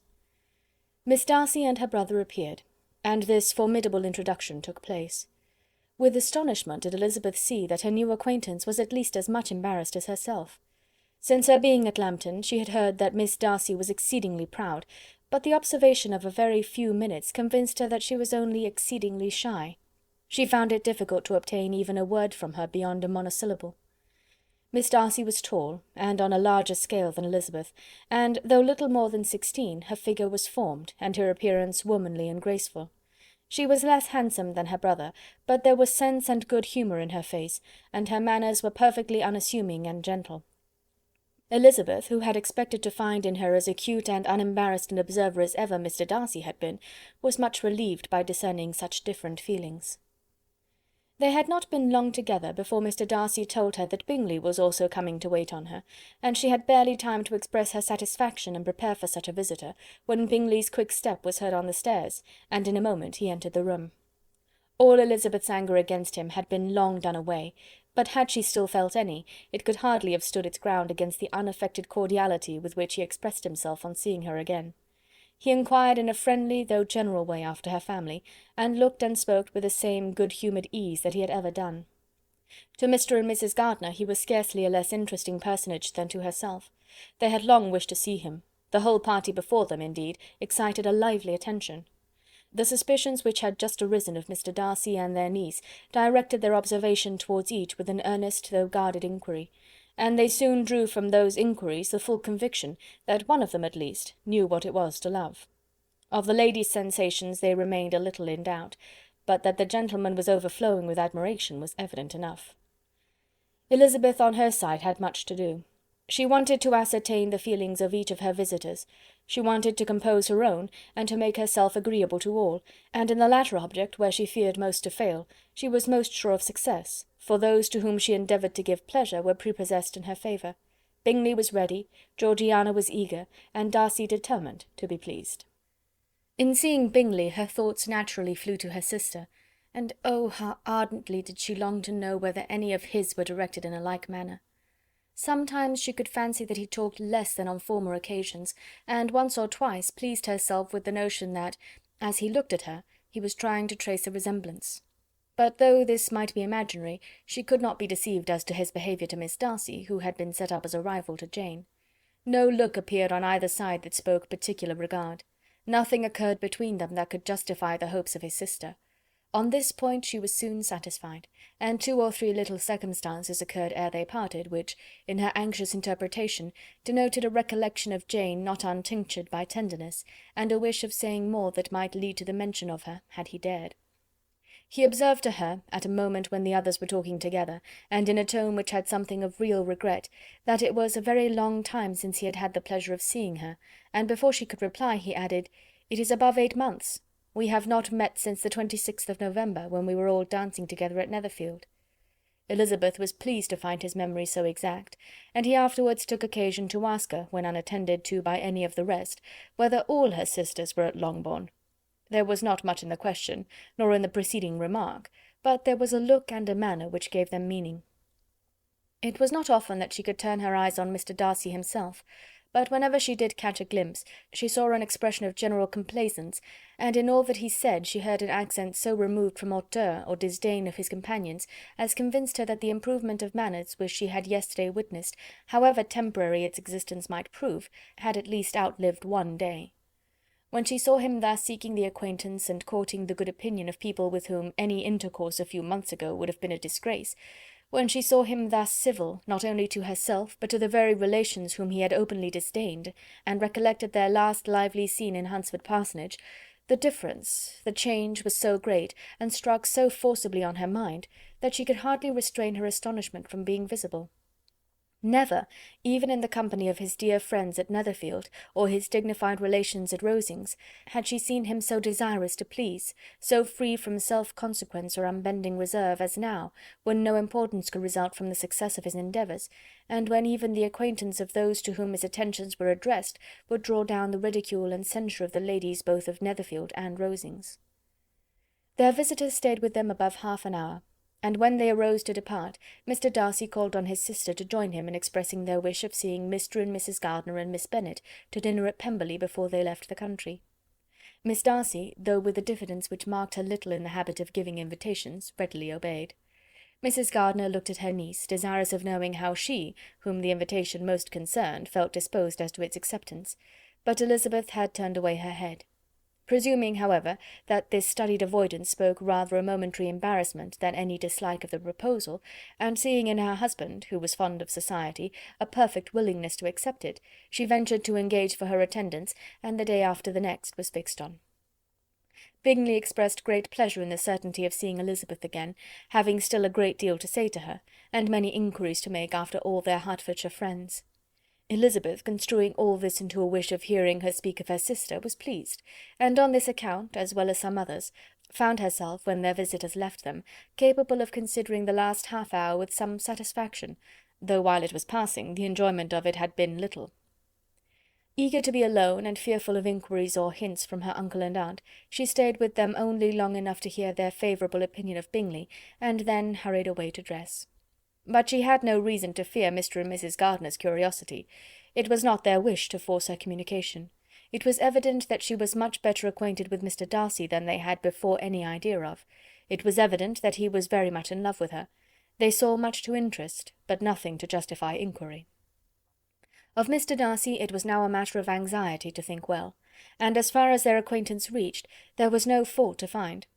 They could not be untouched by his politeness, and had they drawn his character from their own feelings and his servant's report, without any reference to any other account, the circle in Hertfordshire to which he was known would not have recognised it for Mr. Darcy. There was now an interest, however, in believing the housekeeper, and they soon became sensible that the authority of a servant who had known him since he was 4 years old, and whose own manners indicated respectability, was not to be hastily rejected. Neither had anything occurred in the intelligence of their Lambton friends that could materially lessen its weight.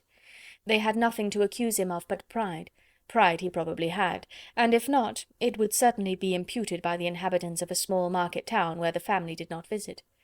It was acknowledged, however, that he was a liberal man, and did much good among the poor. With respect to Wickham, the travellers soon found that he was not held there in much estimation, for though the chief of his concerns with the son of his patron were imperfectly understood, it was yet a well-known fact that, on his quitting Derbyshire, he had left many debts behind him, which Mr. Darcy afterwards discharged. As for Elizabeth, her thoughts were at Pemberley this evening more than the last, and the evening, though as it passed it seemed long, was not long enough to determine her feelings towards one in that mansion, and she lay awake 2 whole hours endeavouring to make them out. She certainly did not hate him. No, hatred had vanished long ago, and she had almost as long been ashamed of ever feeling a dislike against him that could so be called. The respect created by the conviction of his valuable qualities, though at first unwillingly admitted, had for some time ceased to be repugnant to her feeling, and it was now heightened into somewhat of a friendlier nature by the testimony so highly in his favour, and bringing forward his disposition in so amiable a light, which yesterday had produced. But above all, above respect and esteem, there was a motive within her of goodwill which could not be overlooked. It was gratitude. Gratitude not merely for having once loved her, but for loving her still well enough to forgive all the petulance and acrimony of her manner in rejecting him, and all the unjust accusations accompanying her rejection. He who, she had been persuaded, would avoid her as his greatest enemy, seemed on this accidental meeting most eager to preserve the acquaintance, and without any indelicate display of regard, or any peculiarity of manner, where their 2 selves only were concerned, was soliciting the good opinion of her friends, and bent on making her known to his sister. Such a change in a man of so much pride excited not only astonishment but gratitude, for to love, ardent love, it must be attributed, and as such its impression on her was of a sort to be encouraged as by no means unpleasing, though it could not be exactly defined. She respected, she esteemed, she was grateful to him, she felt a real interest in his welfare, and she only wanted to know how far she wished that welfare to depend upon herself, and how far it would be for the happiness of both that she should employ the power, which her fancy told her she still possessed, of bringing on the renewal of his addresses. It had been settled in the evening between the aunt and the niece, that such a striking civility as Miss Darcy's in coming to see them on the very day of her arrival at Pemberley, for she had reached it only to a late breakfast, ought to be imitated, though it could not be qualified, by some exertion of politeness on their side, and consequently that it would be highly expedient to wait on her at Pemberley the following morning. They were therefore to go. Elizabeth was pleased, though when she asked herself the reason, she had very little to say in reply. Mr. Gardiner left them soon after breakfast. The fishing scheme had been renewed the day before, and a positive engagement made of his meeting some of the gentlemen at Pemberley before noon. Chapter 45. Convinced as Elizabeth now was that Miss Bingley's dislike of her had originated in jealousy, she could not help feeling how unwelcome her appearance at Pemberley must be to her, and was curious to know with how much civility on that lady's side the acquaintance would now be renewed. On reaching the house, they were shown through the hall into the saloon, whose northern aspect rendered it delightful for summer. Its windows opening to the ground admitted a most refreshing view of the high woody hills behind the house, and of the beautiful oaks and Spanish chestnuts which were scattered over the intermediate lawn. In this house they were received by Miss Darcy, who was sitting there with Mrs. Hurst and Miss Bingley, and the lady with whom she lived in London. Georgiana's reception of them was very civil, but attended with all the embarrassment which, though proceeding from shyness and the fear of doing wrong, would easily give to those who felt themselves inferior the belief of her being proud and reserved. Mrs. Gardiner and her niece, however, did her justice, and pitied her. By Mrs. Hurst and Miss Bingley they were noticed only by a curtsy, and on their being seated a pause, awkward as such pauses must always be, succeeded for a few moments. It was first broken by Mrs. Annesley, a genteel, agreeable-looking woman, whose endeavour to introduce some kind of discourse proved her to be more truly well-bred than either of the others, and between her and Mrs. Gardiner, with occasional help from Elizabeth, the conversation was carried on. Miss Darcy looked as if she wished for courage enough to join in it, and sometimes did venture a short sentence when there was least danger of its being heard. Elizabeth soon saw that she was herself closely watched by Miss Bingley, and that she could not speak a word, especially to Miss Darcy, without calling her attention. This observation would not have prevented her from trying to talk to the latter, had they not been seated at an inconvenient distance, but she was not sorry to be spared the necessity of saying much. Her own thoughts were employing her. She expected every moment that some of the gentlemen would enter the room. She wished, she feared, that the master of the house might be amongst them, and whether she wished or feared it most, she could scarcely determine. After sitting in this manner a quarter of an hour without hearing Miss Bingley's voice, Elizabeth was roused by receiving from her a cold inquiry after the health of her family. She answered with equal indifference and brevity, and the others said no more. The next variation which their visit afforded was produced by the entrance of servants with cold meat, cake, and a variety of all the finest fruits in season, but this did not take place till after many a significant look and smile from Mrs. Annesley to Miss Darcy had been given, to remind her of her post. There was now employment for the whole party, for though they could not all talk, they could all eat, and the beautiful pyramids of grapes, nectarines, and peaches soon collected them around the table. While thus engaged, Elizabeth had a fair opportunity of deciding whether she most feared or wished for the appearance of Mr. Darcy, by the feelings which prevailed on his entering the room, and then, though but a moment before she had believed her wishes to predominate, she began to regret that he came. He had been some time with Mr. Gardiner, who, with 2 or 3 other gentlemen from the house, was engaged by the river, and had left him only on learning that the ladies of the family intended a visit to Georgiana that morning. No sooner did he appear than Elizabeth wisely resolved to be perfectly easy and unembarrassed, a resolution the more necessary to be made, but perhaps not the more easily kept, because she saw that the suspicions of the whole party were awakened against them, and that there was scarcely an eye which did not watch his behaviour when he first came into the room. In no countenance was attentive curiosity so strongly marked as in Miss Bingley's, in spite of the smiles which overspread her face whenever she spoke to one of its objects, for jealousy had not yet made her desperate, and her attentions to Mr. Darcy were by no means over. Miss Darcy, on her brother's entrance, exerted herself much more to talk, and Elizabeth saw that he was anxious for his sister and herself to get acquainted, and forwarded as much as possible every attempt at conversation on either side. Miss Bingley saw all this likewise, and in the imprudence of anger took the first opportunity of saying, with sneering civility, "Pray, Miss Eliza, are not the shire militia removed from Meryton? They must be a great loss to your family." In Darcy's presence she dared not mention Wickham's name, but Elizabeth instantly comprehended that he was uppermost in her thoughts, and the various recollections connected with him gave her a moment's distress, but exerting herself vigorously to repel the ill-natured attack, she presently answered the question in a tolerably detached tone. While she spoke, an involuntary glance showed her Darcy, with a heightened complexion, earnestly looking at her, and his sister, overcome with confusion, and unable to lift up her eyes.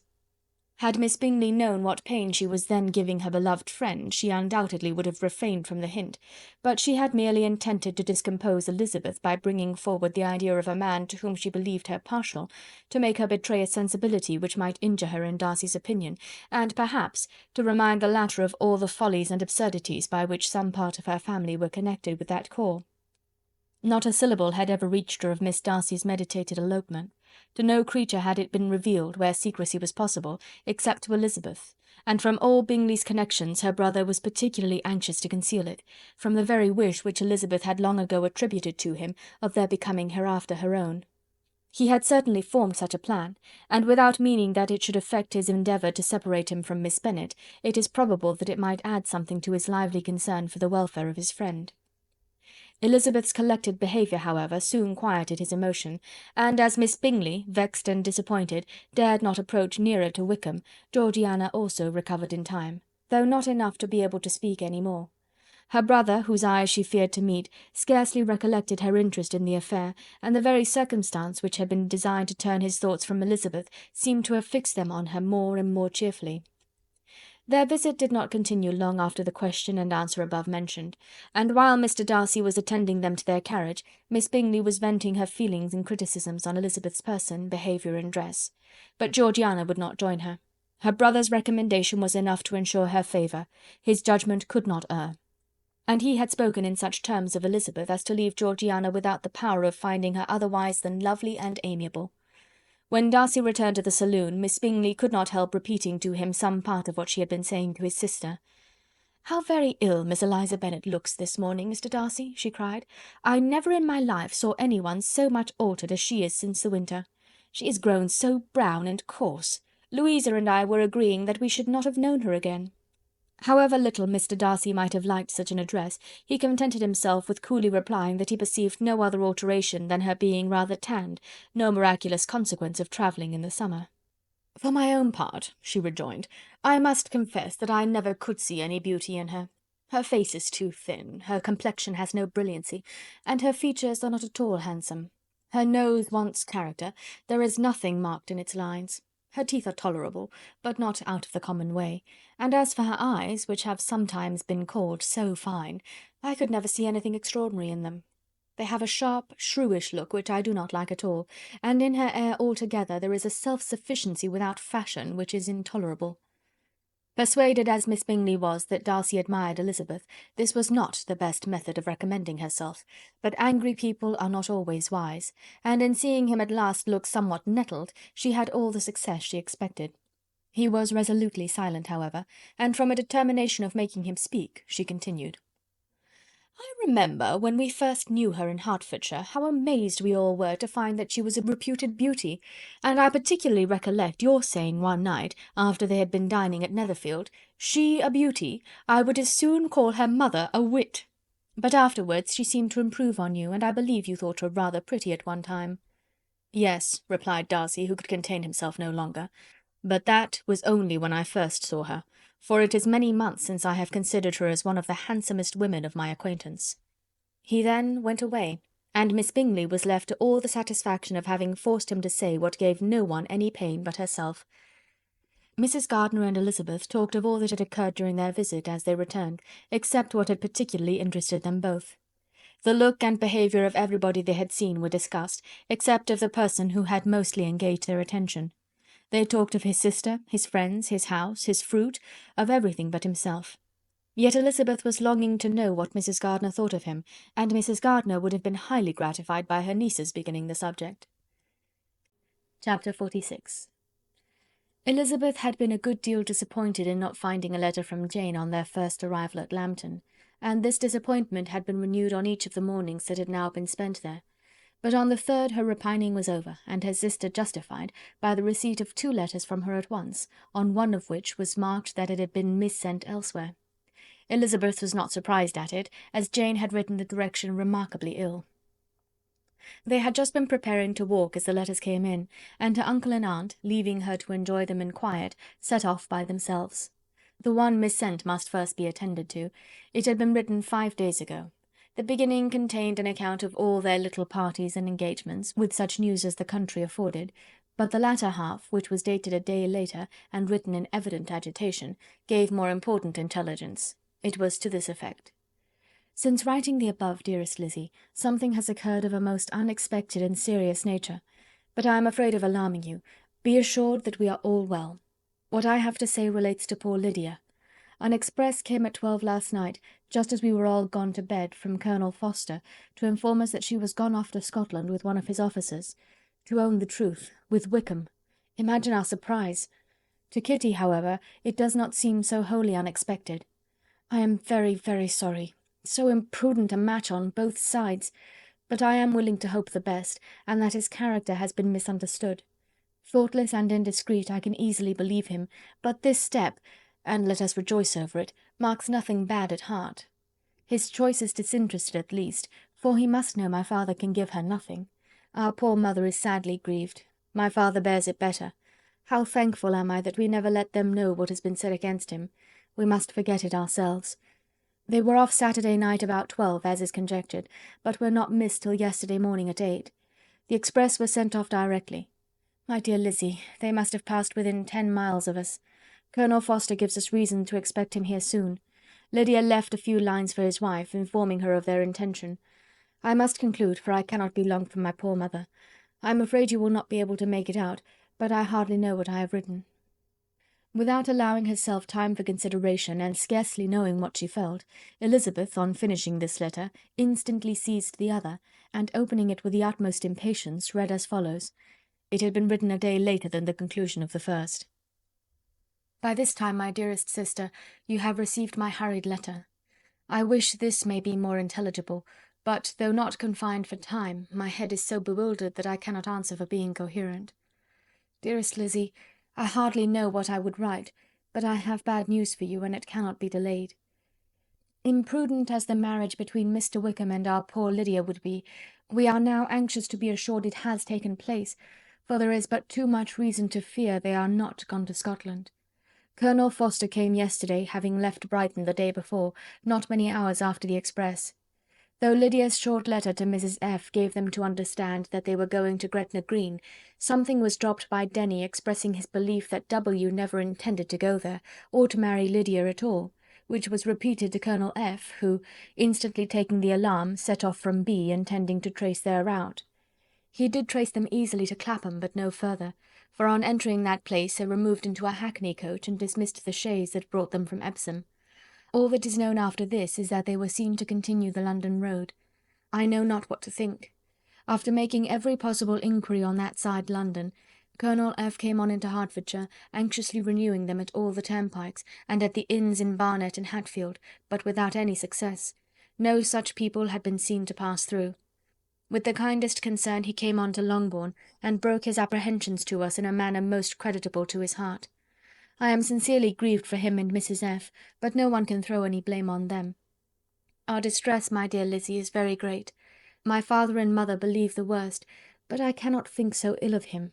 Many circumstances might make it more eligible for them to be married privately in town than to pursue their first plan.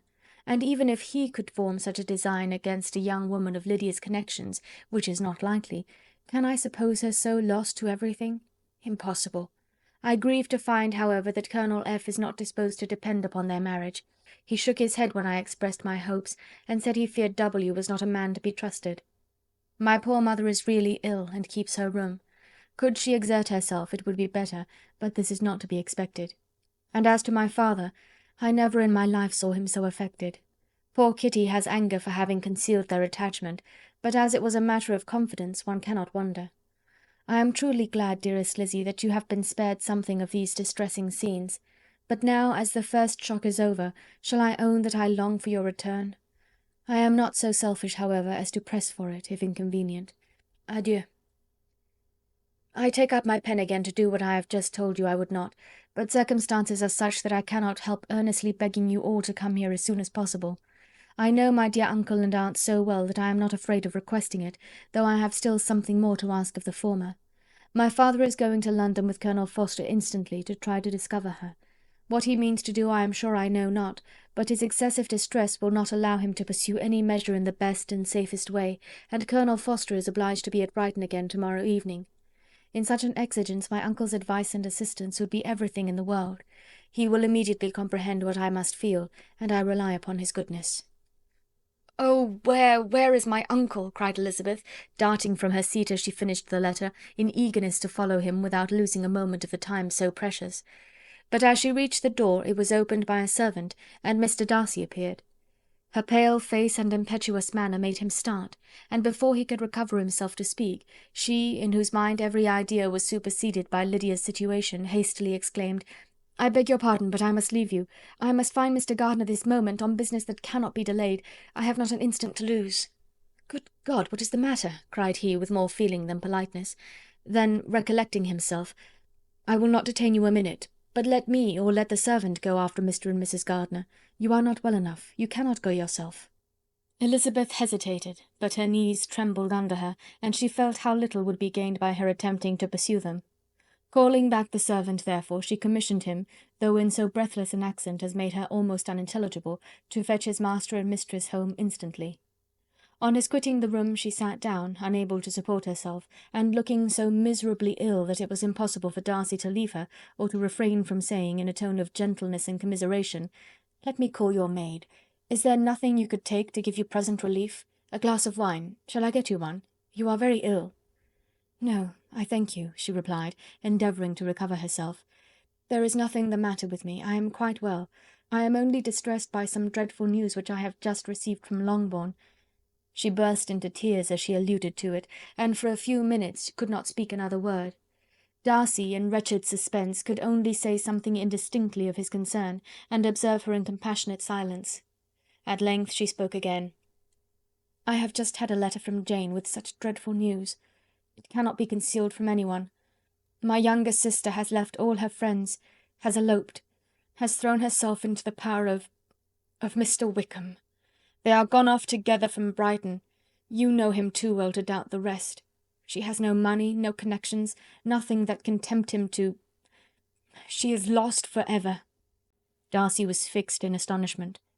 "When I consider," she added in a yet more agitated voice, "that I might have prevented it, I who knew what he was, had I but explained some part of it only, some part of what I learned, to my own family, had his character been known, this could not have happened. But it is all too late now."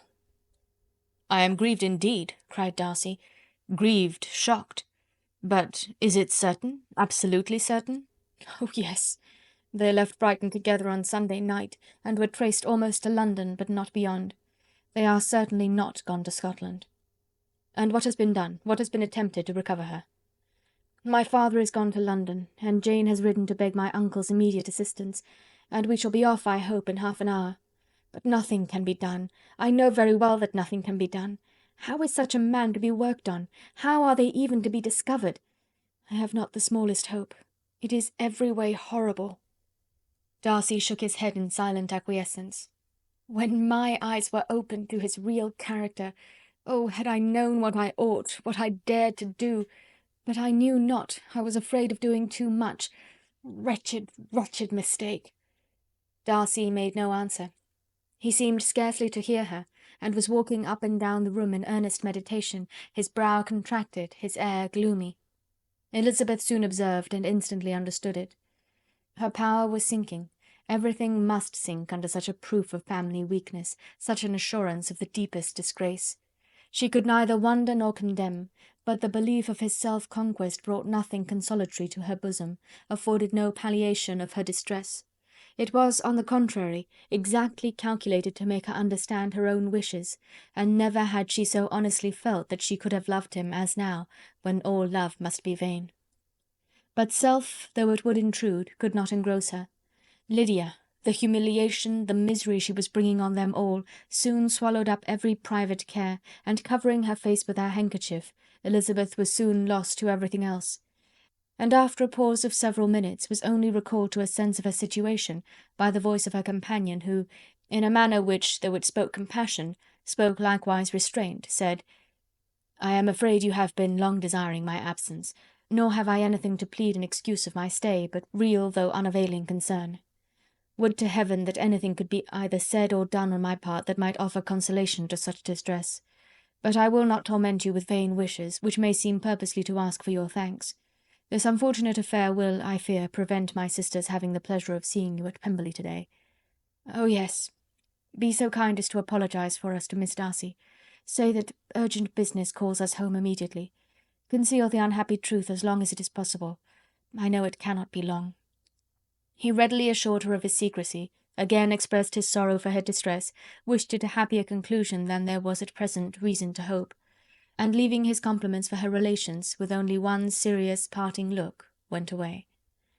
As he quitted the room, Elizabeth felt how improbable it was that they should ever see each other again on such terms of cordiality as had marked their several meetings in Derbyshire, and as she threw a retrospective glance over the whole of their acquaintance, so full of contradictions and varieties, sighed at the perverseness of those feelings which would now have promoted its continuance, and would formerly have rejoiced in its termination. If gratitude and esteem are good foundations of affection, Elizabeth's change of sentiment will be neither improbable nor faulty. But if otherwise, if regard springing from such sources is unreasonable or unnatural in comparison of what is so often described as arising on a first interview with its object, and even before 2 words have been exchanged, nothing can be said in her defence, except that she had given somewhat of a trial to the latter method in her partiality for Wickham, and that its ill success might, perhaps, authorise her to seek the other less interesting mode of attachment. Be that as it may, she saw him go with regret, and in this early example of what Lydia's infamy must produce, found additional anguish as she reflected on that wretched business. Never, since reading Jane's second letter, had she entertained a hope of Wickham's meaning to marry her. No one but Jane, she thought, could flatter herself with such an expectation. Surprise was the least of her feelings on this development. While the contents of the first letter remained in her mind, she was all surprise, all astonishment that Wickham should marry a girl whom it was impossible he could marry for money, and how Lydia could ever have attached him had appeared incomprehensible. But now it was all too natural. For such an attachment as this she might have sufficient charms, and though she did not suppose Lydia to be deliberately engaging in an elopement without the intention of marriage, she had no difficulty in believing that neither her virtue nor her understanding would preserve her from falling an easy prey. She had never perceived, while the regiment was in Hertfordshire, that Lydia had any partiality for him, but she was convinced that Lydia wanted only encouragement to attach herself to anybody. Sometimes one officer, sometimes another, had been her favourite, as their attentions raised them in her opinion. Her affections had continually been fluctuating, but never without an object. The mischief of neglect and mistaken indulgence towards such a girl, oh, how acutely did she now feel it! She was wild to be at home, to hear, to see, to be upon the spot to share with Jane in the cares that must now fall wholly upon her in a family so deranged.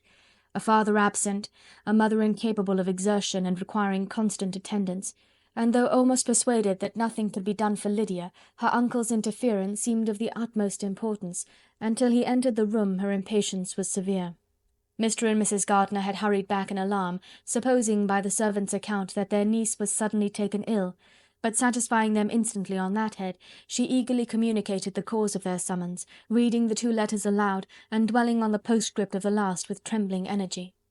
Though Lydia had never been a favourite with them, Mr. and Mrs. Gardiner could not be but deeply afflicted. Not Lydia only, but all were concerned in it, and after the first exclamations of surprise and horror, Mr. Gardiner promised every assistance in his power. Elizabeth, though expecting no less, thanked him with tears of gratitude, and all 3 being actuated by one spirit, everything relating to their journey was speedily settled. They were to be off as soon as possible. "But what is to be done about Pemberley?" cried Mrs. Gardiner. "John told us Mr. Darcy was here when you sent for us. Was it so?" "Yes, and I told him we should not be able to keep our engagement. That is all settled." "What is all settled?" repeated the other as she ran into her room to prepare. "And are they upon such terms as for her to disclose the real truth? Oh, that I knew how it was!" But wishes were vain, or at least could only serve to amuse her in the hurry and confusion of the following hour. Had Elizabeth been at leisure to be idle, she would have remained certain that all employment was impossible to one so wretched as herself. But she had her share of busyness as well as her aunt, and amongst the rest there were notes to be written to all their friends at Lambton, with false excuses for their sudden departure. An hour, however, saw the whole completed, and Mr. Gardiner meanwhile having settled his account at the inn, nothing remained to be done but to go. and Elizabeth, after all the misery of the morning, found herself, in a shorter space of time than she could have supposed, seated in the carriage and on the road to Longbourn. Chapter 47. "I have been thinking it over again, Elizabeth," said her uncle as they drove from the town, "and really, upon serious consideration, I am much more inclined than I was to judge as your eldest sister does on the matter. It appears to me so very unlikely that any young man should form such a design against a girl who is by no means unprotected or friendless, and who is actually staying in his colonel's family, that I am strongly inclined to hope the best. Could he expect that her friends would not step forward? Could he expect to be noticed again by the regiment, after such an affront to Colonel Forster? His temptation is not adequate to the risk." "Do you really think so?" cried Elizabeth, brightening up for a moment. "Upon my word," said Mrs. Gardiner, "I begin to be of your uncle's opinion. It is really too great a violation of decency, honour, and interest for him to be guilty of. I cannot think so very ill of Wickham. Can you yourself, Lizzie, so wholly give him up as to believe him capable of it?" "Not, perhaps, of neglecting his own interest, but of every other neglect I can believe him capable, if indeed it should be so. But I dare not hope it. Why should they not go on to Scotland, if that had been the case?" "In the first place," replied Mr. Gardiner, "there is no absolute proof that they are not gone to Scotland." "Oh, but their removing from the chaise into a hackney coach is such a presumption! And besides, no traces of them were to be found on the Barnet road." "Well then, supposing them to be in London. They may be there, though for the purpose of concealment, for no more exceptional purpose. It is not likely that money should be very abundant on either side, and it might strike them that they could be more economically, though less expeditiously married in London than in Scotland." "But why all this secrecy? Why any fear of detection? Why must their marriage be private? Oh, no, no, this is not likely. His most particular friend, you see by Jane's account, was persuaded of his never intending to marry her." "Wickham will never marry a woman without some money. He cannot afford it. And what claims has Lydia, what attraction has she beyond youth, health, and good humour, that could make him, for her sake, forego every chance of benefiting himself by marrying well? As to what restraint the apprehensions of disgrace in the corps might throw on a dishonourable elopement with her, I am not able to judge, for I know nothing of the effects that such a step might produce. But as to your other objection, I am afraid it will hardly hold good. Lydia has no brothers to step forward, and he might imagine from my father's behaviour, from his indolence and the little attention he has ever seemed to give to what was going forward in his family, that he would do as little, and think as little about it, as any father could do in such a matter. But can you think that Lydia is so lost to everything but love of him as to consent to live with him on any terms other than marriage?" "It does seem, and it is most shocking indeed," replied Elizabeth, with tears in her eyes, "that a sister's sense of decency and virtue in such a point should admit of doubt. But really I know not what to say. Perhaps I am not doing her justice, but she is very young. She has never been taught to think on serious subjects, and for the last half year, nay, for a 12-month, she has been given up to nothing but amusement and vanity. She has been allowed to dispose of her time in the most idle and frivolous manner, and to adopt any opinions that came in her way. Since the Shire were first quartered in Meryton, nothing but love, flirtation, and officers have been in her head. She has been doing everything in her power by thinking and talking on the subject to give greater, what shall I call it, susceptibility to her feelings, which are naturally lively enough. And we all know that Wickham has every charm of person and address that can captivate a woman." "But you see that Jane," said her aunt, "does not think so very ill of Wickham as to believe him capable of the attempt." "Of whom does Jane ever think ill? And who is there, whatever might be their former conduct, that she would think capable of such an attempt, till it were proved against them? But Jane knows, as well as I do, what Wickham really is. We both know that he has been profligate in every sense of the word, that he has neither integrity nor honour, that he is as false and deceitful as he is insinuating." "And you really know all this?" cried Mrs. Gardiner, whose curiosity as to the mode of her intelligence was all alive. "I do indeed," replied Elizabeth, colouring. "I told you the other day of his infamous behaviour to Mr. Darcy, and you yourself, when last at Longbourn, heard in what manner he spoke of the man who had behaved with such forbearance and liberality towards him. And there are other circumstances which I am not at liberty, which it is not worth while to relate. but his lies about the whole Pemberley family are endless. From what he said of Miss Darcy, I was thoroughly prepared to see a proud, reserved, disagreeable girl, yet he knew to the contrary himself. He must know that she was as amiable and unpretending as we have found her." "But does Lydia know nothing of this? Can she be ignorant of what you and Jane seem so well to understand?" "Oh, yes. That is the worst of all. Till I was in Kent, and saw so much of both Mr. Darcy and his relation, Colonel Fitzwilliam, I was ignorant of the truth myself. And when I returned home, the Shire was to leave Meryton in a week or fortnight's time. As that was the case, neither Jane, to whom I related the whole, nor I, thought it necessary to make our knowledge public. For of what use could it apparently be to anyone, that the good opinion which all the neighbourhood had of him should then be overthrown? And even if it was settled that Lydia should go with Mrs. Forster, the necessity of opening her eyes to his character never occurred to me. That she could be in any danger from the deception never entered my head. That such a consequence as this could ensue, you may easily believe, was far enough from my thoughts." "When they all removed to Brighton, therefore, you had no reason, I suppose, to believe them fond of each other?" "Not the slightest. I can remember no symptom of affection on either side, and had anything of the kind been perceptible, you must be aware that ours is not a family on which it could be thrown away. When first he entered the corps, she was ready enough to admire him, but so we all were. Every girl in or near Meryton was out of her senses about him for the first 2 months, but he never distinguished her by any particular attention, and consequently, after a moderate period of extravagant and wild admiration, her fancy for him gave way, and others of the regiment, who treated her with more distinction, again became her favourites. It may be easily believed that however little of novelty could be added to their fears, hopes, and conjectures on this interesting subject by its repeated discussion, no other could detain them from it long during the whole of the journey. From Elizabeth's thoughts it was never absent. Fixed there by the keenest of all anguish, self-reproach, she could find no interval of ease or forgetfulness.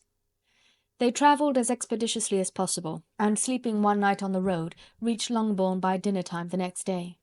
It was a comfort to Elizabeth to consider that Jane could not have been wearied by long expectations. The little gardeners, attracted by the sight of a chaise, were standing on the steps of the house as they entered the paddock, and when the carriage drove up to the door, the joyful surprise that lighted up their faces and displayed itself over their whole bodies in a variety of capers and frisks was the first pleasing earnest of their welcome. Elizabeth jumped out, and after giving each of them a hasty kiss, hurried into the vestibule, where Jane, who came running down from her mother's apartment, immediately met her. Elizabeth, as she affectionately embraced her, whilst tears filled the eyes of both, lost not a moment in asking whether anything had been heard of the fugitives. "Not yet," replied Jane, "but now that my dear uncle is come, I hope everything will be well. Is my father in town?" "Yes, he went on Tuesday, as I wrote you word." "And have you heard from him often?" "We have heard only twice. He wrote me a few lines on Wednesday to say that he had arrived in safety, and to give me his directions, which I particularly begged him to do. He merely added that he should not write again till he had something of importance to mention." "And my mother, how is she? How are you all?" "My mother is tolerably well, I trust, though her spirits are greatly shaken.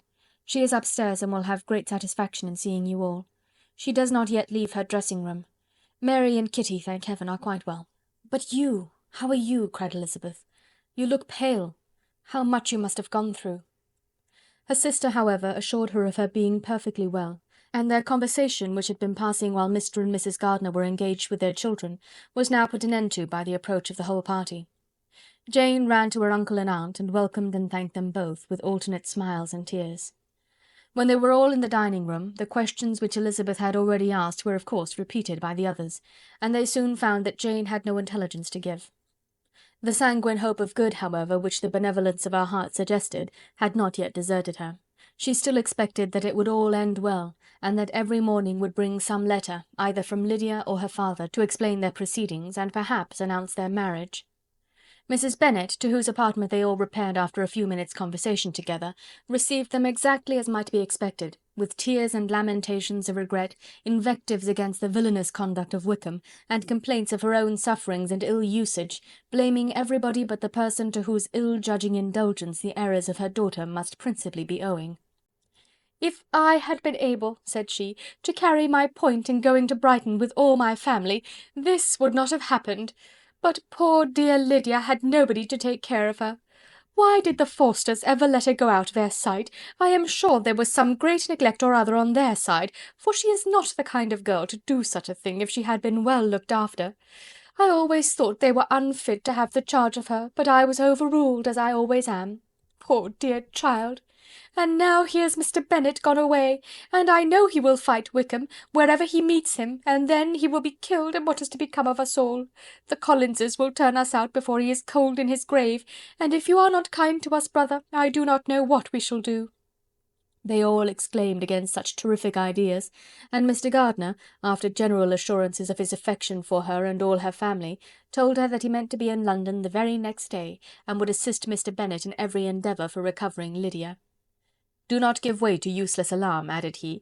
"Though it is right to be prepared for the worst, there is no occasion to look on it as certain. It is not quite a week since they left Brighton. In a few days more we may gain some news of them. Until we know that they are not married and have no design of marrying, do not let us give the matter over as lost. As soon as I get to town I shall go to my brother, and make him come home with me to Gracechurch Street, and then we may consult together as to what is to be done." "Oh, my dear brother," replied Mrs. Bennet, "that is exactly what I could most wish for. And now do, when you get to town, find them out, wherever they may be, and if they are not married already, make them marry. And as for wedding clothes, do not let them wait for that, but tell Lydia she shall have as much money as she chooses to buy them, after they are married. And above all, keep Mr. Bennet from fighting. Tell him what a dreadful state I am in, that I am frighted out of my wits, and have such tremblings, such flutterings all over me, such spasms in my side, and pains in my head, and such beatings at heart, that I can get no rest by night nor by day. And tell my dear Lydia not to give any directions about her clothes till she has seen me, for she does not know which are the best warehouses. Oh, brother, how kind you are! I know you will contrive it all." But Mr. Gardiner, though he assured her again of his earnest endeavours in the cause, could not avoid recommending moderation to her, as well in her hopes as her fear; and after talking with her in this manner till dinner was on the table, they all left her to vent her feelings on the housekeeper, who attended in the absence of her daughters. Though her brother and sister were persuaded that there was no real occasion for such a seclusion from the family, they did not attempt to oppose it, for they knew that she had not prudence enough to hold her tongue before the servants while they waited at table, and judged it better that one only of the household, and the one whom they could most trust, should comprehend all her fears and solicitude on the subject. In the dining-room they were soon joined by Mary and Kitty, who had been too busily engaged in their separate apartments to make their appearance before. One came from her books, and the other from her toilette. The faces of both, however, were tolerably calm, and no change was visible in either, except that the loss of her favourite sister, or the anger which she had herself incurred in this business, had given more of fretfulness than usual to the accents of Kitty. As for Mary, she was mistress enough of herself to whisper to Elizabeth, with a countenance of grave reflection, soon after they were seated at table, "This is a most unfortunate affair, and will probably be much talked of. But we must stem the tide of malice, and pour into the wounded bosoms of each other the balm of sisterly consolation."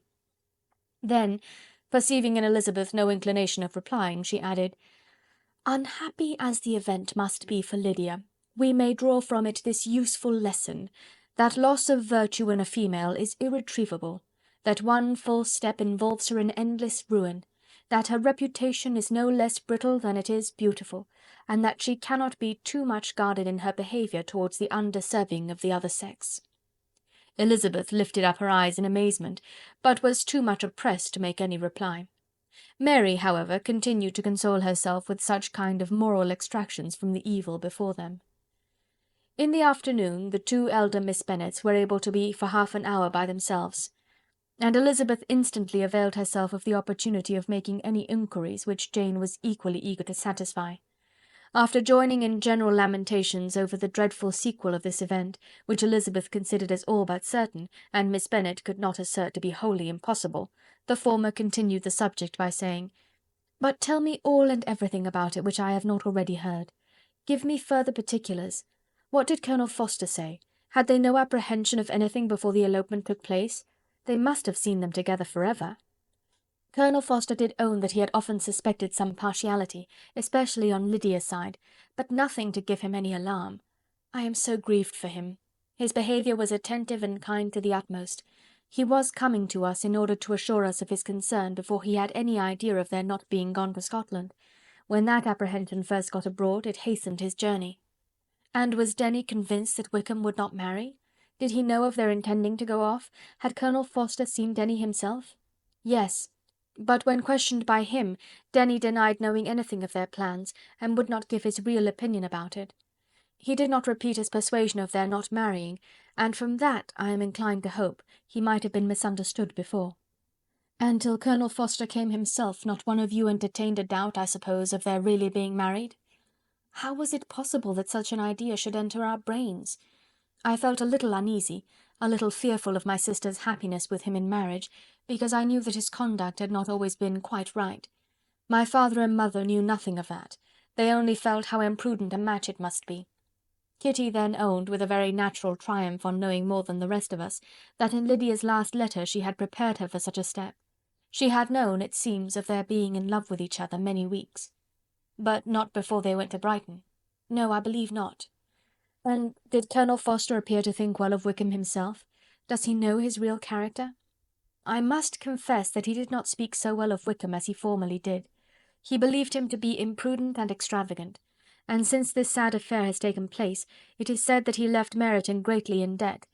But I hope this may be false. Oh, Jane! Had we been less secret, had we told what we knew of him, this could not have happened. Perhaps it would have been better, replied her sister, but to expose the former faults of any person without knowing what their present feelings were seemed unjustifiable. We acted with the best intentions. Could Colonel Forster repeat the particulars of Lydia's note to his wife? He brought it with him for us to see. Jane then took it from her pocket-book and gave it to Elizabeth. These were the contents. My dear Harriet, you will laugh when you know where I am gone, and I cannot help laughing myself at your surprise tomorrow morning, as soon as I am missed. I am going to Gretna Green, and if you cannot guess with who, I shall think you a simpleton, for there is but one man in the world I love, and he is an angel. I should never be happy without him, so think it no harm to be off.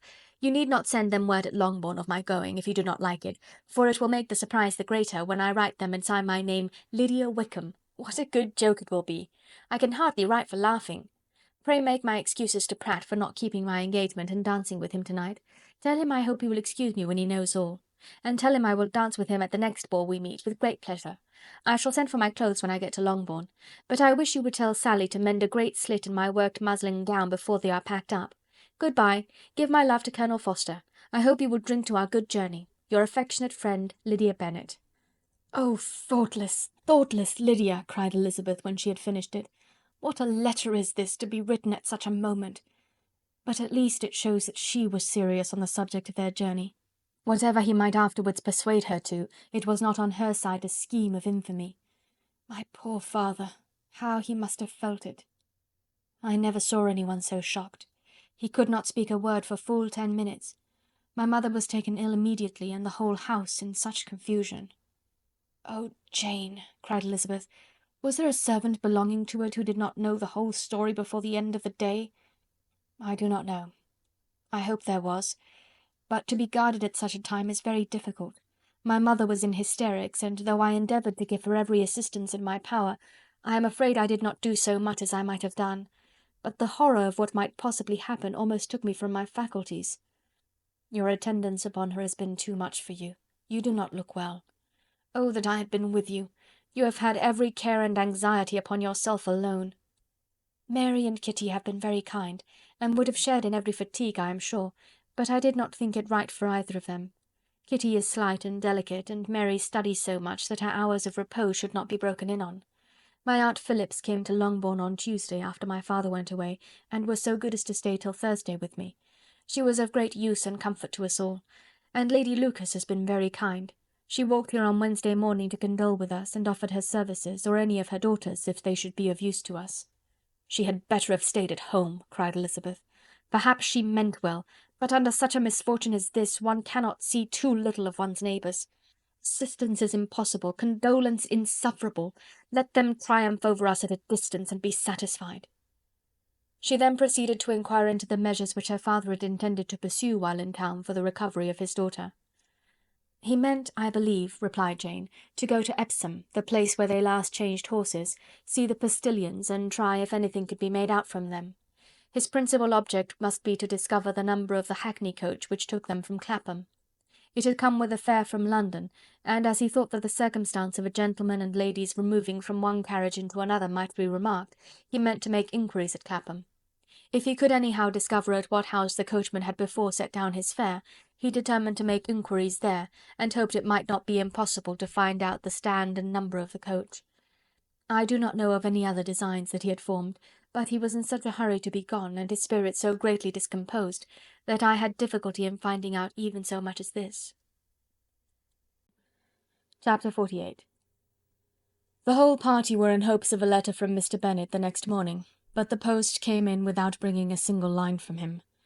His family knew him to be, on all common occasions, a most negligent and dilatory correspondent, but at such a time they had hoped for exertion. They were forced to conclude that he had no pleasing intelligence to send, but even of that they would have been glad to be certain. Mr. Gardiner had waited only for the letters before he set off.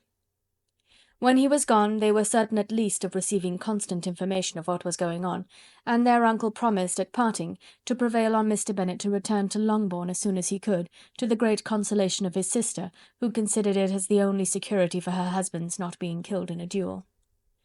Mrs. Gardiner and the children were to remain in Hertfordshire a few days longer, as the former thought her presence might be serviceable to her nieces. She shared in their attendance on Mrs. Bennet, and was a great comfort to them in their hours of freedom. Their other aunt also visited them frequently, and always, as she said, with the design of cheering and heartening them up, though, as she never came without reporting some fresh instance of Wickham's extravagance or irregularity, she seldom went away without leaving them more dispirited than she found them. All Meryton seemed striving to blacken the man who, but 3 months before, had been almost an angel of light. He was declared to be in debt to every tradesman in the place, and his intrigues, all honoured with the title of seduction, had been extended into every tradesman's family. Everybody declared that he was the wickedest young man in the world, and everybody began to find out that they had always distrusted the appearance of his goodness.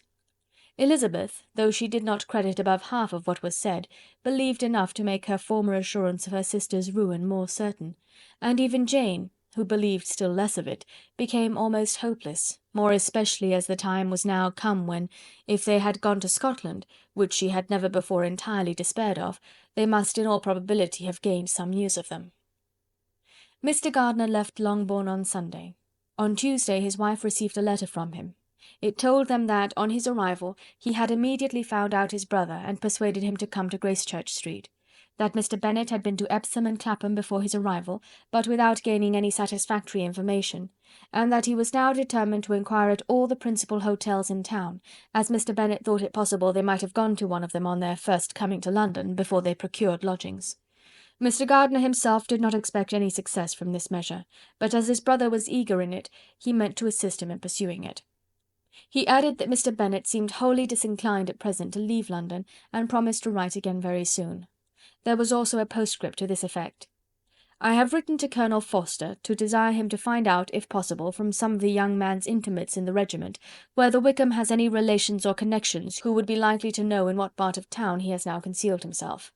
If there were any one that one could apply to with a probability of gaining such a clue as that, it might be of essential consequence. At present we have nothing to guide us. Colonel Forster will, I dare say, do everything in his power to satisfy us on this head. But on second thoughts, perhaps Lizzie could tell us what relations he has now living better than any other person." Elizabeth was at no loss to understand from whence this deference to her authority proceeded, but it was not in her power to give any information of so satisfactory a nature as the compliment deserved. She had never heard of his having had any relations except a father and mother, both of whom had been dead many years. It was possible, however, that some of his companions in the shire might be able to give more information, and though she was not very sanguine in expecting it, the application was a something to look forward to. Every day at Longbourn was now a day of anxiety, but the most anxious part of each was when the post was expected. The arrival of letters was the grand object of every morning's impatience. Through letters, whatever of good or bad was to be told would be communicated, and every succeeding day was expected to bring some news of importance. But before they heard again from Mr. Gardiner, a letter arrived for their father from a different quarter, from Mr. Collins, which, as Jane had received directions to open all that came for him in his absence, she accordingly read, and Elizabeth, who knew what curiosities his letters always were, looked over her and read it likewise. It was as follows: "My dear Sir, I feel myself called upon, by our relationship and my situation in life, to condole with you on the grievous affliction you are now suffering under, of which we were yesterday informed by a letter from Hertfordshire. Be assured, my dear sir, that Mrs. Collins and myself sincerely sympathise with you and all your respectable family in your present distress, which must be of the bitterest kind, because proceeding from a cause which no time can remove. No arguments shall be wanting on my part that can alleviate so severe a misfortune, or that may comfort you under a circumstance that must be of all others the most afflicting to a parent's mind. The death of your daughter would have been a blessing in comparison to this, and it is the more to be lamented, because there is reason to suppose, as my dear Charlotte informs me, that this licentiousness of behaviour in your daughter has proceeded from a faulty degree of indulgence, though at the same time, for the consolation of yourself and Mrs. Bennet, I am inclined to think that her own disposition must be naturally bad, or she could not be guilty of such an enormity at so early an age. Howsoever that may be, you are grievously to be pitied, in which opinion I am not only joined by Mrs. Collins, but likewise by Lady Catherine and her daughter, to whom I have related the affair. They agree with me in apprehending that this false step in one daughter will be injurious to the fortunes of all the others.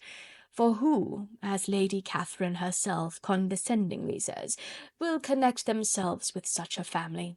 And this consideration leads me moreover to reflect, with augmented satisfaction, on a certain event of last November, for had it been otherwise, I must have been involved in all your sorrow and disgrace. Let me then advise you, dear sir, to console yourself as much as possible, to throw off your unworthy child from your affection for ever, and leave her to reap the fruits of her own heinous offence. I am, dear sir, etc., etc." Mr. Gardiner did not write again till he had received an answer from Colonel Forster, and then he had nothing of a pleasant nature to send. It was not known that Wickham had a single relationship with whom he kept up any connection, and it was certain that he had no near one living. His former acquaintances had been numerous, but since he had been in the militia it did not appear that he was on terms of particular friendship with any of them. There was no one, therefore, who could be pointed out as likely to give any news of him, and in the wretched state of his own finances there was a very powerful motive for secrecy, in addition to his fear of discovery by Lydia's relations, for it had just transpired that he had left gaming debts behind him to a very considerable amount. Colonel Forster believed that more than £1,000 would be necessary to clear his expenses at Brighton. He owed a good deal in town, but his debts of honour were still more formidable. Mr. Gardiner did not attempt to conceal these particulars from the Longbourn family. Jane heard them with horror. "A gamester!" she cried. "This is wholly unexpected. I had not an idea of it." Mr. Gardiner added in his letter that they might expect to see their father at home on the following day, which was Saturday. Rendered spiritless by the ill success of all their endeavours, he had yielded to his brother-in-law's entreaty that he would return to his family, and leave it to him to do whatever occasion might suggest to be advisable for continuing their pursuit. When Mrs. Bennet was told of this, she did not express so much satisfaction as her children expected, considering what her anxiety for his life had been before. "What! Is he coming home, and without poor Lydia?" she cried. "Sure he will not leave London before he has found them. Who is to fight Wickham and make him marry her if he comes away?" As Mrs. Gardiner began to wish to be at home, it was settled that she and the children should go to London at the same time that Mr. Bennet came from it. The coach, therefore, took them the first stage of their journey, and brought its master back to Longbourn. Mrs. Gardiner went away in all the perplexity about Elizabeth and her Derbyshire friend that had attended her from that part of the world. His name had never been voluntarily mentioned before them by her niece, and the kind of half-expectation which Mrs. Gardiner had formed, of their being followed by a letter from him, had ended in nothing. Elizabeth had received none since her return that could come from Pemberley.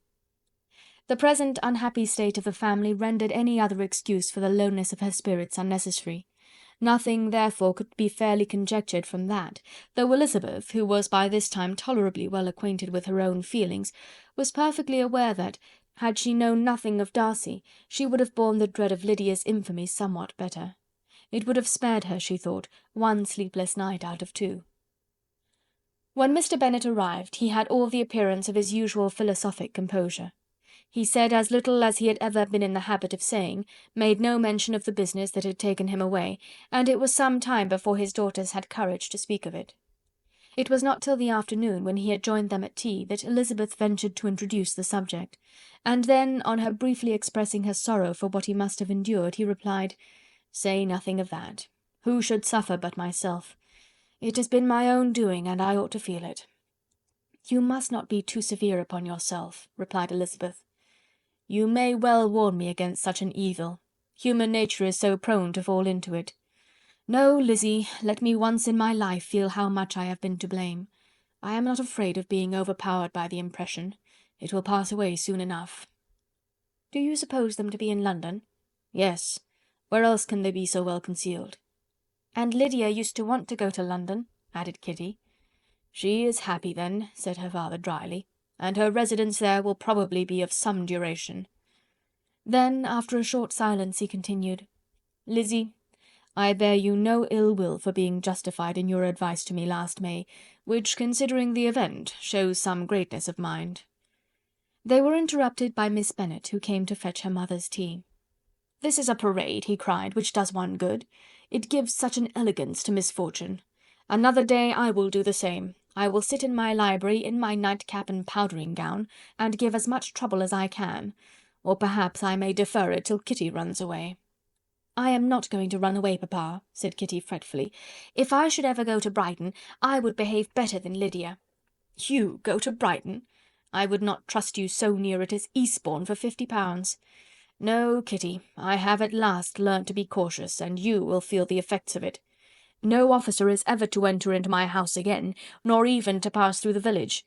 Balls will be absolutely prohibited, unless you stand up with one of your sisters, and you are never to stir out of doors till you can prove that you have spent 10 minutes of every day in a rational manner." Kitty, who took all these threats in a serious light, began to cry. "Well, well," said he, "do not make yourself unhappy. If you are a good girl for the next 10 years, I will take you to a review at the end of them." Chapter 49. 2 days after Mr. Bennet's return, as Jane and Elizabeth were walking together in the shrubbery behind the house, they saw the housekeeper coming towards them, and concluding that she came to call them to their mother, went forward to meet her. But instead of the expected summons when they approached her, she said to Miss Bennet, "I beg your pardon, madam, for interrupting you, but I was in hopes you might have got some good news from town, so I took the liberty of coming to ask." "What do you mean, Hill? We have heard nothing from town." "Dear madam," cried Mrs. Hill, in great astonishment, "don't you know there is an express come for master from Mr. Gardiner? He has been here this half hour, and master has had a letter." Away ran the girls, too eager to get in to have time for speech.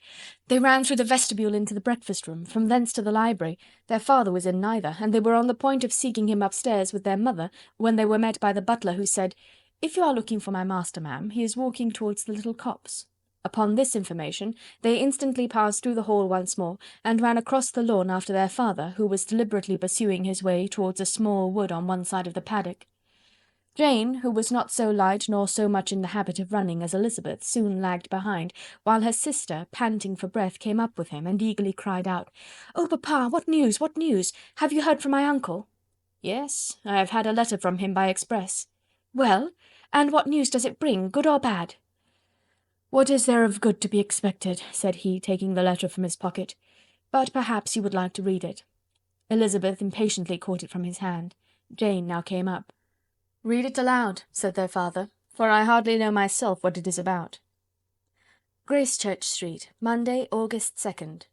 My dear brother, at last I am able to send you some tidings of my niece, and as such, upon the whole, I hope it will give you satisfaction.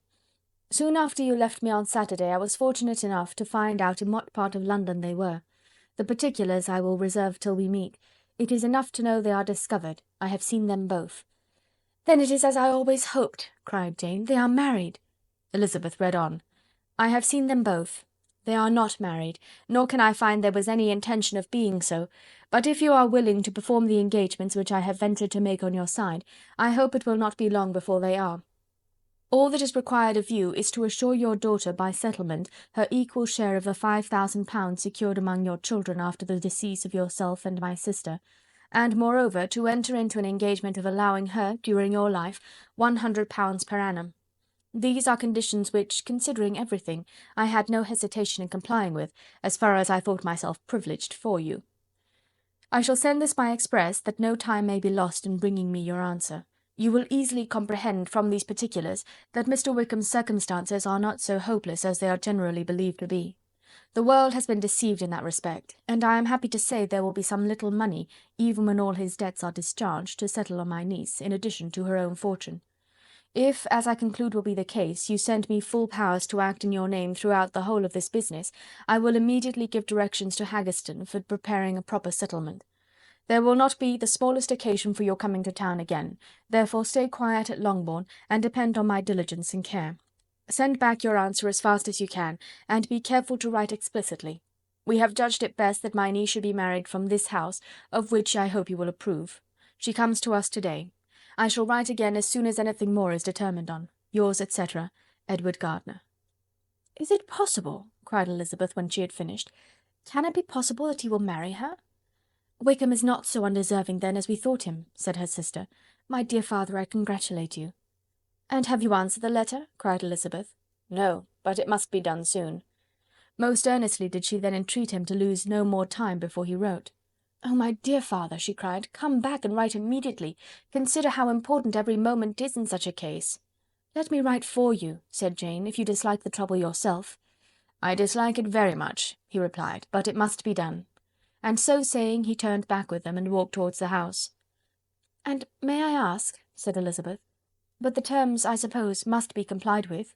"Complied with? I am only ashamed of his asking so little." "And they must marry. Yet he is such a man!" "Yes, yes, they must marry. There is nothing else to be done. But there are two things that I want very much to know. One is, how much money your uncle has laid down to bring it about, and the other, how am I ever to pay him?" "Money? My uncle?" cried Jane. "What do you mean, sir?" "I mean that no man in his senses would marry Lydia on so slight a temptation as 100 a year during my life, and 50 after I am gone." "That is very true," said Elizabeth, "though it had not occurred to me before. His debts to be discharged, and something still to remain? Oh, it must be my uncle's doings. Generous, good man, I am afraid he has distressed himself. A small sum could not do all this." "No," said her father. "Wickham's a fool if he takes her with a farthing less than £10,000. I should be sorry to think so ill of him in the very beginning of our relationship." £10,000! Heaven forbid! How is half such a sum to be repaid? Mr. Bennet made no answer, and each of them, deep in thought, continued silent till they reached the house. Their father then went on to the library to write, and the girls walked into the breakfast-room. "And they are really to be married," cried Elizabeth, as soon as they were by themselves. "How strange this is! And for this we are to be thankful. That they should marry, small as is their chance of happiness, and wretched as is his character, we are forced to rejoice. Oh, Lydia!" "I comfort myself with thinking," replied Jane, "that he certainly would not marry Lydia if he had not a real regard for her. Though our kind uncle has done something towards clearing him, I cannot believe that £10,000, or anything like it, has been advanced. He has children of his own, and may have more. How could he spare half £10,000? "If we were ever able to learn what Wickham's debts have been," said Elizabeth, "and how much is settled on his side on our sister, we shall know exactly what Mr. Gardiner has done for them, because Wickham has not sixpence of his own. The kindness of my uncle and aunt can never be requited. Their taking her home and affording her their personal protection and countenance is such a sacrifice to her advantage as years of gratitude cannot enough acknowledge. By this time she is actually with them. If such goodness does not make her miserable now, she will never deserve to be happy. What a meeting for her when she first sees my aunt!" "We must endeavour to forget all that has passed on either side," said Jane. "I hope and trust they will yet be happy. His consenting to marry her is a proof, I will believe, that he is come to a right way of thinking. Their mutual affection will steady them, and I flatter myself they will settle so quietly and live in so rational a manner as may in time make their past imprudence forgotten." "Their conduct has been such," replied Elizabeth, "as neither you nor I nor anybody can ever forget. It is useless to talk of it." It now occurred to the girls that their mother was in all likelihood perfectly ignorant of what had happened. They went to the library, therefore, and asked their father whether he would not wish them to make it known to her. He was writing, and without raising his head, coolly replied, "Just as you please." "May we take my uncle's letter to read to her?" "Take whatever you like and get away." Elizabeth took the letter from his writing table, and they went upstairs together. Mary and Kitty were both with Mrs. Bennet. One communication would, therefore, do for all. After a slight preparation for good news, the letter was read aloud. Mrs. Bennet could hardly contain herself. As soon as Jane had read Mr. Gardiner's hope of Lydia's being soon married, her joy burst forth, and every following sentence added to its exuberance. She was now in an irritation as violent from delight as she had ever been fidgety from alarm and vexation. To know that her daughter would be married was enough. She was disturbed by no fear for her felicity, nor humbled by any remembrance of her misconduct. "My dear, dear Lydia," she cried, "this is delightful indeed. She will be married. I shall see her again. She will be married at 16. My good, kind brother, I knew how it would be. I knew he would manage everything. How I long to see her, and to see dear Wickham too. But the clothes, the wedding clothes! I will write to my sister Gardiner about them directly. Lizzie, my dear, run down to your father and ask him how much you will give her. Stay, I will go myself. Ring the bell, Kitty, for Hill. I will put on my things in a moment. My dear, dear Lydia, how merry we shall be together when we meet." Her eldest daughter endeavoured to give some relief to the violence of these transports by leading her thoughts to the obligations which Mr. Gardiner's behaviour had laid them all under. "For we must attribute this happy conclusion," she added, "in a great measure to his kindness. We are persuaded that he has pledged himself to assist Mr. Wickham with money." "Well," cried her mother, "it is all very right. Who should do it but her own uncle? If he had not had a family of his own, I and my children must have had all his money, you know, and it is the first time we have ever had anything from him, except a few presents. Well, I am so happy. In such a short time I shall have a daughter married. Mrs. Wickham! How well it sounds! And she was only 16 last June. My dear Jane, I am in such a flutter that I am sure I can't write, so I will dictate and you write for me. We will settle with your father about the money afterwards, but the things should be ordered immediately."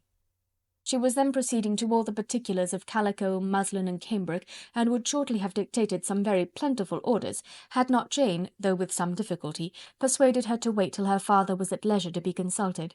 One day's delay, she observed, would be of small importance, and her mother was too happy to be quite so obstinate as usual. Other schemes, too, came into her head. "I will go to Meryton," said she, "as soon as I'm dressed, and tell the good news to my sister Phillips, and as I come back I can call on Lady Lucas and Mrs. Long. Kitty, run down and order the carriage. An airing would do me a great deal of good, I am sure. Girls, can I do anything for you in Meryton? Oh, here comes Hill. My dear Hill, have you heard the good news? Miss Lydia is going to be married, and you shall all have a bowl of punch to make merry at her wedding." Mrs. Hill began instantly to express her joy.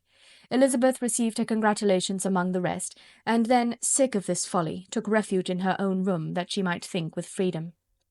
Poor Lydia's situation must, at best, be bad enough, but that it was no worse she had need to be thankful. She felt it so, neither rational happiness nor worldly prosperity could be justly expected for her sister. In looking back to what they had feared only 2 hours ago, she felt all the advantages of what they had gained. Chapter 50. Mr. Bennet had very often wished before this period of his life that, instead of spending his whole income, he had laid by an annual sum for the better provision of his children and of his wife, if she survived him. He now wished it more than ever. Had he done his duty in that respect, Lydia need not have been indebted to her uncle for whatever of honour or credit could now be purchased for her. The satisfaction of prevailing on one of the most worthless young men in Great Britain to be her husband might then have rested in its proper place.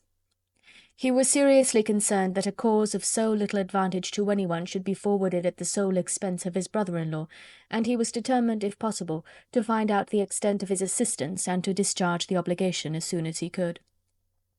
When first Mr. Bennet had married, economy was held to be perfectly useless, for of course they were to have a son. The son was to join in cutting off the entail as soon as he should be of age, and the widow and younger children would by that means be provided for. 5 daughters successively entered the world, but yet the son was to come.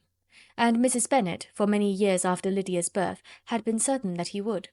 This event had at last been despaired of, but it was then too late to be saving. Mrs. Bennet had no turn for economy, and her husband's love of independence had alone prevented their exceeding their income. £5,000 were settled by marriage articles on Mrs. Bennet and the children, but in what proportions it should be divided amongst the latter depended on the will of the parents. This was one point, with regard to Lydia at least, which was now to be settled, and Mr. Bennet could have no hesitation in acceding to the proposal before him. In terms of grateful acknowledgment for the kindness of his brother, though expressed most concisely, he then delivered on paper his perfect approbation of all that was done, and his willingness to fulfil the engagements that had been made for him. He had never before supposed that, could Wickham be prevailed on to marry his daughter, it would be done with so little inconvenience to himself as by the present arrangement. He would scarcely be £10 a year the loser by the 100 that was to be paid them, for, what with their board and pocket allowance, and the continual presents in money which passed to her through her mother's hands, Lydia's expenses had been very little within that sum. That it would be done with such trifling exertion on his side, too, was another very welcome surprise, for his wish at present was to have as little trouble in the business as possible. When the first transports of rage which had produced his activity in seeking her were over, he naturally returned to all his former indolence.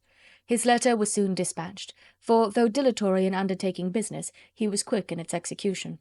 He begged to know further particulars of what he was indebted to his brother, but was too angry with Lydia to send any message to her.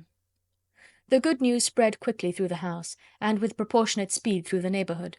It was borne in the latter with decent philosophy. To be sure, it would have been more for the advantage of conversation had Miss Lydia Bennet come upon the town, or as the happiest alternative been secluded from the world in some distant farmhouse. But there was much to be talked of in marrying her, and the good-natured wishes for her well-doing which had proceeded before from all the spiteful old ladies in Meryton lost but a little of their spirit in this change of circumstances, because with such a husband her misery was considered certain. It was a fortnight since Mrs. Bennet had been downstairs, but on this happy day she again took her seat at the head of her table, and in spirits oppressively high. No sentiment of shame gave a damp to her triumph. The marriage of a daughter, which had been the first object of her wishes since Jane was 16, was now on the point of accomplishment, and her thoughts and her words ran wholly on those attendants of elegant nuptials, fine muslins, new carriages, and servants. She was busily searching through the neighbourhood for a proper situation for her daughter, and without knowing or considering what their income might be, rejected many as deficient in size and importance. "Hay Park might do," said she, "if the Goldings could quit it, or the great house at Stoke, if the drawing-room were larger. But Ashworth is too far off. I could not bear to have her 10 miles from me. And as for Pulvis Lodge, the attics are dreadful." Her husband allowed her to talk on without interruption while the servants remained. But when they had withdrawn, he said to her, "Mrs. Bennet, before you take any or all of these houses for your son and daughter, let us come to a right understanding.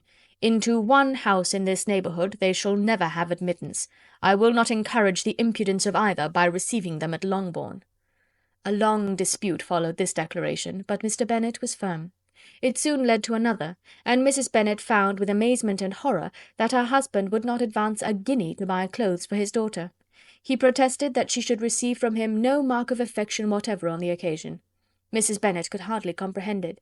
That his anger could be carried to such a point of inconceivable resentment as to refuse his daughter a privilege without which her marriage would scarcely seem valid, exceeded all she could believe possible. She was more alive to the disgrace which her want of new clothes must reflect on her daughter's nuptials, than to any sense of shame at her eloping and living with Wickham a fortnight before they took place. Elizabeth was now most heartily sorry that she had, from the distress of the moment, been led to make Mr. Darcy acquainted with their fears for her sister, for since her marriage would so shortly give the proper termination to the elopement, they might hope to conceal its unfavourable beginning from all those who were not immediately on the spot. She had no fear of its spreading farther through his means. There were few people on whose secrecy she could have more confidently depended, but at the same time there was no one whose knowledge of a sister's frailty would have mortified her so much, not, however, from any fear of disadvantage from it individually to herself, for at any rate there seemed a gulf impassable between them. Had Lydia's marriage been concluded on the most honourable terms, it was not to be supposed that Mr. Darcy would connect himself with a family where, to every other objection, would now be added an alliance and relationship of the nearest kind with a man whom he so justly scorned. From such a connection she could not wonder that he would shrink. The wish of procuring her regard, which she had assured herself of his feeling in Derbyshire, could not in rational expectation survive such a blow as this. She was humbled, she was grieved. She repented, though she hardly knew of what. She became jealous of his esteem, when she could no longer hope to be benefited by it. She wanted to hear of him, when there seemed the least chance of gaining intelligence. She was convinced that she could have been happy with him, when it was no longer likely they should meet. What a triumph for him, as she often thought, could he know that the proposals which he had spurned only 4 months ago would now have been most gladly and gratefully received. He was as generous, she doubted not, as the most generous of his sex, but while he was mortal there must be a triumph. She began now to comprehend that he was exactly the man who, in disposition and talents, would most suit her. His understanding and temper, though unlike her own, would have answered all her wishes. It was an union that must have been to the advantage of both. By her ease and liveliness his mind might have been softened, his manners improved, and from his judgment, information, and knowledge of the world, she must have received benefit of greater importance. But no such happy marriage could now teach the admiring multitude what connubial felicity really was. An union of a different tendency, and precluding the possibility of the other, was soon to be formed in their family. How Wickham and Lydia were to be supported in tolerable independence she could not imagine. But how little of permanent happiness could belong to a couple who were only brought together because their passions were stronger than their virtue, could she easily conjecture. Mr. Gardiner soon wrote again to his brother. To Mr. Bennet's acknowledgment he briefly replied, with assurance of his eagerness to promote the welfare of any of his family, and concluded with entreaties that the subject might never be mentioned to him again. The principal purport of his letter was to inform them that Mr. Wickham had resolved on quitting the militia. It was greatly my wish that he should do so, he added, as soon as his marriage was fixed on, and I think you will agree with me in considering the removal from that corps as highly advisable, both on his account and my niece's. It is Mr. Wickham's intention to go into the regulars, and among his former friends there are still some who are able and willing to assist him in the army. He has the promise of an ensigncy in General's regiment now quartered in the north. It is an advantage to have it so far from this part of the kingdom. He promises fairly, and I hope among different people, where they may each have a character to preserve, they will both be more prudent. I have written to Colonel Forster to inform him of our present arrangements, and to request that he will satisfy the various creditors of Mr. Wickham in and near Brighton, with assurances of speedy payment, for which I have pledged myself. And will you give yourself the trouble of carrying similar assurances to his creditors in Meryton, of whom I shall subjoin a list according to his information? He has given in all his debts. I hope at least he has not deceived us. Haggerston has our directions, and all will be completed in a week. They will then join his regiment, unless they are first invited to Longbourn, and I understand from Mrs. Gardiner that my niece is very desirous of seeing you all before she leaves the south. She is well, and begs to be dutifully remembered to you and her mother. Yours, etc., E. Gardiner. Mr. Bennet and his daughter saw all the advantages of Wickham's removal from the shire as clearly as Mr. Gardiner could do, but Mrs. Bennet was not so well pleased with it. Lydia's being settled in the north, just when she had expected most pleasure and pride in her company, for she had by no means given up her plan of their residing in Hertfordshire, was a severe disappointment. And besides, it was such a pity that Lydia should be taken from a regiment where she was acquainted with everybody, and had so many favourites. "She is so fond of Mrs. Forster," said she, "it will be quite shocking to send her away. And there are several of the young men, too, that she likes very much. The officers may not be so pleasant in the General's regiment." His daughter's request, for such it might be considered, of being admitted into her family again before she set off for the north, received at first an absolute negative.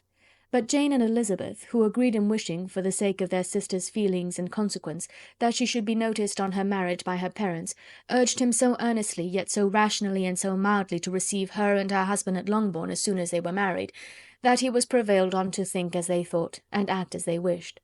And their mother had the satisfaction of knowing that she would be able to show her married daughter in the neighbourhood before she was banished to the north. When Mr. Bennet wrote again to his brother, therefore, he sent his permission for them to come, and it was settled that as soon as the ceremony was over they should proceed to Longbourn. Elizabeth was surprised, however, that Wickham should consent to such a scheme, and had she consulted only her own inclination, any meeting with him would have been the last object of her wishes. Chapter 51. Their sister's wedding day arrived, and Jane and Elizabeth felt for her probably more than she felt for herself. The carriage was sent to meet them, and they were to return in it by dinner-time. Their arrival was dreaded by the elder Miss Bennets, and Jane more especially, who gave Lydia the feelings which would have attended herself had she been the culprit, and was wretched in the thought of what her sister must endure. They came. The family were assembled in the breakfast-room to receive them. Smiles decked the face of Mrs. Bennet as the carriage drove up to the door. Her husband looked impenetrably grave, her daughters alarmed, anxious, uneasy. Lydia's voice was heard in the vestibule. The door was thrown open, and she ran into the room. Her mother stepped forwards, embraced her and welcomed her with rapture, gave her hand with an affectionate smile to Wickham, who followed his lady, and wished them joy with an alacrity which showed no doubt of their happiness. Their reception from Mr. Bennet, to whom they then turned, was not quite so cordial. His countenance rather gained in austerity, and he scarcely opened his lips. The easy assurance of the young couple, indeed, was enough to provoke him. Elizabeth was disgusted, and even Miss Bennet was shocked. Lydia was Lydia still, untamed, unabashed, wild, noisy, and fearless. She turned from sister to sister, demanding their congratulations, and when at length they all sat down, looked eagerly round the room, took notice of some little alteration in it, and observed with a laugh that it was a great while since she had been there. Wickham was not at all more distressed than herself, but his manners were always so pleasing that had his character and his marriage been exactly what they ought, his smiles and his easy address, while he claimed their relationship, would have delighted them all. Elizabeth had not before believed him quite equal to such assurance, but she sat down, resolving within herself to draw no limits in future to the impudence of an impudent man. She blushed, and Jane blushed, but the cheeks of the two who caused their confusion suffered no variation of colour. There was no want of discourse. The bride and her mother could neither of them talk fast enough, and Wickham, who happened to sit near Elizabeth, began inquiring after his acquaintance in that neighbourhood, with a good-humoured ease which she felt very unable to equal in her replies. They seemed each of them to have the happiest memories in the world. Nothing of the past was recollected with pain, and Lydia led voluntarily to subjects which her sisters would not have alluded to for the world. "Only think of it being 3 months," she cried, "since I went away. It seems but a fortnight, I declare, and yet there have been things enough happened in the time. Good gracious! When I went away I am sure I had no more idea of being married till I came back again, though I thought it would be very good fun if I was." Her father lifted up his eyes. Jane was distressed.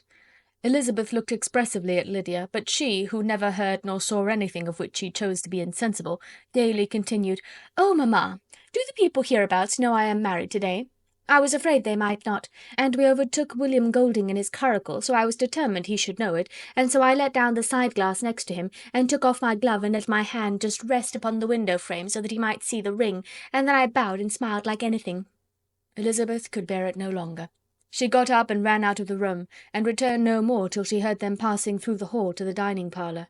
She then joined them soon enough to see Lydia, with anxious parade, walk up to her mother's right hand, and hear her say to her eldest sister, "Ah, Jane, I take your place now, and you must go lower, because I am a married woman." It was not to be supposed that time would give Lydia that embarrassment from which she had been so wholly free at first. Her ease and good spirits increased. She longed to see Mrs. Phillips, the Lucases, and all their other neighbours, and to hear herself called Mrs. Wickham by each of them, and in the meantime she went after dinner to show her ring and boast of being married to Mrs. Hill and the 2 housemaids. "Well, mamma," said she, when they were all returned to the breakfast-room, "and what do you think of my husband? Is not he a charming man? I am sure my sisters must all envy me. I only hope they may have half my good luck. They must all go to Brighton. That is the place to get husbands. What a pity it is, mamma, we did not all go."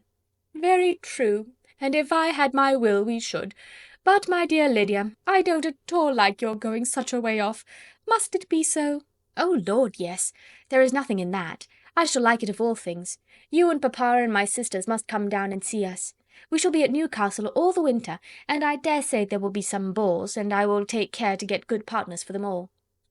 "I should like it beyond anything," said her mother. "And then when you go away you may leave 1 or 2 of my sisters behind you, and I dare say I shall get husbands for them before the winter is over." "I thank you for my share of the favour," said Elizabeth, "but I do not particularly like your way of getting husbands." Their visitors were not to remain above 10 days with them. Mr. Wickham had received his commission before he left London, and he was to join his regiment at the end of a fortnight. No one but Mrs. Bennet regretted that their stay would be so short, and she made the most of the time by visiting about with her daughter, and having very frequent parties at home. These parties were acceptable to all. To avoid a family circle was even more desirable to such as did think than such as did not. Wickham's affection for Lydia was just what Elizabeth had expected to find it, not equal to Lydia's for him. She had scarcely needed her present observation to be satisfied, from the reason of things, that their elopement had been brought on by the strength of her love rather than by his, and she would have wondered why, without violently caring for her, he chose to elope with her at all, had she not felt certain that his flight was rendered necessary by distress of circumstances, and if that were the case, he was not the young man to resist an opportunity of having a companion. Lydia was exceedingly fond of him.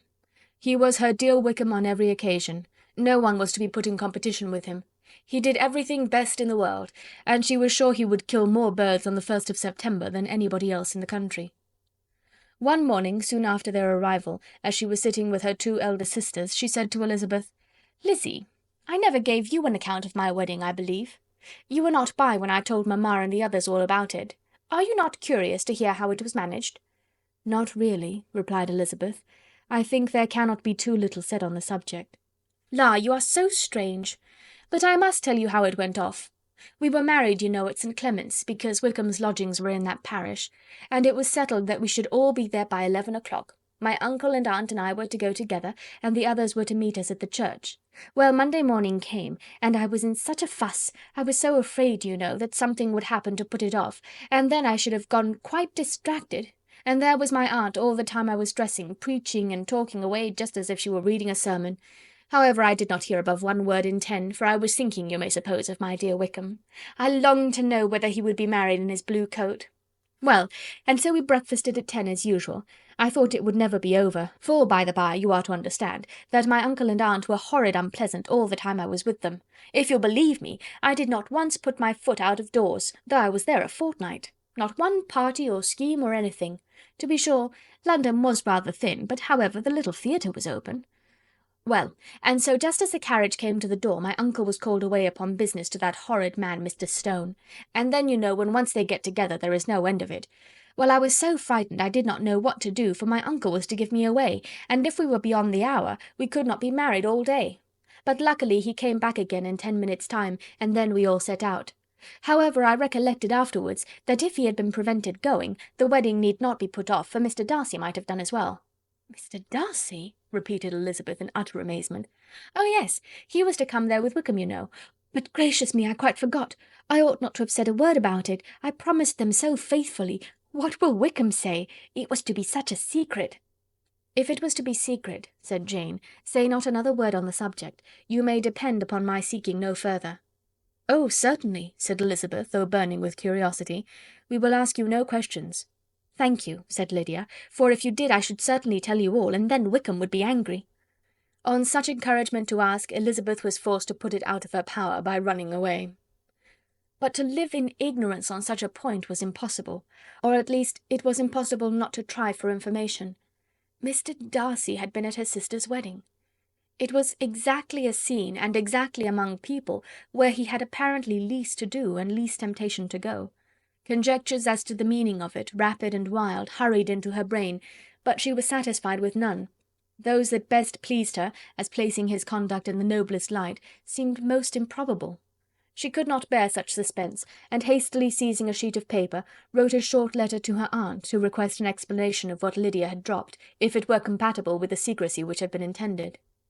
"You may readily comprehend," she added, "what my curiosity must be to know how a person unconnected with any of us, and, comparatively speaking, a stranger to our family, should have been amongst you at such a time.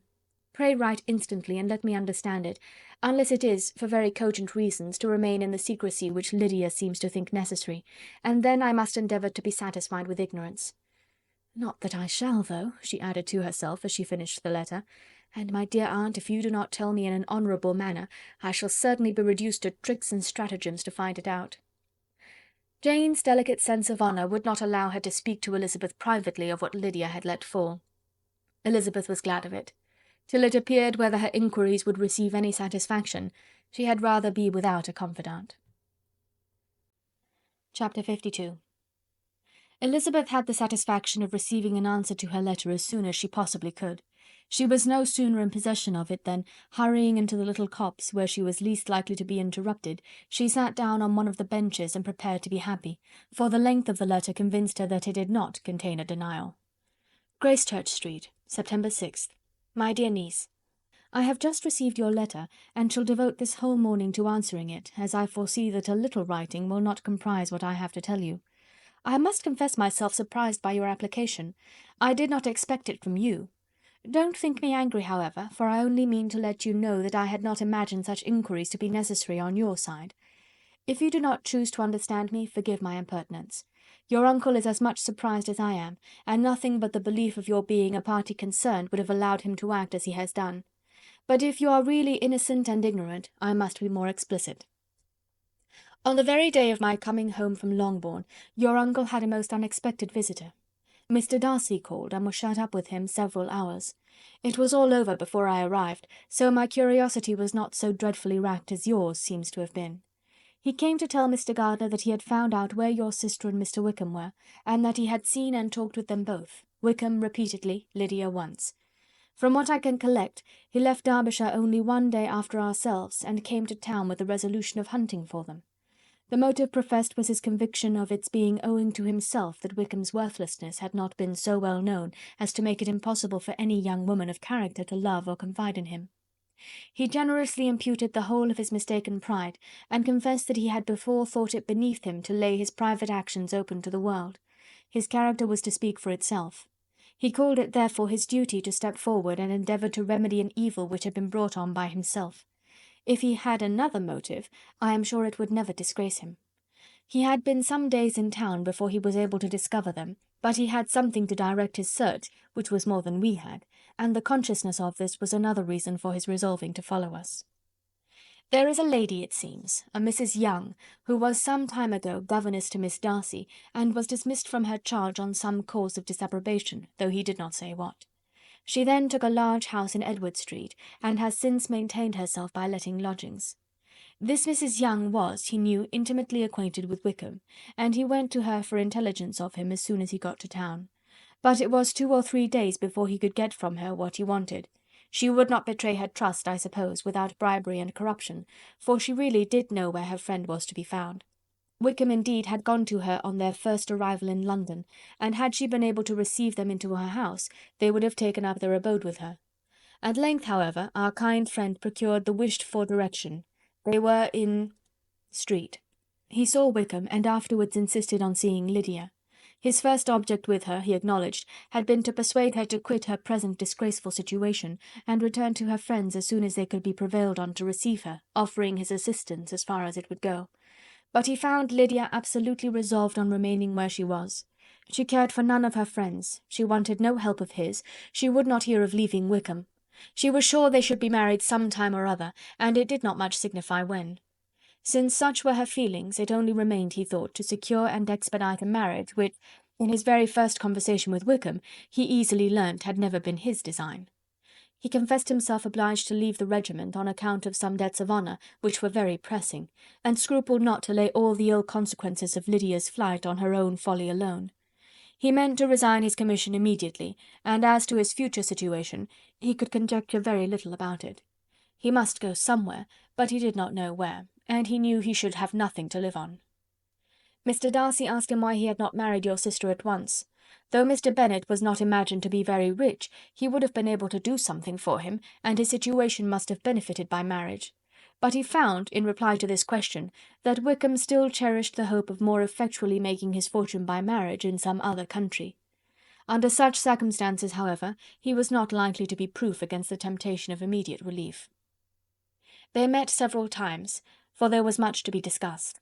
Wickham, of course, wanted more than he could get, but at length was reduced to be reasonable. Everything being settled between them, Mr. Darcy's next step was to make your uncle acquainted with it, and he first called in Gracechurch Street the evening before I came home.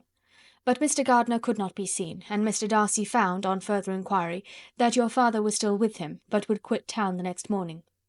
He did not judge your father to be a person whom he could so properly consult as your uncle, and therefore readily postponed seeing him till after the departure of the former. He did not leave his name, and till the next day it was only known that a gentleman had called on business. On Saturday he came again. Your father was gone, your uncle at home, and, as I said before, they had a great deal of talk together. They met again on Sunday, and then I saw him too. It was not all settled before Monday. As soon as it was, the express was sent off to Longbourn, but our visitor was very obstinate. I fancy, Lizzie, that obstinacy is the real defect of his character after all. He has been accused of many faults at different times, but this is the true one. Nothing was to be done that he did not do himself, though I am sure, and I do not speak it to be thanked, therefore say nothing about it, your uncle would most readily have settled the whole. They battled it together for a long time, which was more than either the gentleman or lady concerned in it deserved, but at last your uncle was forced to yield, and instead of being allowed to be of use to his niece, was forced to put up with only having the probable credit of it, which went sorely against the grain, and I really believe your letter this morning gave him great pleasure, because it required an explanation that would rob him of his borrowed feathers, and give the praise where it was due. But, Lizzie, this must go no farther than yourself, or Jane at most. You know pretty well, I suppose, what has been done for the young people. His debts are to be paid, amounting, I believe, to considerably more than £1,000, another 1,000 in addition to her own settled upon her, and his commission purchased. The reason why all this was to be done by him alone was such as I have given above. It was owing to him, to his reserve and want of proper consideration, that Wickham's character had been so misunderstood, and consequently that he had been received and noticed as he was. Perhaps there was some truth in this, though I doubt whether his reserve or anybody's reserve can be answerable for the event.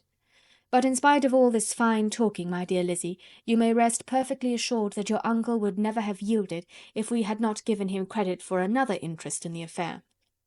When all this was resolved on, he returned again to his friends who were still staying at Pemberley, but it was agreed that he should be in London once more when the wedding took place, and all money matters were then to receive the last finish. I believe I have now told you everything. It is a relation which you tell me is to give you great surprise. I hope at least it will not afford you any displeasure. Lydia came to us, and Wickham had constant admission to the house. He was exactly what he had been when I knew him in Hertfordshire, but I would not tell you how little I was satisfied with her behaviour while she stayed with us, if I had not perceived by Jane's letter last Wednesday that her conduct on coming home was exactly of a piece with it, and therefore what I now tell you can give you no fresh pain. I talked to her repeatedly in the most serious manner, representing to her all the wickedness of what she had done, and all the unhappiness she had brought on her family. If she heard me it was by good luck, for I am sure she did not listen.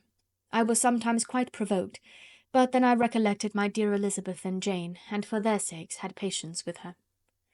Mr. Darcy was punctual in his return, and, as Lydia informed you, attended the wedding. He dined with us the next day, and was to leave town again on Wednesday or Thursday. Will you be very angry with me, my dear Lizzie, if I take this opportunity of saying, what I was never bold enough to say before, how much I like him? His behaviour to us has, in every respect, been as pleasing as when we were in Derbyshire. His understanding and opinions all please me. He wants nothing but a little more liveliness, and that, if he marry prudently, his wife may teach him. I thought him very sly. He hardly ever mentioned your name, but slyness seems the fashion. Pray forgive me if I have been very presuming, or at least do not punish me so far as to exclude me from P. I shall never be quite happy till I have been all round the park. A low phaeton with a nice little pair of ponies would be the very thing. But I must write no more. The children have been wanting me this half-hour. Yours very sincerely, M. Gardiner. The contents of this letter threw Elizabeth into a flutter of spirits, in which it was difficult to determine whether pleasure or pain bore the greatest share. The vague and unsettled suspicions which uncertainty had produced of what Mr. Darcy might have been doing to forward her sister's match, which she had feared to encourage as an exertion of goodness too great to be probable, and at the same time dreaded to be just from the pain of obligation, were proved beyond their greatest extent to be true.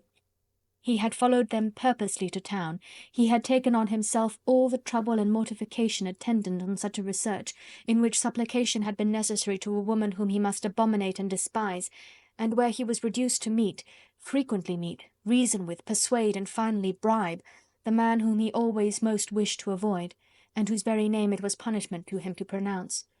He had done all this for a girl whom he could neither regard nor esteem. Her heart did whisper that he had done it for her, but it was a hope shortly checked by other considerations, and she soon felt that even her vanity was insufficient when required to depend on his affection for her, for a woman who had already refused him, as able to overcome a sentiment so natural as abhorrence against relationship with Wickham. Brother-in-law of Wickham! Every kind of pride must revolt from the connection. He had, to be sure, done much. She was ashamed to think how much. But he had given a reason for his interference, which asked no extraordinary stretch of belief. It was reasonable that he should feel he had been wrong. He had liberality, and he had the means of exercising it, and though she would not place herself as his principal inducement, she could perhaps believe that remaining partiality for her might assist his endeavours in a cause where her peace of mind must be materially concerned. It was painful, exceedingly painful, to know that they were under obligations to a person who could never receive a return. They owed the restoration of Lydia, her character, everything, to him. Oh, how heartily did she grieve over every ungracious sensation she had ever encouraged, every saucy speech she had ever directed towards him. For herself she was humbled, but she was proud of him, proud that, in a cause of compassion and honour, he had been able to get the better of himself. She read over her aunt's commendation of him again and again. It was hardly enough, but it pleased her. She was even sensible of some pleasure, though mixed with regret, on finding how steadfastly both she and her uncle had been persuaded that affection and confidence subsisted between Mr. Darcy and herself. She was roused from her seat and her reflections by someone's approach, and before she could strike into another path, she was overtaken by Wickham. "I am afraid I interrupt your solitary ramble, my dear sister," said he as he joined her. "You certainly do," she replied with a smile, "but it does not follow that the interruption must be unwelcome." "I should be sorry indeed if it were. We were always good friends, and now we are better." "True. Are the others coming out?" "I do not know. Mrs. Bennet and Lydia are going in the carriage to Meryton. And so, my dear sister, I find from our uncle and aunt that you have actually seen Pemberley." She replied in the affirmative. "I almost envy you the pleasure, and yet I believe it would be too much for me, or else I could take it in my way to Newcastle." "And you saw the old housekeeper, I suppose?" "Poor Reynolds, she was always very fond of me, but of course she did not mention my name to you." "Yes, she did." "And what did she say?" "That you were gone into the army, and she was afraid had not turned out well. At such a distance as that, you know, things are strangely misrepresented." "Certainly," he replied, biting his lips. Elizabeth hoped she had silenced him, but he soon afterwards said, "I was surprised to see Darcy in town last month. We passed each other several times. I wonder what he can be doing there." "Perhaps preparing for his marriage with Mr. Burgh," said Elizabeth. "It must be something particular to take him there at this time of year." "Undoubtedly. Did you see him while you were at Lambton? I thought I understood from the gardeners that you had." "Yes. He introduced us to his sister." "And do you like her?" "Very much." "I have heard, indeed, that she has uncommonly improved within this year or two. When I last saw her she was not very promising. I am very glad you liked her. I hope she will turn out well." "I dare say she will. She has got over the most trying age." "Did you go by the village of Kympton?" "I do not recollect that we did. I mention it because it is the living which I ought to have had. A most delightful place. Excellent parsonage house. It would have suited me in every respect." "How should you have liked making sermons?" "Exceedingly well. I should have considered it as part of my duty, and the exertion would soon have been nothing. One ought not to repine, but to be sure it would have been such a thing for me. The quiet, the retirement of such a life would have answered all my ideas of happiness. But it was not to be. Did you ever hear Darcy mention the circumstance when you were in Kent?" "I have heard from authority, which I thought as good, that it was left you conditionally only, and at the will of the present patron." "You have?" "Yes, there was something in that. I told you so from the first, you may remember. I did hear, too, that there was a time when sermon-making was not so palatable to you as it seems to be at present, that you actually declared your resolution of never taking orders, and that the business had been compromised accordingly." "You did, and it was not wholly without foundation.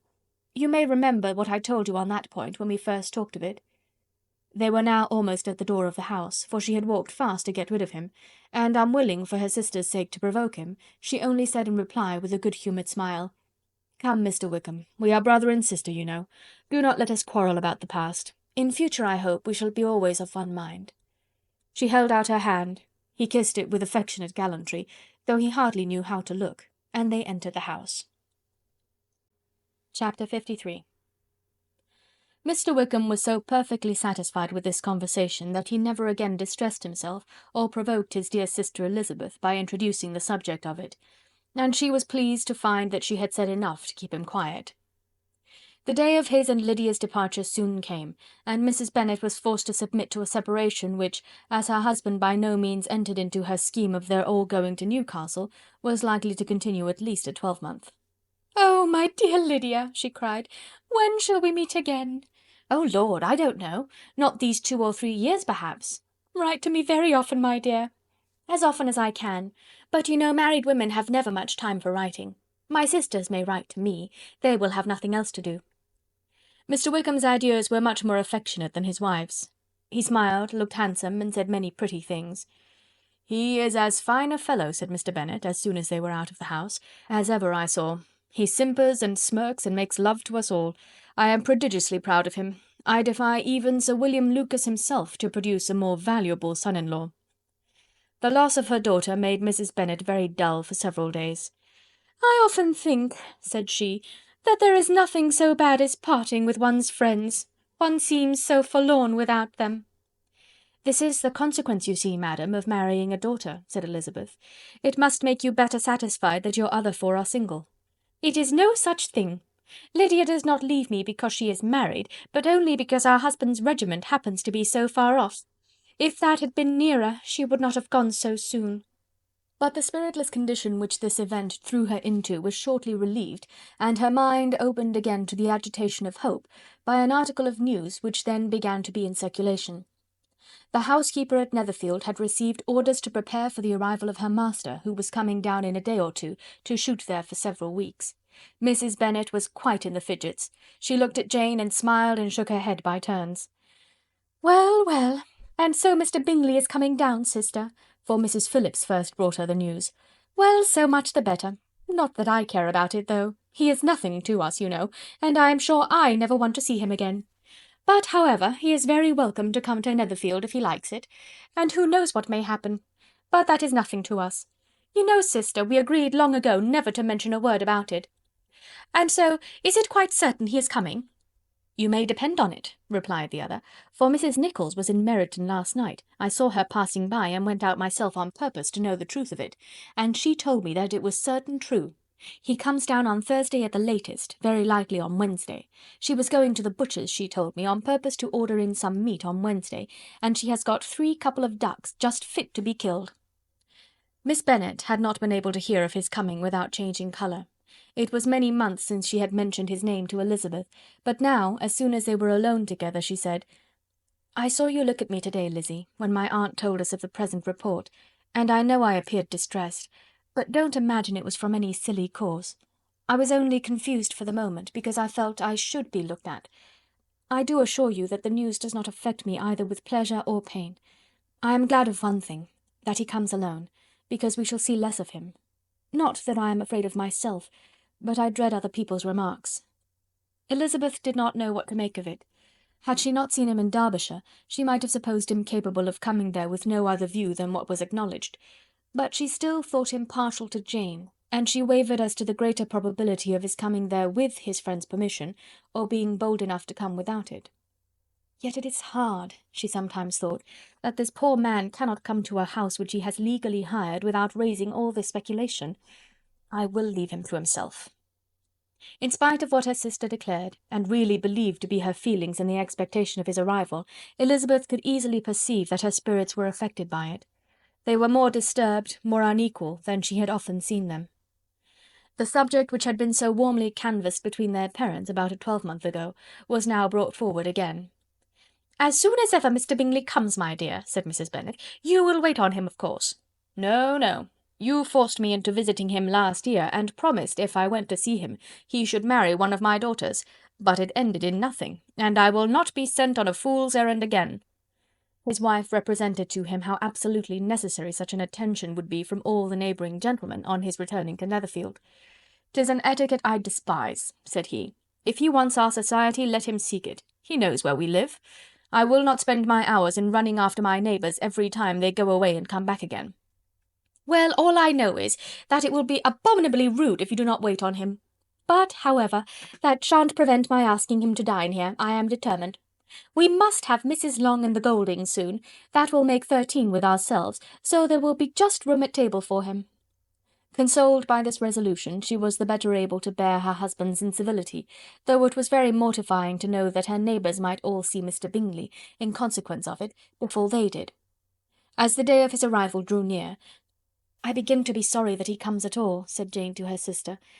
"It would be nothing. I could see him with perfect indifference, but I can hardly bear to hear it thus perpetually talked of. My mother means well, but she does not know, no one can know, how much I suffer from what she says. Happy shall I be when his stay at Netherfield is over." "I wish I could say anything to comfort you," replied Elizabeth, "but it is wholly out of my power. You must feel it, and the usual satisfaction of preaching patience to a sufferer is denied me, because you have always so much." Mr. Bingley arrived.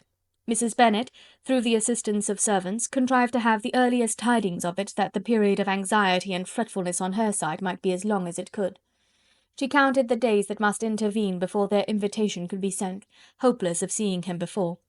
But on the 3rd morning after his arrival in Hertfordshire, she saw him from her dressing-room window enter the paddock and ride towards the house.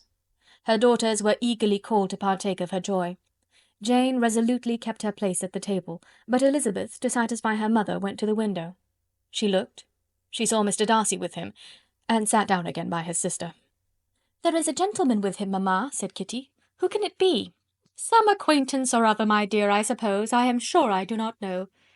"La," replied Kitty, "it looks just like that man that used to be with him before, Mr. What's his name? That tall, proud man." "Good gracious, Mr. Darcy, and so it does, I vow. Well, any friend of Mr. Bingley's will always be welcome here, to be sure, but else I must say that I hate the very sight of him." Jane looked at Elizabeth with surprise and concern. She knew but little of their meeting in Derbyshire, and therefore felt for the awkwardness which must attend her sister in seeing him almost for the first time after receiving his explanatory letter. Both sisters were uncomfortable enough. Each felt for the other, and of course for themselves. And their mother talked on of her dislike of Mr. Darcy, and her resolution to be civil to him only as Mr. Bingley's friend, without being heard by either of them. But Elizabeth had sources of uneasiness which could not be suspected by Jane, to whom she had never yet had courage to show Mrs. Gardiner's letter, or to relate her own change of sentiment towards him. To Jane he could be only a man whose proposal she had refused, and whose merit she had undervalued. But to her own more extensive information, he was the person to whom the whole family were indebted for the first of benefits, and whom she regarded herself with an interest, if not quite so tender, at least as reasonable and just as what Jane felt for Bingley. Her astonishment at his coming to Netherfield, to Longbourn, and voluntarily seeking her again, was almost equal to what she had known on first witnessing his altered behaviour in Derbyshire. The colour which had been driven from her face returned for half a minute with an additional glow, and a smile of delight added lustre to her eyes, as she thought for that space of time that his affection and wishes must still be unshaken. But she would not be secure. "Let me first see how he behaves," said she. "It will then be early enough for expectation." She sat intently at work, striving to be composed, and without daring to lift up her eyes, till anxious curiosity carried them to the face of her sister as the servant was approaching the door. Jane looked a little paler than usual, but more sedate than Elizabeth had expected. On the gentlemen's appearing, her colour increased, yet she received them with tolerable ease, and with a propriety of behaviour equally free from any symptom of resentment or any unnecessary complaisance. Elizabeth said as little to either as civility would allow, and sat down again to her work with an eagerness which it did not often command. She had ventured only one glance at Darcy. He looked serious as usual, and, she thought, more as he had been used to look in Hertfordshire than as she had seen him at Pemberley. But perhaps he could not, in her mother's presence, be what he was before her uncle and aunt. It was a painful, but not an improbable conjecture. Bingley she had likewise seen for an instant, and in that short period saw him looking both pleased and embarrassed. He was received by Mrs. Bennet with a degree of civility which made her two daughters ashamed, especially when contrasted with the cold and ceremonious politeness of her curtsy and address to his friend. Elizabeth particularly, who knew that her mother owed to the latter the preservation of her favourite daughter from irremediable infamy, was hurt and distressed to a most painful degree by a distraction so ill applied. Darcy, after inquiring of her how Mr. and Mrs. Gardiner did, a question which she could not answer without confusion, said scarcely anything. He was not seated by her, perhaps that was the reason of his silence, but it had not been so in Derbyshire. There he had talked to her friends when he could not to herself. But now several minutes elapsed without bringing the sound of his voice, and when occasionally, unable to resist the impulse of curiosity, she raised her eyes to his face, she as often found him looking at Jane as at herself, and frequently on no object but the ground. More thoughtfulness and less anxiety to please than when they last met were plainly expressed. She was disappointed and angry with herself for being so. "Could I expect it to be otherwise?" said she. "Yet why did he come?" She was in no humour for conversation with any one but himself, and to him she had hardly courage to speak. She inquired after his sister, but could do no more. "It is a long time, Mr. Bingley, since you went away," said Mrs. Bennet. He readily agreed to it. "I began to be afraid you would never come back. People did say you meant to quit the place entirely at Michaelmas, but, however, I hope it is not true. A great many changes have happened in the neighbourhood since you went away. Miss Lucas is married and settled, and one of my own daughters. I suppose you have heard of it. Indeed, you must have seen it in the papers. It was in the Times and the Courier, I know, though it was not put in as it ought to be. It was only said, 'Lately George Wickham, Esquire, to Miss Lydia Bennet,' without there being a syllable said of her father or the place where she lived, or anything. It was my brother Gardiner's drawing up, too, and I wonder how he came to make such an awkward business of it. Did you see it?" Bingley replied that he did, and made his congratulations. Elizabeth dared not lift up her eyes. How Mr. Darcy looked, therefore, she could not tell. "It is a delightful thing, to be sure, to have a daughter well married," continued her mother, "but at the same time, Mr. Bingley, it is very hard to have her taken such away from me. They are gone down to Newcastle, a place quite northward it seems, and there they are to stay I do not know how long. His regiment is there, for I suppose you have heard of his leaving the shire, and of his being gone into the regulars. Thank heaven he has some friends, though perhaps not so many as he deserves." Elizabeth, who knew this to be levelled at Mr. Darcy, was in such a misery of shame that she could hardly keep her seat. It drew from her, however, the exertion of speaking, which nothing else had so effectually done before, and she asked Bingley whether he meant to make any stay in the country at present. A few weeks, he believed. "When you have killed all your own birds, Mr. Bingley," said her mother, "I beg you will come here and shoot as many as you please on Mr. Bennet's manor. I am sure he will be vastly happy to oblige you, and will save all the best of the coveys for you." Elizabeth's misery increased, at such unnecessary, such officious attention. Were the same fair prospect to arise at present as had flattered them a year ago, everything, she was persuaded, would be hastening to the same vexatious conclusion. At that instant she felt that years of happiness could not make Jane or herself amends for moments of such painful confusion. "The first wish of my heart," said she to herself, "is never more to be in company with either of them. Their society can afford no pleasure that will atone for such wretchedness as this. Let me never see either one or the other again." Yet the misery for which years of happiness were to offer no compensation, received soon afterwards material relief from observing how much the beauty of her sister rekindled the admiration of her former lover. When first he came in, he had spoken to her but little, but every 5 minutes seemed to be giving her more of his attention. He found her as handsome as she had been last year, as good-natured and as unaffected, though not quite so chatty. Jane was anxious that no difference should be perceived in her at all, and was really persuaded that she talked as much as ever, but her mind was so busily engaged that she did not always know when she was silent. When the gentlemen rose to go away, Mrs. Bennet was mindful of her intended civility, and they were invited and engaged to dine at Longbourn in a few days' time. "You are quite a visit in my debt, Mr. Bingley," she added, "for when you went to town last winter you promised to take a family dinner with us as soon as you returned. I have not forgot, you see, and I assure you I was very much disappointed that you did not come back and keep your engagement." Bingley looked a little silly at this reflection, and said something of his concern at having been prevented by business. They then went away. Mrs. Bennet had been strongly inclined to ask them to stay and dine there that day, but, though she always kept a very good table, she did not think anything less than 2 courses could be good enough for a man on whom she had such anxious designs, or satisfy the appetite and pride of one who had 10,000 a year. Chapter 54. As soon as they were gone, Elizabeth walked out to recover her spirits, or in other words, to dwell without interruption on those subjects that must deaden them more. Mr. Darcy's behaviour astonished and vexed her. "Why, if he came only to be silent, grave, and indifferent," said she, "did he come at all?" She could settle it in no way that gave her pleasure. "He could be still amiable, still pleasing to my uncle and aunt when he was in town, and why not to me? If he fears me, why come hither? If he no longer cares for me, why silent? Teasing, teasing man! I will think no more about him." Her resolution was for a short time involuntarily kept by the approach of her sister, who joined her with a cheerful look, which showed her better satisfied with their visitors than Elizabeth. "Now," said she, "that this first meeting is over, I feel perfectly easy. I know my own strength, and I shall never be embarrassed again by his coming. I am glad he dines here on Tuesday. It will then be publicly seen that, on both sides, we meet only as common and indifferent acquaintance." "Yes, very indifferent indeed," said Elizabeth laughingly. "Oh, Jane, take care." "My dear Lizzy, you cannot think me so weak as to be in danger now." "I think you are in very great danger of making him as much in love with you as ever." They did not see the gentleman again till Tuesday, and Mrs. Bennet, in the meanwhile, was giving way to all the happy schemes which the good humour and common politeness of Bingley, in half an hour's visit, had revived. On Tuesday there was a large party assembled at Longbourn, and the 2 who were most anxiously expected, to the credit of their punctuality as sportsmen, were in very good time. When they repaired to the dining-room, Elizabeth eagerly watched to see whether Bingley would take the place which, in all their former parties, had belonged to him, by her sister. Her prudent mother, occupied by the same ideas, forbore to invite him to sit by herself.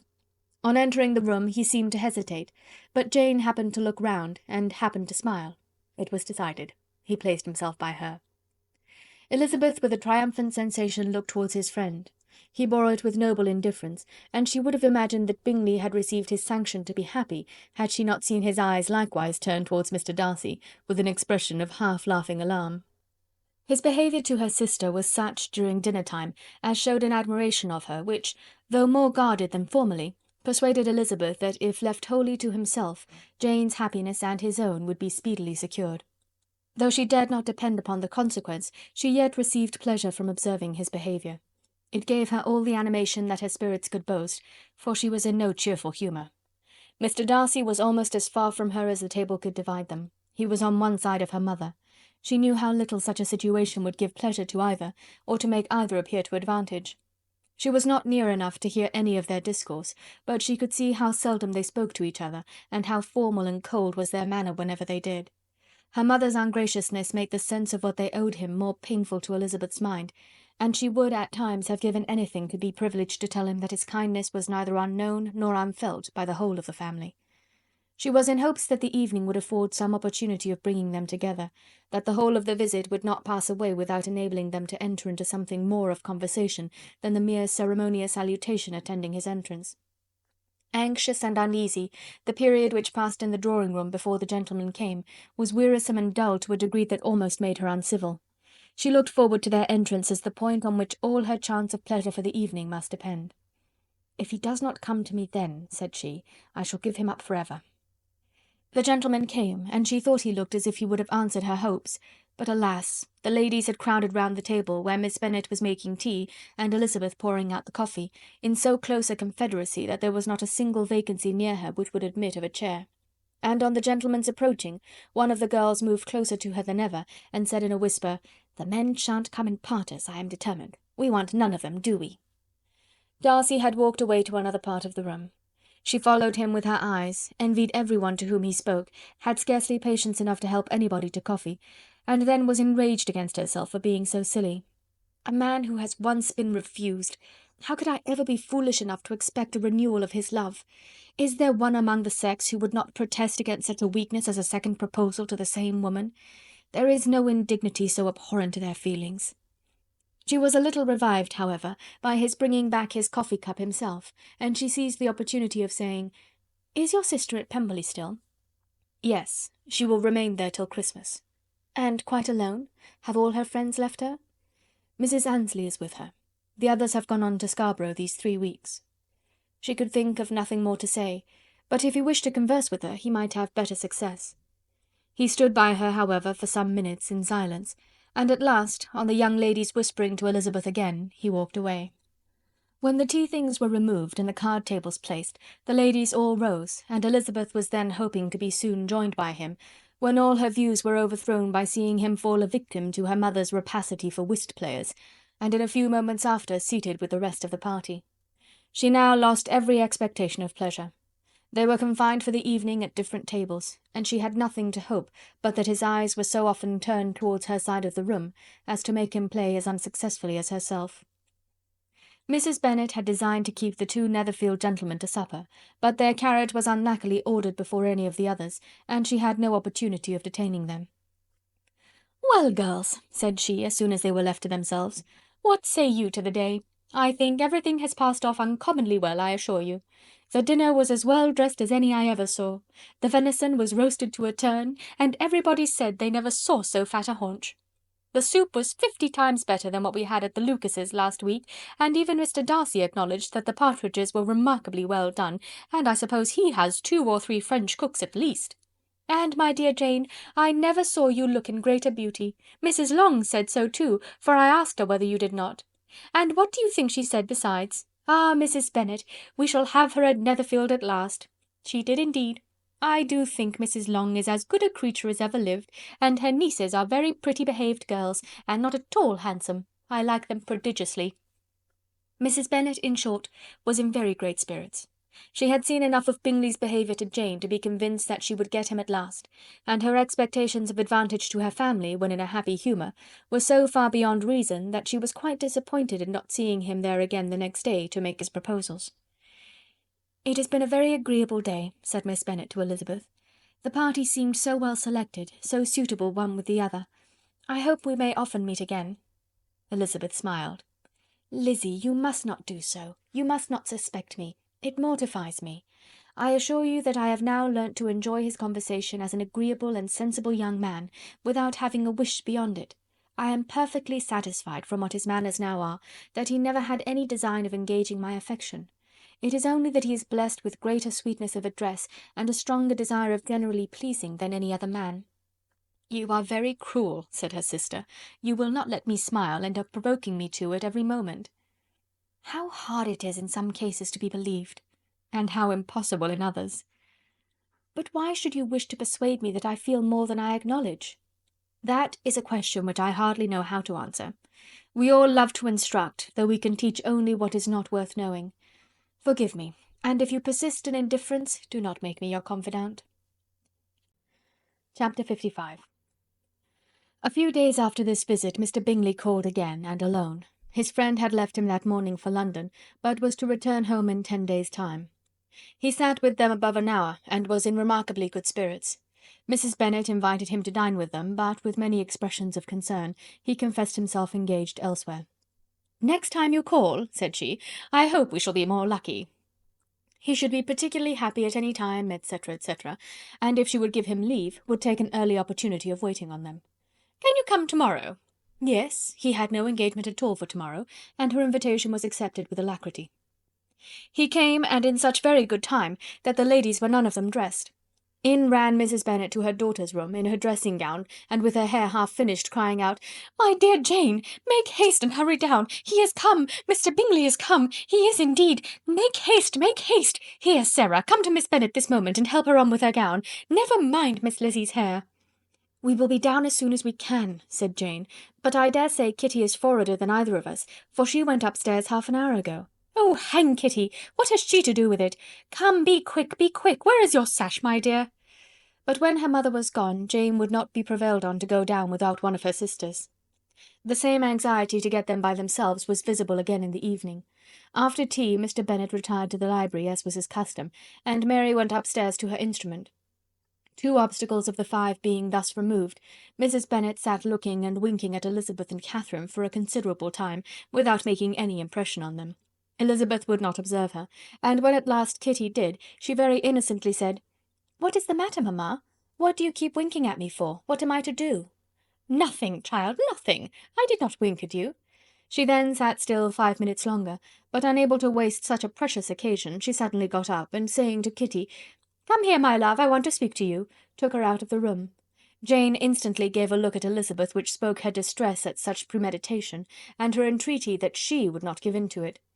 In a few minutes Mrs. Bennet half opened the door and called out, "Lizzie, my dear, I want to speak with you."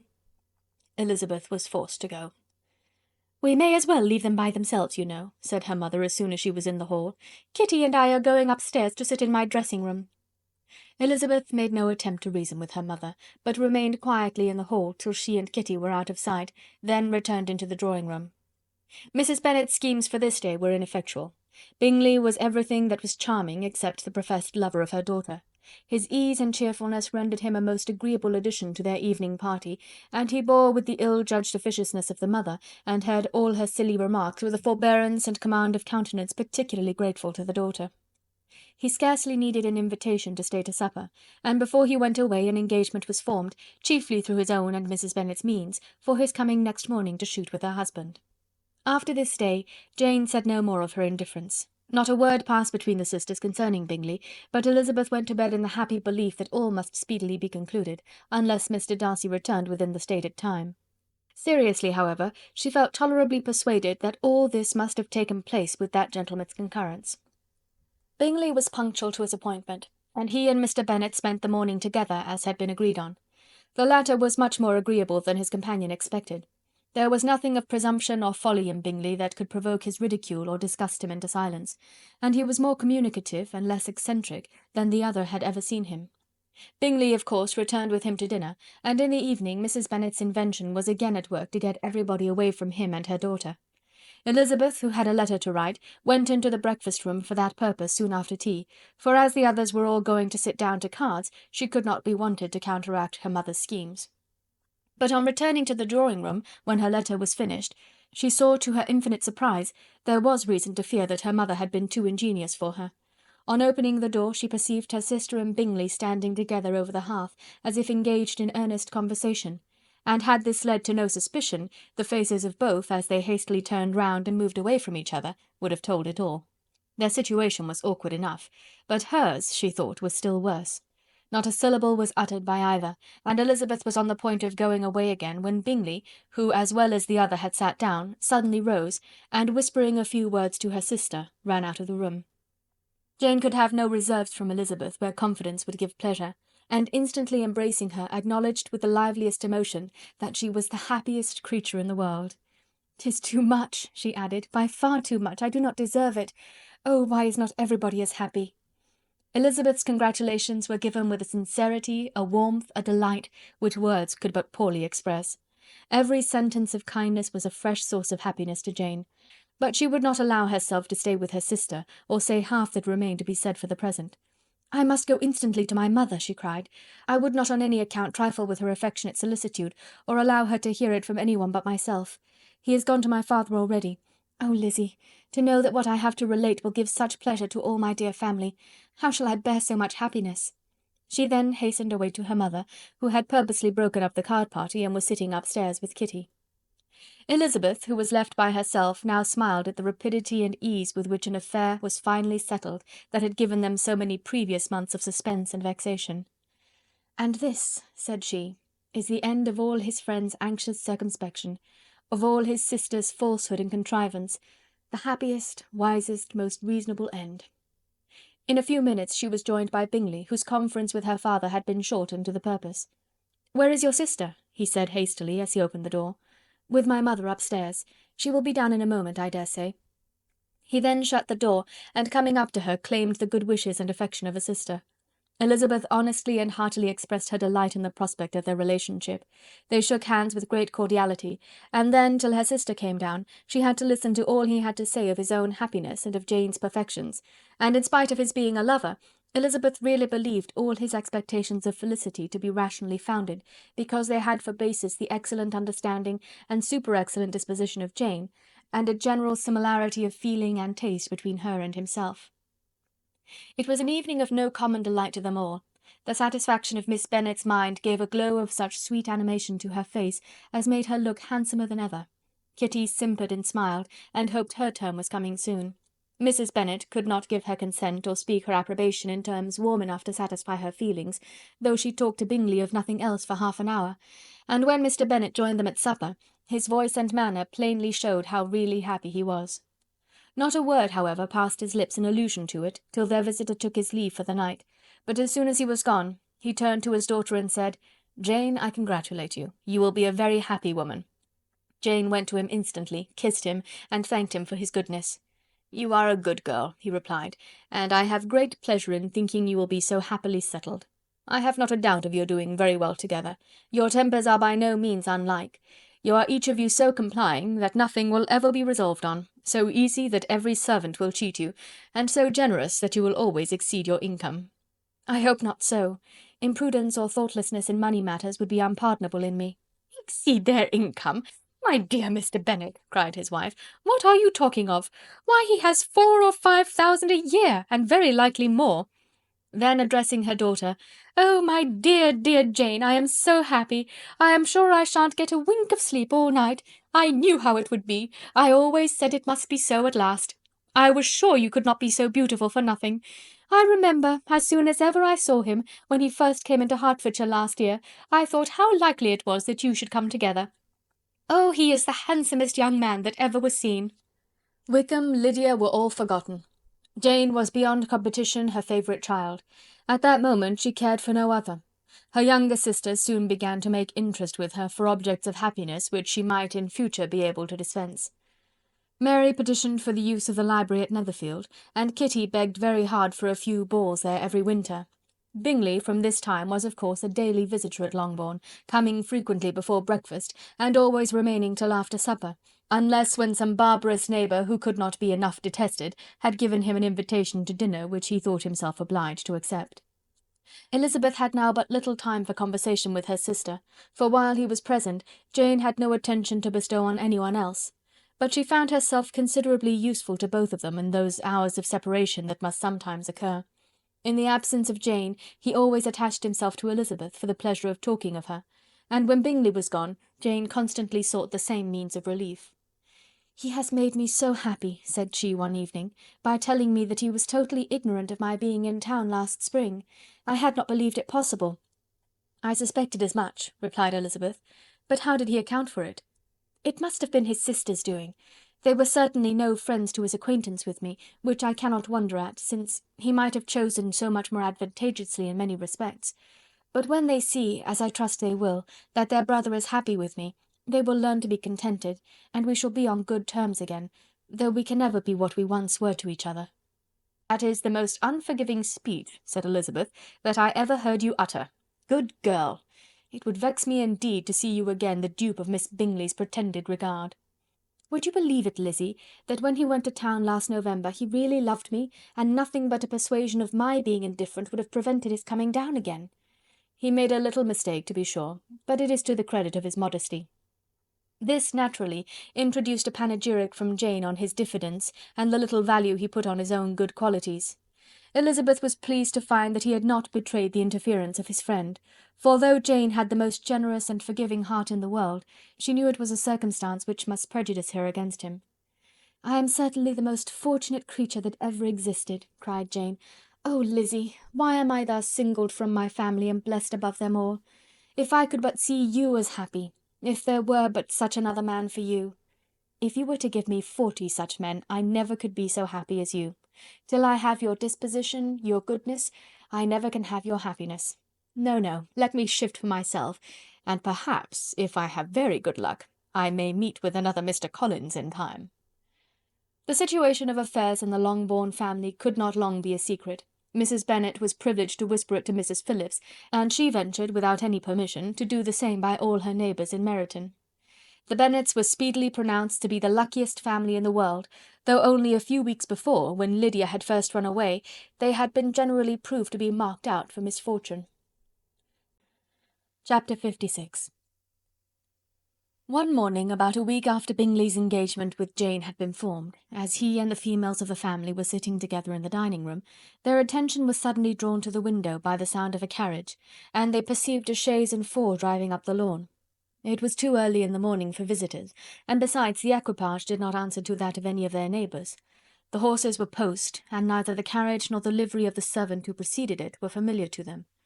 As it was certain, however, that somebody was coming, Bingley instantly prevailed on Miss Bennet to avoid the confinement of such an intrusion, and walk away with him into the shrubbery.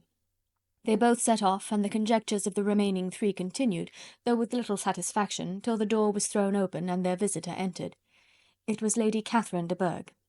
They were, of course, all intending to be surprised, but their astonishment was beyond their expectation, and on the part of Mrs. Bennet and Kitty, though she was perfectly unknown to them, even inferior to what Elizabeth felt.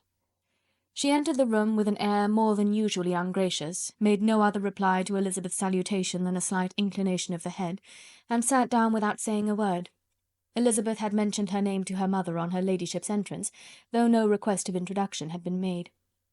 Mrs. Bennet, all amazement, though flattered by having a guest of such high importance, received her with the utmost politeness. After sitting for a moment in silence, she said very stiffly to Elizabeth, "I hope you are well, Miss Bennet. That lady, I suppose, is your mother?" Elizabeth replied very concisely that she was. "And that, I suppose, is one of your sisters?" "Yes, madam," said Mrs. Bennet, delighted to speak to a Lady Catherine. "She is my youngest girl but one. My youngest of all is lately married, and my eldest is somewhere about the grounds, walking with a young man who, I believe, will soon become a part of the family." "You have a very small park here," returned Lady Catherine after a short silence.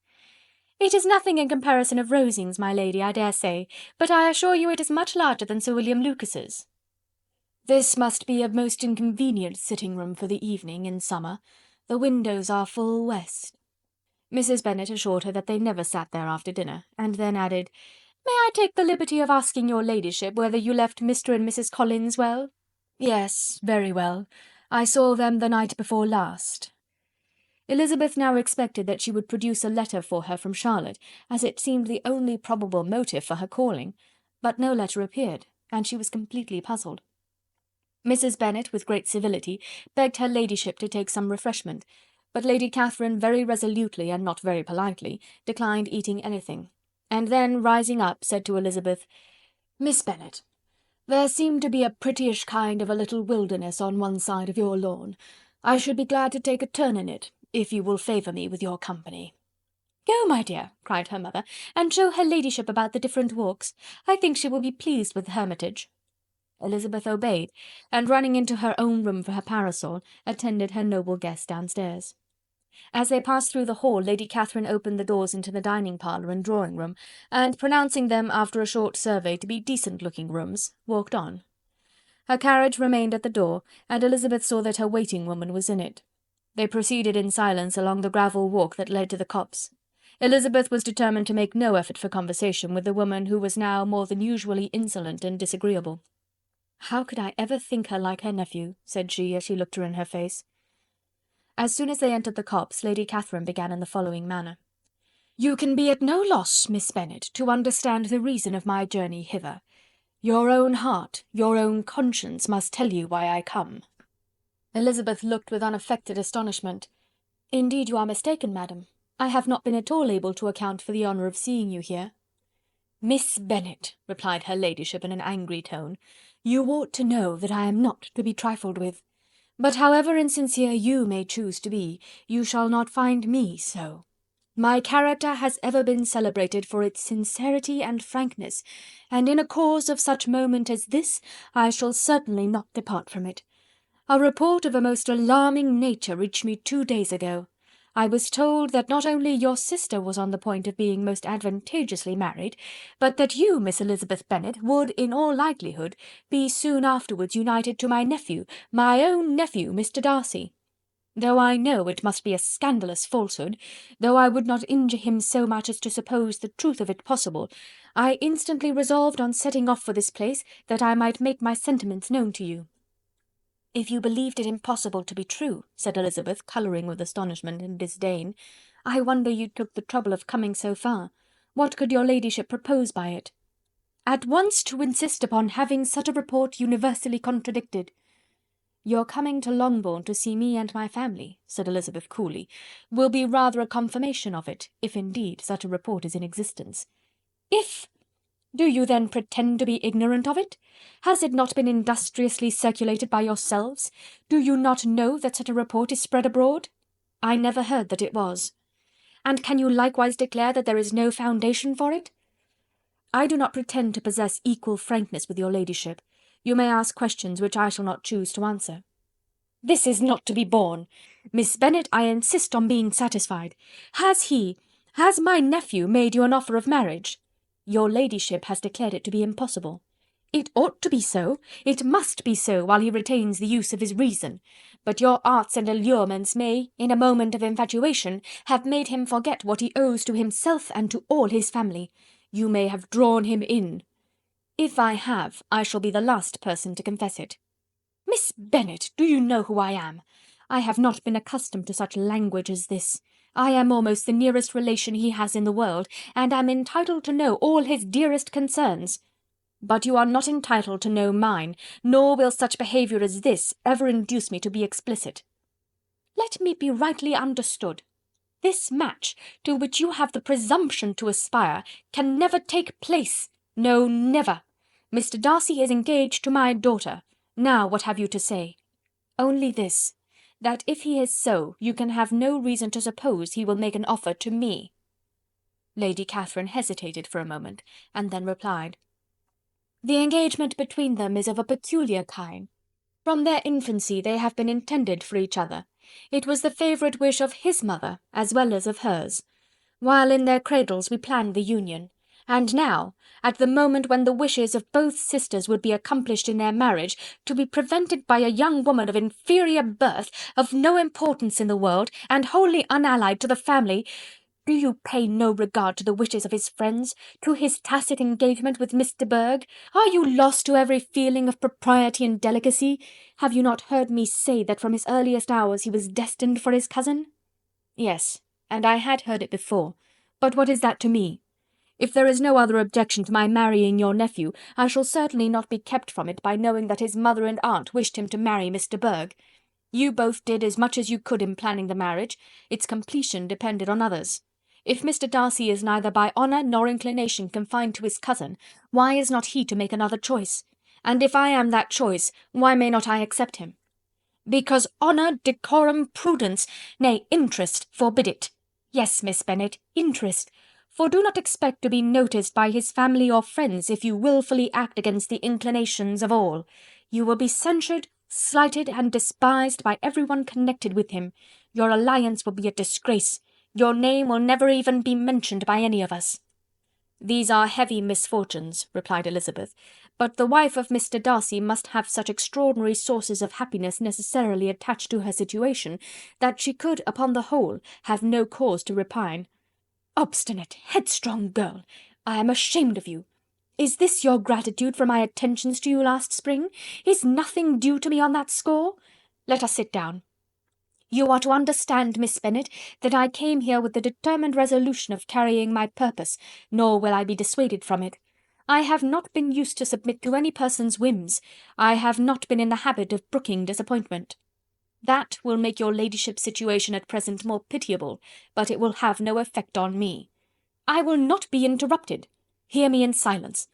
My daughter and my nephew are formed for each other. They are descended, on the maternal side, from the same noble line, and on the father's, from respectable, honourable, and ancient, though untitled, families.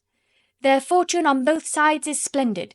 They are destined for each other by the voice of every member of their respective houses, and what is to divide them? The upstart pretensions of a young woman without family, connections, or fortune? Is this to be endured? But it must not, shall not be. If you were sensible of your own good, you would not wish to quit the sphere in which you have been brought up. In marrying your nephew, I should not consider myself as quitting that sphere. He is a gentleman, I am a gentleman's daughter. So far we are equal. True. You are a gentleman's daughter, but who was your mother? Who are your uncles and aunts? Do not imagine me ignorant of their condition." "Whatever my connections may be," said Elizabeth, "if your nephew does not object to them, they can be nothing to you." Tell me once and for all, are you engaged to him?" Though Elizabeth would not, for the mere purpose of obliging Lady Catherine, have answered this question, she could not but say, after a moment's deliberation, "I am not." Lady Catherine seemed pleased. "And will you promise me never to enter into such an engagement?" "I will make no promise of the kind." "Miss Bennet, I am shocked and astonished. I expected to find a more reasonable young woman. But do not deceive yourself into a belief that I will never recede. I shall not go away until you have given me the assurance I require. And I certainly never shall give it. I am not to be intimidated into anything so wholly unreasonable. Your ladyship wants Mr. Darcy to marry your daughter, but would my giving you the wished-for promise make their marriage at all more probable?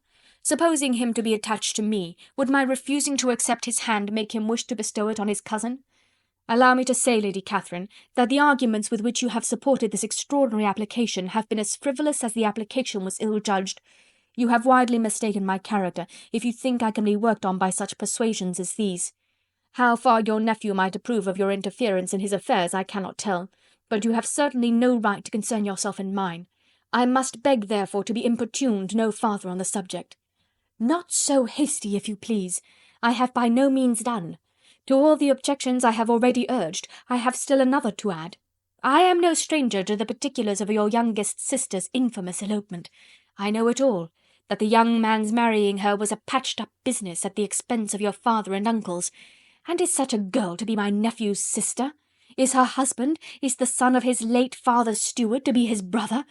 Heaven and earth! Of what are you thinking? Are the shades of Pemberley to be thus polluted?" "You can now have nothing further to say," she resentfully answered. "You have insulted me in every possible method. I must beg you to return to the house." And she rose as she spoke. Lady Catherine rose also, and they turned back. Her ladyship was highly incensed. "You have no regard, then, for the honour and credit of my nephew. Unfeeling, selfish girl! Do you not consider that a connection with you must disgrace him in the eyes of everybody?" "Lady Catherine, I have nothing further to say. You know my sentiments." "You are then resolved to have him?" "I have said no such thing. I am only resolved to act in that manner which will, in my own opinion, constitute my happiness, without reference to you or to any person so wholly unconnected with me." "It is well. You refuse, then, to oblige me. You refuse to obey the claims of duty, honour, and gratitude. You are determined to ruin him in the opinion of all his friends, and make him the contempt of the world." "Neither duty, nor honour, nor gratitude," replied Elizabeth, "have any possible claim on me in the present instance. No principle of either would be violated by my marriage with Mr. Darcy. And with regard to the resentment of his family, or the indignation of the world, if the former were excited by his marrying me, it would not give me one moment's concern, and the world in general would have too much sense to join in the scorn." "And this is your real opinion? This is your final resolve? Very well. I shall now know how to act. Do not imagine, Miss Bennet, that your ambition will ever be gratified. I came to try you. I hoped to find you reasonable, but depend upon it I will carry my point." In this manner Lady Catherine talked on till they were at the door of the carriage, when, turning hastily around, she added, "I take no leave of you, Miss Bennet. I send no compliments to your mother. You deserve no such attention. I am most seriously displeased." Elizabeth made no answer, and without attempting to persuade her ladyship to return into the house, walked quietly into it herself. She heard the carriage drive away as she proceeded upstairs. Her mother impatiently met her at the door of the dressing-room, to ask why Lady Catherine would not come in again and rest herself. "She did not choose it," said her daughter. "She would go." "She is a very fine-looking woman, and her calling here was prodigiously civil, for she only came, I suppose, to tell us the Collinses were well.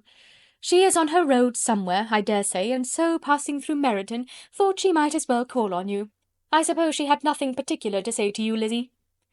Elizabeth was forced to give into a little falsehood here, for to acknowledge the substance of their conversation was impossible. Chapter 57.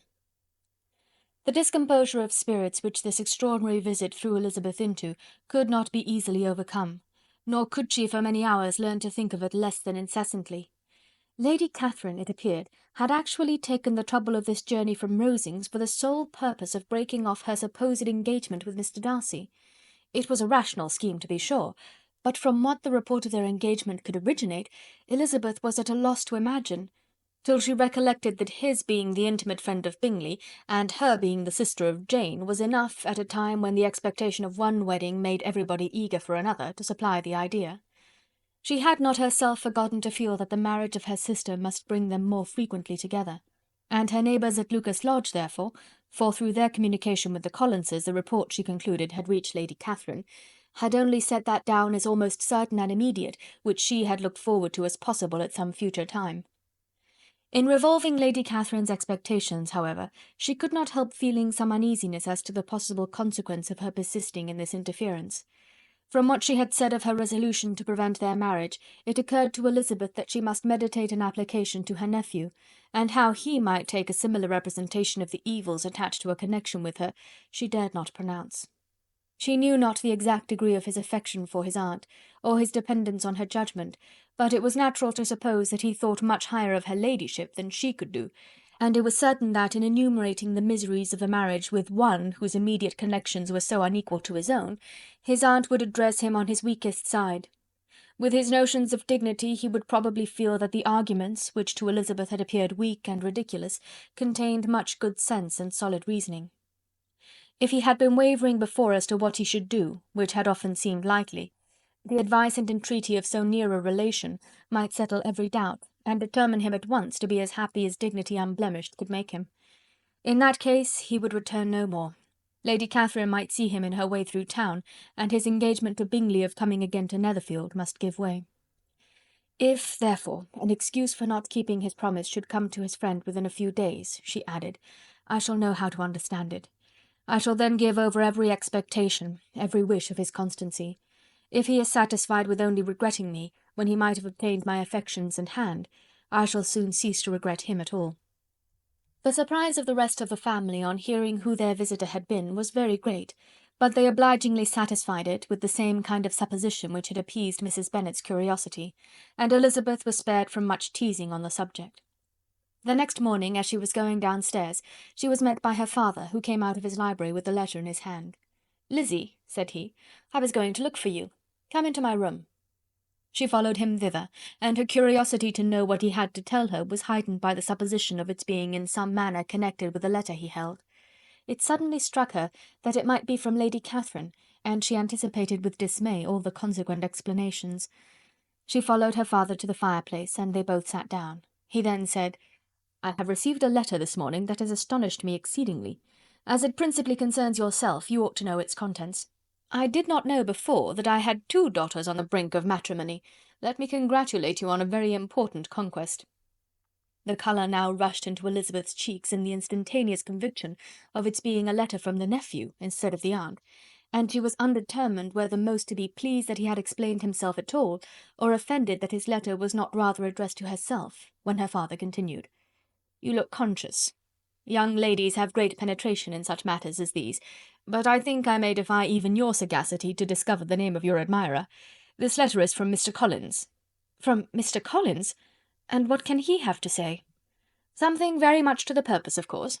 He begins with congratulations on the approaching nuptials of my eldest daughter, of which, it seems, he has been told by some of the good-natured gossiping Lucases. I shall not sport with your impatience by reading what he says on that point. What relates to yourself is as follows: "Having thus offered you the sincere congratulations of Mrs. Collins and myself on this happy event, let me now add a short hint on the subject of another, of which we have been advertised by the same authority. Your daughter Elizabeth, it is presumed, will not long bear the name of Bennet after her elder sister has resigned it, and the chosen partner of her fate may be reasonably looked up to as one of the most illustrious personages in this land." "Can you possibly guess, Lizzy, who is meant by this?" "This young gentleman is blessed in a peculiar way with everything the heart of mortal can most desire: splendid property, noble kindred, and extensive patronage. Yet, in spite of all these temptations, let me warn my cousin Elizabeth and yourself of what evils you may incur by a precipitate closure with this gentleman's proposals, which, of course, you will be inclined to take immediate advantage of." "Have you any idea, Lizzy, who this gentleman is? But now it comes out." My motive for cautioning you is as follows. We have reason to imagine that his aunt, Lady Catherine de Bourgh, does not look on the match with a friendly eye. Mr. Darcy, you see, is the man. Now, Lizzie, I think I have surprised you. Could he or the Lucases have pitched on any man within the circle of our acquaintance whose name would have given the lie more effectually to what they related? Mr. Darcy, who never looks at any woman but to see a blemish, and who probably never looked at you in his life. It is admirable." Elizabeth tried to join in her father's pleasantry, but could only force one most reluctant smile. Never had his wit been directed in a manner so little agreeable to her. "Are you not diverted?" "Oh, yes. Pray read on." "After mentioning the likelihood of this marriage to her ladyship last night, she immediately, with her usual condescension, expressed what she felt on the occasion. When it became apparent that on the score of some family objections on the part of my cousin, she would never give her consent to what she termed so disgraceful a match, I thought it my duty to give the speediest intelligence of this to my cousin, that she and her noble admirer may be aware of what they are about, and not run hastily into a marriage which has not been properly sanctioned." Mr. Collins moreover adds, "I am truly rejoiced that my cousin Lydia's sad business has been so well hushed up, and am only concerned that their living together before the marriage took place should be so generally known. I must not, however, neglect the duties of my station, or refrain from declaring my amazement at hearing that you received the young couple into your house as soon as they were married. It was an encouragement of vice, and had I been the rector of Longbourn, I should very strenuously have opposed it. You ought certainly to forgive them as a Christian, but never to admit them in your sight, or allow their names to be mentioned in your hearing." That is his notion of Christian forgiveness. The rest of his letter is only about his dear Charlotte's situation, and his expectation of a young olive branch. But, Lizzie, you look as if you did not enjoy it. You are not going to be missish, I hope, and pretend to be affronted at an idle report. For what do we live but to make sport for our neighbours, and laugh at them in our turn? "Oh," cried Elizabeth, "I am excessively diverted. But it is so strange." "Yes, that is what makes it amusing. Had they fixed on any other man, it would have been nothing, but his perfect indifference and your pointed dislike make it so delightfully absurd. Much as I abominate writing, I would not give up Mr. Collins's correspondence for any consideration. Nay, when I read a letter of his, I cannot help giving him the preference even over Wickham, much as I value the impudence and hypocrisy of my son-in-law. And pray, Lizzie, what said Lady Catherine about this report? Did she call to refuse her consent?" To this question his daughter replied only with a laugh, and as it had been asked without the least suspicion, she was not distressed by his repeating it. Elizabeth had never been more at a loss to make her feelings appear what they were not.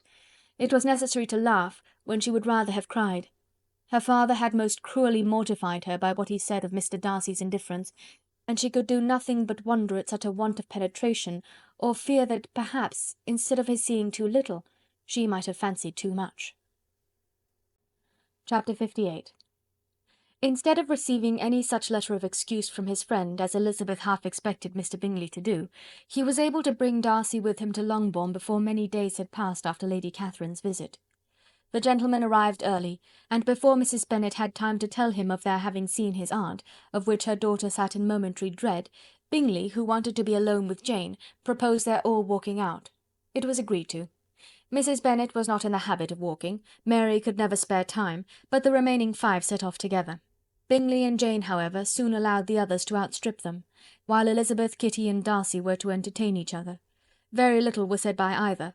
Kitty was too much afraid of him to talk, Elizabeth was secretly forming a desperate resolution, and perhaps he might be doing the same. They walked towards the Lucases, because Kitty wished to call upon Maria, and as Elizabeth saw no occasion for making it a general concern, when Kitty left them she went boldly on with him alone. Now was the moment for her resolution to be executed, and while her courage was high, she immediately said, "Mr. Darcy, I am a very selfish creature, and for the sake of giving relief to my own feelings, care not how much I may be wounding yours. I can no longer help thanking you for your unexampled kindness to my poor sister. Ever since I have known it, I have been most anxious to acknowledge to you how gratefully I feel it. Were it known to the rest of my family, I should not have merely my own gratitude to express." "I am sorry, exceedingly sorry," replied Darcy in a tone of surprise and emotion, "that you have ever been informed of what may, in a mistaken light, have given you uneasiness. I did not think Mrs. Gardiner was so little to be trusted. You must not blame my aunt. Lydia's thoughtlessness first betrayed to me that you had been concerned in the matter, and of course I could not rest till I knew the particulars. Let me thank you again and again, in the name of all my family, for that generous compassion which induced you to take so much trouble and bear so many mortifications for the sake of discovering them." "If you will thank me," he replied, "let it be for yourself alone. That the wish of giving happiness to you might add force to the other inducements which led me on, I shall not attempt to deny. But your family owe me nothing. Much as I respect them, I believe I thought only of you." Elizabeth was too much embarrassed to say a word. After a short pause, her companion added, "You are too generous to trifle with me. If your feelings are still what they were last April, tell me so at once. My affections and wishes are unchanged, but one word from you will silence me on this subject for ever." Elizabeth, feeling all the more than common awkwardness and anxiety of his situation, now forced herself to speak, and immediately, though not very fluently, gave him to understand that her sentiments had undergone so material a change since the period to which he alluded, as to make her receive with gratitude and pleasure his present assurances. The happiness which this reply produced was such as he had probably never felt before, and he expressed himself on the occasion as sensibly and as warmly as a man violently in love can be supposed to do. Had Elizabeth been able to encounter his eye, she might have seen how well the expression of heartfelt delight diffused over his face became him. But though she could not look, she could listen, and he told her of feelings which, in proving of what importance she was to him, made his affection every moment more valuable. They walked on without knowing in what direction. There was too much to be thought and felt and said for attention to any other objects. She soon learnt that they were indebted for their present good understanding to the efforts of his aunt, who did call on him in her return through London, and there related her journey to Longbourn, its motive, and the substance of her conversation with Elizabeth, dwelling emphatically on every expression of the latter which, in her ladyship's apprehension, peculiarly denoted her perverseness and assurance, in the belief that such a relation must assist her endeavours to obtain that promise from her nephew which she had refused to give. But, unluckily for her ladyship, its effect had been exactly contrariwise. "It taught me to hope," said he, "as I had scarcely ever allowed myself to hope before. I knew enough of your disposition to be certain that, had you been absolutely irrevocably decided against me, you would have acknowledged it to Lady Catherine frankly and openly." Elizabeth coloured and laughed as she replied, "Yes, you know enough of my frankness to believe me capable of that. After abusing you so abominably to your face, I could have no scruple in abusing you to all your relations. What did you say of me that I did not deserve? For though your accusations were ill-founded, formed on mistaken premises, my behaviour to you at the time had merited the severest reproof. It was unpardonable. I cannot think of it without abhorrence." "We will not quarrel for the greater share of blame annexed to that evening," said Elizabeth. "The conduct of neither, if strictly examined, will be irreproachable. But since then we have both, I hope, improved in civility. I cannot be so easily reconciled to myself. The recollection of what I then said, of my conduct, my manners, my expressions during the whole of it, is now, and has been many months, inexpressibly painful to me. Your reproof, so well applied, I shall never forget. Had you behaved in a more gentlemanlike manner, those were your words. You know not, you can scarcely conceive, how they have tortured me, though it was some time, I confess, before I was reasonable enough to allow their justice. I was certainly very far from expecting them to make so strong an impression. I had not the smallest idea of their being ever felt in such a way." "I can easily believe it. You thought me then devoid of every proper feeling, I am sure you did. The turn of your countenance I shall never forget, as you said that I could not have addressed you in any possible way that would induce you to accept me. Oh, do not repeat what I then said. These recollections will not do at all. I assure you that I have long been most heartily ashamed of it." Darcy mentioned his letter. "Did it," said he, "did it soon make you think better of me? Did you, on reading it, give any credit to its contents?" She explained what its effect on her had been, and how gradually all her former prejudices had been removed. "I knew," said he, "that what I wrote must give you pain, but it was necessary. I hope you have destroyed the letter. There was one part especially, the opening of it, which I should dread your having the power of reading again. I can remember some expressions which might justly make you hate me." The letter shall certainly be burnt, if you believe it essential to the preservation of my regard, but though we have both reason to think my opinions not entirely unalterable, they are not, I hope, quite so easily changed as that implies." "When I wrote that letter," replied Darcy, "I believed myself perfectly calm and cool, but I am since convinced that it was written in a dreadful bitterness of spirit. The letter perhaps began in bitterness, but it did not end so. The adieu is charity itself. But think no more of the letter.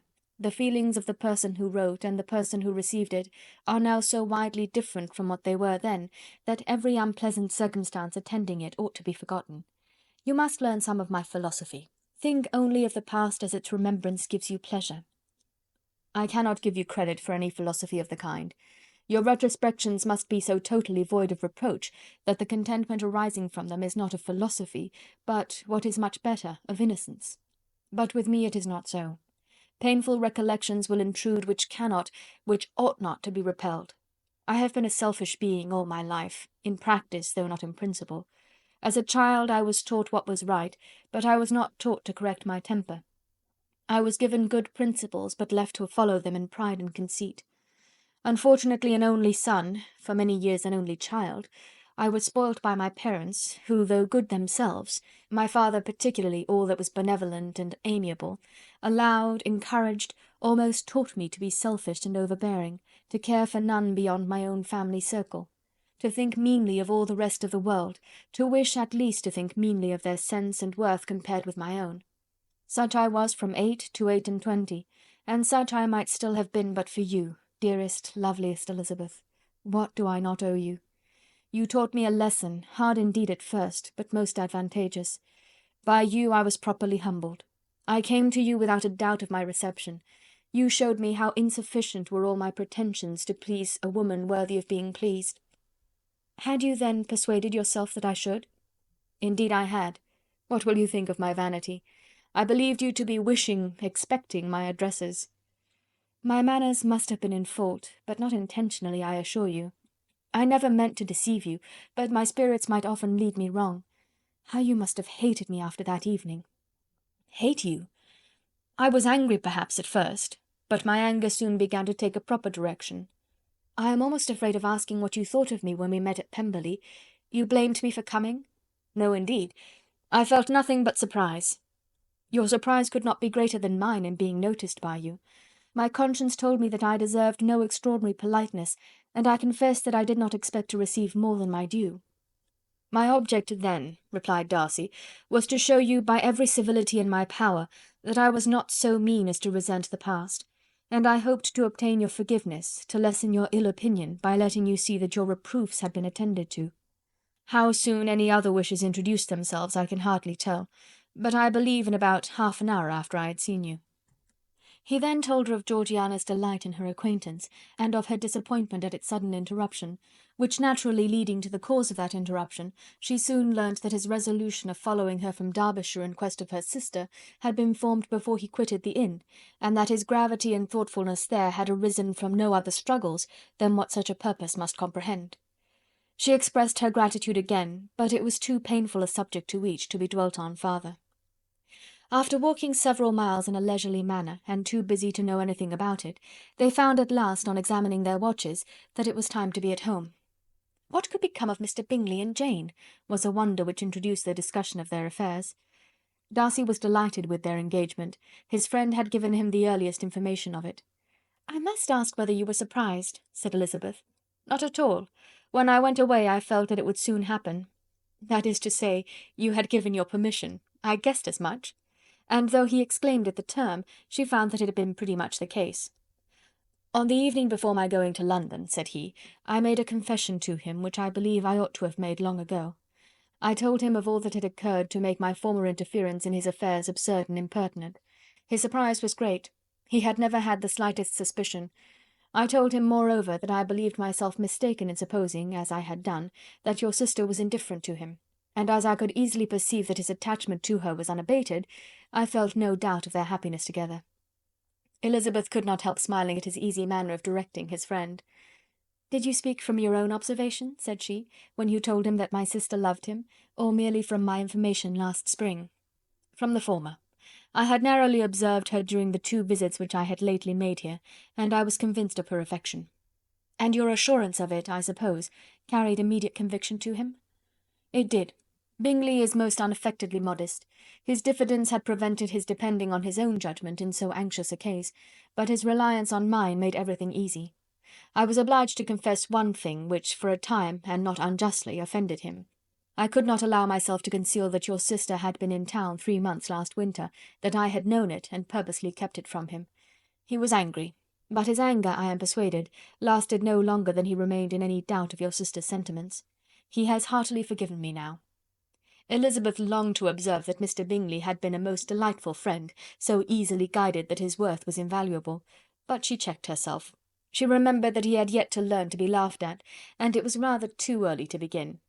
In anticipating the happiness of Bingley, which of course was to be inferior only to his own, he continued the conversation till they reached the house. In the hall they parted. Chapter 59. "My dear Lizzie, where can you have been walking to?" was a question which Elizabeth received from Jane as soon as she entered their room, and from all the others when they sat down to table. She had only to say in reply that they had wandered about till she was beyond her own knowledge. She coloured as she spoke, but neither that nor anything else awakened a suspicion of the truth. The evening passed quietly, unmarked by anything extraordinary. The acknowledged lovers talked and laughed, the unacknowledged were silent. Darcy was not of a disposition in which happiness overflows in mirth, and Elizabeth, agitated and confused, rather knew that she was happy than felt herself to be so, for besides the immediate embarrassment there were other evils before her. She anticipated what would be felt in the family when her situation became known. She was aware that no one liked him but Jane, and even feared that with the others it was a dislike which not all his fortune and consequence might do away. At night she opened her heart to Jane. Though suspicion was very far from Miss Bennet's general habits, she was absolutely incredulous here. "You're joking, Lizzie. This cannot be. Engaged to Mr. Darcy? No, no, you shall not deceive me. I know it to be impossible. This is a wretched beginning indeed. My sole dependence was on you, and I am sure nobody else will believe me if you do not.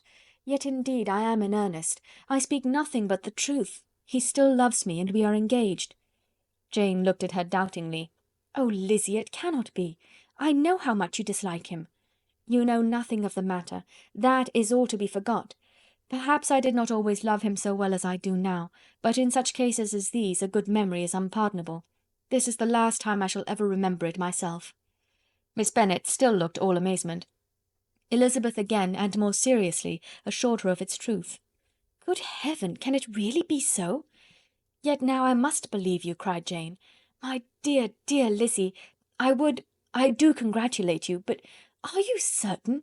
Forgive the question. Are you quite certain that you can be happy with him?"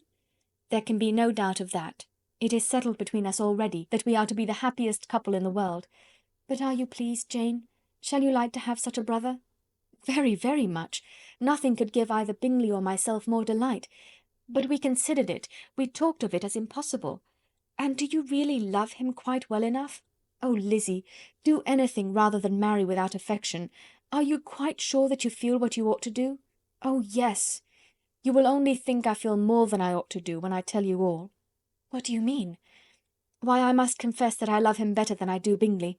I am afraid you will be angry." "My dearest sister, now be serious. I want to talk very seriously. Let me know everything that I am to know, without delay. Will you tell me how long you have loved him?" "It has been coming on so gradually that I hardly know when it began. But I believe I must date it from my first seeing his beautiful grounds at Pemberley." Another entreaty that she would be serious, however, produced the desired effect, and she soon satisfied Jane by her solemn assurances of attachment. When convinced on that article, Miss Bennet had nothing further to wish. "Now I am quite happy," said she, "for you will be as happy as myself. I always had a value for him. Were it for nothing but his love of you, I must always have esteemed him. But now, as Bingley's friend and your husband, there can be only Bingley and yourself more dear to me." "But, Lizzie, you have been very sly, very reserved with me. How little did you tell me of what passed at Pemberley and Lambton! I owe all that I know of it to another, not to you." Elizabeth told her the motives of her secrecy. She had been unwilling to mention Bingley, and the unsettled state of her own feelings had made her equally avoid the name of his friend. But now she would no longer conceal from her his share in Lydia's marriage. All was acknowledged, and half the night spent in conversation. "Good gracious!" cried Mrs. Bennet, as she stood at a window the next morning, "if that disagreeable Mr. Darcy is not coming here again with our dear Bingley! What can he mean by being so tiresome as to always be coming here? I had no notion but he would go a shooting or something or other, and not disturb us with his company. What shall we do with him? Lizzy, you must walk out with him again, that he may not be in Bingley's way." Elizabeth could hardly help laughing at so convenient a proposal, yet was really vexed that her mother should be always giving him such an epithet. As soon as they entered, Bingley looked at her so expressively, and shook hands with such warmth, as left no doubt of his good information, and he soon afterwards said aloud, "Mrs. Bennet, have you no more lanes hereabouts in which Lizzy may lose her way again to-day?" "I advise Mr. Darcy and Lizzy and Kitty," said Mrs. Bennet, "to walk to Oakham Mount this morning. It is a nice long walk, and Mr. Darcy has never seen the view." "It may do very well for the others," replied Mr. Bingley, "but I am sure it will be too much for Kitty. Won't it, Kitty?" Kitty owned that she had rather stay at home. Darcy professed a great curiosity to see the view from the Mount, and Elizabeth silently consented. As she went upstairs to get ready, Mrs. Bennet followed her, saying, "I am quite sorry, Lizzy, that you should be forced to have that disagreeable man all to yourself, but I hope you will not mind it. It is all for Jane's sake, you know. There is no occasion for talking to him, except just now and then, so do not put yourself to inconvenience." During their walk it was resolved that Mr. Bennet's consent should be asked in the course of the evening. Elizabeth reserved to herself the application for her mother's. She could not determine how her mother would take it, sometimes doubting whether all his wealth and grandeur would be enough to overcome her abhorrence of the man.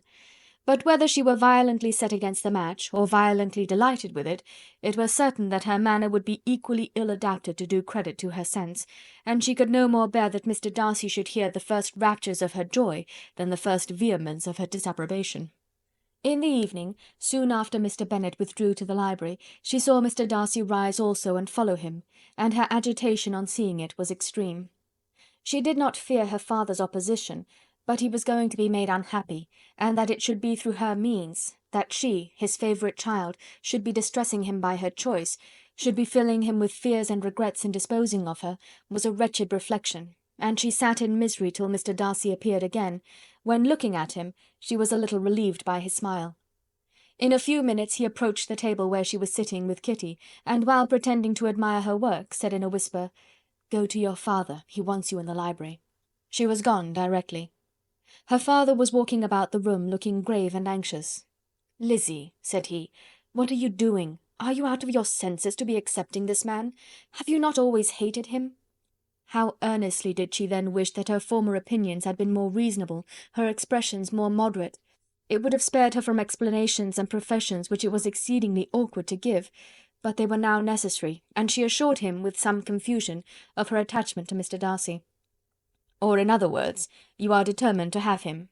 He is rich, to be sure, and you may have more fine clothes and fine carriages than Jane, but will they make you happy?" "Have you any other objection," said Elizabeth, "than your belief in my indifference?" "None at all. We all know him to be a proud, unpleasant sort of man, but this would be nothing if you really liked him." I do like him," she replied with tears in her eyes. "I love him. Indeed, he has no improper pride. He is perfectly amiable. You do not know what he really is. Then pray do not pain me by speaking of him in such terms." "Lizzy," said her father, "I have given him my consent. He is the kind of man indeed to whom I should never dare refuse anything which he condescended to ask. I now give it to you, if you are resolved on having him. But let me advise you to think better of it. I know your disposition, Lizzy. I know that you could be neither happy nor respectable unless you truly esteemed your husband, unless you looked up to him as a superior. Your lively talents would place you in the greatest danger in an unequal marriage. You could scarcely escape discredit and misery.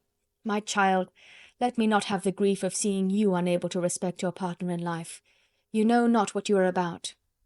Elizabeth, still more affected, was earnest and solemn in her reply, and at length, by repeated assurances that Mr. Darcy was really the object of her choice, by explaining the gradual change which her estimation of him had undergone, relating her absolute certainty that his affection was not the work of a day, but had stood the test of many months' suspense, and enumerating with energy all his good qualities, she did conquer her father's incredulity, and reconcile him to the match. "Well, my dear," said he, when she ceased speaking, "I have no more to say. If this be the case, he deserves you. I could not have parted with you, my Lizzy, to any one less worthy." To complete the favourable impression, she then told what Mr. Darcy had voluntarily done for Lydia. He heard her with astonishment. This is an evening of wonders indeed. And so Darcy did everything, made up the match, gave the money, paid the fellow's debts, and got him his commission. So much the better. It will save me a world of trouble and economy. Had it been your uncle's doing, I must and would have paid him. But these violent young lovers carry everything their own way. I shall offer to pay him to-morrow. He will rant and storm about his love for you, and there will be an end of the matter. He then recollected her embarrassment a few days before, on his reading Mr. Collins's letter, and after laughing at her some time, allowed her at last to go, saying, as she quitted the room, "If any young men come for Mary or Kitty, send them in, for I am quite at leisure." Elizabeth's mind was now relieved from a very heavy weight, and after half an hour's quiet reflection in her own room, she was able to join the others with tolerable composure. Everything was too recent for gaiety, but the evening passed tranquilly away. There was no longer anything material to be dreaded, and the comfort of ease and familiarity would come in time. When her mother went up to her dressing-room at night, she followed her and made the important communication. Its effect was most extraordinary, for on first hearing it, Mrs. Bennet sat quite still and unable to utter a syllable. Nor was it under many, many minutes that she could comprehend what she heard, though not in general backward to credit what was for the advantage of her family, or that came in the shape of a lover to any of them. She began at length to recover, to fidget about in her chair, get up, sit down again, wonder and bless herself. "Good gracious! Lord bless me! Only think! Dear me, Mr. Darcy! Who would have thought it? And is it really true? Oh, my sweetest Lizzy, how rich and how great you will be! What pin money, what jewels, what carriages you will have! Jane's is nothing to it, nothing at all. I am so pleased, so happy! Such a charming man, so handsome, so tall! Oh, my dear Lizzy, pray apologize for my having disliked him so much before. I hope you will overlook it. Dear, dear Lizzy, a house in town, everything that is charming, 3 daughters married, 10,000 a year! Oh Lord, what will become of me? I shall go distracted." This was enough to prove that her approbation need not be doubted, and Elizabeth, rejoicing that such an effusion was heard only by herself, soon went away. But before she had been 3 minutes in her own room, her mother followed her. "My dearest child," she cried, "I can think of nothing else. 10,000 a year, and very likely more. 'Tis as good as a lord. And a special licence. You must and shall be married by a special licence. But, my dearest love, tell me what dish Mr. Darcy is particularly fond of, that I may have it to-morrow." This was a sad omen of what her mother's behaviour to the gentleman himself might be, and Elizabeth found that, though in the certain possession of his warmest affection and secure of her relations' consent, there was still something to be wished for. But the morrow passed off much better than she expected, for Mrs. Bennet luckily stood in such awe of her intended son-in-law that she ventured not to speak to him, unless it was in her power to offer him any attention or mark her deference for his opinion. Elizabeth had the satisfaction of seeing her father taking pains to get acquainted with him, and Mr. Bennet soon assured her that he was rising every hour in his esteem. "I admire all my 3 sons-in-law highly," said he. "Wickham, perhaps, is my favourite, but I think I shall like your husband quite as well as Jane's." Chapter 60. Elizabeth's spirits soon rising to playfulness again, she wanted Mr. Darcy to account for his ever having fallen in love with her. "How could you begin?" said she. "I can comprehend your going on charmingly, when once you had made a beginning, but what could set you off in the first place?"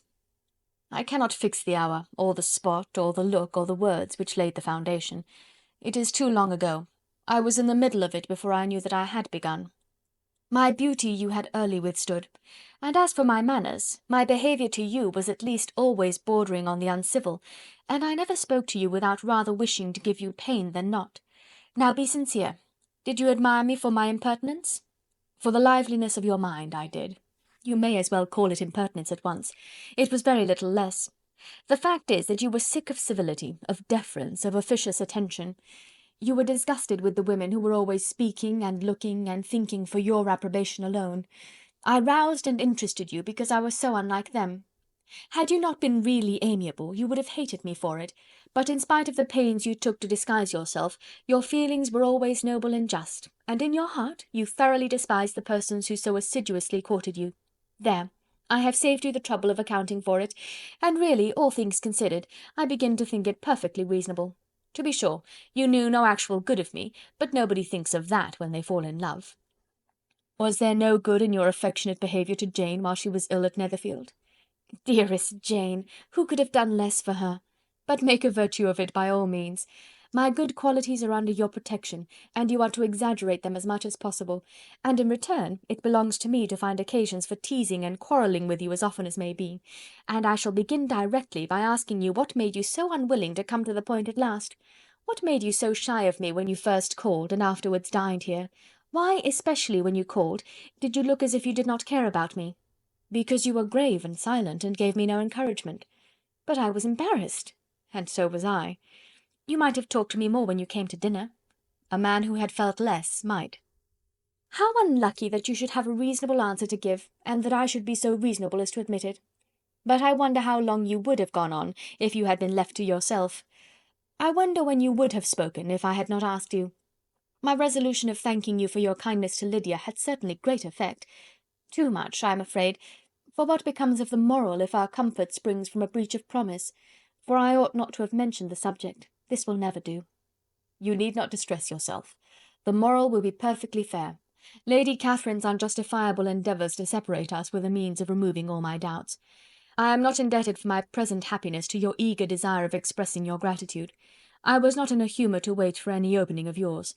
My aunt's intelligence had given me hope, and I was determined at once to know everything." "Lady Catherine has been of infinite use, which ought to make her happy, for she loves to be of use. But tell me, what did you come down to Netherfield for? Was it merely to write to Longbourn and be embarrassed, or had you intended any more serious consequence?" "My real purpose was to see you, and to judge, if I could, whether I might ever hope to make you love me. My avowed one, or what I avowed to myself, was to see whether your sister was still partial to Bingley, and if she were, to make the confession to him which I have since made." "Shall you ever have the courage to announce to Lady Catherine what is to befall her?" "I am more likely to want time than courage, Elizabeth, but it ought to be done, and if you will give me a sheet of paper, it shall be done directly. And if I had not a letter to write myself, I might sit by you and admire the evenness of your writing, as another young lady once did. But I have an aunt too, who must not be longer neglected." From an unwillingness to confess how much her intimacy with Mr. Darcy had been overrated, Elizabeth had never yet answered Mrs. Gardiner's long letter; but now, having that to communicate which she knew would be most welcome, she was almost ashamed to find that her uncle and aunt had already lost 3 days of happiness, and immediately wrote as follows: "I would have thanked you before, my dear aunt, as I ought to have done, for your long, kind, satisfactory detail of particulars, but to say the truth, I was too cross to write. You supposed more than really existed. But now suppose as much as you choose. Give a loose rein to your fancy, indulge your imagination in every possible flight which the subject will afford, and unless you believe me actually married, you cannot greatly err. You must write again very soon, and praise him a great deal more than you did in your last. I thank you again and again for not going to the Lakes. How could I be so silly as to wish it? Your idea of the ponies is delightful. We will go round the park every day. I am the happiest creature in the world. Perhaps other people have said so before, but not one with such justice. I am happier even than Jane. She only smiles. I laugh. Mr. Darcy sends you all the love in the world that he can spare from me. You are all to come to Pemberley at Christmas. Yours, etc." Mr. Darcy's letter to Lady Catherine was in a different style, and still different from either was what Mr. Bennet sent to Mr. Collins in reply to his last. "Dear Sir, I must trouble you once more for congratulations. Elizabeth will soon be the wife of Mr. Darcy. Console Lady Catherine as well as you can. But if I were you, I would stand by the nephew. He has more to give. Yours sincerely, etc." Miss Bingley's congratulations to her brother on his approaching marriage were all that was affectionate and insincere. She wrote even to Jane on the occasion, to express her delight and repeat all her former professions of regard. Jane was not deceived, but she was affected, and though feeling no reliance on her, could not help writing her a much kinder answer than she knew was deserved. The joy which Miss Darcy expressed on receiving similar information was as sincere as her brother's in sending it. 4 sides of paper were insufficient to contain all her delight, and all her earnest desire of being loved by her sister. Before any answer could arrive from Mr. Collins, or any congratulations to Elizabeth from his wife, the Longbourn family heard that the Collinses were come themselves to Lucas Lodge. The reason of this sudden removal was soon evident. Lady Catherine had been rendered so exceedingly angry by the contents of her nephew's letter, that Charlotte, really rejoicing in the match, was anxious to get away till the storm was blown over. At such a moment the arrival of her friend was a sincere pleasure to Elizabeth, though in the course of their meetings she must sometimes think the pleasure dearly bought, when she saw Mr. Darcy exposed to all the parading and obsequious civility of her husband. He bore it, however, with admirable calmness. He could even listen to Sir William Lucas when he complimented him on carrying away the brightest jewel of the country, and expressed his hopes of their all meeting frequently at St. James's, with very decent composure. If he did shrug his shoulders, it was not till Sir William was out of sight. Mrs. Phillips's vulgarity was another and perhaps greater tax on his forbearance, and though Mrs. Phillips, as well as her sister, stood in too much awe of him to speak with the familiarity which Bingley's good humour encouraged, yet whenever she did speak she must be vulgar. Nor was her respect for him, though it made her more quiet, at all likely to make her more elegant.